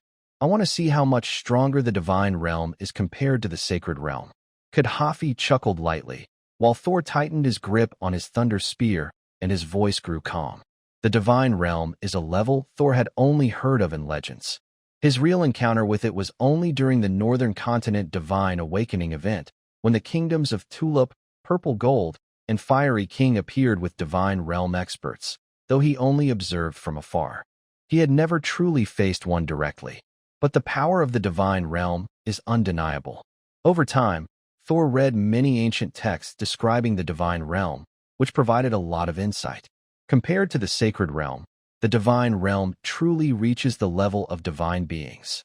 As mentioned before, in ancient times, the divine realm could be called divine servants or divine warriors, beings capable of entering the divine world. Every divine realm expert's strength is vastly superior to that of the sacred realm. No matter how terrifying the domain of the sacred realm is, when faced with the divine realm, the outcome is almost obvious. However, Thor was not worried at this moment. In fact, he was excited. The easy defeat of Duke Sack made him unable to gauge his own strength. Now, with a divine realm expert appearing, it was just what he needed. As for his own safety, he had the Dean of the Soul Academy with him, so he didn't need to worry at all. Boom. Thor's figure vanished, and he launched the attack first. This scene immediately made Gaddafi furious. Arrogant. With a cold snort, the vast divine realm suddenly descended, crushing toward the distant void. At that spot, Thor's figure instantly appeared. Then a powerful force immediately acted upon him. Boom. In that moment, the air exploded, as if the space itself shattered. Thor's figure fell like a shooting star. Rumble. The ground instantly collapsed. Under the immense force, Thor felt as if his internal organs were being squeezed. At the same time, waves of deathly aura began to swirl around him. His soul seemed to be pulled out, and an unsettling atmosphere spread continuously. Cough, cough. A large stone flew past, causing Thor to cough hurriedly, a streak of blood seeping from the corner of his mouth. But at this moment, he was not seriously injured. The powerful body granted by the earthquake bear protected him, even under the crushing pressure of the divine realm, preventing fatal harm. Ha ha ha, indeed a tough body. Such a body is most suitable for offering to the great Asmontis. Gaddafi, filled with excitement, looked at Thor climbing out of the rubble from the air. Instead of anger, his expression was even more eager. Because Thor's physical strength was so incredible that even he couldn't help but feel amazed. If such a strong body were chosen by the great god Asmontis, he could receive more divine gifts. Truly terrifying. Is this the power of the divine realm? Of course, Thor didn't care about these thoughts now. He casually spat out the weeds in his mouth, his expression serious. The previous days had completely faded, because even in that brief collision, he already sensed how terrifying the other side was. The power of the divine realm was not at all the same as the sacred domain he had encountered before. However, Thor still showed no sign of retreat. Instead, he felt even more excited, because he realized that even the divine realm couldn't kill him instantly. And that was enough. He could use this divine realm to hone his fighting strength. Compared to the sacred realm, it may not be as stable and could easily lead to big problems. However, the biggest issue has already been protected by Canaan Academy, so there is no need for him to worry anymore. Boom. Suddenly, footsteps thundered as a powerful burst of life energy erupted. Thunder surrounded him as Thor charged upward again. Huh. Kadafi let out a light exclamation, looking somewhat surprised. But just as he finished speaking, his brow suddenly furrowed. In the next moment, a flash of lightning revealed Thor's figure once more. At this moment, it seemed as if he appeared out of nowhere, but in reality, he was fundamentally different from Kadafi. I told you, the divine realm and the sacred realm are not the same. Kadafi chuckled softly. He gently clenched his right hand, and in the next instant, Thor's body suddenly froze. An invisible force completely enveloped him. It was the sound of muscles and bones cracking. Facing the crushing power of the domain, even his nearly fifth-level physical body was beginning to struggle. Even more terrifying was that his life energy was starting to dissipate. In the face of the divine realm's power, even his rich life energy could not reach or resist it. The power of the divine realm had already surpassed the fundamental strength of life energy. At the same time, the dark clouds that had gathered above the sky began to break apart. Clearly, even the previously spreading domain was disintegrating. It all seemed destined. Thor felt his consciousness gradually becoming blurry. Is it really impossible? He whispered softly, sighing. Even though he had long known that the gap between the divine realm and the sacred realm was enormous, when faced with it directly, he realized just how huge that difference truly was. Shaking his head, in the next moment, Thor was about to reach out for that faint power. But just then, the death-law mark on his brow suddenly throbbed violently. His body stiffened at once. In that moment of stiffness, an invisible ripple spread outward in all directions. What's this? With a hint of surprise, Kadafi seemed to sense something and involuntarily turned his gaze toward Thor's brow. At first, he was puzzled, but very quickly, his pupils suddenly widened. And just at the moment when his eyes widened in shock, boom, a powerful aura of death instantly spread from Thor's body, and the dark laws of death suddenly extended outward in all directions. The entire surrounding area was filled with the force of death in an instant. Within his mind, that faint layer of power he could barely touch began to pulse. The world shifted. It turned black. Whoosh! A clear sound of flowing water arose. Above the dark sky, an illusory river stretched across the heavens. Countless bones and spirits floated within this dark, unreal river. A chilling aura continued to spread. The force that restrained Thor almost instantly disintegrated. However, even so, Thor's eyes remained closed. At this moment, his consciousness seemed to fall into silence. No, it wasn't just like that. At this moment, Thor's mind was truly silent. The countless laws of lightning in his right hand dissolved, and the power of death intertwined around him. In the dark world, countless spirits crawled out from the ground, and the darkness split open, skeletons emerging from nothingness. Impossible. How can you have the power of the Grim Reaper? Khalifa's pupils widened in disbelief. But at this point, there was no time for him to think. The countless spirits and skeletons crawling from the ground rushed toward him. Even as these spirits collapsed the moment they attacked, the divine domain's power spread out, preventing any spirits or bones from approaching Khalifa. Yet, at this moment, the number of spirits and skeletons almost filled the entire dark world. Even faintly, the Sky Knights that Thor had just slain seemed to crawl out from the ground. Boom! Boom! Loud sounds echoed as the shattered bones and spirits became the most striking sounds in the night. But the numbers were too great. Such vast bones and spirits kept spreading endlessly. Even Khalifa didn't notice that his divine domain was gradually being tainted by a dark force. This corruption was very slow, but it was definitely happening. That invading force was like maggots gnawing at the bones, spreading constantly. Gradually, the undead and skeletons needed to get closer to explode. 100 meters, 99 meters, 98 meters, 95 meters. They kept getting nearer until the undead were almost within 70 meters. Suddenly, Gaddafi sensed something was wrong. Not good. At that moment, Gaddafi's calmness completely vanished.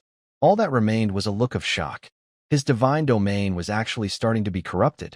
As a divine domain, he knew well what the consequences of corruption would be.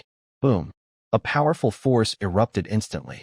In an instant, waves of undead shattered, and bones flew everywhere. Gaddafi's eyes sharpened, and he immediately locked onto Thor. A dull sound rang out, and in the next moment, Gaddafi's figure disappeared from the spot, rushing straight toward Thor. At this moment, he no longer felt like a cat playing with a mouse. He knew that if he didn't act quickly to capture Thor, things might change soon. But just as his figure vanished, he reappeared right in front of Thor, reaching out to grab him. A ripple spread out, and then a great force hit him. He was sent flying backward. His face turned pale instantly. Only after retreating back to his original position did Gaddafi manage to steady himself. But his expression looked even worse now. He quickly looked toward Thor, and at that moment, someone said with a teasing tone, "Just accept it quietly. This is a rare chance for this little guy." Gaddafi's face darkened as he heard the voice from afar. He didn't expect there to be another powerful person on Thor's side. That aura was probably more than just a divine domain. God, a thought appeared in Gaddafi's mind, making his face even more grim. Once again, problems arose with Thor. First, unexpectedly, with Raymond's nobles, and then, if that wasn't enough, with Duke Sack. But in the end, Thor easily crushed Duke Sack with half a step into the sacred realm. Then he made his move, thinking everything would be easy to win. But unexpectedly, something went wrong again. Thor surprisingly still carried a divine inheritance, possibly at least a mid-level god's inheritance. At this moment, a mysterious connection to the power of divine rules formed, causing the surrounding area to transform into a divine realm. This immature divine realm even threatened to infect his own domain. But that was not the end. Thor also possessed the power of a divine being. This was not just an inheritance, it was real divine power. His expression kept changing. His thoughts kept flowing rapidly. Meanwhile, countless undead and skeletons emerging from the ground did not wait for him. They surged toward him quickly. Boom, boom. His divine realm expanded as undead creatures were destroyed and skeletons shattered. At the same time, his divine domain was being increasingly corrupted. A strong smell of death spread across the entire world. Whoosh! The sound of an imaginary tide rose again. Above the sky, the faint outline of the river of the underworld became clearer. As this river became more distinct, the number of undead and skeletons around him increased rapidly, and their strength also grew quickly. 70 meters away, the distance was still closing. But Thor did not notice any of this now. His mind was completely immersed in the mysterious power he sensed. The power of the Grim Reaper Tornadoes was almost impossible for him to comprehend at his current level. But the hidden opportunity and the will of the underworld lords spreading through the world allowed him to faintly grasp a hint of it. Although just a hint. But that was the power of the higher-level Grim Reaper Tornadoes. This was enough to start transforming his domain. Not only was his domain transforming, but his mental strength was also beginning to change. Threads of the law's power started to intertwine. Boom. Rumble. A loud roar echoed. Amid these sounds, only the miserable figure of Gaddafi remained. His face was grim. He repeatedly tried to act, but was instantly locked down by a terrifying will. Let him repeatedly endure countless spirits and skeleton attacks. Streams of the power of rules spread out, and Thor's consciousness seemed to drift to a distant place. At that moment, in his mind, there was no time, no space, and nothing else. It was as if he had fallen into complete silence. Whoosh! The sound of an illusory tide rose. At first, the sound was faint, but gradually it became clearer. As the sound grew louder, Thor's originally quiet mind began to slowly regain awareness. What's this? Looking at the grayish space around him, Thor was momentarily stunned, a look of confusion on his face. He clearly seemed to be fighting a member of the Celestial Church. So how did he suddenly find himself in this gray, foggy space? Whoosh! The sound of the illusory tide became even more distinct. In the next moment, Thor suddenly looked up. He saw an illusory long river crossing the sky. The river's origin and destination were unknown. As his gaze focused on it, Thor felt his body lighten, and then he was inevitably pulled toward the long river. His expression was filled with panic, and he desperately tried to control his body. But at this moment, it was extremely difficult, perhaps impossible. In the blink of an eye, he had already stepped into the river. He expected to feel the water, but no sensation of entering the water came. Instead, Thor felt as if his mind was wrapped in a strange force, and in the next moment, his entire body was flowing upstream along the river. Whoosh! The sound of the illusory tide became clearer again, then gradually blurred. Waves surged in all directions. Thor's body wobbled slightly, but he did not fall out of the river. The river, carrying his figure, moved swiftly forward. Unknowingly, a long time passed. How long, he couldn't tell. And how long it lasted, he also didn't know. When the sound of the tide almost completely faded into illusion, Thor suddenly shivered. The surrounding scene changed rapidly. The once illusory long river nearly solidified, becoming real. There were not just one, but 3 such rivers. In the gray world, 3 underworld rivers crossed the entire sky and earth. The entire space was silent and deep, with a sense of darkness. Here, the sky was gray, and the land was also gray. Above the rushing black rivers, countless skulls and spirits floated, creating a feeling that almost made the living feel suffocated. The river of the underworld. Where's this? Looking at the 5 black rivers crossing the sky, Thor's pupils shrank sharply, and a look of shock appeared on his face. He had seen such scenes twice before. The first time was during the first Divine Awakening, and the second during the Kingdom War. The only difference was that the first time he saw only 1 river of the underworld. The second time he saw 2. But now he saw 5. All the rivers of the underworld in the entire underworld. According to legend, the underworld is ruled by gods, and there are 5 rivers running through heaven and earth, called the underworld rivers. Each river gathers endless laws and represents a main god of the underworld. But these are just rumors. Since the end of the god's dusk, there have been no more than 4 underworld rivers appearing in the world. Most often, there is only 1 or 2, and rarely 3. But now, there are 5 rivers right in front of him. According to records at Canaan Academy, this seemed to be because the main underworld god had completely fallen, causing one of the 5 rivers to vanish entirely. Such a fall was absolute. Even revival was impossible.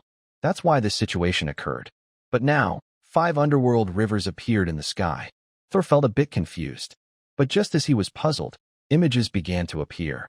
In the dark space, invisible ripples spread out. Majestic figures appeared in this space. They were illusory, giving an unreal feeling. It was as if they were projected from the past. Yet, even so, Thor could still feel from them a force that made his soul tremble, terrifying. Unimaginably terrifying. Thor was sure that these figures were even more terrifying than anyone he had ever seen. Suddenly, he sensed a faint opportunity. In an instant, he saw a figure among the crowd. He was a tall, strong man with silver hair and eyes. These were symbols of his power over death, a gift from the dark god. With his ability, he could take any life instantly, no matter how far away. Around him danced beautiful fairies, their songs filling the imaginary world. He closed his eyes, seeming to lose himself in the elegant music. Toral's gaze gathered, and a figure nearby seemed to sense something, suddenly opening their eyes. Their eyes met. In the next moment, Toral felt a lightness in his mind. When he regained awareness, he heard a gentle, beautiful melody. What is this? He instinctively opened his eyes again. He saw a place surrounded by clouds and mist, like a fairyland. There were wide fields, many flowers, and green grass, giving the feeling of eternal spring. Here, there was no pain, war, or sadness, only peace and freedom from worries. Lord Thanatos.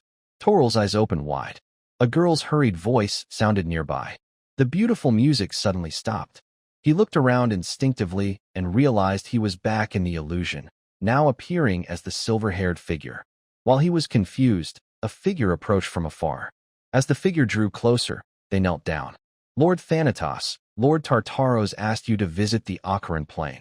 The dragons there seem a bit unruly. The figure spoke respectfully. Ocaran Plane. Understood. Toril was a little confused. Before his thoughts could wander further, he instinctively spoke. I will take my leave. The figure respectfully withdrew. Until the figure disappeared completely, the fairies also quietly left. Only then did Toril have time to feel himself. At this moment, he had a strange, wonderful feeling. He could control his body, but also felt like he couldn't. He was in a first-person view, but also felt like he was observing from a third-person perspective. It was a very magical experience. For example, even though he didn't want to do anything, his body moved on its own. Like before, he clearly had no intention of speaking, but he still seemed to speak as if he did. It was as if this body was set with an automatic program, and only when it didn't violate this program could it operate freely. If the automatic program was triggered, then it took precedence. After understanding this, Thor didn't force himself to intervene, but instead began to experience his own condition. He felt powerful, unimaginably powerful. At this moment, he could sense that both his body and mind had reached an incredible level. Beyond that, he also felt a strength he had previously been unable to perceive. Rules. He whispered softly, and at this moment, he finally understood what that power represented. Rules. The sacred domain alone was enough to spread the laws.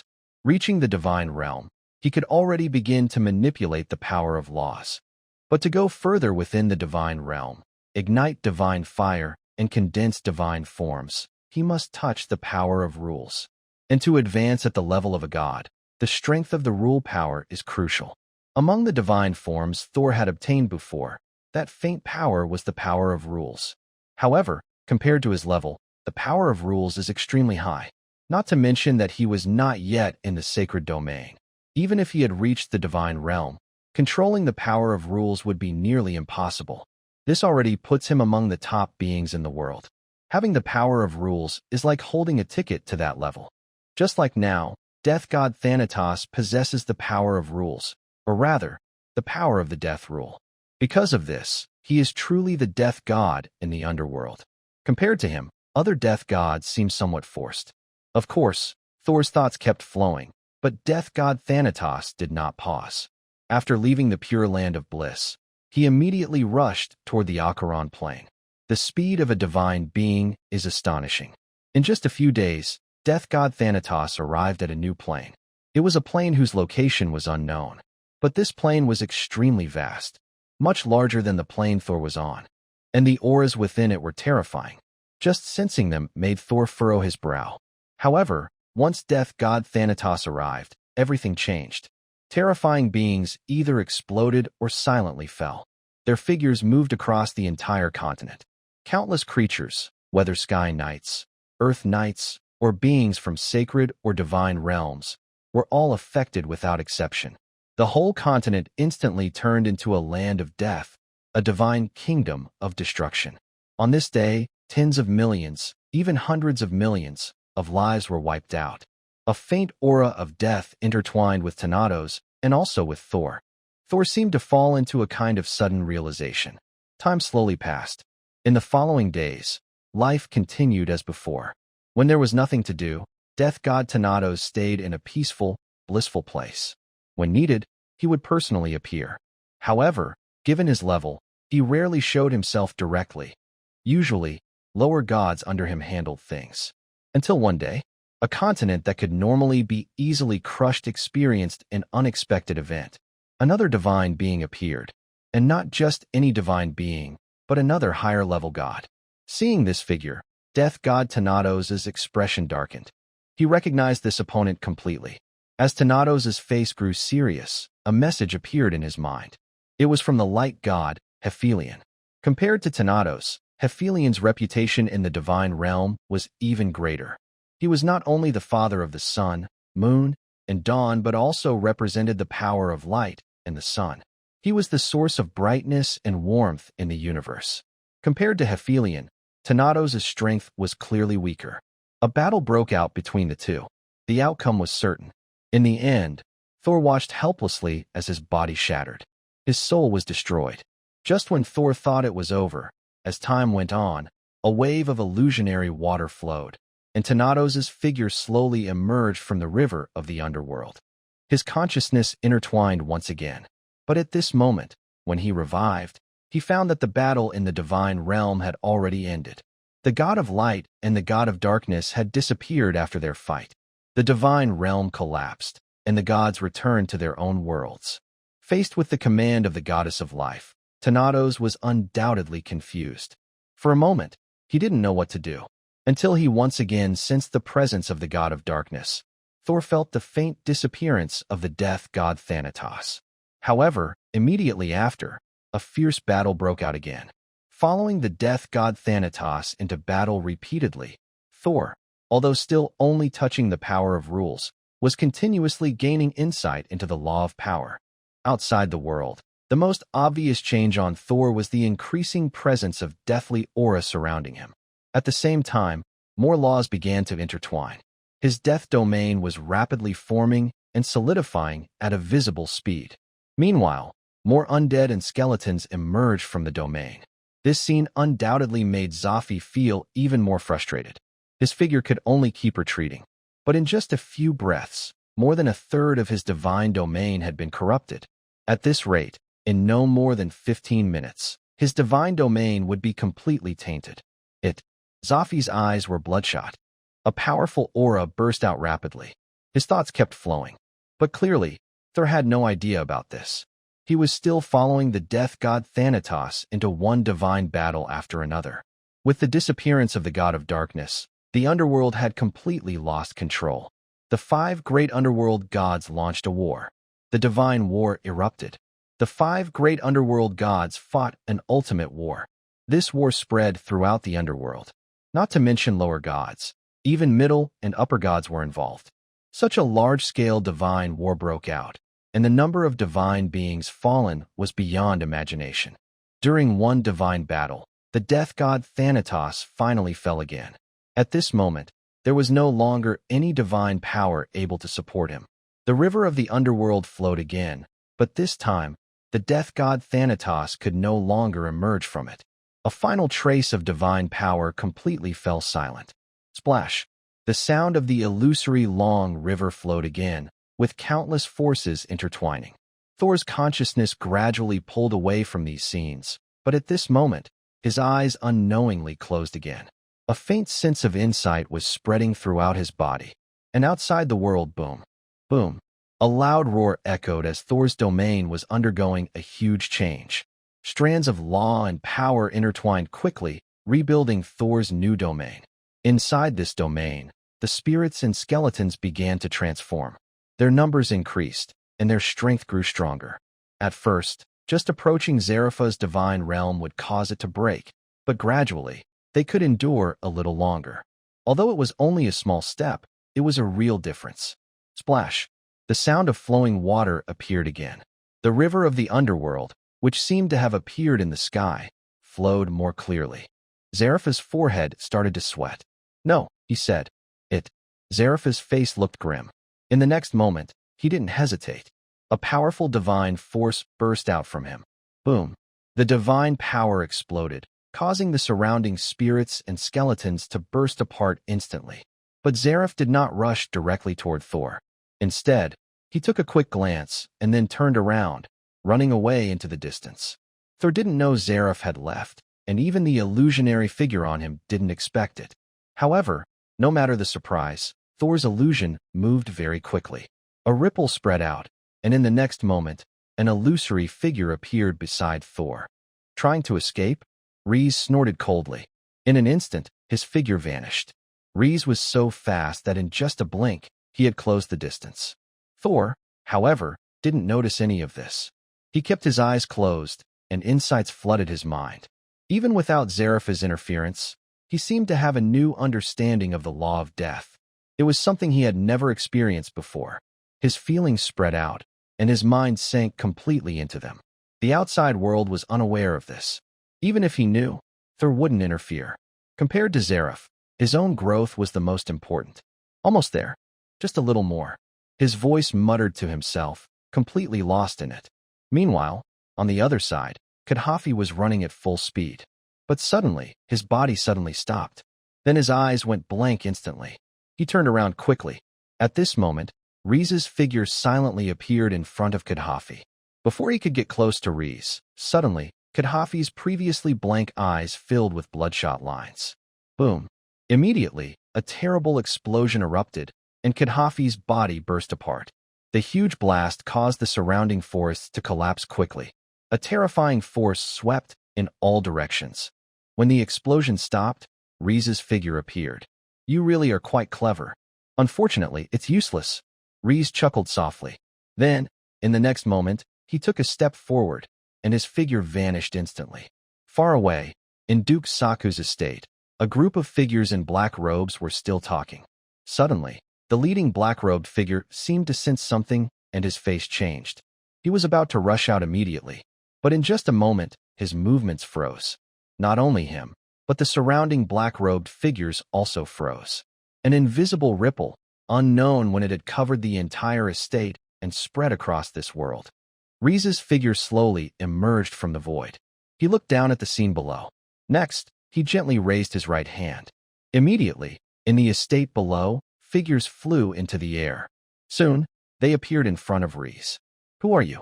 What is the status and purpose of the Church of the Gods? Rees spoke calmly, his gaze fixed on the leader in black robes. High Priest of the Undead Church, Killen Austin. Purpose: to go to the Raymond Kingdom to start the Divine Awakening Ceremony. The leader in black robes, with blank eyes, spoke slowly. How many of you are there? And how many kingdoms are involved? Rees raised his eyebrows and spoke again. There are a total of... The leader in black robes was about to speak again, but at that moment, a black flame suddenly ignited from his body. What have you done to me? A sharp voice came from the leader in the black robe, and his face suddenly changed color. This is really troublesome. Rees shook his head and sighed. Even he couldn't find a way to break this divine restriction. Fortunately, this was only the first obstacle. He had plenty of time. After watching the black-robed leader burn to ashes, his gaze shifted to another black-robed person. Then, screams began to rise one after another across the sky. Meanwhile, dark flames continued to spread. Of course, Tur didn't know any of this at the moment. He was also unaware that after Rees, a mentor from the Soul Academy, arrived, the God's Church in Raymond Kingdom was easily suppressed. Even with a high-ranking bishop among them, the situation was the same. His figure still remained in place. The laws kept intertwining around him. At this moment, he felt no sense of time passing. Time gradually moved into late night. The remaining Eagle Knights had long stopped fighting. Originally 28, now only 21 remained. Fighting just 28 against thousands of knights, even elite knights, was bound to result in losses, despite the support of 2 great mages. Losing only 7 was already a miracle. Daily Intelligence updated. Open now. Daily Intelligence updated. The mechanical voice was unchanged from before. Lines of text appeared, but Tor had no mind to pay attention. In the following days, Tor remained completely silent. 5 days passed in the blink of an eye. During these 5 days, the 21 knights guarded around Tor. After a fierce battle, they undoubtedly grew stronger, especially with Ivira and Anna's magic support, which rapidly improved their knight skills. Marco officially broke through to become a Earth Knight 3 days ago. Among the remaining 21, 2 more figures also advanced to Earth Knights. As for the Grand Knight, by today, no one in the entire Knight group was still a formal Knight. The test of life and death, the extreme suppression of life source power, and the subsequent distribution of life source power by Anna are all fundamental to their rapid transformation in strength. Sir, is he all right? As another night falls, Marco can't help but look at the 2 elf girls and speak softly. Don't worry, he should be fine. That guy seems to have understood the power of the law. Maybe soon your lord will break through to the sacred realm. Evira pouts, knowing that even now she hasn't yet broken through to the 5th level of magic.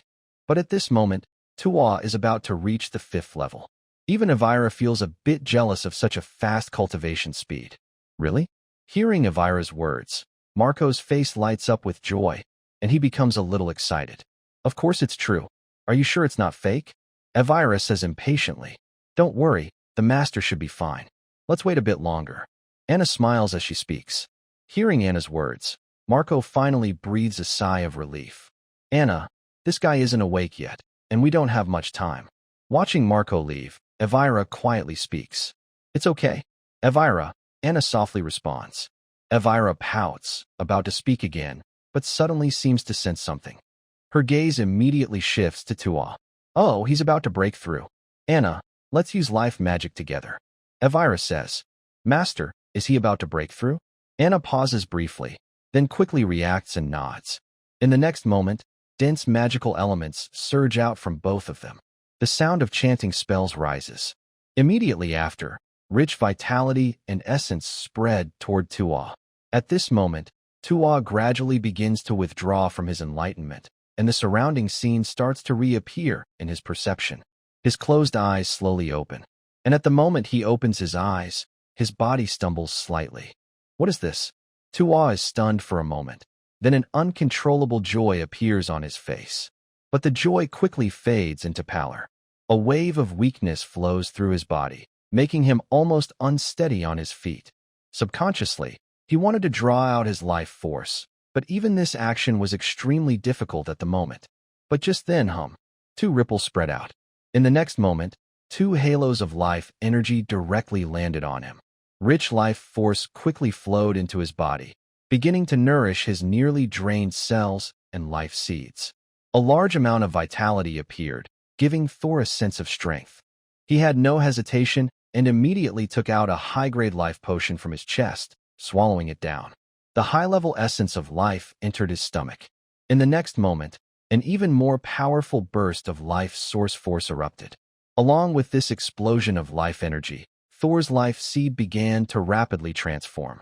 Originally, Thor had just broken through to the Sky Knight level.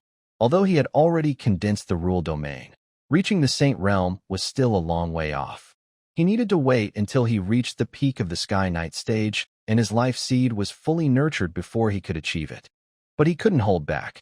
As his insights deepened, Thor transcended tens of thousands of years of time, understanding everything about a true higher deity.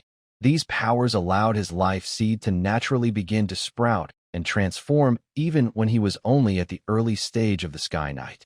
This was also the key reason his life force within his body was almost instantly exhausted. If he hadn't been alert enough to stop in time, and if Elvira and Anna hadn't noticed, his entire body might have been drained completely by this transformation. After all, at this moment, he was only at the early stage of the Sky Knight. The vitality in his body couldn't support such a transformation.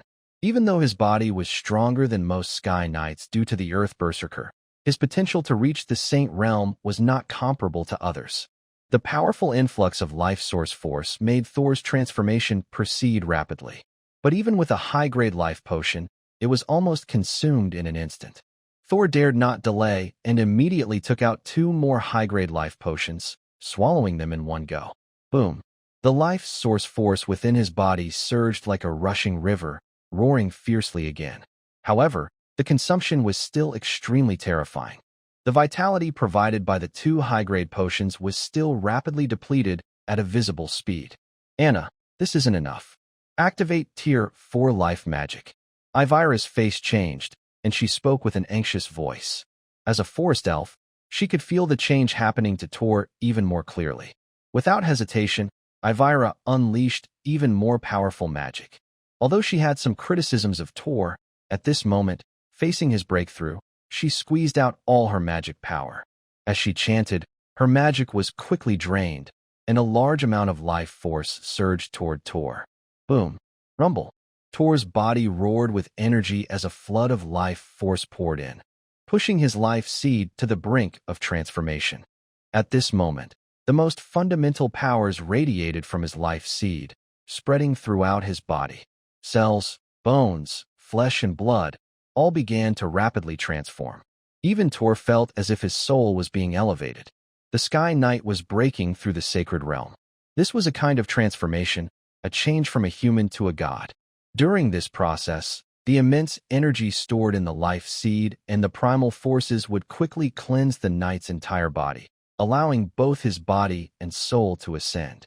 Of course, this kind of elevation also varies. Generally, the level of a Sky Knight depends on the level after breaking through the sacred realm and whether they can go further afterward. Most Sky Knights at the peak, even if they break into the sacred realm, lack enough accumulation and the life source power stored in their life seeds, making it difficult to reach the ultimate level of transformation. Most can only barely enter the sacred realm.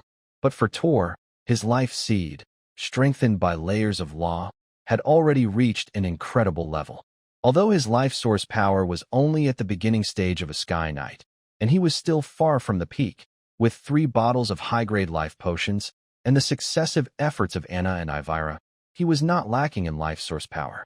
So, his transformation at this moment was undoubtedly the most intense. However, as his body was transforming, Tor found himself faced with a difficult choice. The Sky Knight wants to break through the sacred realm.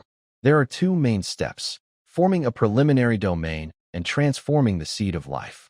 Once the Seed of Life completes its transformation, the preliminary domain will naturally evolve into a true domain. This process generally isn't too difficult, but that's true for others. For Thor, the situation is different. He faces unexpected problems because he doesn't just have 1 preliminary domain. He actually has 3. These are the Thunder Law domain, the Death Law domain, and the Snow Law domain. Besides the Thunder Law domain, the other 2 domains are already fully formed. This creates a big problem. A complete law domain can be carved into the Seed of Life, but Thor can't carve 3 at once, especially 3 domains that are almost unrelated: thunder, snow, and death. Boom. Rumble. The Seed of Life is surging with powerful life energy, shaking intensely. 3 beams of light circle around it. For a moment, Thor doesn't know which path to choose. Even he is lost in thought. He had already considered this situation before, but it led nowhere. He planned to wait and see if other opportunities arose. But unexpectedly, a battle in the Raymond Kingdom pushed him to this point earlier than expected. Now, he has to reconsider his previous plans. Thor scans the 3 beams of light. Finally, his gaze settles on the blue one. That is the domain of thunder. It is also the only domain among his current domains that hasn't fully formed yet. Compared to the snow and death domains, the thunder domain is the best choice. Once the thunder domain is nurtured into the Seed of Life and it breaks the ground, it will fully take shape. At that moment, Thor's strength will increase again. His thoughts whirl, and in the next moment, a blue light shoots directly into the Seed of Life. Boom. The blue light crashes in, causing the entire Seed of Life to tremble suddenly. Then, the scene continues. Boom. The entire life seed began to shake more intensely. At the same time, a pull extended upward, and above the life seed, a vague figure of a thunder spear gradually appeared. What's that? Thor was slightly stunned. Before he could react, the illusion of the thunder spear directly plunged into the life seed. Click! As the spear entered, the life seed emitted a clear sound. The sound was soft, but the moment it appeared, a powerful pressure spread out from Thor. Buzz! A ripple expanded, and invisible waves swept through the surroundings. Retreat! Evila's face turned pale. She was about to rest when she suddenly sensed something. With a soft shout, she quickly grabbed Anna and stepped back swiftly. Next to them, members of the night group. Although they didn't understand what was happening, they hurriedly retreated. Boom. Booming sounds filled the air as thick, dark clouds began to cover the sky. A suffocating, oppressive atmosphere spread around. Within the dense clouds, flashes of lightning started to crackle. This was immense power. Even from afar, each knight felt a tingling sensation on their scalp. Is that the Lord's? Marco spoke with a tremor, glancing at Evila. Evila nodded slightly, her gaze curious as she looked into the distance. Master, is he all right? Anna approached, her expression showing concern. Don't worry, he's fine. Evila shook her head, still staring ahead. But no one knew what she was thinking at that moment. In the sky, the thick clouds continued to gather, increasing in number. It was no longer just within 50 or 100 meters, but extended over 1,000 meters, spreading outward. Such a huge display of power far exceeded what a typical sacred domain could cover. The range of a typical sacred domain is usually just a few kilometers. However, at this moment, Thor has just begun to break through, and his domain is already spreading beyond 1,000 meters. We can imagine that when his tree of life finally breaks through and he truly advances into the sacred realm, the extent of his domain's reach will be even greater. In the distant sky, Reese casually flicked his hand, causing a man in a black robe to fall again. He seemed to sense something and looked in Thor's direction. Has he broken through? Really fast. Wonder if his domain can spread even further. Rhys shook his head lightly and stopped paying attention. For him, now is not the time to worry about that. He has defeated many black-robed figures, and the information he gathers is increasing. Even he feels that the situation is more serious than he initially thought. More than 70% of the kingdoms across the continent are now caught in the schemes of the Church of the Gods. They have been hiding for 100 years, waiting for this opportunity. What makes it difficult for him is that he cannot clearly identify which kingdoms have members of the Church of the Gods, or how many are connected to it. Although these are just some kingdoms and their influence on the empire is minimal, if they succeed, it will cause chaos, with many divine revelations descending. This could lead to major problems within the empire and might even affect external wars. His mind races, thoughts intertwining. Rhys' brow furrows deeply. Suddenly, his gaze sharpens, and he looks toward the distant sky. Come out now. Since when has your undead church been so secretive? Rhys snorts coldly. Lord Rhys, it's been years. I didn't expect you to have already advanced to a higher deity. Truly surprising. A light, mocking voice echoes from the void far away. Then, endless darkness begins to spread outward, turning the once clear sky into a scene of day and night. Amidst the ominous atmosphere of death and foreboding, a figure in a black robe slowly steps forward. As he appears, the surrounding death energy grows even stronger. Should I call you the king of the Black Knights, or the god of death, Warakili? Rhys raised his eyebrows and looked at the man in the black robe, a cold voice sounding out. Lord Rhys, you may do as you wish. After all, at this moment, you are also a noble deity, aren't you? The man in the black robe responded with a light laugh. Don't call us gods. We're different from you. Rhys snorted coldly. Seems so. You're just a bunch of despicable god thieves. Hearing Rhys's cold remark, the man in the black robe chuckled softly, and a cold gleam appeared in his eyes. God thieves? That's an ancient title indeed. Rhys chuckled softly. At this moment, a powerful aura began to rise around him. He knew clearly that with his current ability to transform, it was difficult to escape. The god of death, Warakir, was among the strongest of the high gods. Legends said his strength surpassed even that of the death god Thanatos. Only if his true body descended could he have a chance. Clearly, this god of death, Warakir, would not let the message here spread out. Boom. Rumble. A loud roar echoed as two enormous divine realms descended.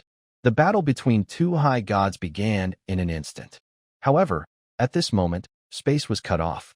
Even the domain of the Black Knight King was completely sealed off by the power of the two divine realms. Once entering the border between the realm of Raymond and the realm of the Black Knight King, one would instinctively jump to the other realm. This is the terror of high gods. Their spaces had become completely independent. Their battles also completely separated the space. Of course, no one knew about this scene at the moment. The space that was cut off was beyond the perception of any deity below. Thor and others knew even less. His figure was still in the process of transformation. Strands of law intertwined around him. Along with the illusion of the thunder spear entering the seed of life, the seed finally broke free from its bonds, and a tender sprout emerged from it. And at the moment this sprout appeared, boom. Thor's aura instantly reached a peak. At the same time, the domain spreading over 1,000 meters suddenly expanded again. 1,000 meters, 2,000 meters, 3,000 meters, 5,000 meters. In just a blink of an eye, his domain expanded to 5,000 meters, and it kept spreading without stopping. Within this vast domain, thunder roared loudly. Countless lightning bolts surrounded him. Inside the domain, many creatures, whether humans, magical beasts, or others, felt as if the world was about to collapse. A sense of hopelessness spread inevitably. Neither knowing how much time passed nor how long it lasted, Thor's originally closed eyes slowly opened. Sanctuary, he whispered softly, and a faint smile appeared on Thor's face. Even he didn't expect his breakthrough to the sanctuary to be so quick. Just after leaving his territory for a short time, he had already taken this step. According to his original plan, it would take at least 2 or 3 years to reach this point. On one hand, he needed to perfect his domain. On the other, he needed to raise his cultivation from the early stage of Sky Knight to the peak of Sky Knight. But all of this was suddenly accomplished in an instant through his realization. He easily crossed a major threshold that most Sky Knights could never reach in their lifetime. A thought moved in his mind. The next moment, his figure floated up into the air. He stopped only when he was in midair. Looking around, he then closed his eyes. At this moment, a new feeling spread through his heart. Unlike before, when he was just controlling his domain, now he seemed to feel that the entire sky, the earth, and the surrounding space were all within his control. As long as he wished, he could do many incredible things. Thinking of something, Thor gently raised his right hand. In the next moment, far away, a magical beast lying on the ground suddenly disappeared from its spot. When it reappeared, it was already in front of Thor. When the beast saw Thor clearly, its pupils suddenly widened with fear, and its body began to tremble violently. The magical beast trembled with fear, feeling an overwhelming sense of terror. But clearly, Thor didn't care about it at all. His eyes closed, he carefully felt this moment's experience, which was completely different from before. After a short while, he waved his hand, and the magical beast before him disappeared again. Back to the original place. The magical beast suddenly felt a lightness in itself, then quickly sensed its own body again. This made the beast momentarily stunned, then a look of excitement appeared. It quickly stood up and ran wildly toward the distance. He watched the beast run far away. Like controlling space, Thor whispered softly. Then he shook his head. His figure fell from the air. After Thor landed, Anna, Ivira, Marco, and several knights from the group came over. Congratulations, Ivira said with a slight smile, but still showed her congratulations. Master, Anna greeted with a smile. Lord, Marco said excitedly. Pack up, let's keep moving. Thor looked at everyone, then nodded and gave the order. Yes. A series of respectful responses followed. Soon after, the entire knight group set out again. As for the Church of the Gods and the subsequent issues, Thor was not worried. As long as Reese, the dean of the Soul Academy, was there, Thor believed they could handle it. Of course, the main reason he decided to continue was that he had already checked the daily intelligence system during this time and found no problems. That was why he chose to keep going. The group stepped forward. This time, the road was smooth, and they did not encounter any more dangers. After 3 days, they reached the border of the Raymond Kingdom. With a sudden space jump, they crossed the Black Knight Kingdom and arrived at another kingdom. This result caused many members of the Knight group to exclaim in surprise. Everyone looked amazed.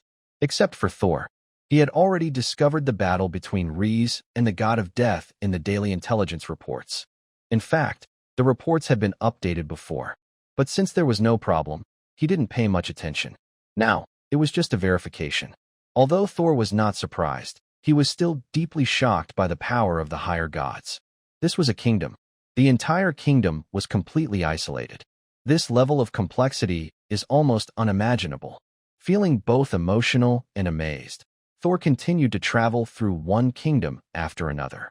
Compared to the Raymond Kingdom, these kingdoms were somewhat chaotic, but the chaos was not too severe. Thor and his group moved through them with little impact. This also made everyone in the Knight group breathe a sigh of relief. No wonder, previous experiences had prepared them for anything. Fortunately, everything was normal. Thor and his team had a smooth journey. Just joking. With several Earth Knights among them, even powerful nobles might hesitate to provoke them. They were even more cautious. So, when Thor and his group crossed this kingdom, they only took half a month to travel across it and reach another kingdom. And just like before, this kingdom also remained peaceful. Time slowly passed. In the blink of an eye, a month had gone by. During this month, Thor and his team kept moving forward. Finally, today, they reached the border of the Sarka Kingdom. Even Thor, as he was about to enter this kingdom, looked serious and respectful. Before leaving, his father had repeatedly warned him about the Sarka Kingdom. Thor was the most familiar with this kingdom compared to all the others he had traveled through. Compared to the Raymond Kingdom or the other kingdoms he would encounter later, Thor only knew their names and maybe a few noble families. But his father had shared all the information he knew about Sarka Kingdom in detail. The level of detail surprised even Thor himself. Of course, he was used to it now. This familiarity even surpassed his knowledge of the Macedonian kingdom. After all, Thor only knew about the noble alliance in the Macedonian kingdom, and only their strength. In contrast, Thor knew much more about Sarka kingdom, even details about their physical traits. Sarka kingdom was different from the Macedonian kingdom, or rather, different from most kingdoms on the continent. It was not established through imperial merit points. It had existed for over 100,000 years. No one knew exactly how long Sarka kingdom had existed. At least no one in the kingdom knows about this. The books in Canaan Academy are aware, but with only secondary access, I cannot see them. It's clear that the secrets within the Sarka kingdom are very many. This is obvious from the current situation in the Sarka kingdom. Unlike other kingdoms, which are often chaotic, the Sarka kingdom remains as it always has been. Even the members of the Church of the Gods, who are usually everywhere, have completely disappeared here, as if they never existed. This is simply unbelievable. Thor is well aware of the power of the Church of the Gods. Given how strong they are, it's strange that they are not present in the Sarka kingdom. It's not just the Church of the Gods that's missing. More importantly, the system of the Sarka kingdom is different. Although Marquis Engel had mentioned some things before, Thor was even more surprised after entering the kingdom. Unlike other kingdoms, which mostly follow an empire-like model, where noble republics exist and kings hold power, the nobles in the Sarka kingdom do not have enough strength. Instead, the kingdom is ruled by a highly centralized monarchy and local officials scattered across the land. Every city and territory is under the control of the Sarka king. In the entire Sarka kingdom, there is only one voice, that of the Sarka king. Entering the kingdom made this even more obvious to Thor. Even he couldn't help but feel a sense of awe. Of course, amidst his amazement, his expression also grew serious. Because on the day he entered the Sarka kingdom, a new daily intelligence report immediately captured his full attention. Daily intelligence updated. Open now. Open. A familiar mechanical voice sounded, along with Thor's words. A series of new texts then appeared on the screen. Daily Intelligence Updated 1. About 300 miles west of you, a group of Earth dragons will pass by. 2. In 10 days, you will enter the first city of the Sarka kingdom. There, one of the 7 princes of Sarka will notice you, and your name will catch his attention. 3. 11 days later, the 7th prince of Sarka will challenge you to a duel. An accident occurs, and the 7th prince dies. 4. The death of the 7th prince causes you to be immediately hunted by the Sarka kingdom. 5. The Earth Dragon Knights from the Western Army of Sarka will pursue you. You successfully defeat the Western Earth Dragon Army, but then encounter an attack by a group of bound dragons. 10. You are defeated by the Prince of Sarka and accidentally fall into a canyon. As these lines appear, Thor's gaze hardens, even though he was already prepared. His father had previously set a warning flag, making him cautious about the Sarka kingdom. But he didn't expect trouble to come so quickly. The moment he steps into the Sarka kingdom, problems begin. First, he is targeted by the 7th prince. Then the prince dies, and he is hunted. From the 2nd to the 10th point, it seems all about his troubles, each one more difficult than the last. He can even see an invisible web closing in on him. The challenge from the 7th prince, the prince's death, everything feels strange. Given his personality, Thor thinks he's unlikely to accept challenges, especially killing another prince in someone else's kingdom. Such chances are even lower. But all of this still happened. If there were no issues, it would be unbelievable. But clearly, even knowing there's a problem, Thor can't figure out where exactly the issue lies, based on the current information and these daily reports. Hope I can avoid it, he mutters softly. Then he takes out a map. His eyes focus on the map. Since there's a problem, if possible, Thor doesn't want to foolishly rush in. If he can go around, he will. His gaze intertwines with the map. Soon, Thor's eyes brightened unexpectedly. There was actually a chance to take a detour. Although it would delay their journey by about half a month, this was clearly not a big problem. After all, there was still plenty of time ahead. Soon, Thor decided to take the detour. However, just one day later, Thor's changed route caused him to stop involuntarily. His brow furrowed slightly. Because under the new route he chose, the daily updates of information made him hesitate to continue forward. He didn't know when, along the road they would pass, a divine sign would appear. At their current speed, they would arrive just as the divine sign was happening. Thor frowned again and chose to detour once more. But the result was the same. This time, it wasn't a divine sign about to appear, but one that had already arrived. Twice he made the same choice, twice facing a deadly situation. Even Thor sensed that something unusual was going on. Everyone's figures stopped. They all looked toward Thor. "Let's go, follow the original path." Thor took a deep breath and spoke in a low voice. The others exchanged glances, clearly sensing something too, and they all felt a bit nervous. "Master," Anna instinctively spoke up. Ava opened her mouth to say something too. "Let's keep trying. If it doesn't work in 7 days, we'll consider turning back." Thor looked at them, understanding their meaning, and spoke seriously. He wasn't someone who took reckless risks. 7 days was the time he set for daily updates, and also the time he gave himself to decide. If it truly wasn't possible, 7 days would be enough for many updates, and then they could retreat without delay. Because the current daily updates hadn't shown any death information, it meant that as long as he didn't change his route, he wouldn't die within 3 months. After Thor finished speaking, everyone continued forward. This time, they didn't change their route again, but followed the original plan. Over the next few days, the daily updates kept refreshing. Repeated updates, each bringing more trouble. But Thor couldn't help but breathe a sigh of relief. Just like he imagined, he traveled along the original path through the Sarka Kingdom, facing only trouble, not death. If he changed his route, the situation would be completely different. Death could truly happen. For example, there are 2 possibilities. One is that divine awakening is about to happen, and the other is that divine awakening has already occurred. Clearly, in either case, encountering death is inevitable. The strength of the sacred realm is powerful enough that, facing someone like Kadhafi, he feels he could fight back. But that is just the sacred realm. When facing a god, even a lower-level deity, the outcome is always that he would be instantly killed. There's no other possibility. Even if he possessed the divine power of a higher-level death god like Thanatos, it wouldn't change anything. After all, divine power and gods are completely different. They are not comparable. Phew. He exhaled a deep breath and looked at the last piece of intelligence about successfully leaving the Sarka Kingdom. He couldn't help but relax a little. But at the same time, he felt a bit strange. From the daily intelligence reports, the entire Sarka Kingdom seemed very odd. It was as if someone wanted him dead, but also someone wanted to protect him. Because of this, he kept getting into trouble, but never truly faced the threat of death. Moreover, the whole Sarka Kingdom seemed very familiar with the name Dressrosa. His mind involuntarily recalled his father's familiarity with the Sarka Kingdom, and his expression grew even more strange. Dressrosa, Sarka Kingdom. Muttering to himself, Tor fell into deep thought. With a decision made, he immediately took action. As Tor had imagined, the daily intelligence reports contained only information about the Sarka Kingdom. 10 pieces of information a day. 7 days. That's 70 pieces of information.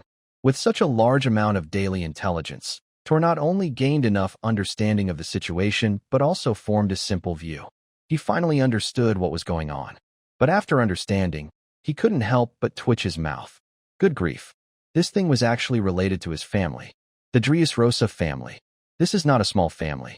Or rather, the Dressrosa family was never a small family. It was a very powerful and large family. A family beyond what he could imagine.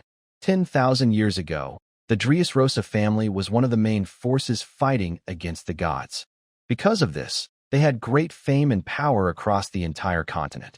During the Outside War era, the family even gained control of an overseas continent. Although this continent was not as large as the current one, it was still a whole land. Thanks to this land, the Dressrosa family grew quickly. In less than 10,000 years, they produced a mid-level god and 7 lower gods. Such strength was top tier, even among the continents created by humans in the Outside War. Only second to the 2 great empires, the dragon race and the elf race, all of which had higher gods. More importantly, over the next tens of thousands of years, the family continued to prosper. In less than 100,000 years, they produced more than 10 lower gods and 2 mid-level gods. Now, the entire Dressrosa family, except for the higher gods, is one of the most powerful forces in the Outside War. Even among the higher gods, the family still sees hope. Unlike other powerful families that gained control of the continent, the Dressrosa family fully integrated into the Empire's outside war efforts.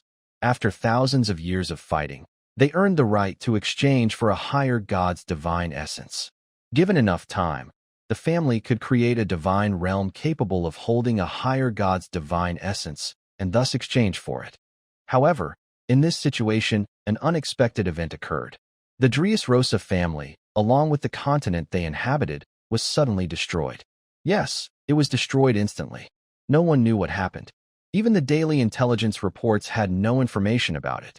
All that was known was that the continent was completely wiped out. 3 mid-level gods and dozens of lower gods also perished in that catastrophe. Of course, if these were all there was, the Dressrosa family could still survive. After all, over a long period, the Dressrosa family had infiltrated every part of the empire. But the situation that followed became even stranger. Originally, each member of the Dressrosa family within the empire was not destroyed for this or that reason, nor did they become gradually mediocre. Each member of the family was born with strong knightly talent, but over time, this powerful talent was quickly diminishing. Eventually, they became no stronger than ordinary nobles. In less than 10,000 years, the Dressrosa family had fallen to the Sarka kingdom. However, even in Sarka, the family did not survive. 500 years ago, a divine awakening occurred, nearly destroying the eastern province of Sarka. The Dressrosa family was wiped out and attacked by other nobles, causing the remaining members to scatter and flee. This is how one branch of the Dressrosa family arrived in the Tulip Kingdom. Now it seems that this might be the last branch of the Dressrosa family. Besides, Tor has not heard of the Dressrosa name in any other kingdoms. As he sorts through this information, a twitch appears at the corner of his mouth. Even though his daily intelligence reports contain a lot of information he cannot understand, just from this, he can see that there are obvious deep problems waiting for his family. Not only was the part of the family destroyed, but as members of the imperial family, they kept encountering problems one after another. These issues are clearly problematic. The only reason they haven't been noticed is because too much time has passed. Ordinary people, including the Dressrosa family, didn't realize this. But when all the information was condensed into 10 key points in the daily reports, Tor suddenly sensed the underlying issues. Well, he originally thought his crossing was going smoothly, not the kind that attracts trouble. But now, he realizes he was overthinking. Previously, he just hadn't been involved. As a necessary part of crossing over, he wouldn't be absent. Shaking his head, Tor took a deep breath, gradually calming his rising emotions, and his gaze once again focused on the daily intelligence reports. Daily intelligence mostly concerns the Dressrosa family, but there is also a lot about the Sarka kingdom. For him now, the deeper issues of the Dressrosa family are not something he needs to think about at this moment. His current focus is on how to get through the crisis in the Sarka kingdom. Although, based on the daily intelligence system, he probably understands what's really happening. It's clear that the Dressrosa family still has many connections within the Sarka kingdom. These people are likely the ones protecting him. As for another group, they probably have no relation to the previous issues with the Dressrosa family. They are just targeting the family itself. If it had truly been related to the past problems of the Dressrosa family, he wouldn't have been able to leave the Sarka kingdom alive. But he did leave alive, which clearly shows there's more to the story. Even if they are not connected to the old family issues, the Sarka kingdom is as powerful as the Sira kingdom. Its strength is undeniable. Even just some parts of the Sarka kingdom make Tor feel tense.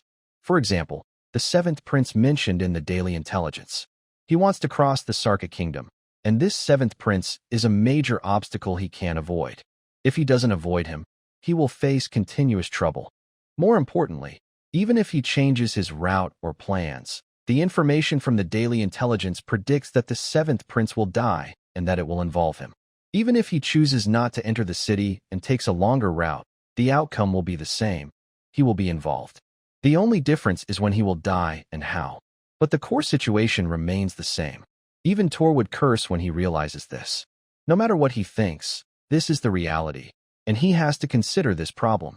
Big Prince, 2nd Prince, Duke Opis, Duke Hubert Monk. The soft voices begin speaking. In his mind, Tor organizes key information about these figures. That's the advantage of the daily intelligence. Over 7 days, with daily updates, Thor has learned much more than just family details. He also knows about the crisis. The crisis in the Sarka kingdom is much simpler than he imagined. It is not very complicated. The main issues involve a messy royal succession and old grudges between the Dressrosa family. Years ago, when the Dressrosa family entered the Sarka kingdom, even their remaining forces were much stronger than most of the kingdom's forces, which naturally led to many conflicts. As conflicts increased, so did the hatred. The feud between the Monkey family and the Dressrosa family is the deepest. This is also the main reason why he faced constant danger after entering the Sarka kingdom. As for the Hiss family, they share some past ties with the Dressrosa family, so they also helped a little. Two princes, in particular, focused on him and on the possibility of exchanging for a higher divine power related to the Dressrosa family. One of the second princes learned about this information somehow, so he started taking action.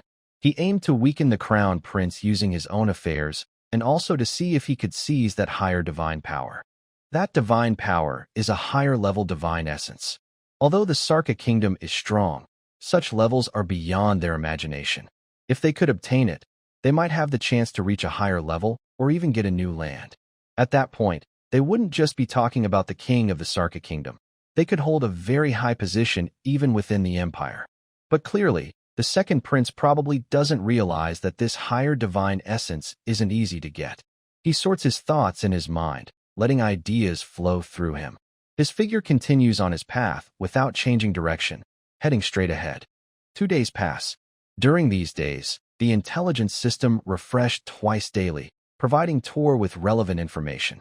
This information finally made Thor's last bit of worry disappear. Ahead, a tall city gradually came into view. It is the most important city in Western Sarka, one of the 3 major cities of the kingdom, Serbia City. Legend says the first Sarka king came from Serbia City. Although it is just a rumor, it has made the city of Serbia very lively.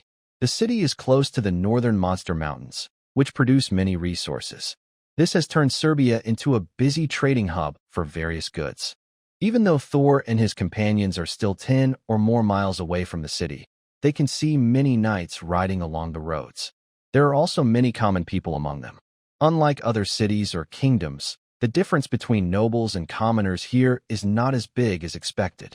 Nobles are high above, and when common people see them, they usually step aside. But that's all. Nobles do not bother or mistreat commoners, and it's rare to see nobles bullying them. Thor is a bit surprised by this. It's the first time he has seen such a scene in this world. If other kingdoms are like medieval times, the Sarka kingdom seems more like a feudal dynasty from ancient China. Of course, there are some differences, but it's still incredible. The system of the Sarka kingdom doesn't seem to fit well with the rest of the continent's system. It shouldn't exist, but it does. Compared to other kingdoms, the Sarka kingdom has lasted longer. There are clearly some problems with it. Thor takes a deep breath, shakes his head, and stops thinking about these issues. They don't matter to him right now. What he needs to do now is face the upcoming problems. The group continues their journey. As evening falls, they finally reach the western gate of Serbia. As nobles, even if they are not from the Sarka kingdom, they can use the noble passage, which is similar to other kingdoms. However, foreign nobles need to register. Marco quickly goes to register while Thor and the others wait to enter the city. The noble passage is much smoother than the commoner's route. After about half an hour, just before sunset, they pass through the city gate. Once inside, Thor looks back at the gate. The guards at the gate are gone, just as he expected. Thor shook his head but did not try to stop them. Unless he left the Sarkar kingdom, he would eventually be exposed, even if they kept a low profile here. So, he decided it was better to follow the planned course. He believed there was probably nothing too serious happening. He confirmed this from the daily intelligence report he checked yesterday. His mind was thinking. The group entered the city of Serbia. As soon as they arrived, Anna and Ivira's eyes lit up. This city was the largest they had seen so far. Thor, look at this. Thor, what is that over there? On the street, Ivira's cheerful voice sounded, and Thor chuckled softly. Compared to Anna, Ivira seemed more like a young girl who hadn't seen much of the world. Of course, that was normal. After all, compared to Anna's escape adventures, Ivira had hardly faced any real problems. The only time she did, Thor had helped her solve it early. Although her experience at Eagle Ridge made her less naive, she still had a young girl's innocence. Thor didn't interfere with that. Ivira was an elf, not a human, and it was unlikely she would leave the elf forest again after returning. Trying to change her might not be a good idea. But Ivira didn't know these things now. She was still excitedly looking at everything in the city of Serbia. As one of the largest cities in the east, Serbia was more prosperous than even the Tulip Kingdom's capital. The city was full of different races and items beyond imagination. Thor saw many products from other kingdoms, like the unique now from their Tulip Kingdom. On the streets, there were even knights riding wyverns. Yes, knights riding wyverns. Even the lowest level wyverns were at least third rank, often higher. Only sky knights could ride wyverns, as ordinary ground knights couldn't tame third-rank wyverns. Dragons were naturally proud, and even wyverns with dragon bloodlines carried that pride. Sanctuary. Watching a figure leave, Thor's brow slightly furrowed. As a sacred domain, he immediately sensed the level of that riding the earthbound dragon. It was clearly also a sacred domain, and this was just a city in the western part of the Surkar Kingdom. Even though it was one of the 3 major cities, it was still surprising. After all, even in the Tulip Kingdom, sacred domains are rare. Currently, only 3 noble families and the Tulip royal family are known to possess some sacred domains. Other than that, it's hard to find sacred domains. But now, just after entering the Surkar Kingdom and the city of Serbia, they encountered a sacred domain user. It shows how powerful the Surkar Kingdom is. Phew. Thor exhaled a deep breath. He withdrew his gaze from afar. Let's go. We should find a place to rest first. We've been traveling for a while, and everyone must be tired, Thor said. His words brought all his thoughts back. Okay, understood. Everyone responded without hesitation. Indeed, after traveling continuously for some time, they were all feeling the strain. After the response, Marco quickly took action. Soon, Marco found an inn. To Thor's surprise, the prices in Serbia were unexpectedly high. Their group had only about 20 people, but the inn charged 100 silver coins for one day, just for a single day. That's 5 silver coins per person per day. In the Tulip Kingdom, such a price could cover 10 days of stay, almost 10 times more expensive. And it wasn't just this inn. Most inns had similar prices. Some offered discounts, but the environment was terrible. Shaking his head, Thor finally decided to spend 200 silver coins to stay for 2 days. These 2 days were for rest and waiting for the other side's move. He didn't plan to keep playing hide and seek forever. It was better to resolve things quickly. As for threats, he wasn't worried. The strength of the Surkar Kingdom was indeed powerful. There probably weren't many who could truly threaten him. This moment marked a significant breakthrough for him beyond the Sacred Realm. Although he had just entered the Sacred Realm, his strength had already reached a higher level through continuous leaps and understanding of the laws. Even in the Divine Domain, he would be hard to defeat, and opponents in the Divine Realm within the Surkar Kingdom are few. Not at the top level, but still considered first class. More importantly, his daily intelligence reports show no real danger. In fact, after a few days of updates, even his severe injuries from before have healed, and he has safely passed through the Surkar Kingdom unscathed. This means that as long as he follows his planned route, there should be no problems. Night gradually fell. However, this day in the city of Serbia was destined not to be peaceful. At the city center stood a tall building. Inside, a middle-aged man was meditating with his eyes closed. Suddenly, a figure hurriedly entered. Sir, the figure approached respectfully and knelt on the ground. Who are the nobles entering the city today? Have they been checked? The man looked at the kneeling figure with calmness and spoke. Sir, here is all the information about those entering the city this time. Please review it. We have done a preliminary check. 12 suspicious individuals are being further investigated. The figure replied respectfully, handing over a document. 12. It seems things are becoming more unstable, the middle-aged man said, shaking his head. He raised his right hand slightly, and the book in the figure's hand flew over. Go now. Keep the city guards alert, he ordered. Yes. The figure responded respectfully and left. After the figure left, the man opened the book. Names appeared one by one before his eyes. Many were marked in green, and 12 were marked in red. If Thor were here, he would clearly see his own name also marked in red. Recently, due to frequent activities of the Holy Church, the entire Surkar Kingdom has been under strict management. The main goal is to prevent accidents from happening. As a relatively centralized ruler, the actions of the Sarka kingdom are very effective. Even now, the influence of the Holy Church on the Sarka kingdom is almost non-existent.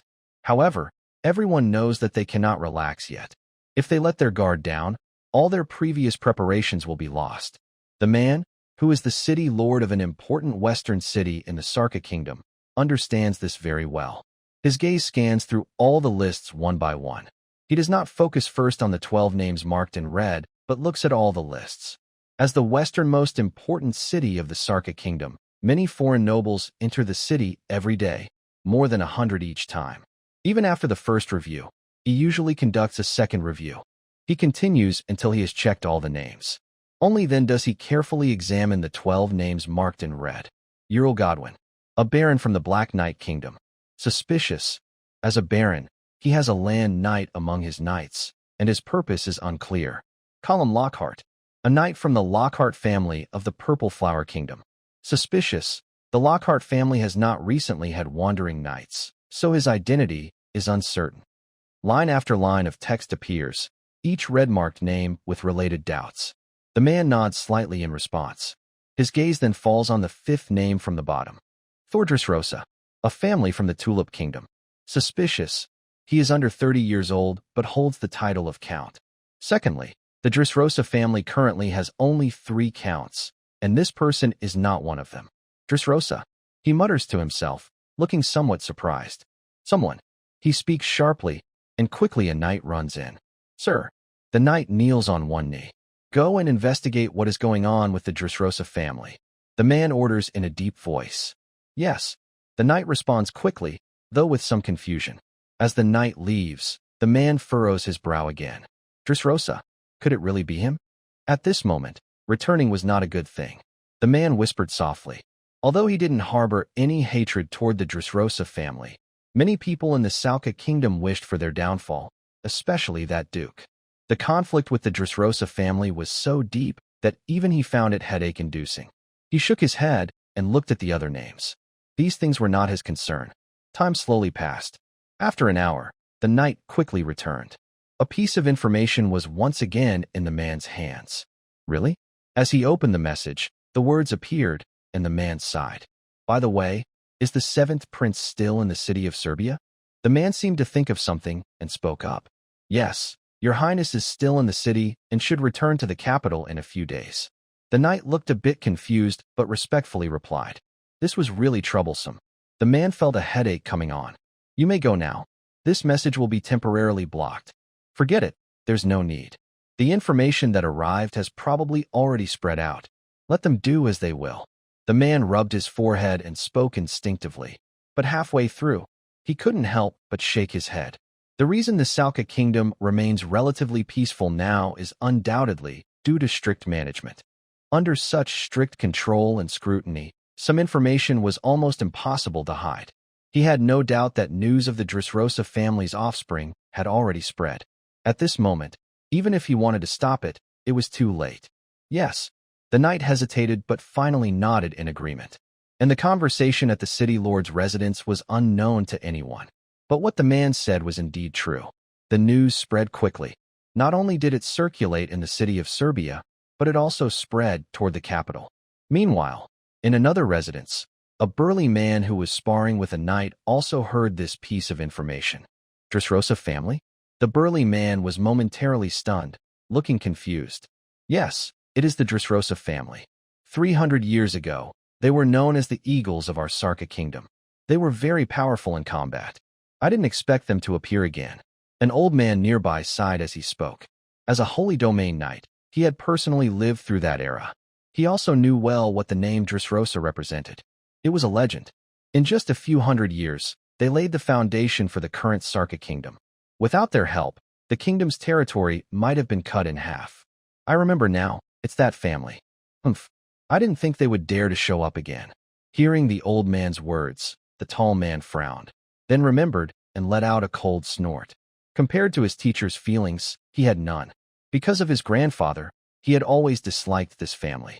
His grandfather once hated this family very much, and as a child, he heard many harsh words from him. The old man opened his mouth, but ultimately shook his head without saying anything. The events from 300 years ago are now very hard to clarify. Although he is now a Holy Domain knight, compared to past grudges, even he is insignificant now, let alone his former self. Where are they? The Dressrosa family, Eagle Knight Corps. I want to see how strong they really are. The tall man looked at the knight's servant beside him and spoke coldly. Your Highness, they seem to be in the West District. The knight's servant's face turned pale. He looked at the figure and forced himself to speak. Your Highness. The old man opened his mouth, but only managed to say one word. Teacher, you don't need to worry about this. I just want to see the so-called Dressrosa family. The tall man snorted coldly and spoke. Night gradually fell. Time slowly moved into the late night. And at this moment, a familiar mechanical voice sounded. Ding! The daily intelligence system has been updated. Would you like to open it? Open. Daily intelligence updated 1. Your arrival has caused the name Dressrosa to spread once again throughout the Salka Kingdom. Prince Harris of Salka will challenge you at noon tomorrow. 2. Knowing the situation, you decisively refuse. Prince Harris of Salka offers to trade information about the Dressrosa family from the past, asking you to duel him again. 3. When you refuse once more, Prince Harris is clearly very angry. Just as he is about to cause trouble for you, he unexpectedly dies at his residence the next evening. 4. The prince's sudden death makes you the most likely person to cause trouble with him in the city of Serbia. Soon, the Knights of Serbia are dispatched to capture you. 5. During the night's action, the city lord of Serbia intervenes, temporarily stopping the knights and waiting for the decision from the Salka capital. 6. 3 days later, a rebellion occurs in northern Serbia, with many monsters attacking the city. 7. 10 days later, Serbia city is destroyed. 8. 15 days later, you are attacked by a knight group leaving Serbia city. You successfully defeat the entire group. 9. 20 days later, you encounter an attack by 3 holy knights working together. You manage to defeat them all. 10. 25 days later, you leave the Salka kingdom and arrive in the Macedonian kingdom. Lines of information appear, and Thor's gaze is instantly drawn to the contents of the daily intelligence. Is that so? He whispers softly, taking a deep breath. The scene is almost exactly what he expected. As his daily intelligence system updates more and more, the future inevitably changes more. After all, everything is based on the daily intelligence provided to him now. If he changes now, the future will naturally change too. Every 10 pieces of daily intelligence is a new variable. As long as he has ideas, the future will be different. Just like now, because he knows a lot from the daily intelligence, Thor's thought is to not interfere. And as soon as this idea appears, the daily intelligence immediately changes. Even though the final outcome seemed to still trap him, it was much smoother than before. What Thor didn't expect was that the city of Serbia would be destroyed in 10 days. This city is very large. Its permanent population exceeds 500,000. The floating population might be close to 700,000 or 800,000. Such a large population makes the city's overall strength very formidable. In his previous daily reports, the entire city of Serbia was protected by 3 powerful leaders, its lord, who was a holy domain, and 2 legion commanders, also in the holy domain. These 3 powerful figures were comparable to 3 dukes. Yet, despite such strong strength, the city still ended up destroyed. Beast riot, he whispered, and a serious expression appeared on Thor's face. Along the way, he had seen this term several times. At first, he didn't pay much attention. After all, every year, many cities on the continent are destroyed by beast riots. It wasn't unusual, but now, even Thor couldn't ignore it. There were too many incidents, and they happened too often. Plus, considering the previous involvement of the Church of the Gods, Thor knew clearly that this beast attack was probably not just a simple beast riot. And with the city of Serbia under close watch by the Church of the Gods, it was obvious what was really happening. He shook his head. Thor sighed. He knew he couldn't interfere in such large-scale conflicts. Even though he had now broken through to the holy domain, he was still insignificant compared to the Church of the Gods. 3 holy domain experts and tens of thousands of knights couldn't stop it, and he alone probably couldn't stop it either. Shaking his head, Thor tidied himself up and then went to sleep. Night gradually passed. Morning sunlight spread, announcing the start of a new day. Thor ordered Marco to buy some supplies, while he took Anna and Elvira to stroll around the entire city of Serbia. It was a lazy way to pass the time, and they were also waiting for the arrival of the seventh prince. Both Anna and Elvira were very excited about the city of Serbia. The three of them wandered around all day, until the evening glow gradually decorated the sky. A group of people finally appeared ahead. These people had also blocked their way at this moment. "Are they coming?" he whispered softly, and Thor's gaze involuntarily turned toward the distant, armored, burly figure. Prince Haris Sarka, the seventh son of the Sarka kingdom and one of its heirs. Compared to other kingdoms, the inheritance system of the Sarka kingdom is quite different.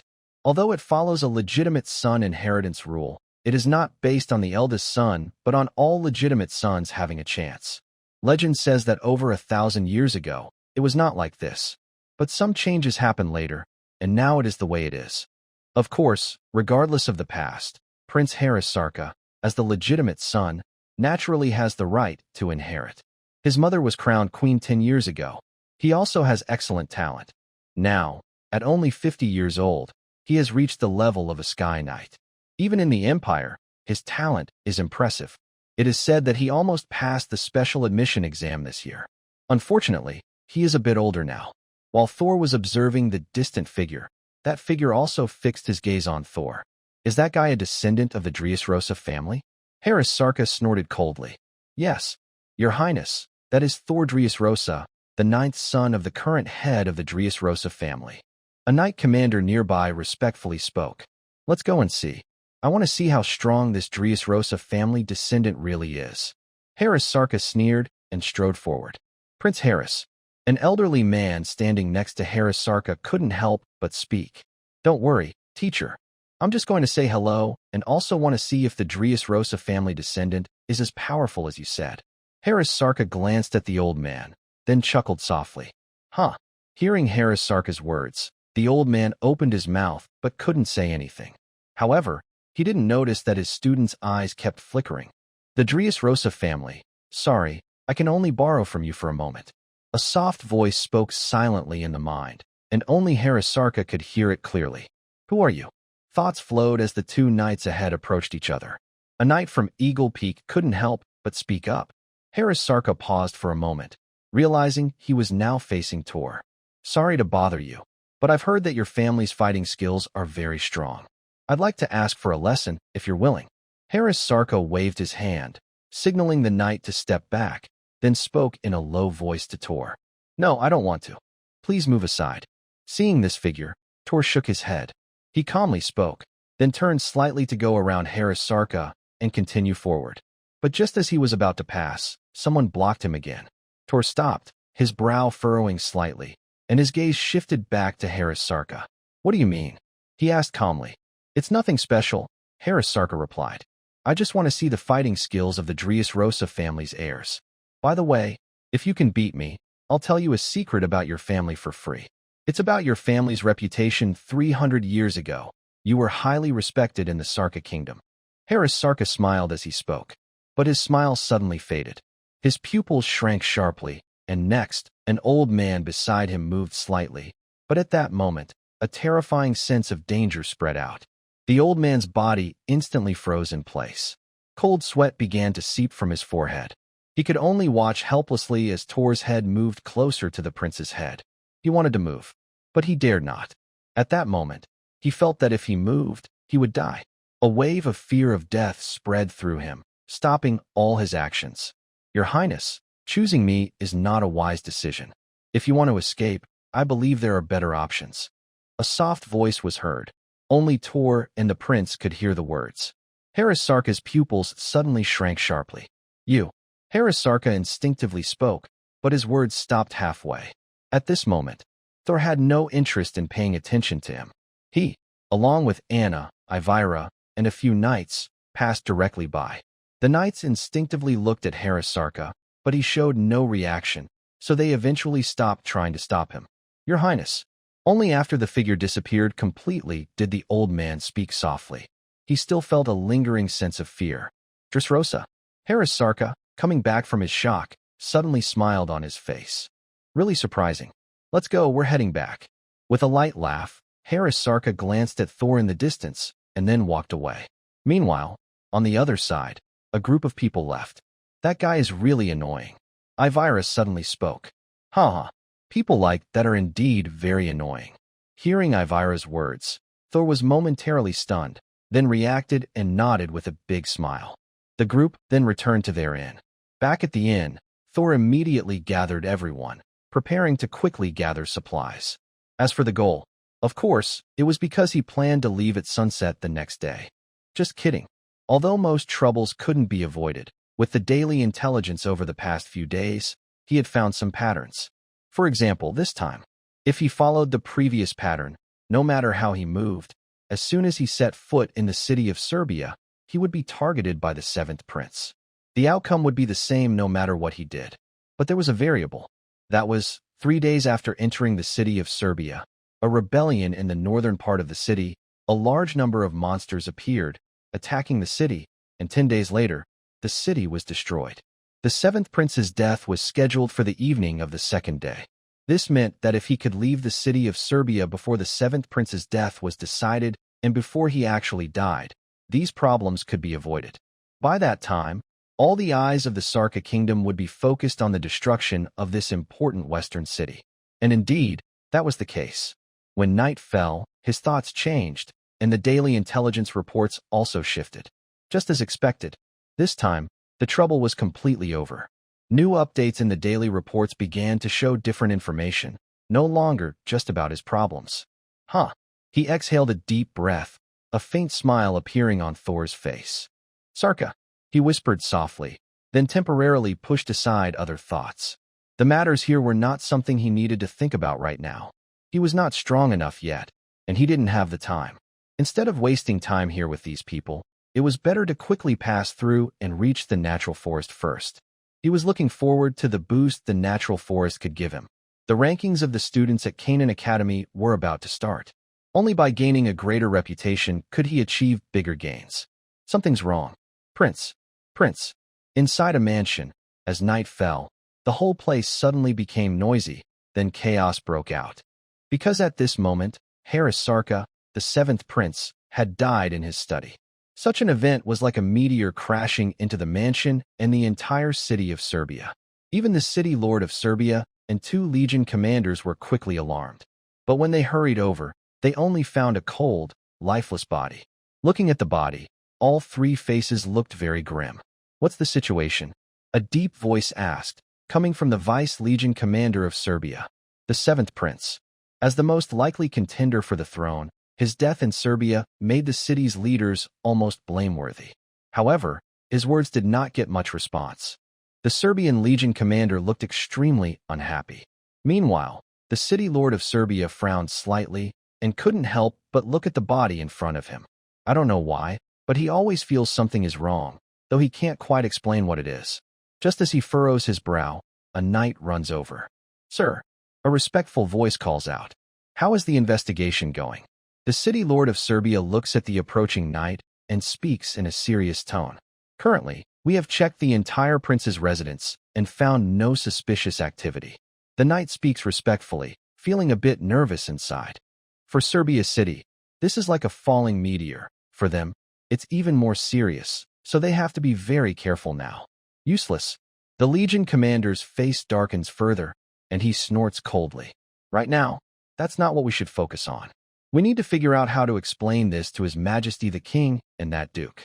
The city lord sighs helplessly, speaking with a tone of resignation. At this moment, he feels a worse headache coming on. Recently, one bad thing after another has happened. First the Church of the Gods, then the Dressrosa family, and now the seventh prince has died. How are we supposed to explain this? This isn't our fault. The deputy legion commander snorts coldly. His words make everyone fall silent again. Sure, this isn't their fault, but the seventh prince died in their city, so it's related to them. I heard the Dressrosa family's heir has appeared again. Suddenly, a voice speaks. The city lord looks over and sees the unhappy face of the deputy legion commander. Do you mean? The city lord frowns slightly and looks at the deputy legion commander. Yesterday, the seventh prince seemed to challenge a member of the Dressrosa family, and today he mysteriously died. I don't think this is a coincidence. The Deputy Legion Commander speaks in a low voice. His words are very clear, whether related or not. Tor is the best person to blame. The City Lord frowns slightly, but doesn't speak. The Legion Commander also concentrates silently. Neither of them speaks. The Deputy Legion Commander opens his mouth, but ultimately says nothing. Even if he wants to shift the blame, without their approval, he can't do anything. Continue the investigation. Let's see if we can find any clues. The City Lord paused for a moment before softly making a decision. The Legion Commander nodded slightly. Deputy Legion Commander opened his mouth, but ultimately said nothing. Even though he was also at the Sacred Realm level, the gap between him and the others was still very large. The City Lord was at the peak of the Sacred Realm. The Legion Commander was also at the peak, but he had just recently broken through to the Sacred Realm. As they began to investigate the cause of Prince Seven's death, no one expected what happened next. The next day, a shocking piece of news came that made them forget about that matter entirely. Because news arrived from the Monster Mountain Range. There was a huge riot among the monsters there. Many monsters were gathering and heading toward the city of Serbia. As the most important city in the west and close to the Monster Mountain Range, Serbia City suffers monster attacks every year. Each attack causes significant damage to the city. Compared to Prince Seven's situation, the upcoming monster was far more important. In the City Lord's residence, the City Lord, the Legion Commander, and the Deputy Legion Commander gathered again. City Lord, what's happening? Why are the monster attacks coming so early this year? The Deputy Legion Commander frowned, looking serious. We don't know yet. Our outpost on the edge of the Monster Mountain Range has been destroyed. This attack is even worse than any in the past 20 years, the City Lord said grimly, his face serious. Worse than 20 years ago. Even the Legion Commander's eyes widened in shock. Yes, the monsters we've seen so far include many 3rd and 4th tier monsters. It's likely they are driven by a huge number of monsters, possibly including 5th tier monsters, the City Lord explained.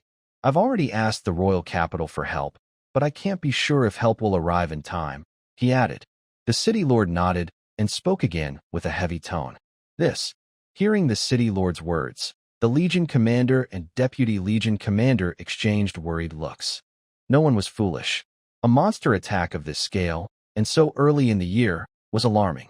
Plus, considering the current situation of other kingdoms, they all understood that this monster was probably more complicated than it seemed. They had asked the royal capital for help. Whether the capital could send aid, and whether it could arrive in time, no one dared to be certain. Both of you, prepare to defend to the death.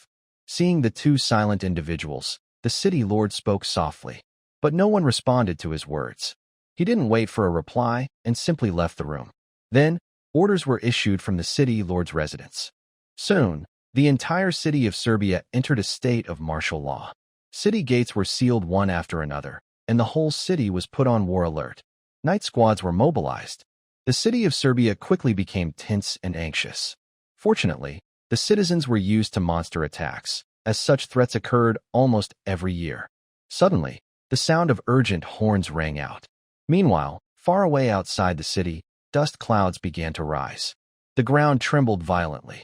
Monsters started rushing towards Serbia City in a fierce wave.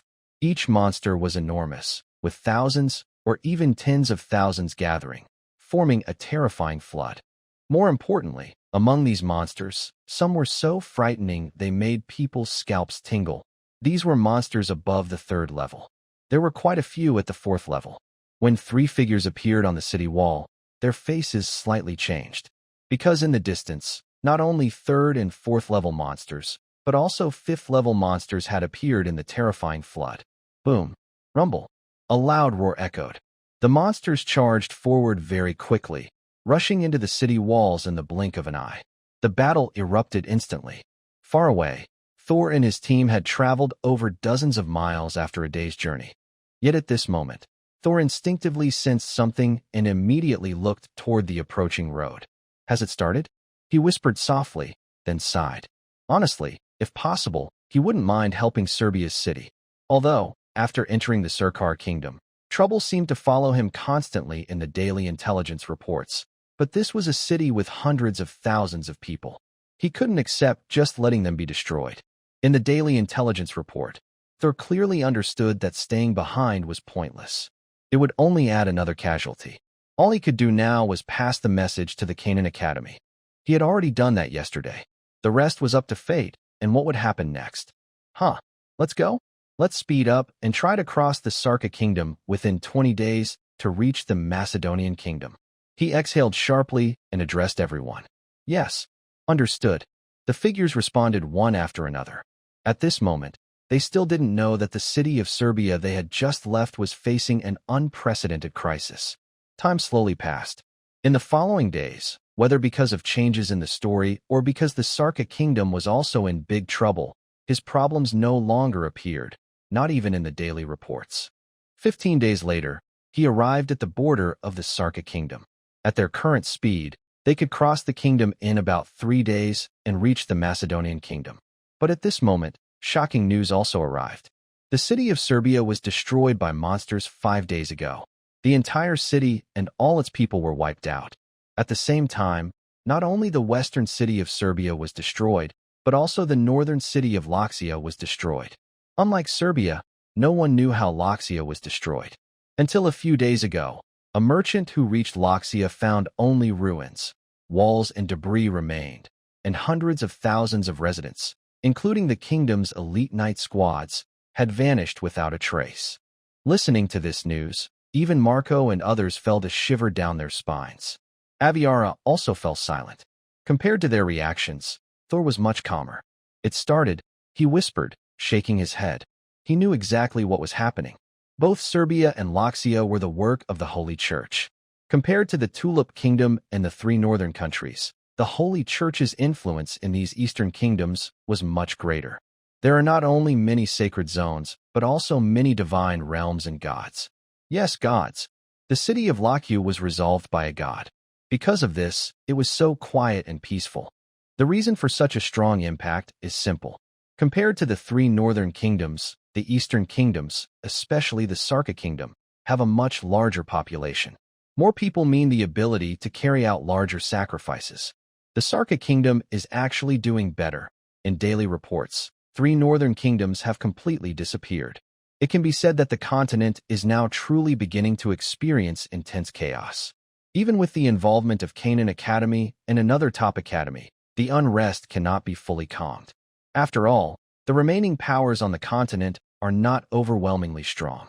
For example, Canaan Academy, led by the Soul Master Rees, has undeniable strength, reaching the level of a high-level god, and even able to suppress many high-level gods. But the power of high-level gods is supported by the Church of Gods. With each divine awakening, more gods are starting to descend. This continues to weaken the advantages of the 2 great empires. At this moment, even powerful kingdoms are finding it hard to stay stable. Master, In the flow of thoughts, Marco carefully looked at Thor and hesitated to speak. But before Thor could reply, he suddenly seemed to sense something. His gaze instantly turned to the sky, and just as he looked up, a figure was rushing toward them from afar. Who is that? Thor was slightly stunned, then a strange expression appeared on his face. In his strange expression, the figure had already arrived above Thor and stopped there. Kid, why are you walking so fast? You almost tired me to death. With a slightly annoyed voice, the figure descended from the air. It was none other than Neil Morton. Neil Morton's face was flushed, and he was panting heavily. His repeated flying and wrong routes had worn him out, even at the peak of his sacred domain. Finally seeing Thor, he let out a long, exhausted breath.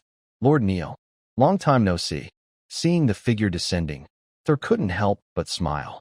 Kid, why are you in such a hurry? Hearing Thor's cheerful words, Neil Morton responded with a bit of annoyance. On this journey, he encountered countless problems. Although he had a route, constant chaos forced him to change plans repeatedly. Even with his peak holy domain strength, he often took wrong turns. Fortunately, he managed to communicate with Canaan Academy, avoiding any awkward situations. Lord Neil, I sincerely apologize. Thor quickly expressed his apologies. Forget it. I don't want to argue with you, kid. Let's go quickly. The Sarka kingdom might be in chaos in the next few days. Neil Morton waved his hand and spoke in a serious tone. Going to be chaotic? Thor was surprised and looked at Neil Morton. He knew the current situation of the Salka Kingdom because he had a daily intelligence system. He didn't expect Neil Morton to be aware of it too. Yes, you probably know that Serbia City and that other city have been destroyed, right? I checked earlier, and it's definitely the work of divine beings, and a mid-level god at that. With the strength of the Salka Kingdom, resisting is almost impossible. Neil Morton sighed as he spoke. Has the Empire not taken action yet? Thor frowned and asked. Even though he knew the Salka Kingdom was about to fall into chaos, he didn't expect the situation to be so terrible. The Salka Kingdom is stronger than the 3 northern border countries, and its destruction would be a huge event. It seems the Empire is having difficulty gathering enough forces. The Yulan continent also seems to be facing big problems. Half a year ago, the 2 major empires on the continent sent large forces there again. Now, the remaining forces are very limited, only able to protect some important kingdoms and the Empire's homeland. Other areas are hard to defend. Neil Morton sighed bitterly. Listening to Neil Morton's words, Thor also opened his mouth in surprise. He hadn't expected the situation to be so bad. The Empire's power has been drained. This means the kingdom's last guarantee has completely disappeared. The consequences are obvious. Let's go. You still need to go to the nature forest, right? These matters are not something we can get involved in. Those important people should worry about it. Neil Morton shook his head and then softly spoke. Thor nodded silently. He let out a small, tired breath. His mind gradually settled down. As Neil Morton said, at this moment, these issues are beyond his ability to interfere. Instead of thinking about this, it's better to keep moving forward. With Neil Morton joining, the entire Knight group was not greatly affected. After 3 days, they finally crossed the Surkar Kingdom and reached the Macedonian Kingdom. It is the last kingdom in the east. On the 2nd day after their arrival in Macedonia, even more shocking news came.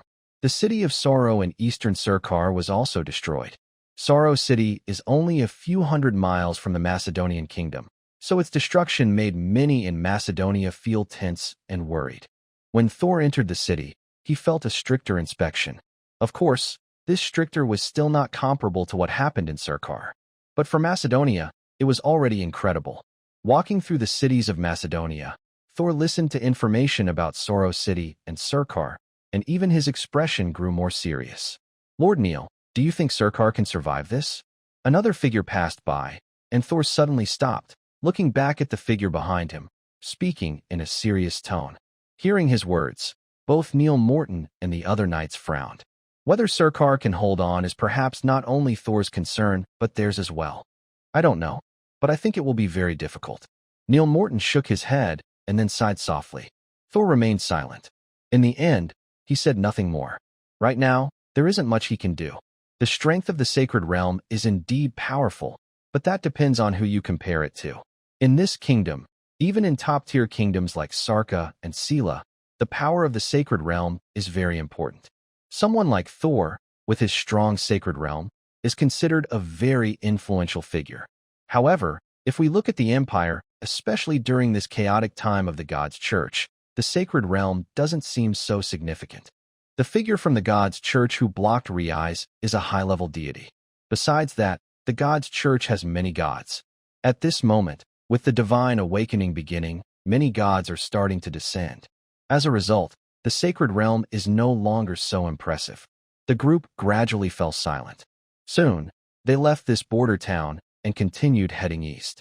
At this time, the chaos was clearly not limited to Sarka. Even the Macedonian kingdom was greatly affected. During the journey, Thor could sense that conflicts were breaking out everywhere.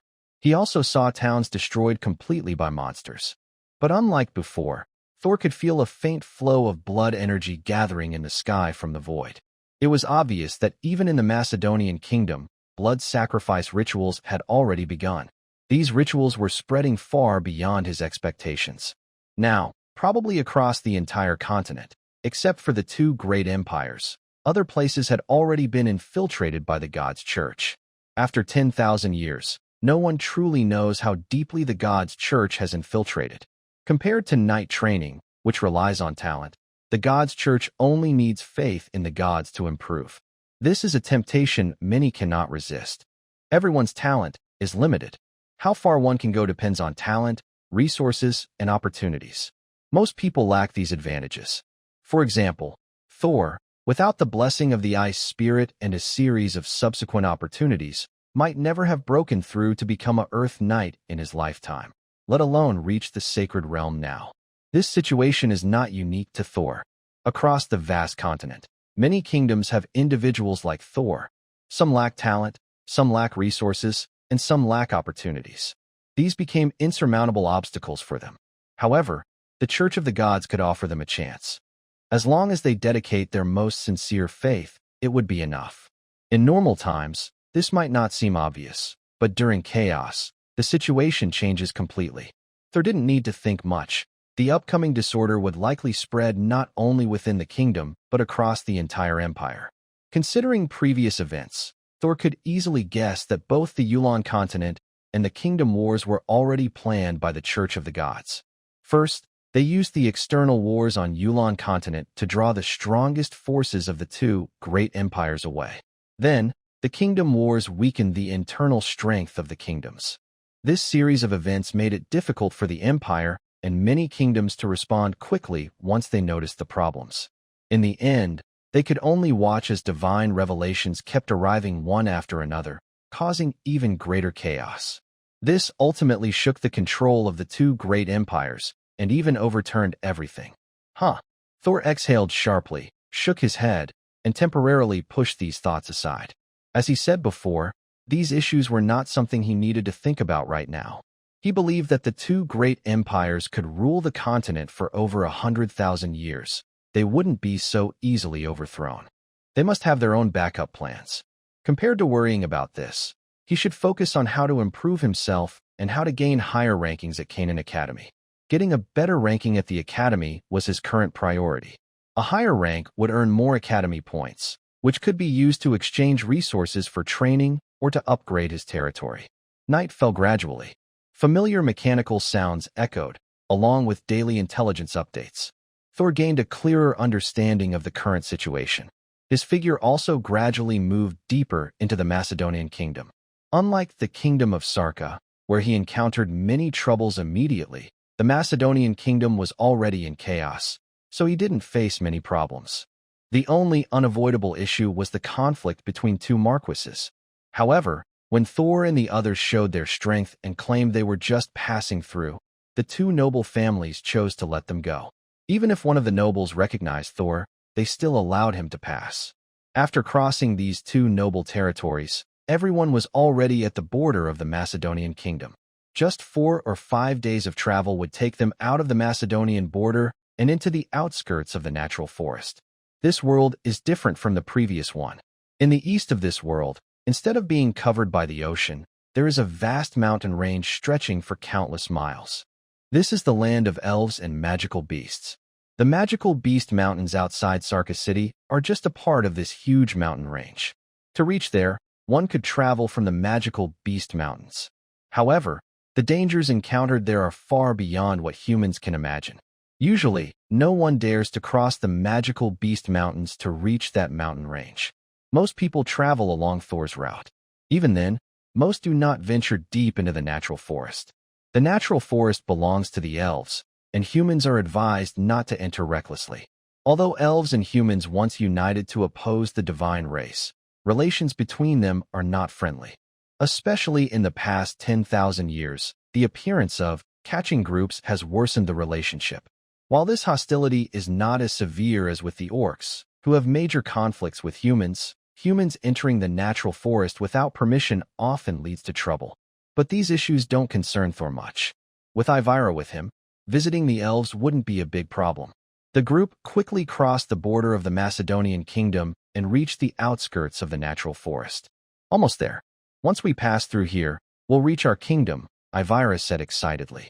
Even Anna couldn't help but show a hint of excitement. Elves, Thor whispered softly, also looking forward with anticipation. The group sped up their journey. Just as Thor and the others entered the natural forest, a group of people was also running wildly through it. They carried a large sack that kept writhing. Run. Those guys are catching up. A person spoke urgently, saying, Sputnik, go block them. Water, come with me. A figure spoke, and the crowd quickly parted. A group carrying burlap sacks was running wildly, while another group stayed behind. Behind this group, figures were flying toward them. They held bows and arrows, each with beautiful faces and delicate features. Their clothing was made of flowers or leaves. "Stop them!" A commanding shout rang out. In the next moment, countless elves rushed out from the bushes, chasing the distant figures. Soon, the battle between the two sides broke out quickly. This group of capturers was very strong. Even though the elf team was not weak, they couldn't stop the others. Time slowly passed. The elf girls grew more and more anxious. But being anxious was useless. "Catherine, has there been any news yet?" One anxious elf girl asked the other. "Not yet. It might take some more time," the other elf girl replied, her delicate face showing worry as well. The relationship between elves and humans is very complicated. Originally, elves were one of the races that fought against the gods. About 100,000 years ago, or more precisely, 70,000 to 80,000 years ago, elves and humans lived relatively peacefully on this continent. Sometimes, elves appeared in human cities. This was similar to the early orcs. But over time, things changed. First, humans discovered that elves had great talent for magic. Their descendants also often had high magical talent. On this continent, mages held a very high status. The shortcut to producing high-level mages was highly sought after. At first, it was just ordinary marriages. But gradually, some humans started to act with bad intentions. They captured elf girls to breed more elves, turning it into a choice. As time went on, the situation continued to develop. The elf clan also soon discovered these problems. What exactly happened during the process? No one knows now. But the result was that the elf clan retreated into the natural forest and no longer interacted with humans. Humans also stopped bothering the elves. However, after tens of thousands of years, some people couldn't hold back their curiosity. A group called hunters had been lurking around the edges of the forest. Whenever they encountered elves, they would try to capture them. Each elf girl, if sold into human society, could be worth millions or even several million gold coins. An elf girl represented the potential to produce at least a third-level or higher mage for a family. And not just one or two, but possibly 7 or 8 or even more. Any noble would find such a deal irresistible. But hunters were very dangerous. If the elves discovered them, the hunter's fate was obvious. Fortunately, this time, luck was on their side. By chance, they captured a lone elf girl. Because they were far from the natural forest, they didn't even alert the elves living there. Only a small elf patrol chased after them. And this elf patrol wasn't very strong. They could handle it. "Boss, why don't we capture these guys too? Just this one, and we'll be rich." A tall, thin young man looked at the figures shooting arrows at them from afar, his eyes shining with excitement. Their hunting team had 5 Sky Knights, while the elf girls chasing them were only 4th level at most. If they wanted to, they really had a chance to succeed. And there were 7 elf girls. If they could catch them all, they would make a huge profit, over 10 million gold coins. Even as hunters, they felt a chill run down their spines. "Idiot, don't you want to live and walk out of here?" The tall, thin young man, called the boss, was a middle-aged man with a scar near his eye. Hearing the young man's words, he snorted coldly. He was joking. He was no fool. He is now capturing a fairy. As long as they can escape from the natural forest, they are likely to be safe. However, if they catch a team of fairies, they probably won't be able to leave this forest. "Boss, I was wrong." The tall, thin man covered his head and quickly spoke. "Just knowing you're wrong is enough. In our line of work, you can be greedy, but you can't be stupid." The scarred man snorted coldly. Yes, I understand." The tall, thin man responded quickly. Meanwhile, on the other side, a fairy girl from the fairy team grew more and more anxious. "Caitlin, if this keeps up, those people will take Eve away." The lead fairy girl spoke anxiously. Her eyes involuntarily looked toward the distance, where the group capturing Eve was about to disappear from view. "I'll go," a clear voice shouted. Next, a strong surge of magical energy burst forth. Countless magical forces began to intertwine. But in the next moment, these gathered magical elements suddenly dissipated. Magic ban. Those hateful humans. The fairy girl's face looked grim. She suddenly realized an invisible protective shield had covered the entire area. "Use bows and arrows. First, defeat them." Her voice was urgent. The battle quickly resumed. At this moment, they could only watch helplessly as another group of humans disappeared into the distance. On the other side, Thor and his team also entered the forest directly. Avira, how much longer? Thor asked softly, glancing toward the distance. 3 days. We'll be there soon. Avira replied excitedly. 3 days? Thor nodded slightly, not feeling too surprised. Although this is already considered the outer part of the natural forest, there is still quite a distance to reach the elves' location. Of course, he was more focused on the daily intelligence report. Day 2 after entering the natural forest, you unexpectedly encountered a catching team from the Kingdom of Macedonia, which captured a fairy girl named Yver. She possesses a very prominent mage talent, even among the elves. He looked at the daily report system that refreshed yesterday. Thor's strange sense of eccentricity grew even stronger. Wow, is he really aligning himself with the elves? If I remember correctly, the first half-elf girl, Anna, was exchanged at the market, and the second, Ivrila, was rescued from a member of the Campbell family. Now, once again, he has brought in another elf girl.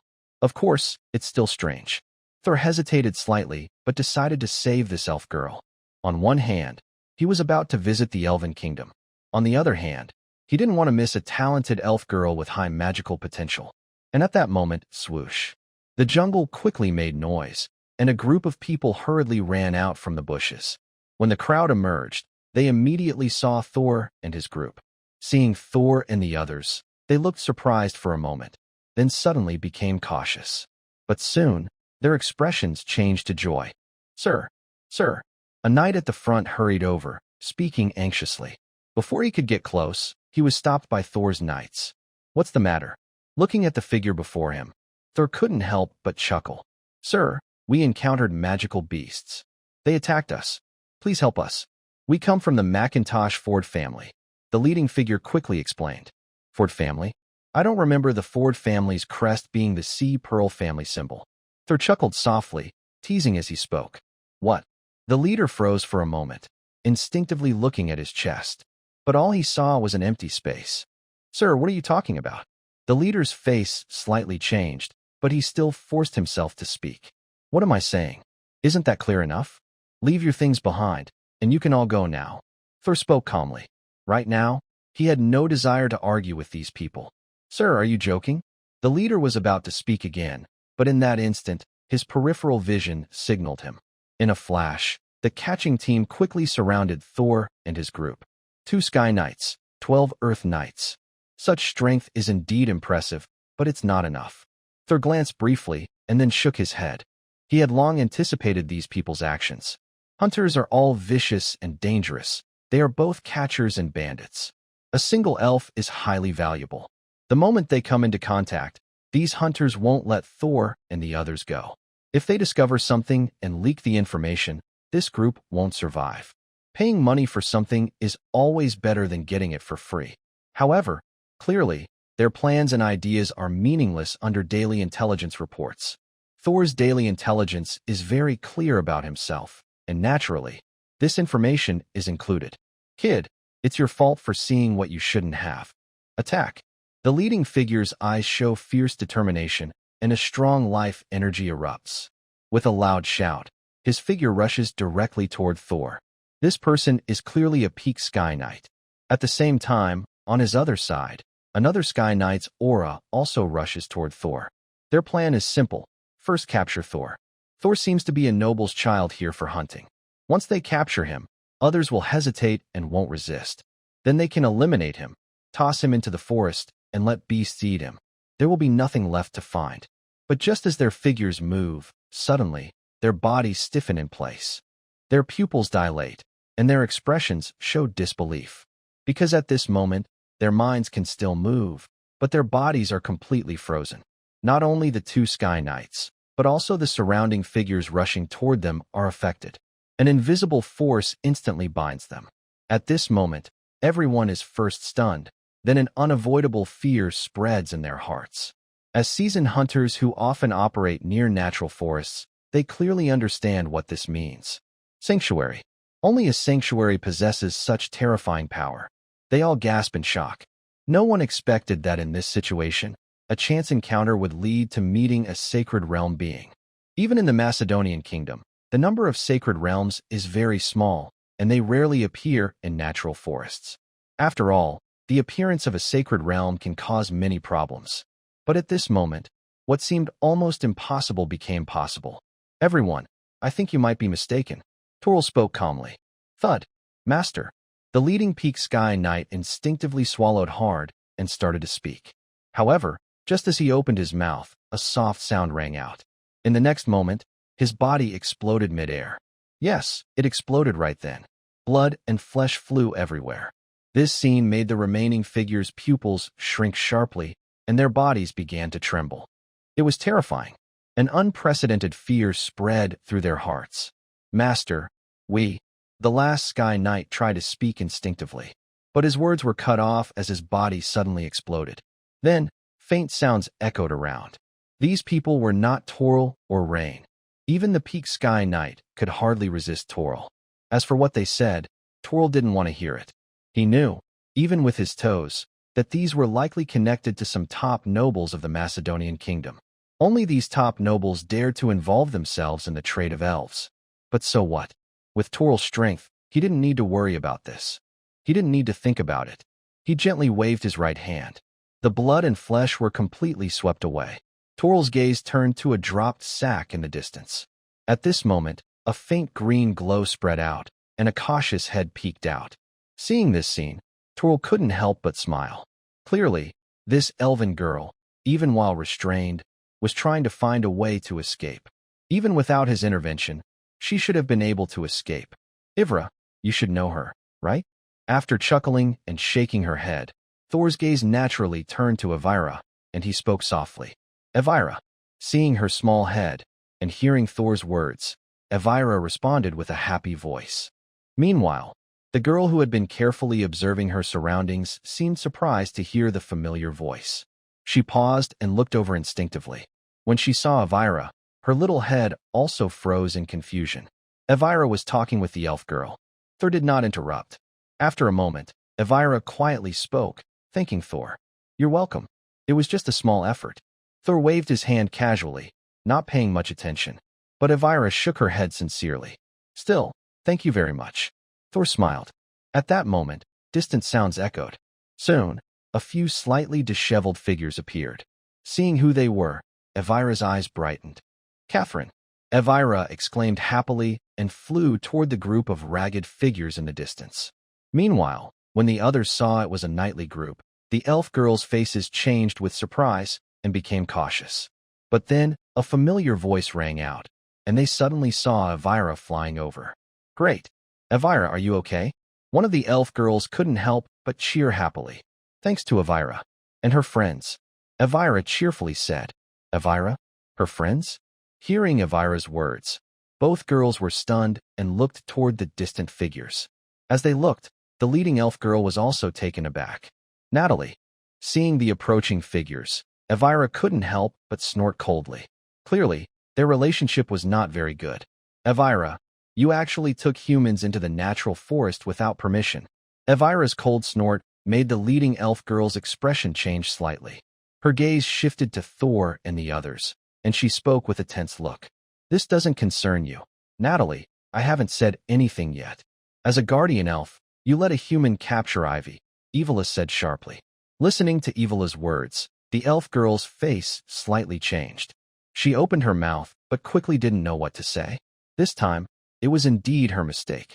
If she hadn't coincidentally met Evelyn, Ivy might have been captured by those shameless humans. If Ivy were taken into human society, Natalie couldn't imagine her situation. I don't care. Evelyn, you sneaked out of the natural forest, and now you're bringing humans back in. What are you trying to do? Although Natalie couldn't argue, she caught the key point and snorted coldly again. I told you, this is none of your business. Evelyn snorted even more coldly. Listening to the conversation between the two elf girls, Thor shook his head with a smile. At this moment, he could see that these two probably had many conflicts, and this was a good chance for them to explode. But none of this was his concern. He didn't need to worry about it. After a short while, the two argued again. Evelyn reluctantly returned. Are you done fighting? Thor said with a smile, looking at Evelyn. Let's go. Evola felt a bit embarrassed but quickly changed the subject awkwardly. Thor nodded and didn't ask further. The group set out again. 8 elf girls surrounded them, guarding and watching over them. Thor didn't pay much attention to this. Just now, Evola and Natalie were talking, and although he didn't hear everything clearly, he caught some parts. The elves' life celebration, which is the beginning of their heritage, was about to start. The entire natural forest was under strict security. Even though they were brought by Evola, they still needed to be very cautious. While walking, Thor also noticed the lead elf girl glancing at Anna with curiosity, her gaze full of interest. Occasionally, she even whispered to others. Most of the conversation was about Anna, with only a small part related to him. The reason is naturally related to the spirit of nature. Even among the elves, the number of natural spirits is very rare. They never expected that a natural spirit would form a contract with a half-elf, especially a high-level shared life contract. This made them very curious about Anna. While whispering and being cautious, the group continued to move deeper into the mountains. With the elves leading, everything went smoothly, and they did not encounter any problems. Just on the 3rd day, they reached the inner part of the natural forest. Buzz! As a ripple spread out, the next moment, Thor and the others felt the surrounding space change. When their vision focused again, they saw a huge tree, almost reaching the sky, standing before them. A strong sense of life energy filled the entire space. In just a breath, Thor could feel his life source energy stirring inside him. It was clear that even just staying here could greatly improve his life source energy. For him, this was very important, and for others, it was even more so. The moment they stepped in, 3 powerful auras suddenly surged among the 21 knights. One of them broke through to become a land knight, while the others also advanced to become great knights. Even those who did not feel the surge also sensed their life source energy rapidly transforming. What's happening? Thor raised his eyebrows, surprised, and looked into the distance. He could see the large tree ahead, releasing a strong flow of life energy into the outside world. Because of this, the entire space was filled with rich life energy, allowing several members of his group to break through. The Life Festival has begun.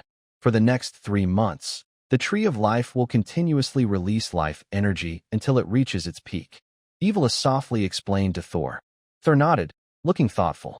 Throughout the journey, Thor had gained a clearer understanding of the Life Festival and the elf inheritance.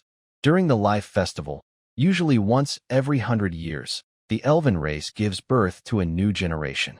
At this time, the fruits of the Tree of Life are wrapped in a rich aura of vitality and give birth to new elves. The elves gather a lot of life essence onto the ancient Tree of Life to speed up its growth and the birth of new life. At the same time, the ancient Tree of Life releases its original power. If an elf can understand or master this power, they can inherit the tree's legacy and reach a higher level. Now is the time for the upcoming 100-year cycle. The Life Festival has already begun. In a few months, the fruits will ripen and new elves will be born, and the inheritance will start soon. It's safe to say they haven't arrived too late. As thoughts drifted, several elven girls flew down from the sky. Compared to the previous small team of elves, these girls appeared much stronger. Toral's brow unconsciously furrowed. His gaze focused on the leading elf girl. At this moment, he sensed a dangerous aura from her. It was clear she was very powerful. Dear guests, Her Majesty the Queen has been waiting for some time. Please, this way. A gentle voice sounded.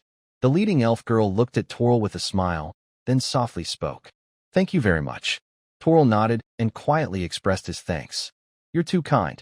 We also need to thank you for saving Ivira and Anna. The leading elf girl said with a smile. Toral smiled and nodded, then followed her toward the ancient Tree of Life. Meanwhile, Natalie and the others stayed behind. Natalie, did that person really save Ivira? One of the elf girls couldn't help but ask as they watched Toral leave. It probably is true, Caitlin replied hesitantly. No way, he doesn't seem very strong. Ivira is the strongest among us. Another elf girl couldn't help but speak. But as soon as she finished speaking, Natalie's gaze shifted, causing that elf girl to stick out her tongue in embarrassment. Of course, Thor didn't know these things at the moment. His figure quickly arrived beneath the ancient life tree with several elven maidens. He saw the location of the entire space's core. But when he saw it, He couldn't help but feel his breathing grow heavier. At this moment, the roots of the huge, ancient life tree were surrounded by dense, vibrant life essence, each cluster containing at least thousands of drops. Now, the entire root system was encircled by thousands, even tens of thousands, of these life essence clusters. Just being here, Thor felt his life energy begin to increase rapidly. Boom, boom. Behind him, the members of the Night Order could no longer hold back and started to break through quickly. At this moment, a figure slowly descended from above the ancient life tree. She had a stunning face, delicate features, and two pairs of nearly transparent wings behind her. Her attire was unlike that of other elves, made entirely of flowers. A golden crown adorned her head, making her look noble and regal. As she landed, an inexplicable aura spread around her. "Greetings, Your Majesty the Queen." Thor slightly bowed and gave a knightly salute.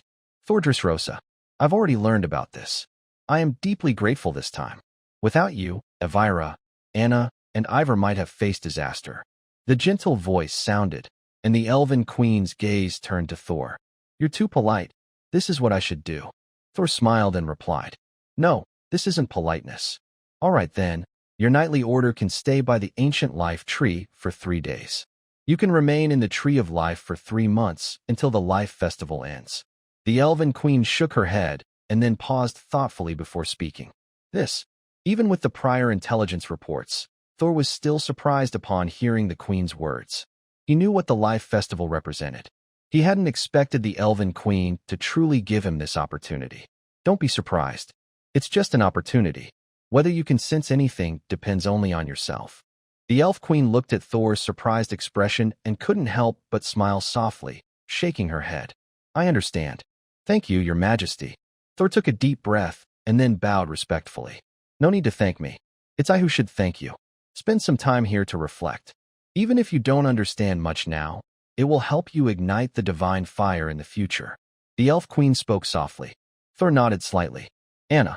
After Thor nodded, the Elf Queen's gaze turned to Anna, her voice gentle. "Your Majesty." Anna spoke cautiously. "I already know.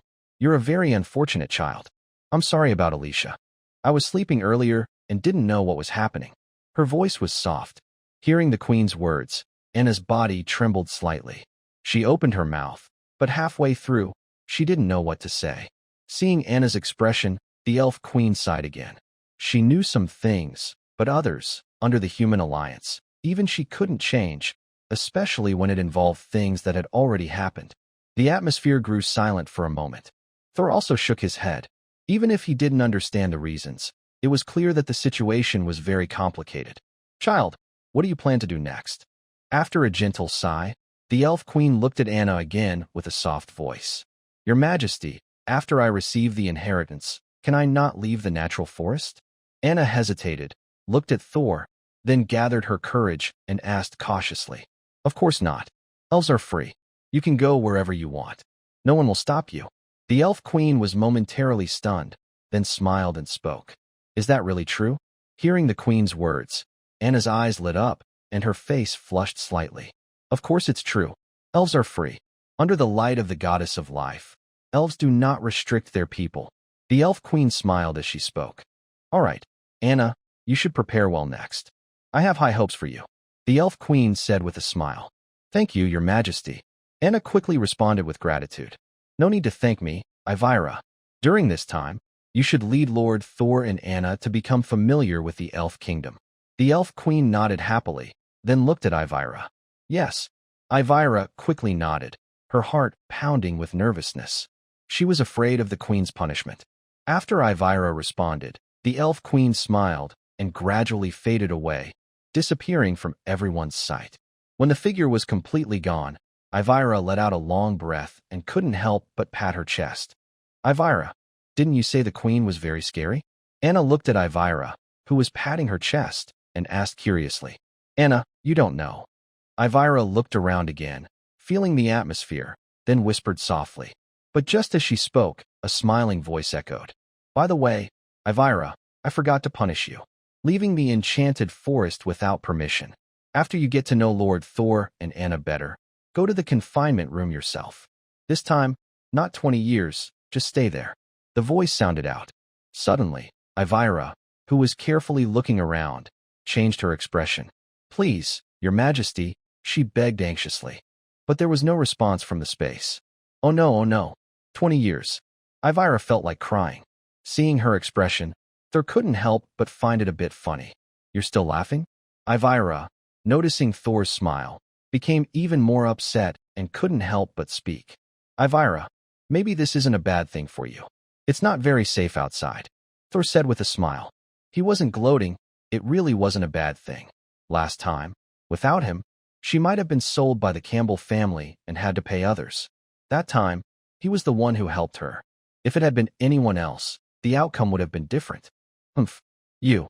Listening to Thor's words, Ivela's face suddenly changed, and she couldn't help but speak with some anger. Anna, I will rely on you from now on. You must ask the Queen for mercy then."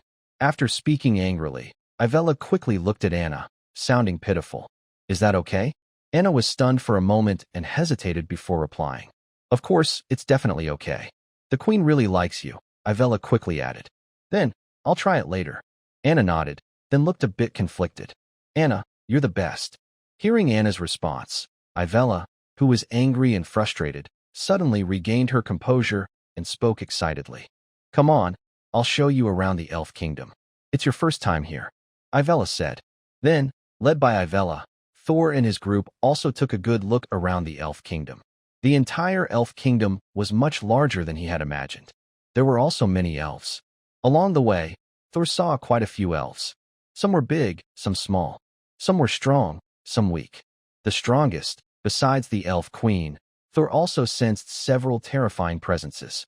The weakest, Thor felt, probably had the strength of an ordinary knight, maybe even less, probably not even a great knight. This surprised Thor a bit. After all, elves are known for their high talent. According to the Life Festival, only one batch of elves is born every 100 years, meaning the earliest elves are 100 years old now. 100 years, with such strong magical talent, they shouldn't still be just ordinary knights. Not to mention the widespread holy domains. At least, they should be at the level of Earth Knights or Sky Knights, which is roughly the level of 3rd or 4th tier mages. Ivela, are all these elves born 100 years ago? After wandering for a while, Thor couldn't help but feel curious and hesitated to ask. No, Ivela suddenly froze at the question, then casually replied. Not. Hearing her answer, Thor was also surprised. Yes, the Life Festival occurs every 100 years, when many elves are born. However, this is not the only way elves can be born.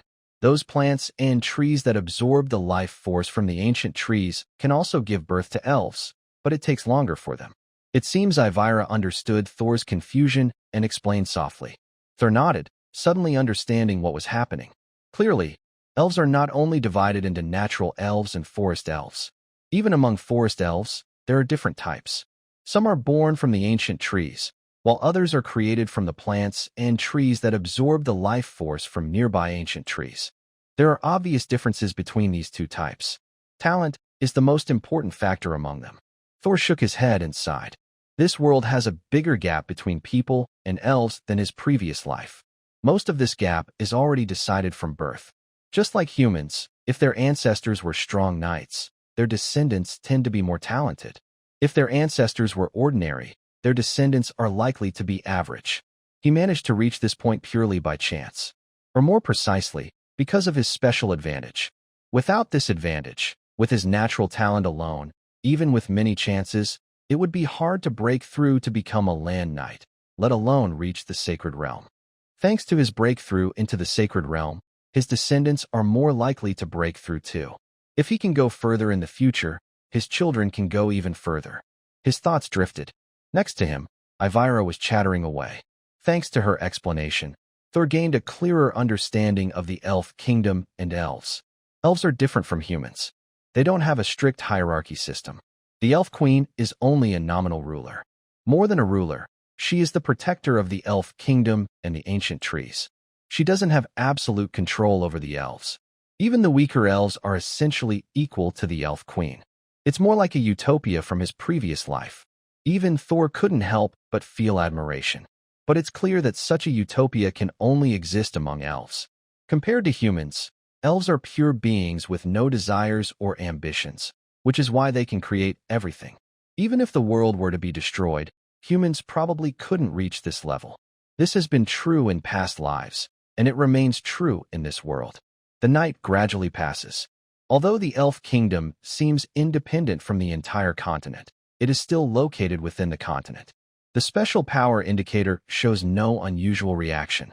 As stars twinkle in the sky, time slowly moves into the early morning. Thor has long returned to the ancient tree of life. At this moment, 21 knights are still beneath the ancient tree, surrounded by strands of life energy. Their life energies are all trembling with excitement. After this, their talents and strength are likely to make a big leap. Of course, the biggest beneficiary right now is undoubtedly Thor. Streams of life essence circle around him, continuously improving his body and rapidly increasing his life energy. It is expected that after 3 months here, even if he does nothing, he can directly break through to the peak of the sacred realm. Time slowly passes. Who knows how long has gone by, or how long it has lasted? A familiar mechanical voice suddenly sounds. Ding! The daily intelligence system has been updated to version 1. Would you like to open it? Open it. The daily intelligence system has been updated. 1. Due to Ivella's relationship with Anna, you entered the elf's land. The life festival has begun. In 2 days, a wave of life energy will sweep through, and within 3 meters in front of the ancient tree of life, you can experience this life tide's blessing. 2. After 3 days, a small elf team returns with a strange stone containing a high-level fire magic crystal. 3. 7 days later, a group of earthbound dragons appears on the right side of the natural forest. They have a major conflict with humans. 4. The Skoda family is heading toward the natural forest and will arrive on the right side in 10 days. They will encounter a 5th-level magical beast and suffer heavy losses. 5. On the crown of the elf queen, there is a breath of the law of life from the ancient life tree. Placing it on your head can connect to the ancient tree and feel the highest law of life. 10. In the elf kingdom, Morin, a small elf, has a book from a distant era. Daily intelligence updates appear line by line. Thor's gaze quickly becomes absorbed in these words. To his surprise, the elf kingdom actually has quite a few valuable items. Perhaps because the elf heritage is very ancient, Thor even sees several items from the Age of Gods. There are some that make his heart race. As his eyes scan over them, Thor can't help but breathe heavily. But soon, he shakes his head. This is the elf's land. There are several things that truly excite him, but clearly, they are beyond his reach. It's better not to even think about it. For example, the elf queen's crown. The law of life. This is the law of life. On this continent. No, in this world. These are the most sacred laws. Darkness, light, space, life. These are the 4 primordial supreme gods of this world, and the laws they control are also the most sacred. If one can comprehend them, they might not only advance to become a supreme god, but could also have a chance to break through to the main god level. Don't be fooled by the chance. 99% of higher gods don't have this opportunity. Having such a chance would drive any higher god crazy. Unfortunately, this is on the head of the elf queen. Not to mention he is no longer a higher god. Even if he were, he couldn't dream of it. The human race doesn't only have 1 or 2 top gods. However, the fact that the crown still rests on the elf queen's head shows a big problem. The same is true for other things. He is currently in the elf kingdom. Any sudden move, or even a thought of rebellion, could be deadly for him. He shakes his head and dismisses those thoughts. His attention is finally fixed on the first piece of daily intelligence. Compared to other information, this is the most accessible to him. In 2 days, the tide of life will come. If he can grasp it well, not only will he gain significant benefits himself, but his knight order will also benefit greatly. Maybe even a few more Earth Knights will be promoted. His mind races. Night gradually passes, and morning quickly arrives. In the following days, Thor begins to focus on practicing cultivation. The members of the Knight Order do the same. Although, due to the ancient tree of life, they find it hard to absorb true life essence. The life energy that escapes from it is enough for their life sources to visibly transform and improve. Even at the current speed and situation, in 3 days, some might break through to become Earth Knights. Time slowly passes. On the second and third days, quietly gone. On the fourth day, just as it begins, a figure suddenly releases a powerful aura. At that moment, someone breaks through the threshold from Great Night to Earth Night again. By now, among the 21 people, no one remains below Great Night. Most of these Great Knights have reached the peak level, just one step away from becoming Earth Knights. The Night Order is improving quickly.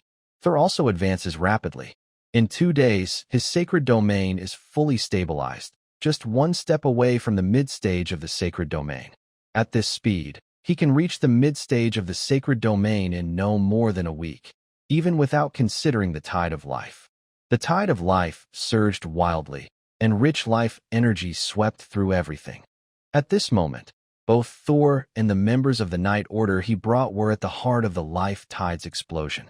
They absorbed enormous amounts of life force, which directly pushed their night cultivation forward, especially the 21 members of the Eagle Night Order. At this moment, they felt themselves wrapped in an incredibly dense life energy, and streams of pure life essence rapidly merged into their bodies. Originally, based on their talents and resources, they could only become Earth Knights in this lifetime. Reaching Sky Knights or higher levels seemed almost impossible. But now, as streams of life essence entered their bodies, their entire bodies and minds began to transform. Boom. Rumble. The life source energy inside their bodies roared and churned intensely. Countless sources of life energy were born and quickly merged into their bodies. Time slowly passed, second by second. Unknowingly, how long had passed, and how long this process lasted, until suddenly, a powerful aura erupted once more. Did I break through? Marco stared in shock at the surging life energy within him, his expression filled with disbelief. He had actually broken through to the peak of the Earth Night level. This was the peak of the Earth Night, a level he had never dared to imagine before, yet now he reached it so easily. Moreover, he was only in his early 30s. With his current speed, breaking through to become a Sky Knight seemed almost certain in the future. Thinking of this, a faint flush appeared on his face. Of course, the aura fluctuations weren't only from him.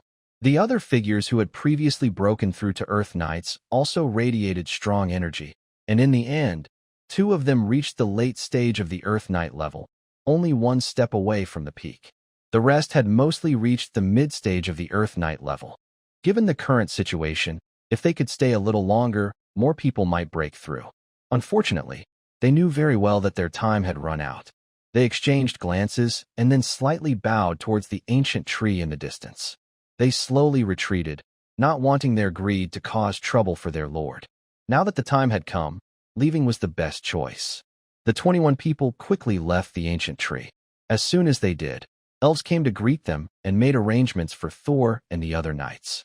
Clearly, the Elven Kingdom was well prepared. However, Thor didn't realize this at the moment.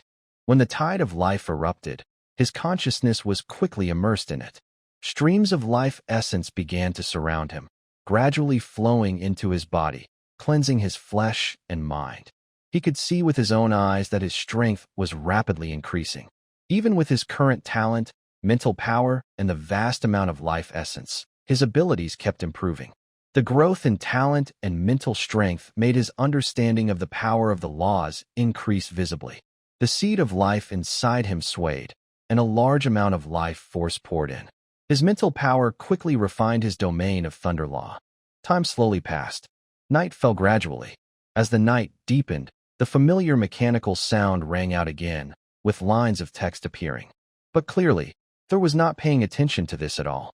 He remained immersed in the tide of life, undisturbed. Time continued to pass. In the blink of an eye, 3 days had gone by. It was only on the 4th day that Thor slowly opened his eyes.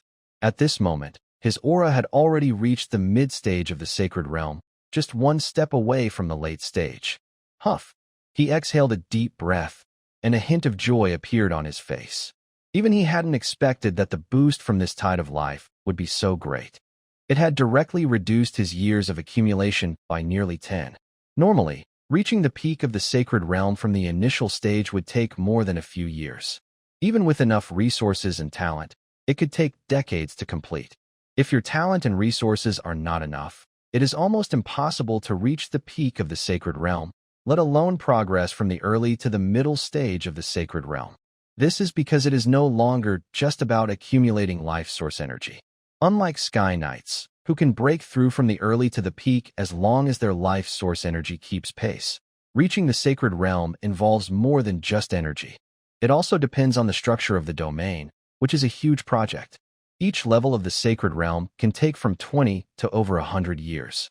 Even with Thor's talent, without the surge of life force brought by the tidal wave and the transformation of the essence of life, it would likely take nearly 10 years to make that leap. Moreover, this tidal wave of life energy also enhanced Thor's mental strength, allowing him to improve his Thunder Law domain, Ice and Snow Law domain, and Death Law domain. He gained some insights into how to further strengthen himself and had some ideas about how the other two law domains could support each other. These insights are very important to him right now. Death, Ice, and Snow, he whispered.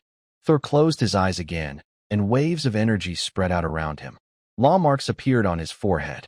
A buzzing sound filled the air as the waves spread instantly, creating invisible ripples that swept outward. Cold frost quickly spread around him, and the ground began to be covered with ice. Within the ice, the aura of death intertwined continuously. But these were only external changes. Inside Thor, the transformation was even greater. Boom! Rumbling sounds echoed as countless lightning bolts gathered within him, where the seed of life was growing. Law energies intertwined, fighting against the energies of ice and snow and death. Each clash caused some of these energies to dissipate. Despite this, the process continued. At that moment, on a small tree with tinder buds breaking open, there was a faint layer of frost and a hint of deathly aura lingering within. This was the method he thought of. The power of the law, when the seed of life breaks through to the sacred realm, can only imprint a domain's strength. But this doesn't mean that after reaching the sacred realm, it's impossible to further enhance the law's power. If he can manage to infuse the law's power into the seed of life, then the forces of death and frost will blend into the Thunder Law. This is undoubtedly very risky. If things go wrong, his seed of life could shatter, and even as a sacred realm expert, his cultivation level would drop sharply. But if he succeeds, his strength could rise to a new level. With the three major laws, death, frost, and thunder, he would not only have absolute power within the sacred realm, but could also reach a top-tier level even in the divine realm. Of course, even with such a big advantage, Thor wouldn't dare to try unless he was in the natural forest beneath the ancient life tree. The risk is too high, and the chance of failure is also very great. If he fails, he might not only fall from the sacred realm, but could also drop to the Sky Knight level or even the Earth Knight level. He might also suffer severe injuries. But under the ancient life tree, with its powerful life force and essence of life, Thor couldn't help but feel eager to try. Even if he fails, the abundance of life energy and the support of the essence of life would ensure his safety. Boom. Rumble. His body was still constantly churning, with the auras of thunder, frost, and death colliding fiercely. Soon, the forces of death, frost, and thunder around Thor also began to intertwine continuously. Streams of law's power spread out. Very quickly, they attracted many eyes. Such dense law's power. Some elves looked over with surprise and spoke. Others frowned slightly, worry evident on their delicate faces. After all, Thor was beneath the ancient life tree, and the current situation seemed a bit unusual. Death Law, Frost Law, Thunder Law. The courage is truly remarkable. Above the ancient life tree, the Elf Queen opened her eyes and looked down with a gaze that quickly shifted to the scene below, softly speaking. Suddenly, it seemed as if he remembered something. He gently waved his right hand. In the next moment, a strong burst of life force began to flow out. Unlike before, this time it was a more fundamental form of life energy, or rather, it had touched the very laws of life itself. Below, three types of law energies kept clashing. Although the seed of life was starting to show signs of death and frost law energy, his body was already reaching its limit. Thor could sense that his body and frame were beginning to break down. Is it really not going to work? Next, it seems I can only rest and recover, hoping it's still possible to make it in time. He whispered softly, shaking his head. Even though he prepared for the possibility of failure, when failure seemed inevitable, He couldn't help but sigh. But just as he shook his head, an invisible ripple descended, and in the next moment, a dense flow of life force surged into his body. Unlike the previous life energy, this new energy was completely different. The moment it entered his body, Thor's frame seemed to subtly change, and a large amount of life force burst out from within him. With this influx of life source energy, the originally turbulent law energies of thunder, death, and frost gradually calmed down. On the tree of life, streaks of lightning marks were etched, surrounded by black aura, while white mist spread out.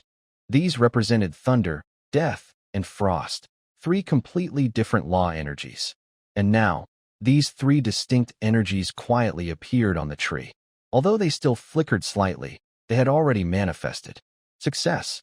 Thor opened his eyes, a look of disbelief still on his face. Just moments ago, he thought he was going to fail. He had prepared to spend the next few months recovering his strength and was worried whether he could still make it in time for this year's Academy ranking competition. But unexpectedly, he succeeded in a strange way. The three law energies now rested steadily on his tree of life. At this moment, he could clearly feel that it would be much easier for him to activate the three law domains again. The domains formed by the convergence of these three energies were almost fully taking shape. It made him feel like he was dreaming. But just as Thor was surprised, a voice suddenly sounded. Your domain of laws is only temporarily bound within your body by my life law. The duration won't be too long, at most 1 year. During this year, you'd better think of other ways. The voice was gentle, and Thor immediately recognized it as that of the Elf Queen. Thor was suddenly enlightened. He finally understood what was happening. It was clear that the Elf Queen had just taken action. Life law? He muttered to himself, deep in thought. Your Majesty, I wonder if there is a way to make the three laws completely stable? After a brief pause, Thor stood up respectfully and spoke. There are two methods. One is to understand higher-level laws, such as the life law or the laws of light, darkness, and space. The second is to fully merge the three laws. The Elf Queen's gentle voice sounded again. She didn't hide anything in response to Thor's question. Understanding laws, merging laws. Thor nodded. His expression grew a little serious. Both options are not easy for him. The first, understanding the four supreme laws, is very difficult. The second, merging laws, is also quite challenging. These are three completely unrelated laws: death, frost, and thunder. Death and frost are easier to combine, but frost and thunder are almost impossible to merge. Adding death into the mix makes it even harder. In fact, the difficulty of merging laws might be greater than understanding them. Because the first involves darkness, light, and space, he can't understand these yet, but he can understand the life law. The Elf Queen's crown alone is enough for him to understand the life law. Besides that, in 3 months during the Life Festival, the ancient Tree of Life will also emit the life law. If he can grasp it, there's still hope. Compared to that, merging three laws is truly a mystery to him. He can't do anything about the Elf Queen's crown, but the upcoming Life Festival at the ancient Tree of Life is an opportunity for Thor. If he can understand the life law, he can easily solve the current issues with his law domain. As for how to understand it, he isn't too worried. Although even forest spirits find it hard to understand the laws of life, that is the forest spirits, not him. With the daily intelligence system in place, Thor believes he can find an opportunity. His thoughts flow freely. During the next 3 months, Thor waits patiently while beginning his cultivation. Thanks to the solid foundation of the Queen of Elves' laws of life, the power of the laws within him remains stable. He can barely continue his training. At the same time, he releases the Earthblood Bear. Under the strong blessing of the rich life energy, the Earthblood Bear also becomes very happy. His progress is very noticeable. In just 1 month, the Earthblood Bear begins to transform into an adult. His strength also improves significantly. By the end of the 2nd month, he officially reaches the late Saint domain. However, reaching this level is already his limit. Unless he can stabilize the 3 law fields, it is almost impossible to break through to the peak of the Saint domain or even reach the divine realm. The next step depends on whether he can understand the power of the laws of life or find other ways to stabilize the 3 law fields to continue progressing. This step is undoubtedly troublesome. After a month, No relevant daily intelligence has appeared. Even Thor begins to feel a little nervous. If he cannot understand the laws of life during the Life Festival, all he can do is help the Queen of Elves stabilize her law fields. But this has a time limit, and he cannot continue his cultivation. Night gradually falls. Time keeps passing. As the Life Festival approaches, more and more elves gather in the Elven Kingdom. Every elf is very curious about the sudden appearance of a human. Especially Thor, who is under the ancient elven tree, is even more curious. But no one disturbs him, no matter how curious they are. Even Anna and Avira are the same. Soon, the third month comes to an end. At this moment, the entire Elven Kingdom is enveloped in rich life energy. Under the ancient life tree, the dense essence of life almost liquefies. Thor can even breathe in a large amount of life essence with each breath. Such a scene can only be seen in the land of elves. After all, in the outside world, each drop of life essence requires ancient trees that are over 10,000 years old to be born. Ancient trees over 10,000 years old are very rare even on the continent. But in this natural forest, under the cover of this ancient life tree, there are not too many. Plus, with the blessing of forest spirits, the life essence produced by trees that are 10,000, 100,000, or even 1,000,000 years old is undoubtedly abundant. Even though some is used up every 100 years, over 100 years, more will be born. All of this adds to the beauty of the Life Festival. Morning sunlight gradually spreads. A new day begins under the glow of dawn. Around the ancient life tree, many elves have gathered together. There are tens of thousands of them. In front of these thousands of elves, a dozen or so delicate little elves are flying around, intertwining the power of elements and laws. That is the scent of natural spirits. Rare natural elves outside are quite uncommon, but in this elf land, they are not so rare. One by one, natural elves dance around. Inside Anna's body, the snow elf also seems to sense something.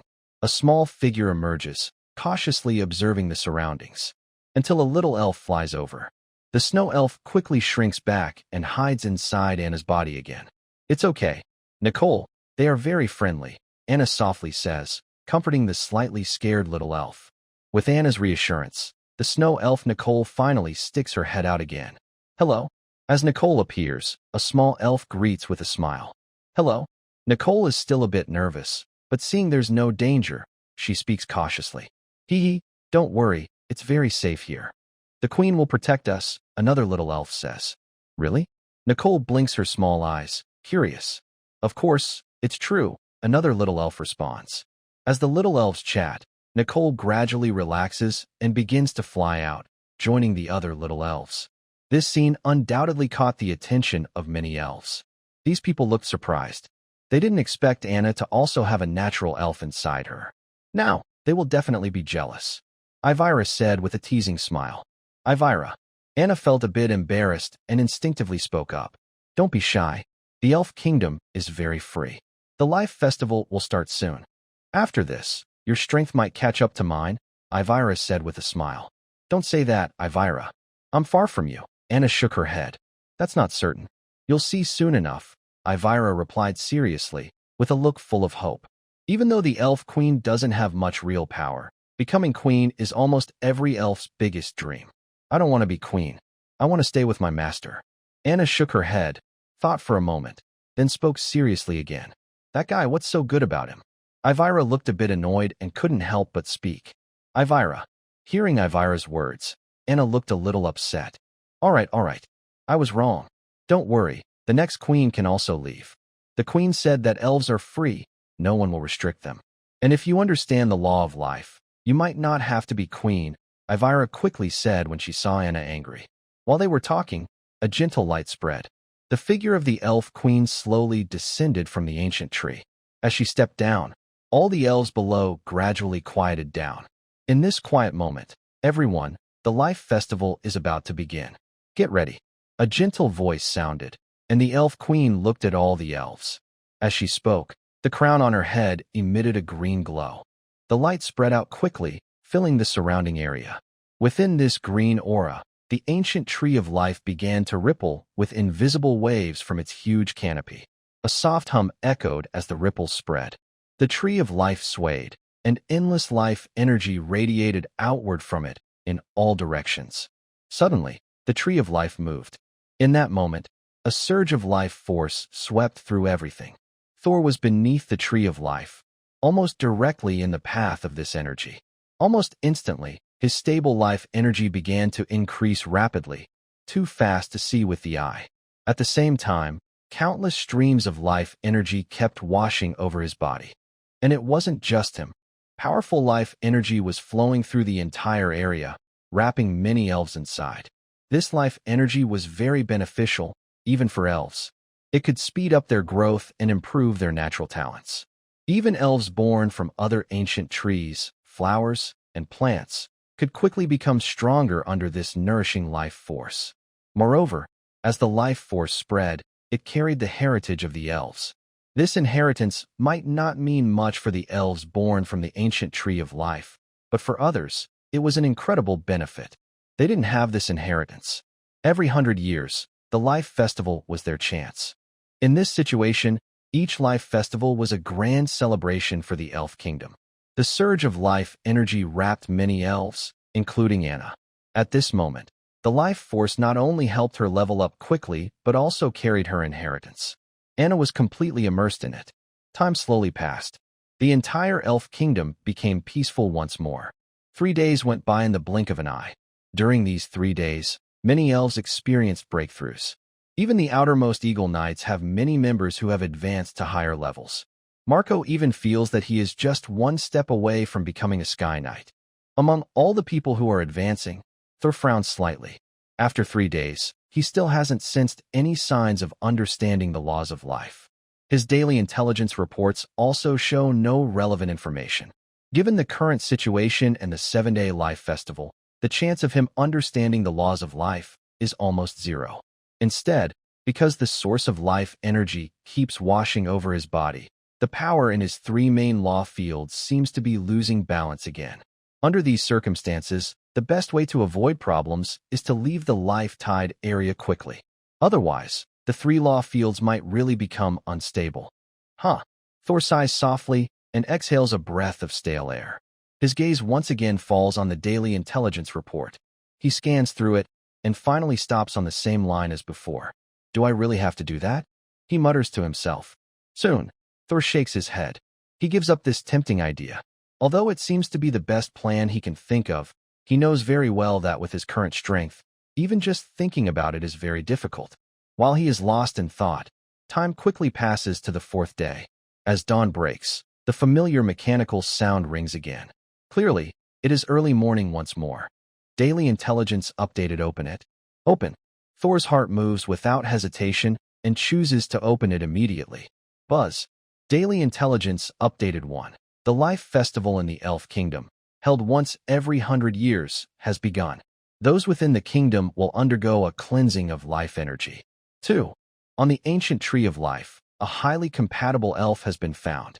A legendary inheritance from thousands of years ago is about to emerge. 3.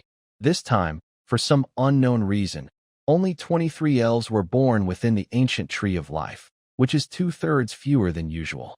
4. After 3 days of cleansing with life energy, all rule-based powers are blocked, allowing your own vitality to sense the rhythm of the ancient Tree of Life. Because of your contract with Anna, your life contains a strand of the power of the law of life. You will have the chance to understand the power of the law of life. 5. A deity from the abyss is about to awaken, and within the natural forest, a huge disturbance will occur in 7 days. Daily intelligence updates appear one after another. This time, the daily updates are undoubtedly more complicated. They include not only information about the Elf Kingdom, but also about the outside natural forests. But at this moment, none of these matter to Thor anymore, because his eyes are completely fixed on point 4. Really possible, he mutters to himself, with a look of excitement and anticipation on his face. The Life Festival has already begun, but the daily intelligence still hasn't revealed the relevant information. Thor is about to give up and is thinking about what to do next. He even considered that if he couldn't solve it after this, he planned to participate in the college rankings and then restudy. But unexpectedly, there was a sudden turn of events. On the 3rd point of the Life Festival, the daily intelligence still provided relevant information. Shared life contract. Law of life. He whispers to himself, and at this moment, Thor's breathing becomes heavier. His eyes shine even brighter. Of course, amid his excitement, Thor dares not slack in any way. His mental strength begins to gather quickly, and the powers of death, ice, and thunder rules around him start to condense rapidly. Strands of rule-based power begin to withdraw inwardly, and this inward focus makes Thor feel something extraordinary. Over 3 days, countless sources of life energy wash over him, containing a large amount of essence of life.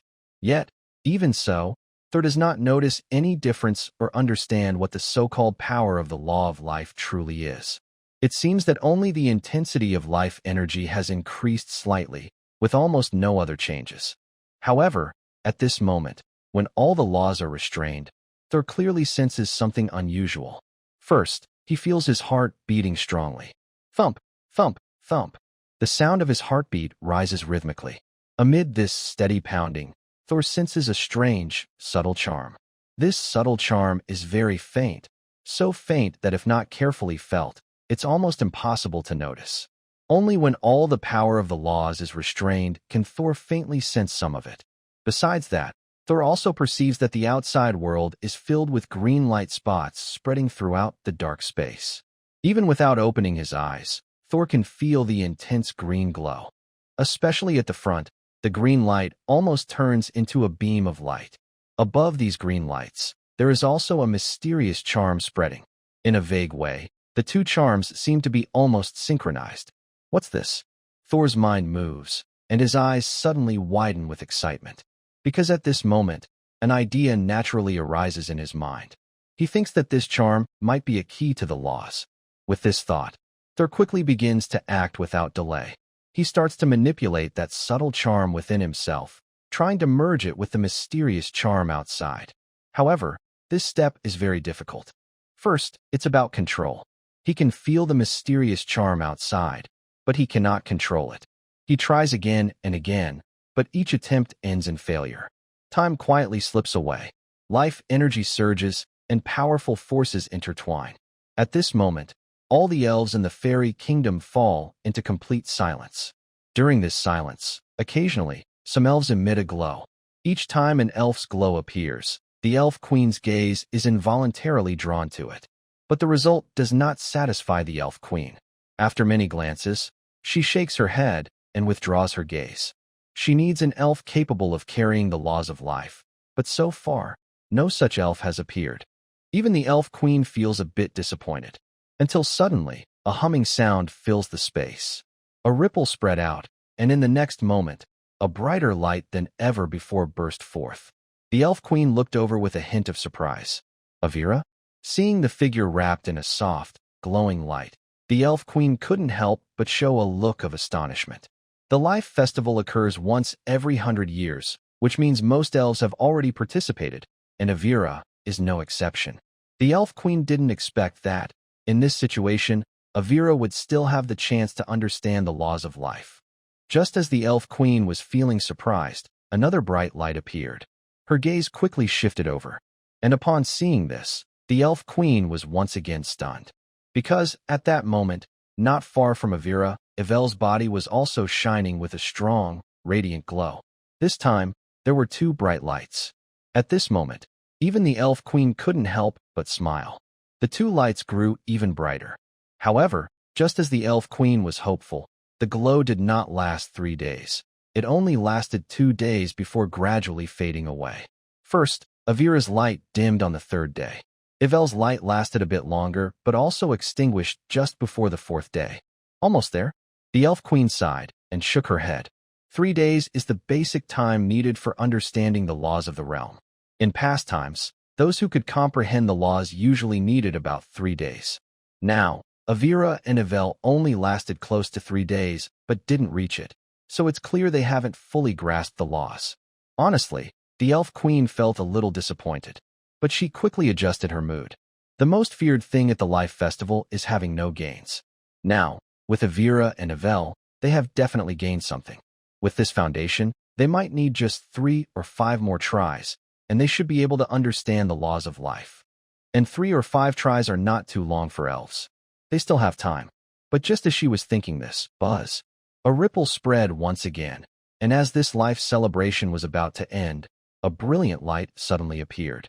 This time, the light was even brighter than any before.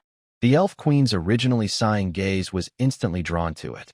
Her eyes quickly looked toward the source of the light. At this moment, Anna was enveloped in a strong, sun-like glow. Countless life essences gathered around her. "What's happening?" she whispered, first showing surprise. Then her pupils widened in disbelief. "It's the ancient elf inheritance," she murmured, her heart pounding with excitement. During this life celebration, most people aim to understand the laws of life or pass down elf traditions. But no one knew that within the elf inheritance, there was an even older, more distant ancient elf inheritance. If someone could obtain this ancient inheritance, that elf's future would be beyond imagination. They ignited divine fire and gathered divine essence. No, for elves seeking the ancient inheritance, these are just the starting points. In ancient legends, those born in the distant past possessed at least the strength of a high-level god, and there was even a legendary elf king. Seeing this scene, the Elf Queen couldn't help but feel excited. However, amidst her excitement, she didn't notice that Thor was also emitting a faint, gentle glow. And this glow wasn't new. It had appeared 3 days ago. But Thor's light was very subtle, and the Elf Queen instinctively ignored him, not paying attention to this human.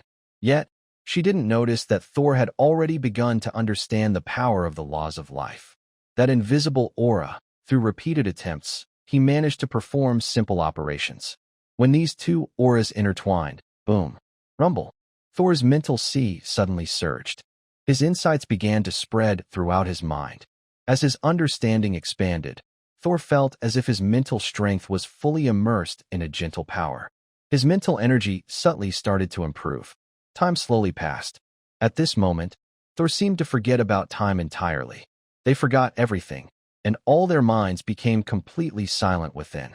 The night gradually passed. The sun rose, the moon set. In the blink of an eye, the 7-day life festival came to an end. Many spirits awoke from their sleep. As they woke up, they immediately felt that they were different. Some spirits received special inheritance, and they appeared especially happy. This is the law of life. Ivira opened her eyes, feeling the surrounding life energy. She opened her mouth wide, with a look of disbelief. At this moment, a small green grass mark was faintly visible between her eyebrows. It symbolized the mark of the law of life. Although it was just a mark for now, it was still an incredible surprise for Ivira. By the way, Anna. In her excitement, Ivira suddenly remembered Anna and quickly looked for her. Soon, her gaze fell on a place far away, still covered in white light. "What's that?" Ivira was also surprised and instinctively flew toward it. At this moment, not only Ivira but also many other spirits gathered here. "It's Anna." When Ivira got closer, she saw a familiar figure in the gentle glow. She couldn't help but shout in surprise. Her small mouth opened slightly in amazement. "Anna!" As Ivira exclaimed, a surprised voice also sounded nearby. Ivira instinctively looked over and saw Ivy, along with the mark of the law of life on her. "Did you also realize the law of life?" Ivira was a bit confused and asked instinctively. "Yes." Ivy nodded. At this moment, Ivira looked at Ivy and then at Anna, who was wrapped in a strong glow, and fell into silence. Of course, she was silent, but the surrounding voices of discussion continued, until a gentle light once again shone down. A force cut off the surroundings. The voice of the Spirit Queen sounded. "The life festival is over." The voice was soft, but immediately spread throughout the spirit realm. Then waves of energy gradually calmed down. The essence of life that had surged forward gradually began to settle down, returning to the ancient trees. The ancient trees swayed gently. At this moment, rich life energy enveloped everything, and fruits fell from the sky. Midair, green light shimmered and spread. Several spirits emerged from the fruit trees. This scene undoubtedly drew the attention of all the spirits for a moment. "They're coming out. A new spirit has appeared." Excited voices rang out. The spirits looked at this scene with excitement. For the spirit realm, the annual life festival is not just about transformation, but also about the birth of many new tribes. Amid the joy, high above, the Spirit Queen frowned slightly, because the number of spirits appearing at this moment was much fewer than in previous years. What's going on? The Spirit Queen muttered, her expression filled with doubt. She extended her spiritual power, trying to connect with the ancient tree of life. However, the ancient tree swayed, showing signs of extreme fatigue at this moment. This made the Spirit Queen even more confused. Of course, at this moment, the Spirit Queen's thoughts didn't matter. Below the ancient tree, Thor was unaware. His perception was spreading. Strands of life law energy began to intertwine with his life tree, stabilizing it after it had become somewhat unstable. Streams of life energy surrounded it, making the tree more vibrant with vitality. 3 law domains, death, frost, and thunder, originally clashed fiercely. Even with the Spirit Queen's life law power suppressing them, they couldn't be completely calmed. After all, the Spirit Queen's life law belonged to her. As an external force, even with a high level of power, it couldn't fully suppress these laws. But now, Thor also sensed the law of life. Even if it was just a rough understanding, it was difficult to even grasp the law domain, let alone fully manifest the law. But this was his own law power. Within his body, the level of his power far surpassed that of the Spirit Queen's law. Strands of life law energy intertwined. His turbulent inner world gradually calmed down, and the 3 law fields calmed down. The huge life energy accumulated over the past 3 months suddenly erupted at this moment. The rich life force spread across the entire tree of life, providing it with abundant nutrients. These nutrients undoubtedly promoted the growth of the tree of life. Boom! Thor's breath inside his body suddenly trembled. In the next moment, his strength instantly crossed a threshold, reaching a new height, the peak of the sacred realm. At this moment, the sacred realm had reached its limit. To go further would be to enter the divine realm. This was also the final step for humans to become gods. Once in the divine realm, it meant officially stepping into the domain of the divine. At this moment, only 4 years had passed since he crossed over. Just 4 years. He had grown from someone who had not yet condensed a life seed and was at risk of being expelled from his family to his current state. Even now, he felt a bit dazed. It was hard for him to imagine that he could have reached this point so quickly. Thor exhaled a breath of impure air, a faint smile appearing on his face. Next, I will break into the divine realm. I wonder how much longer until the college rankings are announced, he murmured thoughtfully.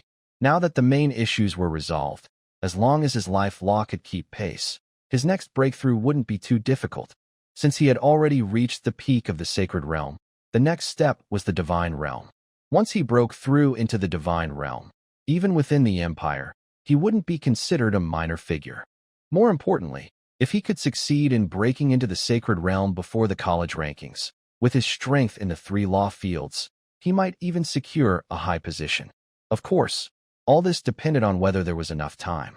Because he was completely immersed in his insights, Thor was unsure how much time had passed. His thoughts drifting, Thor stood up, planning to log into Canaan Academy to check the situation. But at this moment, he sensed something unusual around him. His expression changed slightly with surprise, and his gaze involuntarily shifted in that direction. Since he was beneath the ancient tree of life, which was significantly higher than the surrounding terrain, Thor quickly noticed a figure among the crowd. Anna? Thor was slightly startled, then felt a bit surprised. Anna should have inherited the ancient elf's legacy. Suddenly, a gentle yet complex voice sounded. Thor was taken aback, instinctively turning his head, only to see that the elf queen had appeared beside him without him noticing. Your Majesty the Queen. Thor bowed slightly. He was quite shocked inside. He had already heard some related information in his daily reports. But even Thor hadn't expected that this inheritance would fall to Anna. He hadn't thought much about it before. Although Anna was an elf now, and because of the ice snow elf, her nature had fully changed from a half-elf to a full elf. But Anna was not truly a real elf in the strict sense. In his view, the chance of her inheriting that legacy was quite low. Yet now, she had obtained it. Lord Thor, may I discuss something with you? The elf queen withdrew her gaze from afar, paused for a moment, then spoke softly. The queen must know, what is this about? His heart was stirred, but after the elf queen finished speaking, Thor quickly understood. It's like this. Anna has inherited the ancient elf's legacy this time. I want her to stay in the Elf Kingdom for a while to master this inheritance. It will be very helpful for her future." The Elf Queen looked a bit embarrassed. After all, he had previously said elves are free, but now he wanted to keep Anna. "Of course, that's fine." Thor nodded, not feeling too surprised. He agreed immediately to the Queen's request. Gaining the inheritance and staying in the Elf Kingdom for a while would be the best for Anna's future. "Thank you very much." The Elf Queen was surprised but quickly expressed her thanks. "I should be thanking you. Without you, Anna wouldn't have been able to inherit it." Thor smiled and shook his head. "Thanks again. As for what's next, I will do my best to help you stabilize the power of the laws within your body." The Elf Queen shook her head, paused for a moment, then spoke. "No, that's not right." "What do you mean?" Before her words finished, the Elf Queen suddenly sensed something unusual. Her pupils widened instantly, her expression filled with disbelief. His gaze instantly fixed on Thor. At first, she didn't notice anything, but after carefully sensing, the Elven Queen suddenly felt something unusual. The 3 chaotic laws within Thor's body had completely disappeared, and his body was surprisingly peaceful. Even with his life law strength stabilized, Thor's inner energy was usually very wild and could erupt at any moment. Now, it was unexpectedly steady. The Elven Queen was momentarily stunned, but it was only for a moment. Soon, an unavoidable thought appeared in her mind. The law of life. Only the law of life could achieve such stability. This clearly indicated that Thor had already comprehended the law of life. Once this thought appeared, the Elven Queen could no longer remain calm. Although the ancient tree of life would emit the power of the law of life, this scattered law was very weak. Except for elves, who are naturally close to the law of life, others would find it almost impossible to sense and understand the law from such faint fluctuations. That was why the Elven Queen hadn't mentioned this before. But now, Thor seemed to have truly grasped the law of life. Even the Elven Queen, a mid-level goddess, found it hard to stay calm. Fortunately, amid her surprise, Thor nodded with a smile. He had nothing to hide about this. Even if he wanted to, he couldn't conceal it. "Your Majesty, I wonder if I could open the barrier and be sent out temporarily. I need to go to Canaan Academy." The Elven Queen was shocked, but Thor didn't care. He had already tried. Being in the Elven Kingdom, he couldn't access Canaan Academy. He wasn't sure if it was the restriction of Canaan Academy or the Elven Kingdom. But regardless of the limit, he needed to leave quickly and go to Canaan Academy to check the situation. "Yes, of course." The Elven Queen hesitated for a moment and then nodded in agreement. Next, an invisible ripple enveloped Thor. Then, a mark appeared in his palm. "This is a mark of life. With this mark, you can enter and leave the fairy realm at any time." A gentle voice sounds. In the next moment, Thor feels the space shift. When he appears again, he is back at the previous entrance. A dense jungle surrounds him, dotted with ancient trees that are thousands of years old. In the distance, the roars of beasts echo. The morning sunlight filters through the leaves, casting scattered spots of light, and the summer air feels warm. In Thor's palm, a green leaf-shaped symbol emits a faint glow. Thor has a sudden realization. As long as he is here and activates the mark in his hand, he can return to the fairy realm. And perhaps it's just an illusion, but at the moment he perceives the mark, his understanding of the laws of life seems to subtly improve. He shakes his head. For now, Thor doesn't think about these things. Instead, he directly connects his consciousness to his student ID card. Buzz. Outside, as his mind touches the student ID, a gentle light envelopes his body in the next instant. In the vast, white space, a beam of light shines down. Thor suddenly appears inside Canaan Academy. As soon as he enters, Thor immediately senses something unusual about the academy. Usually, Canaan Academy is quite empty.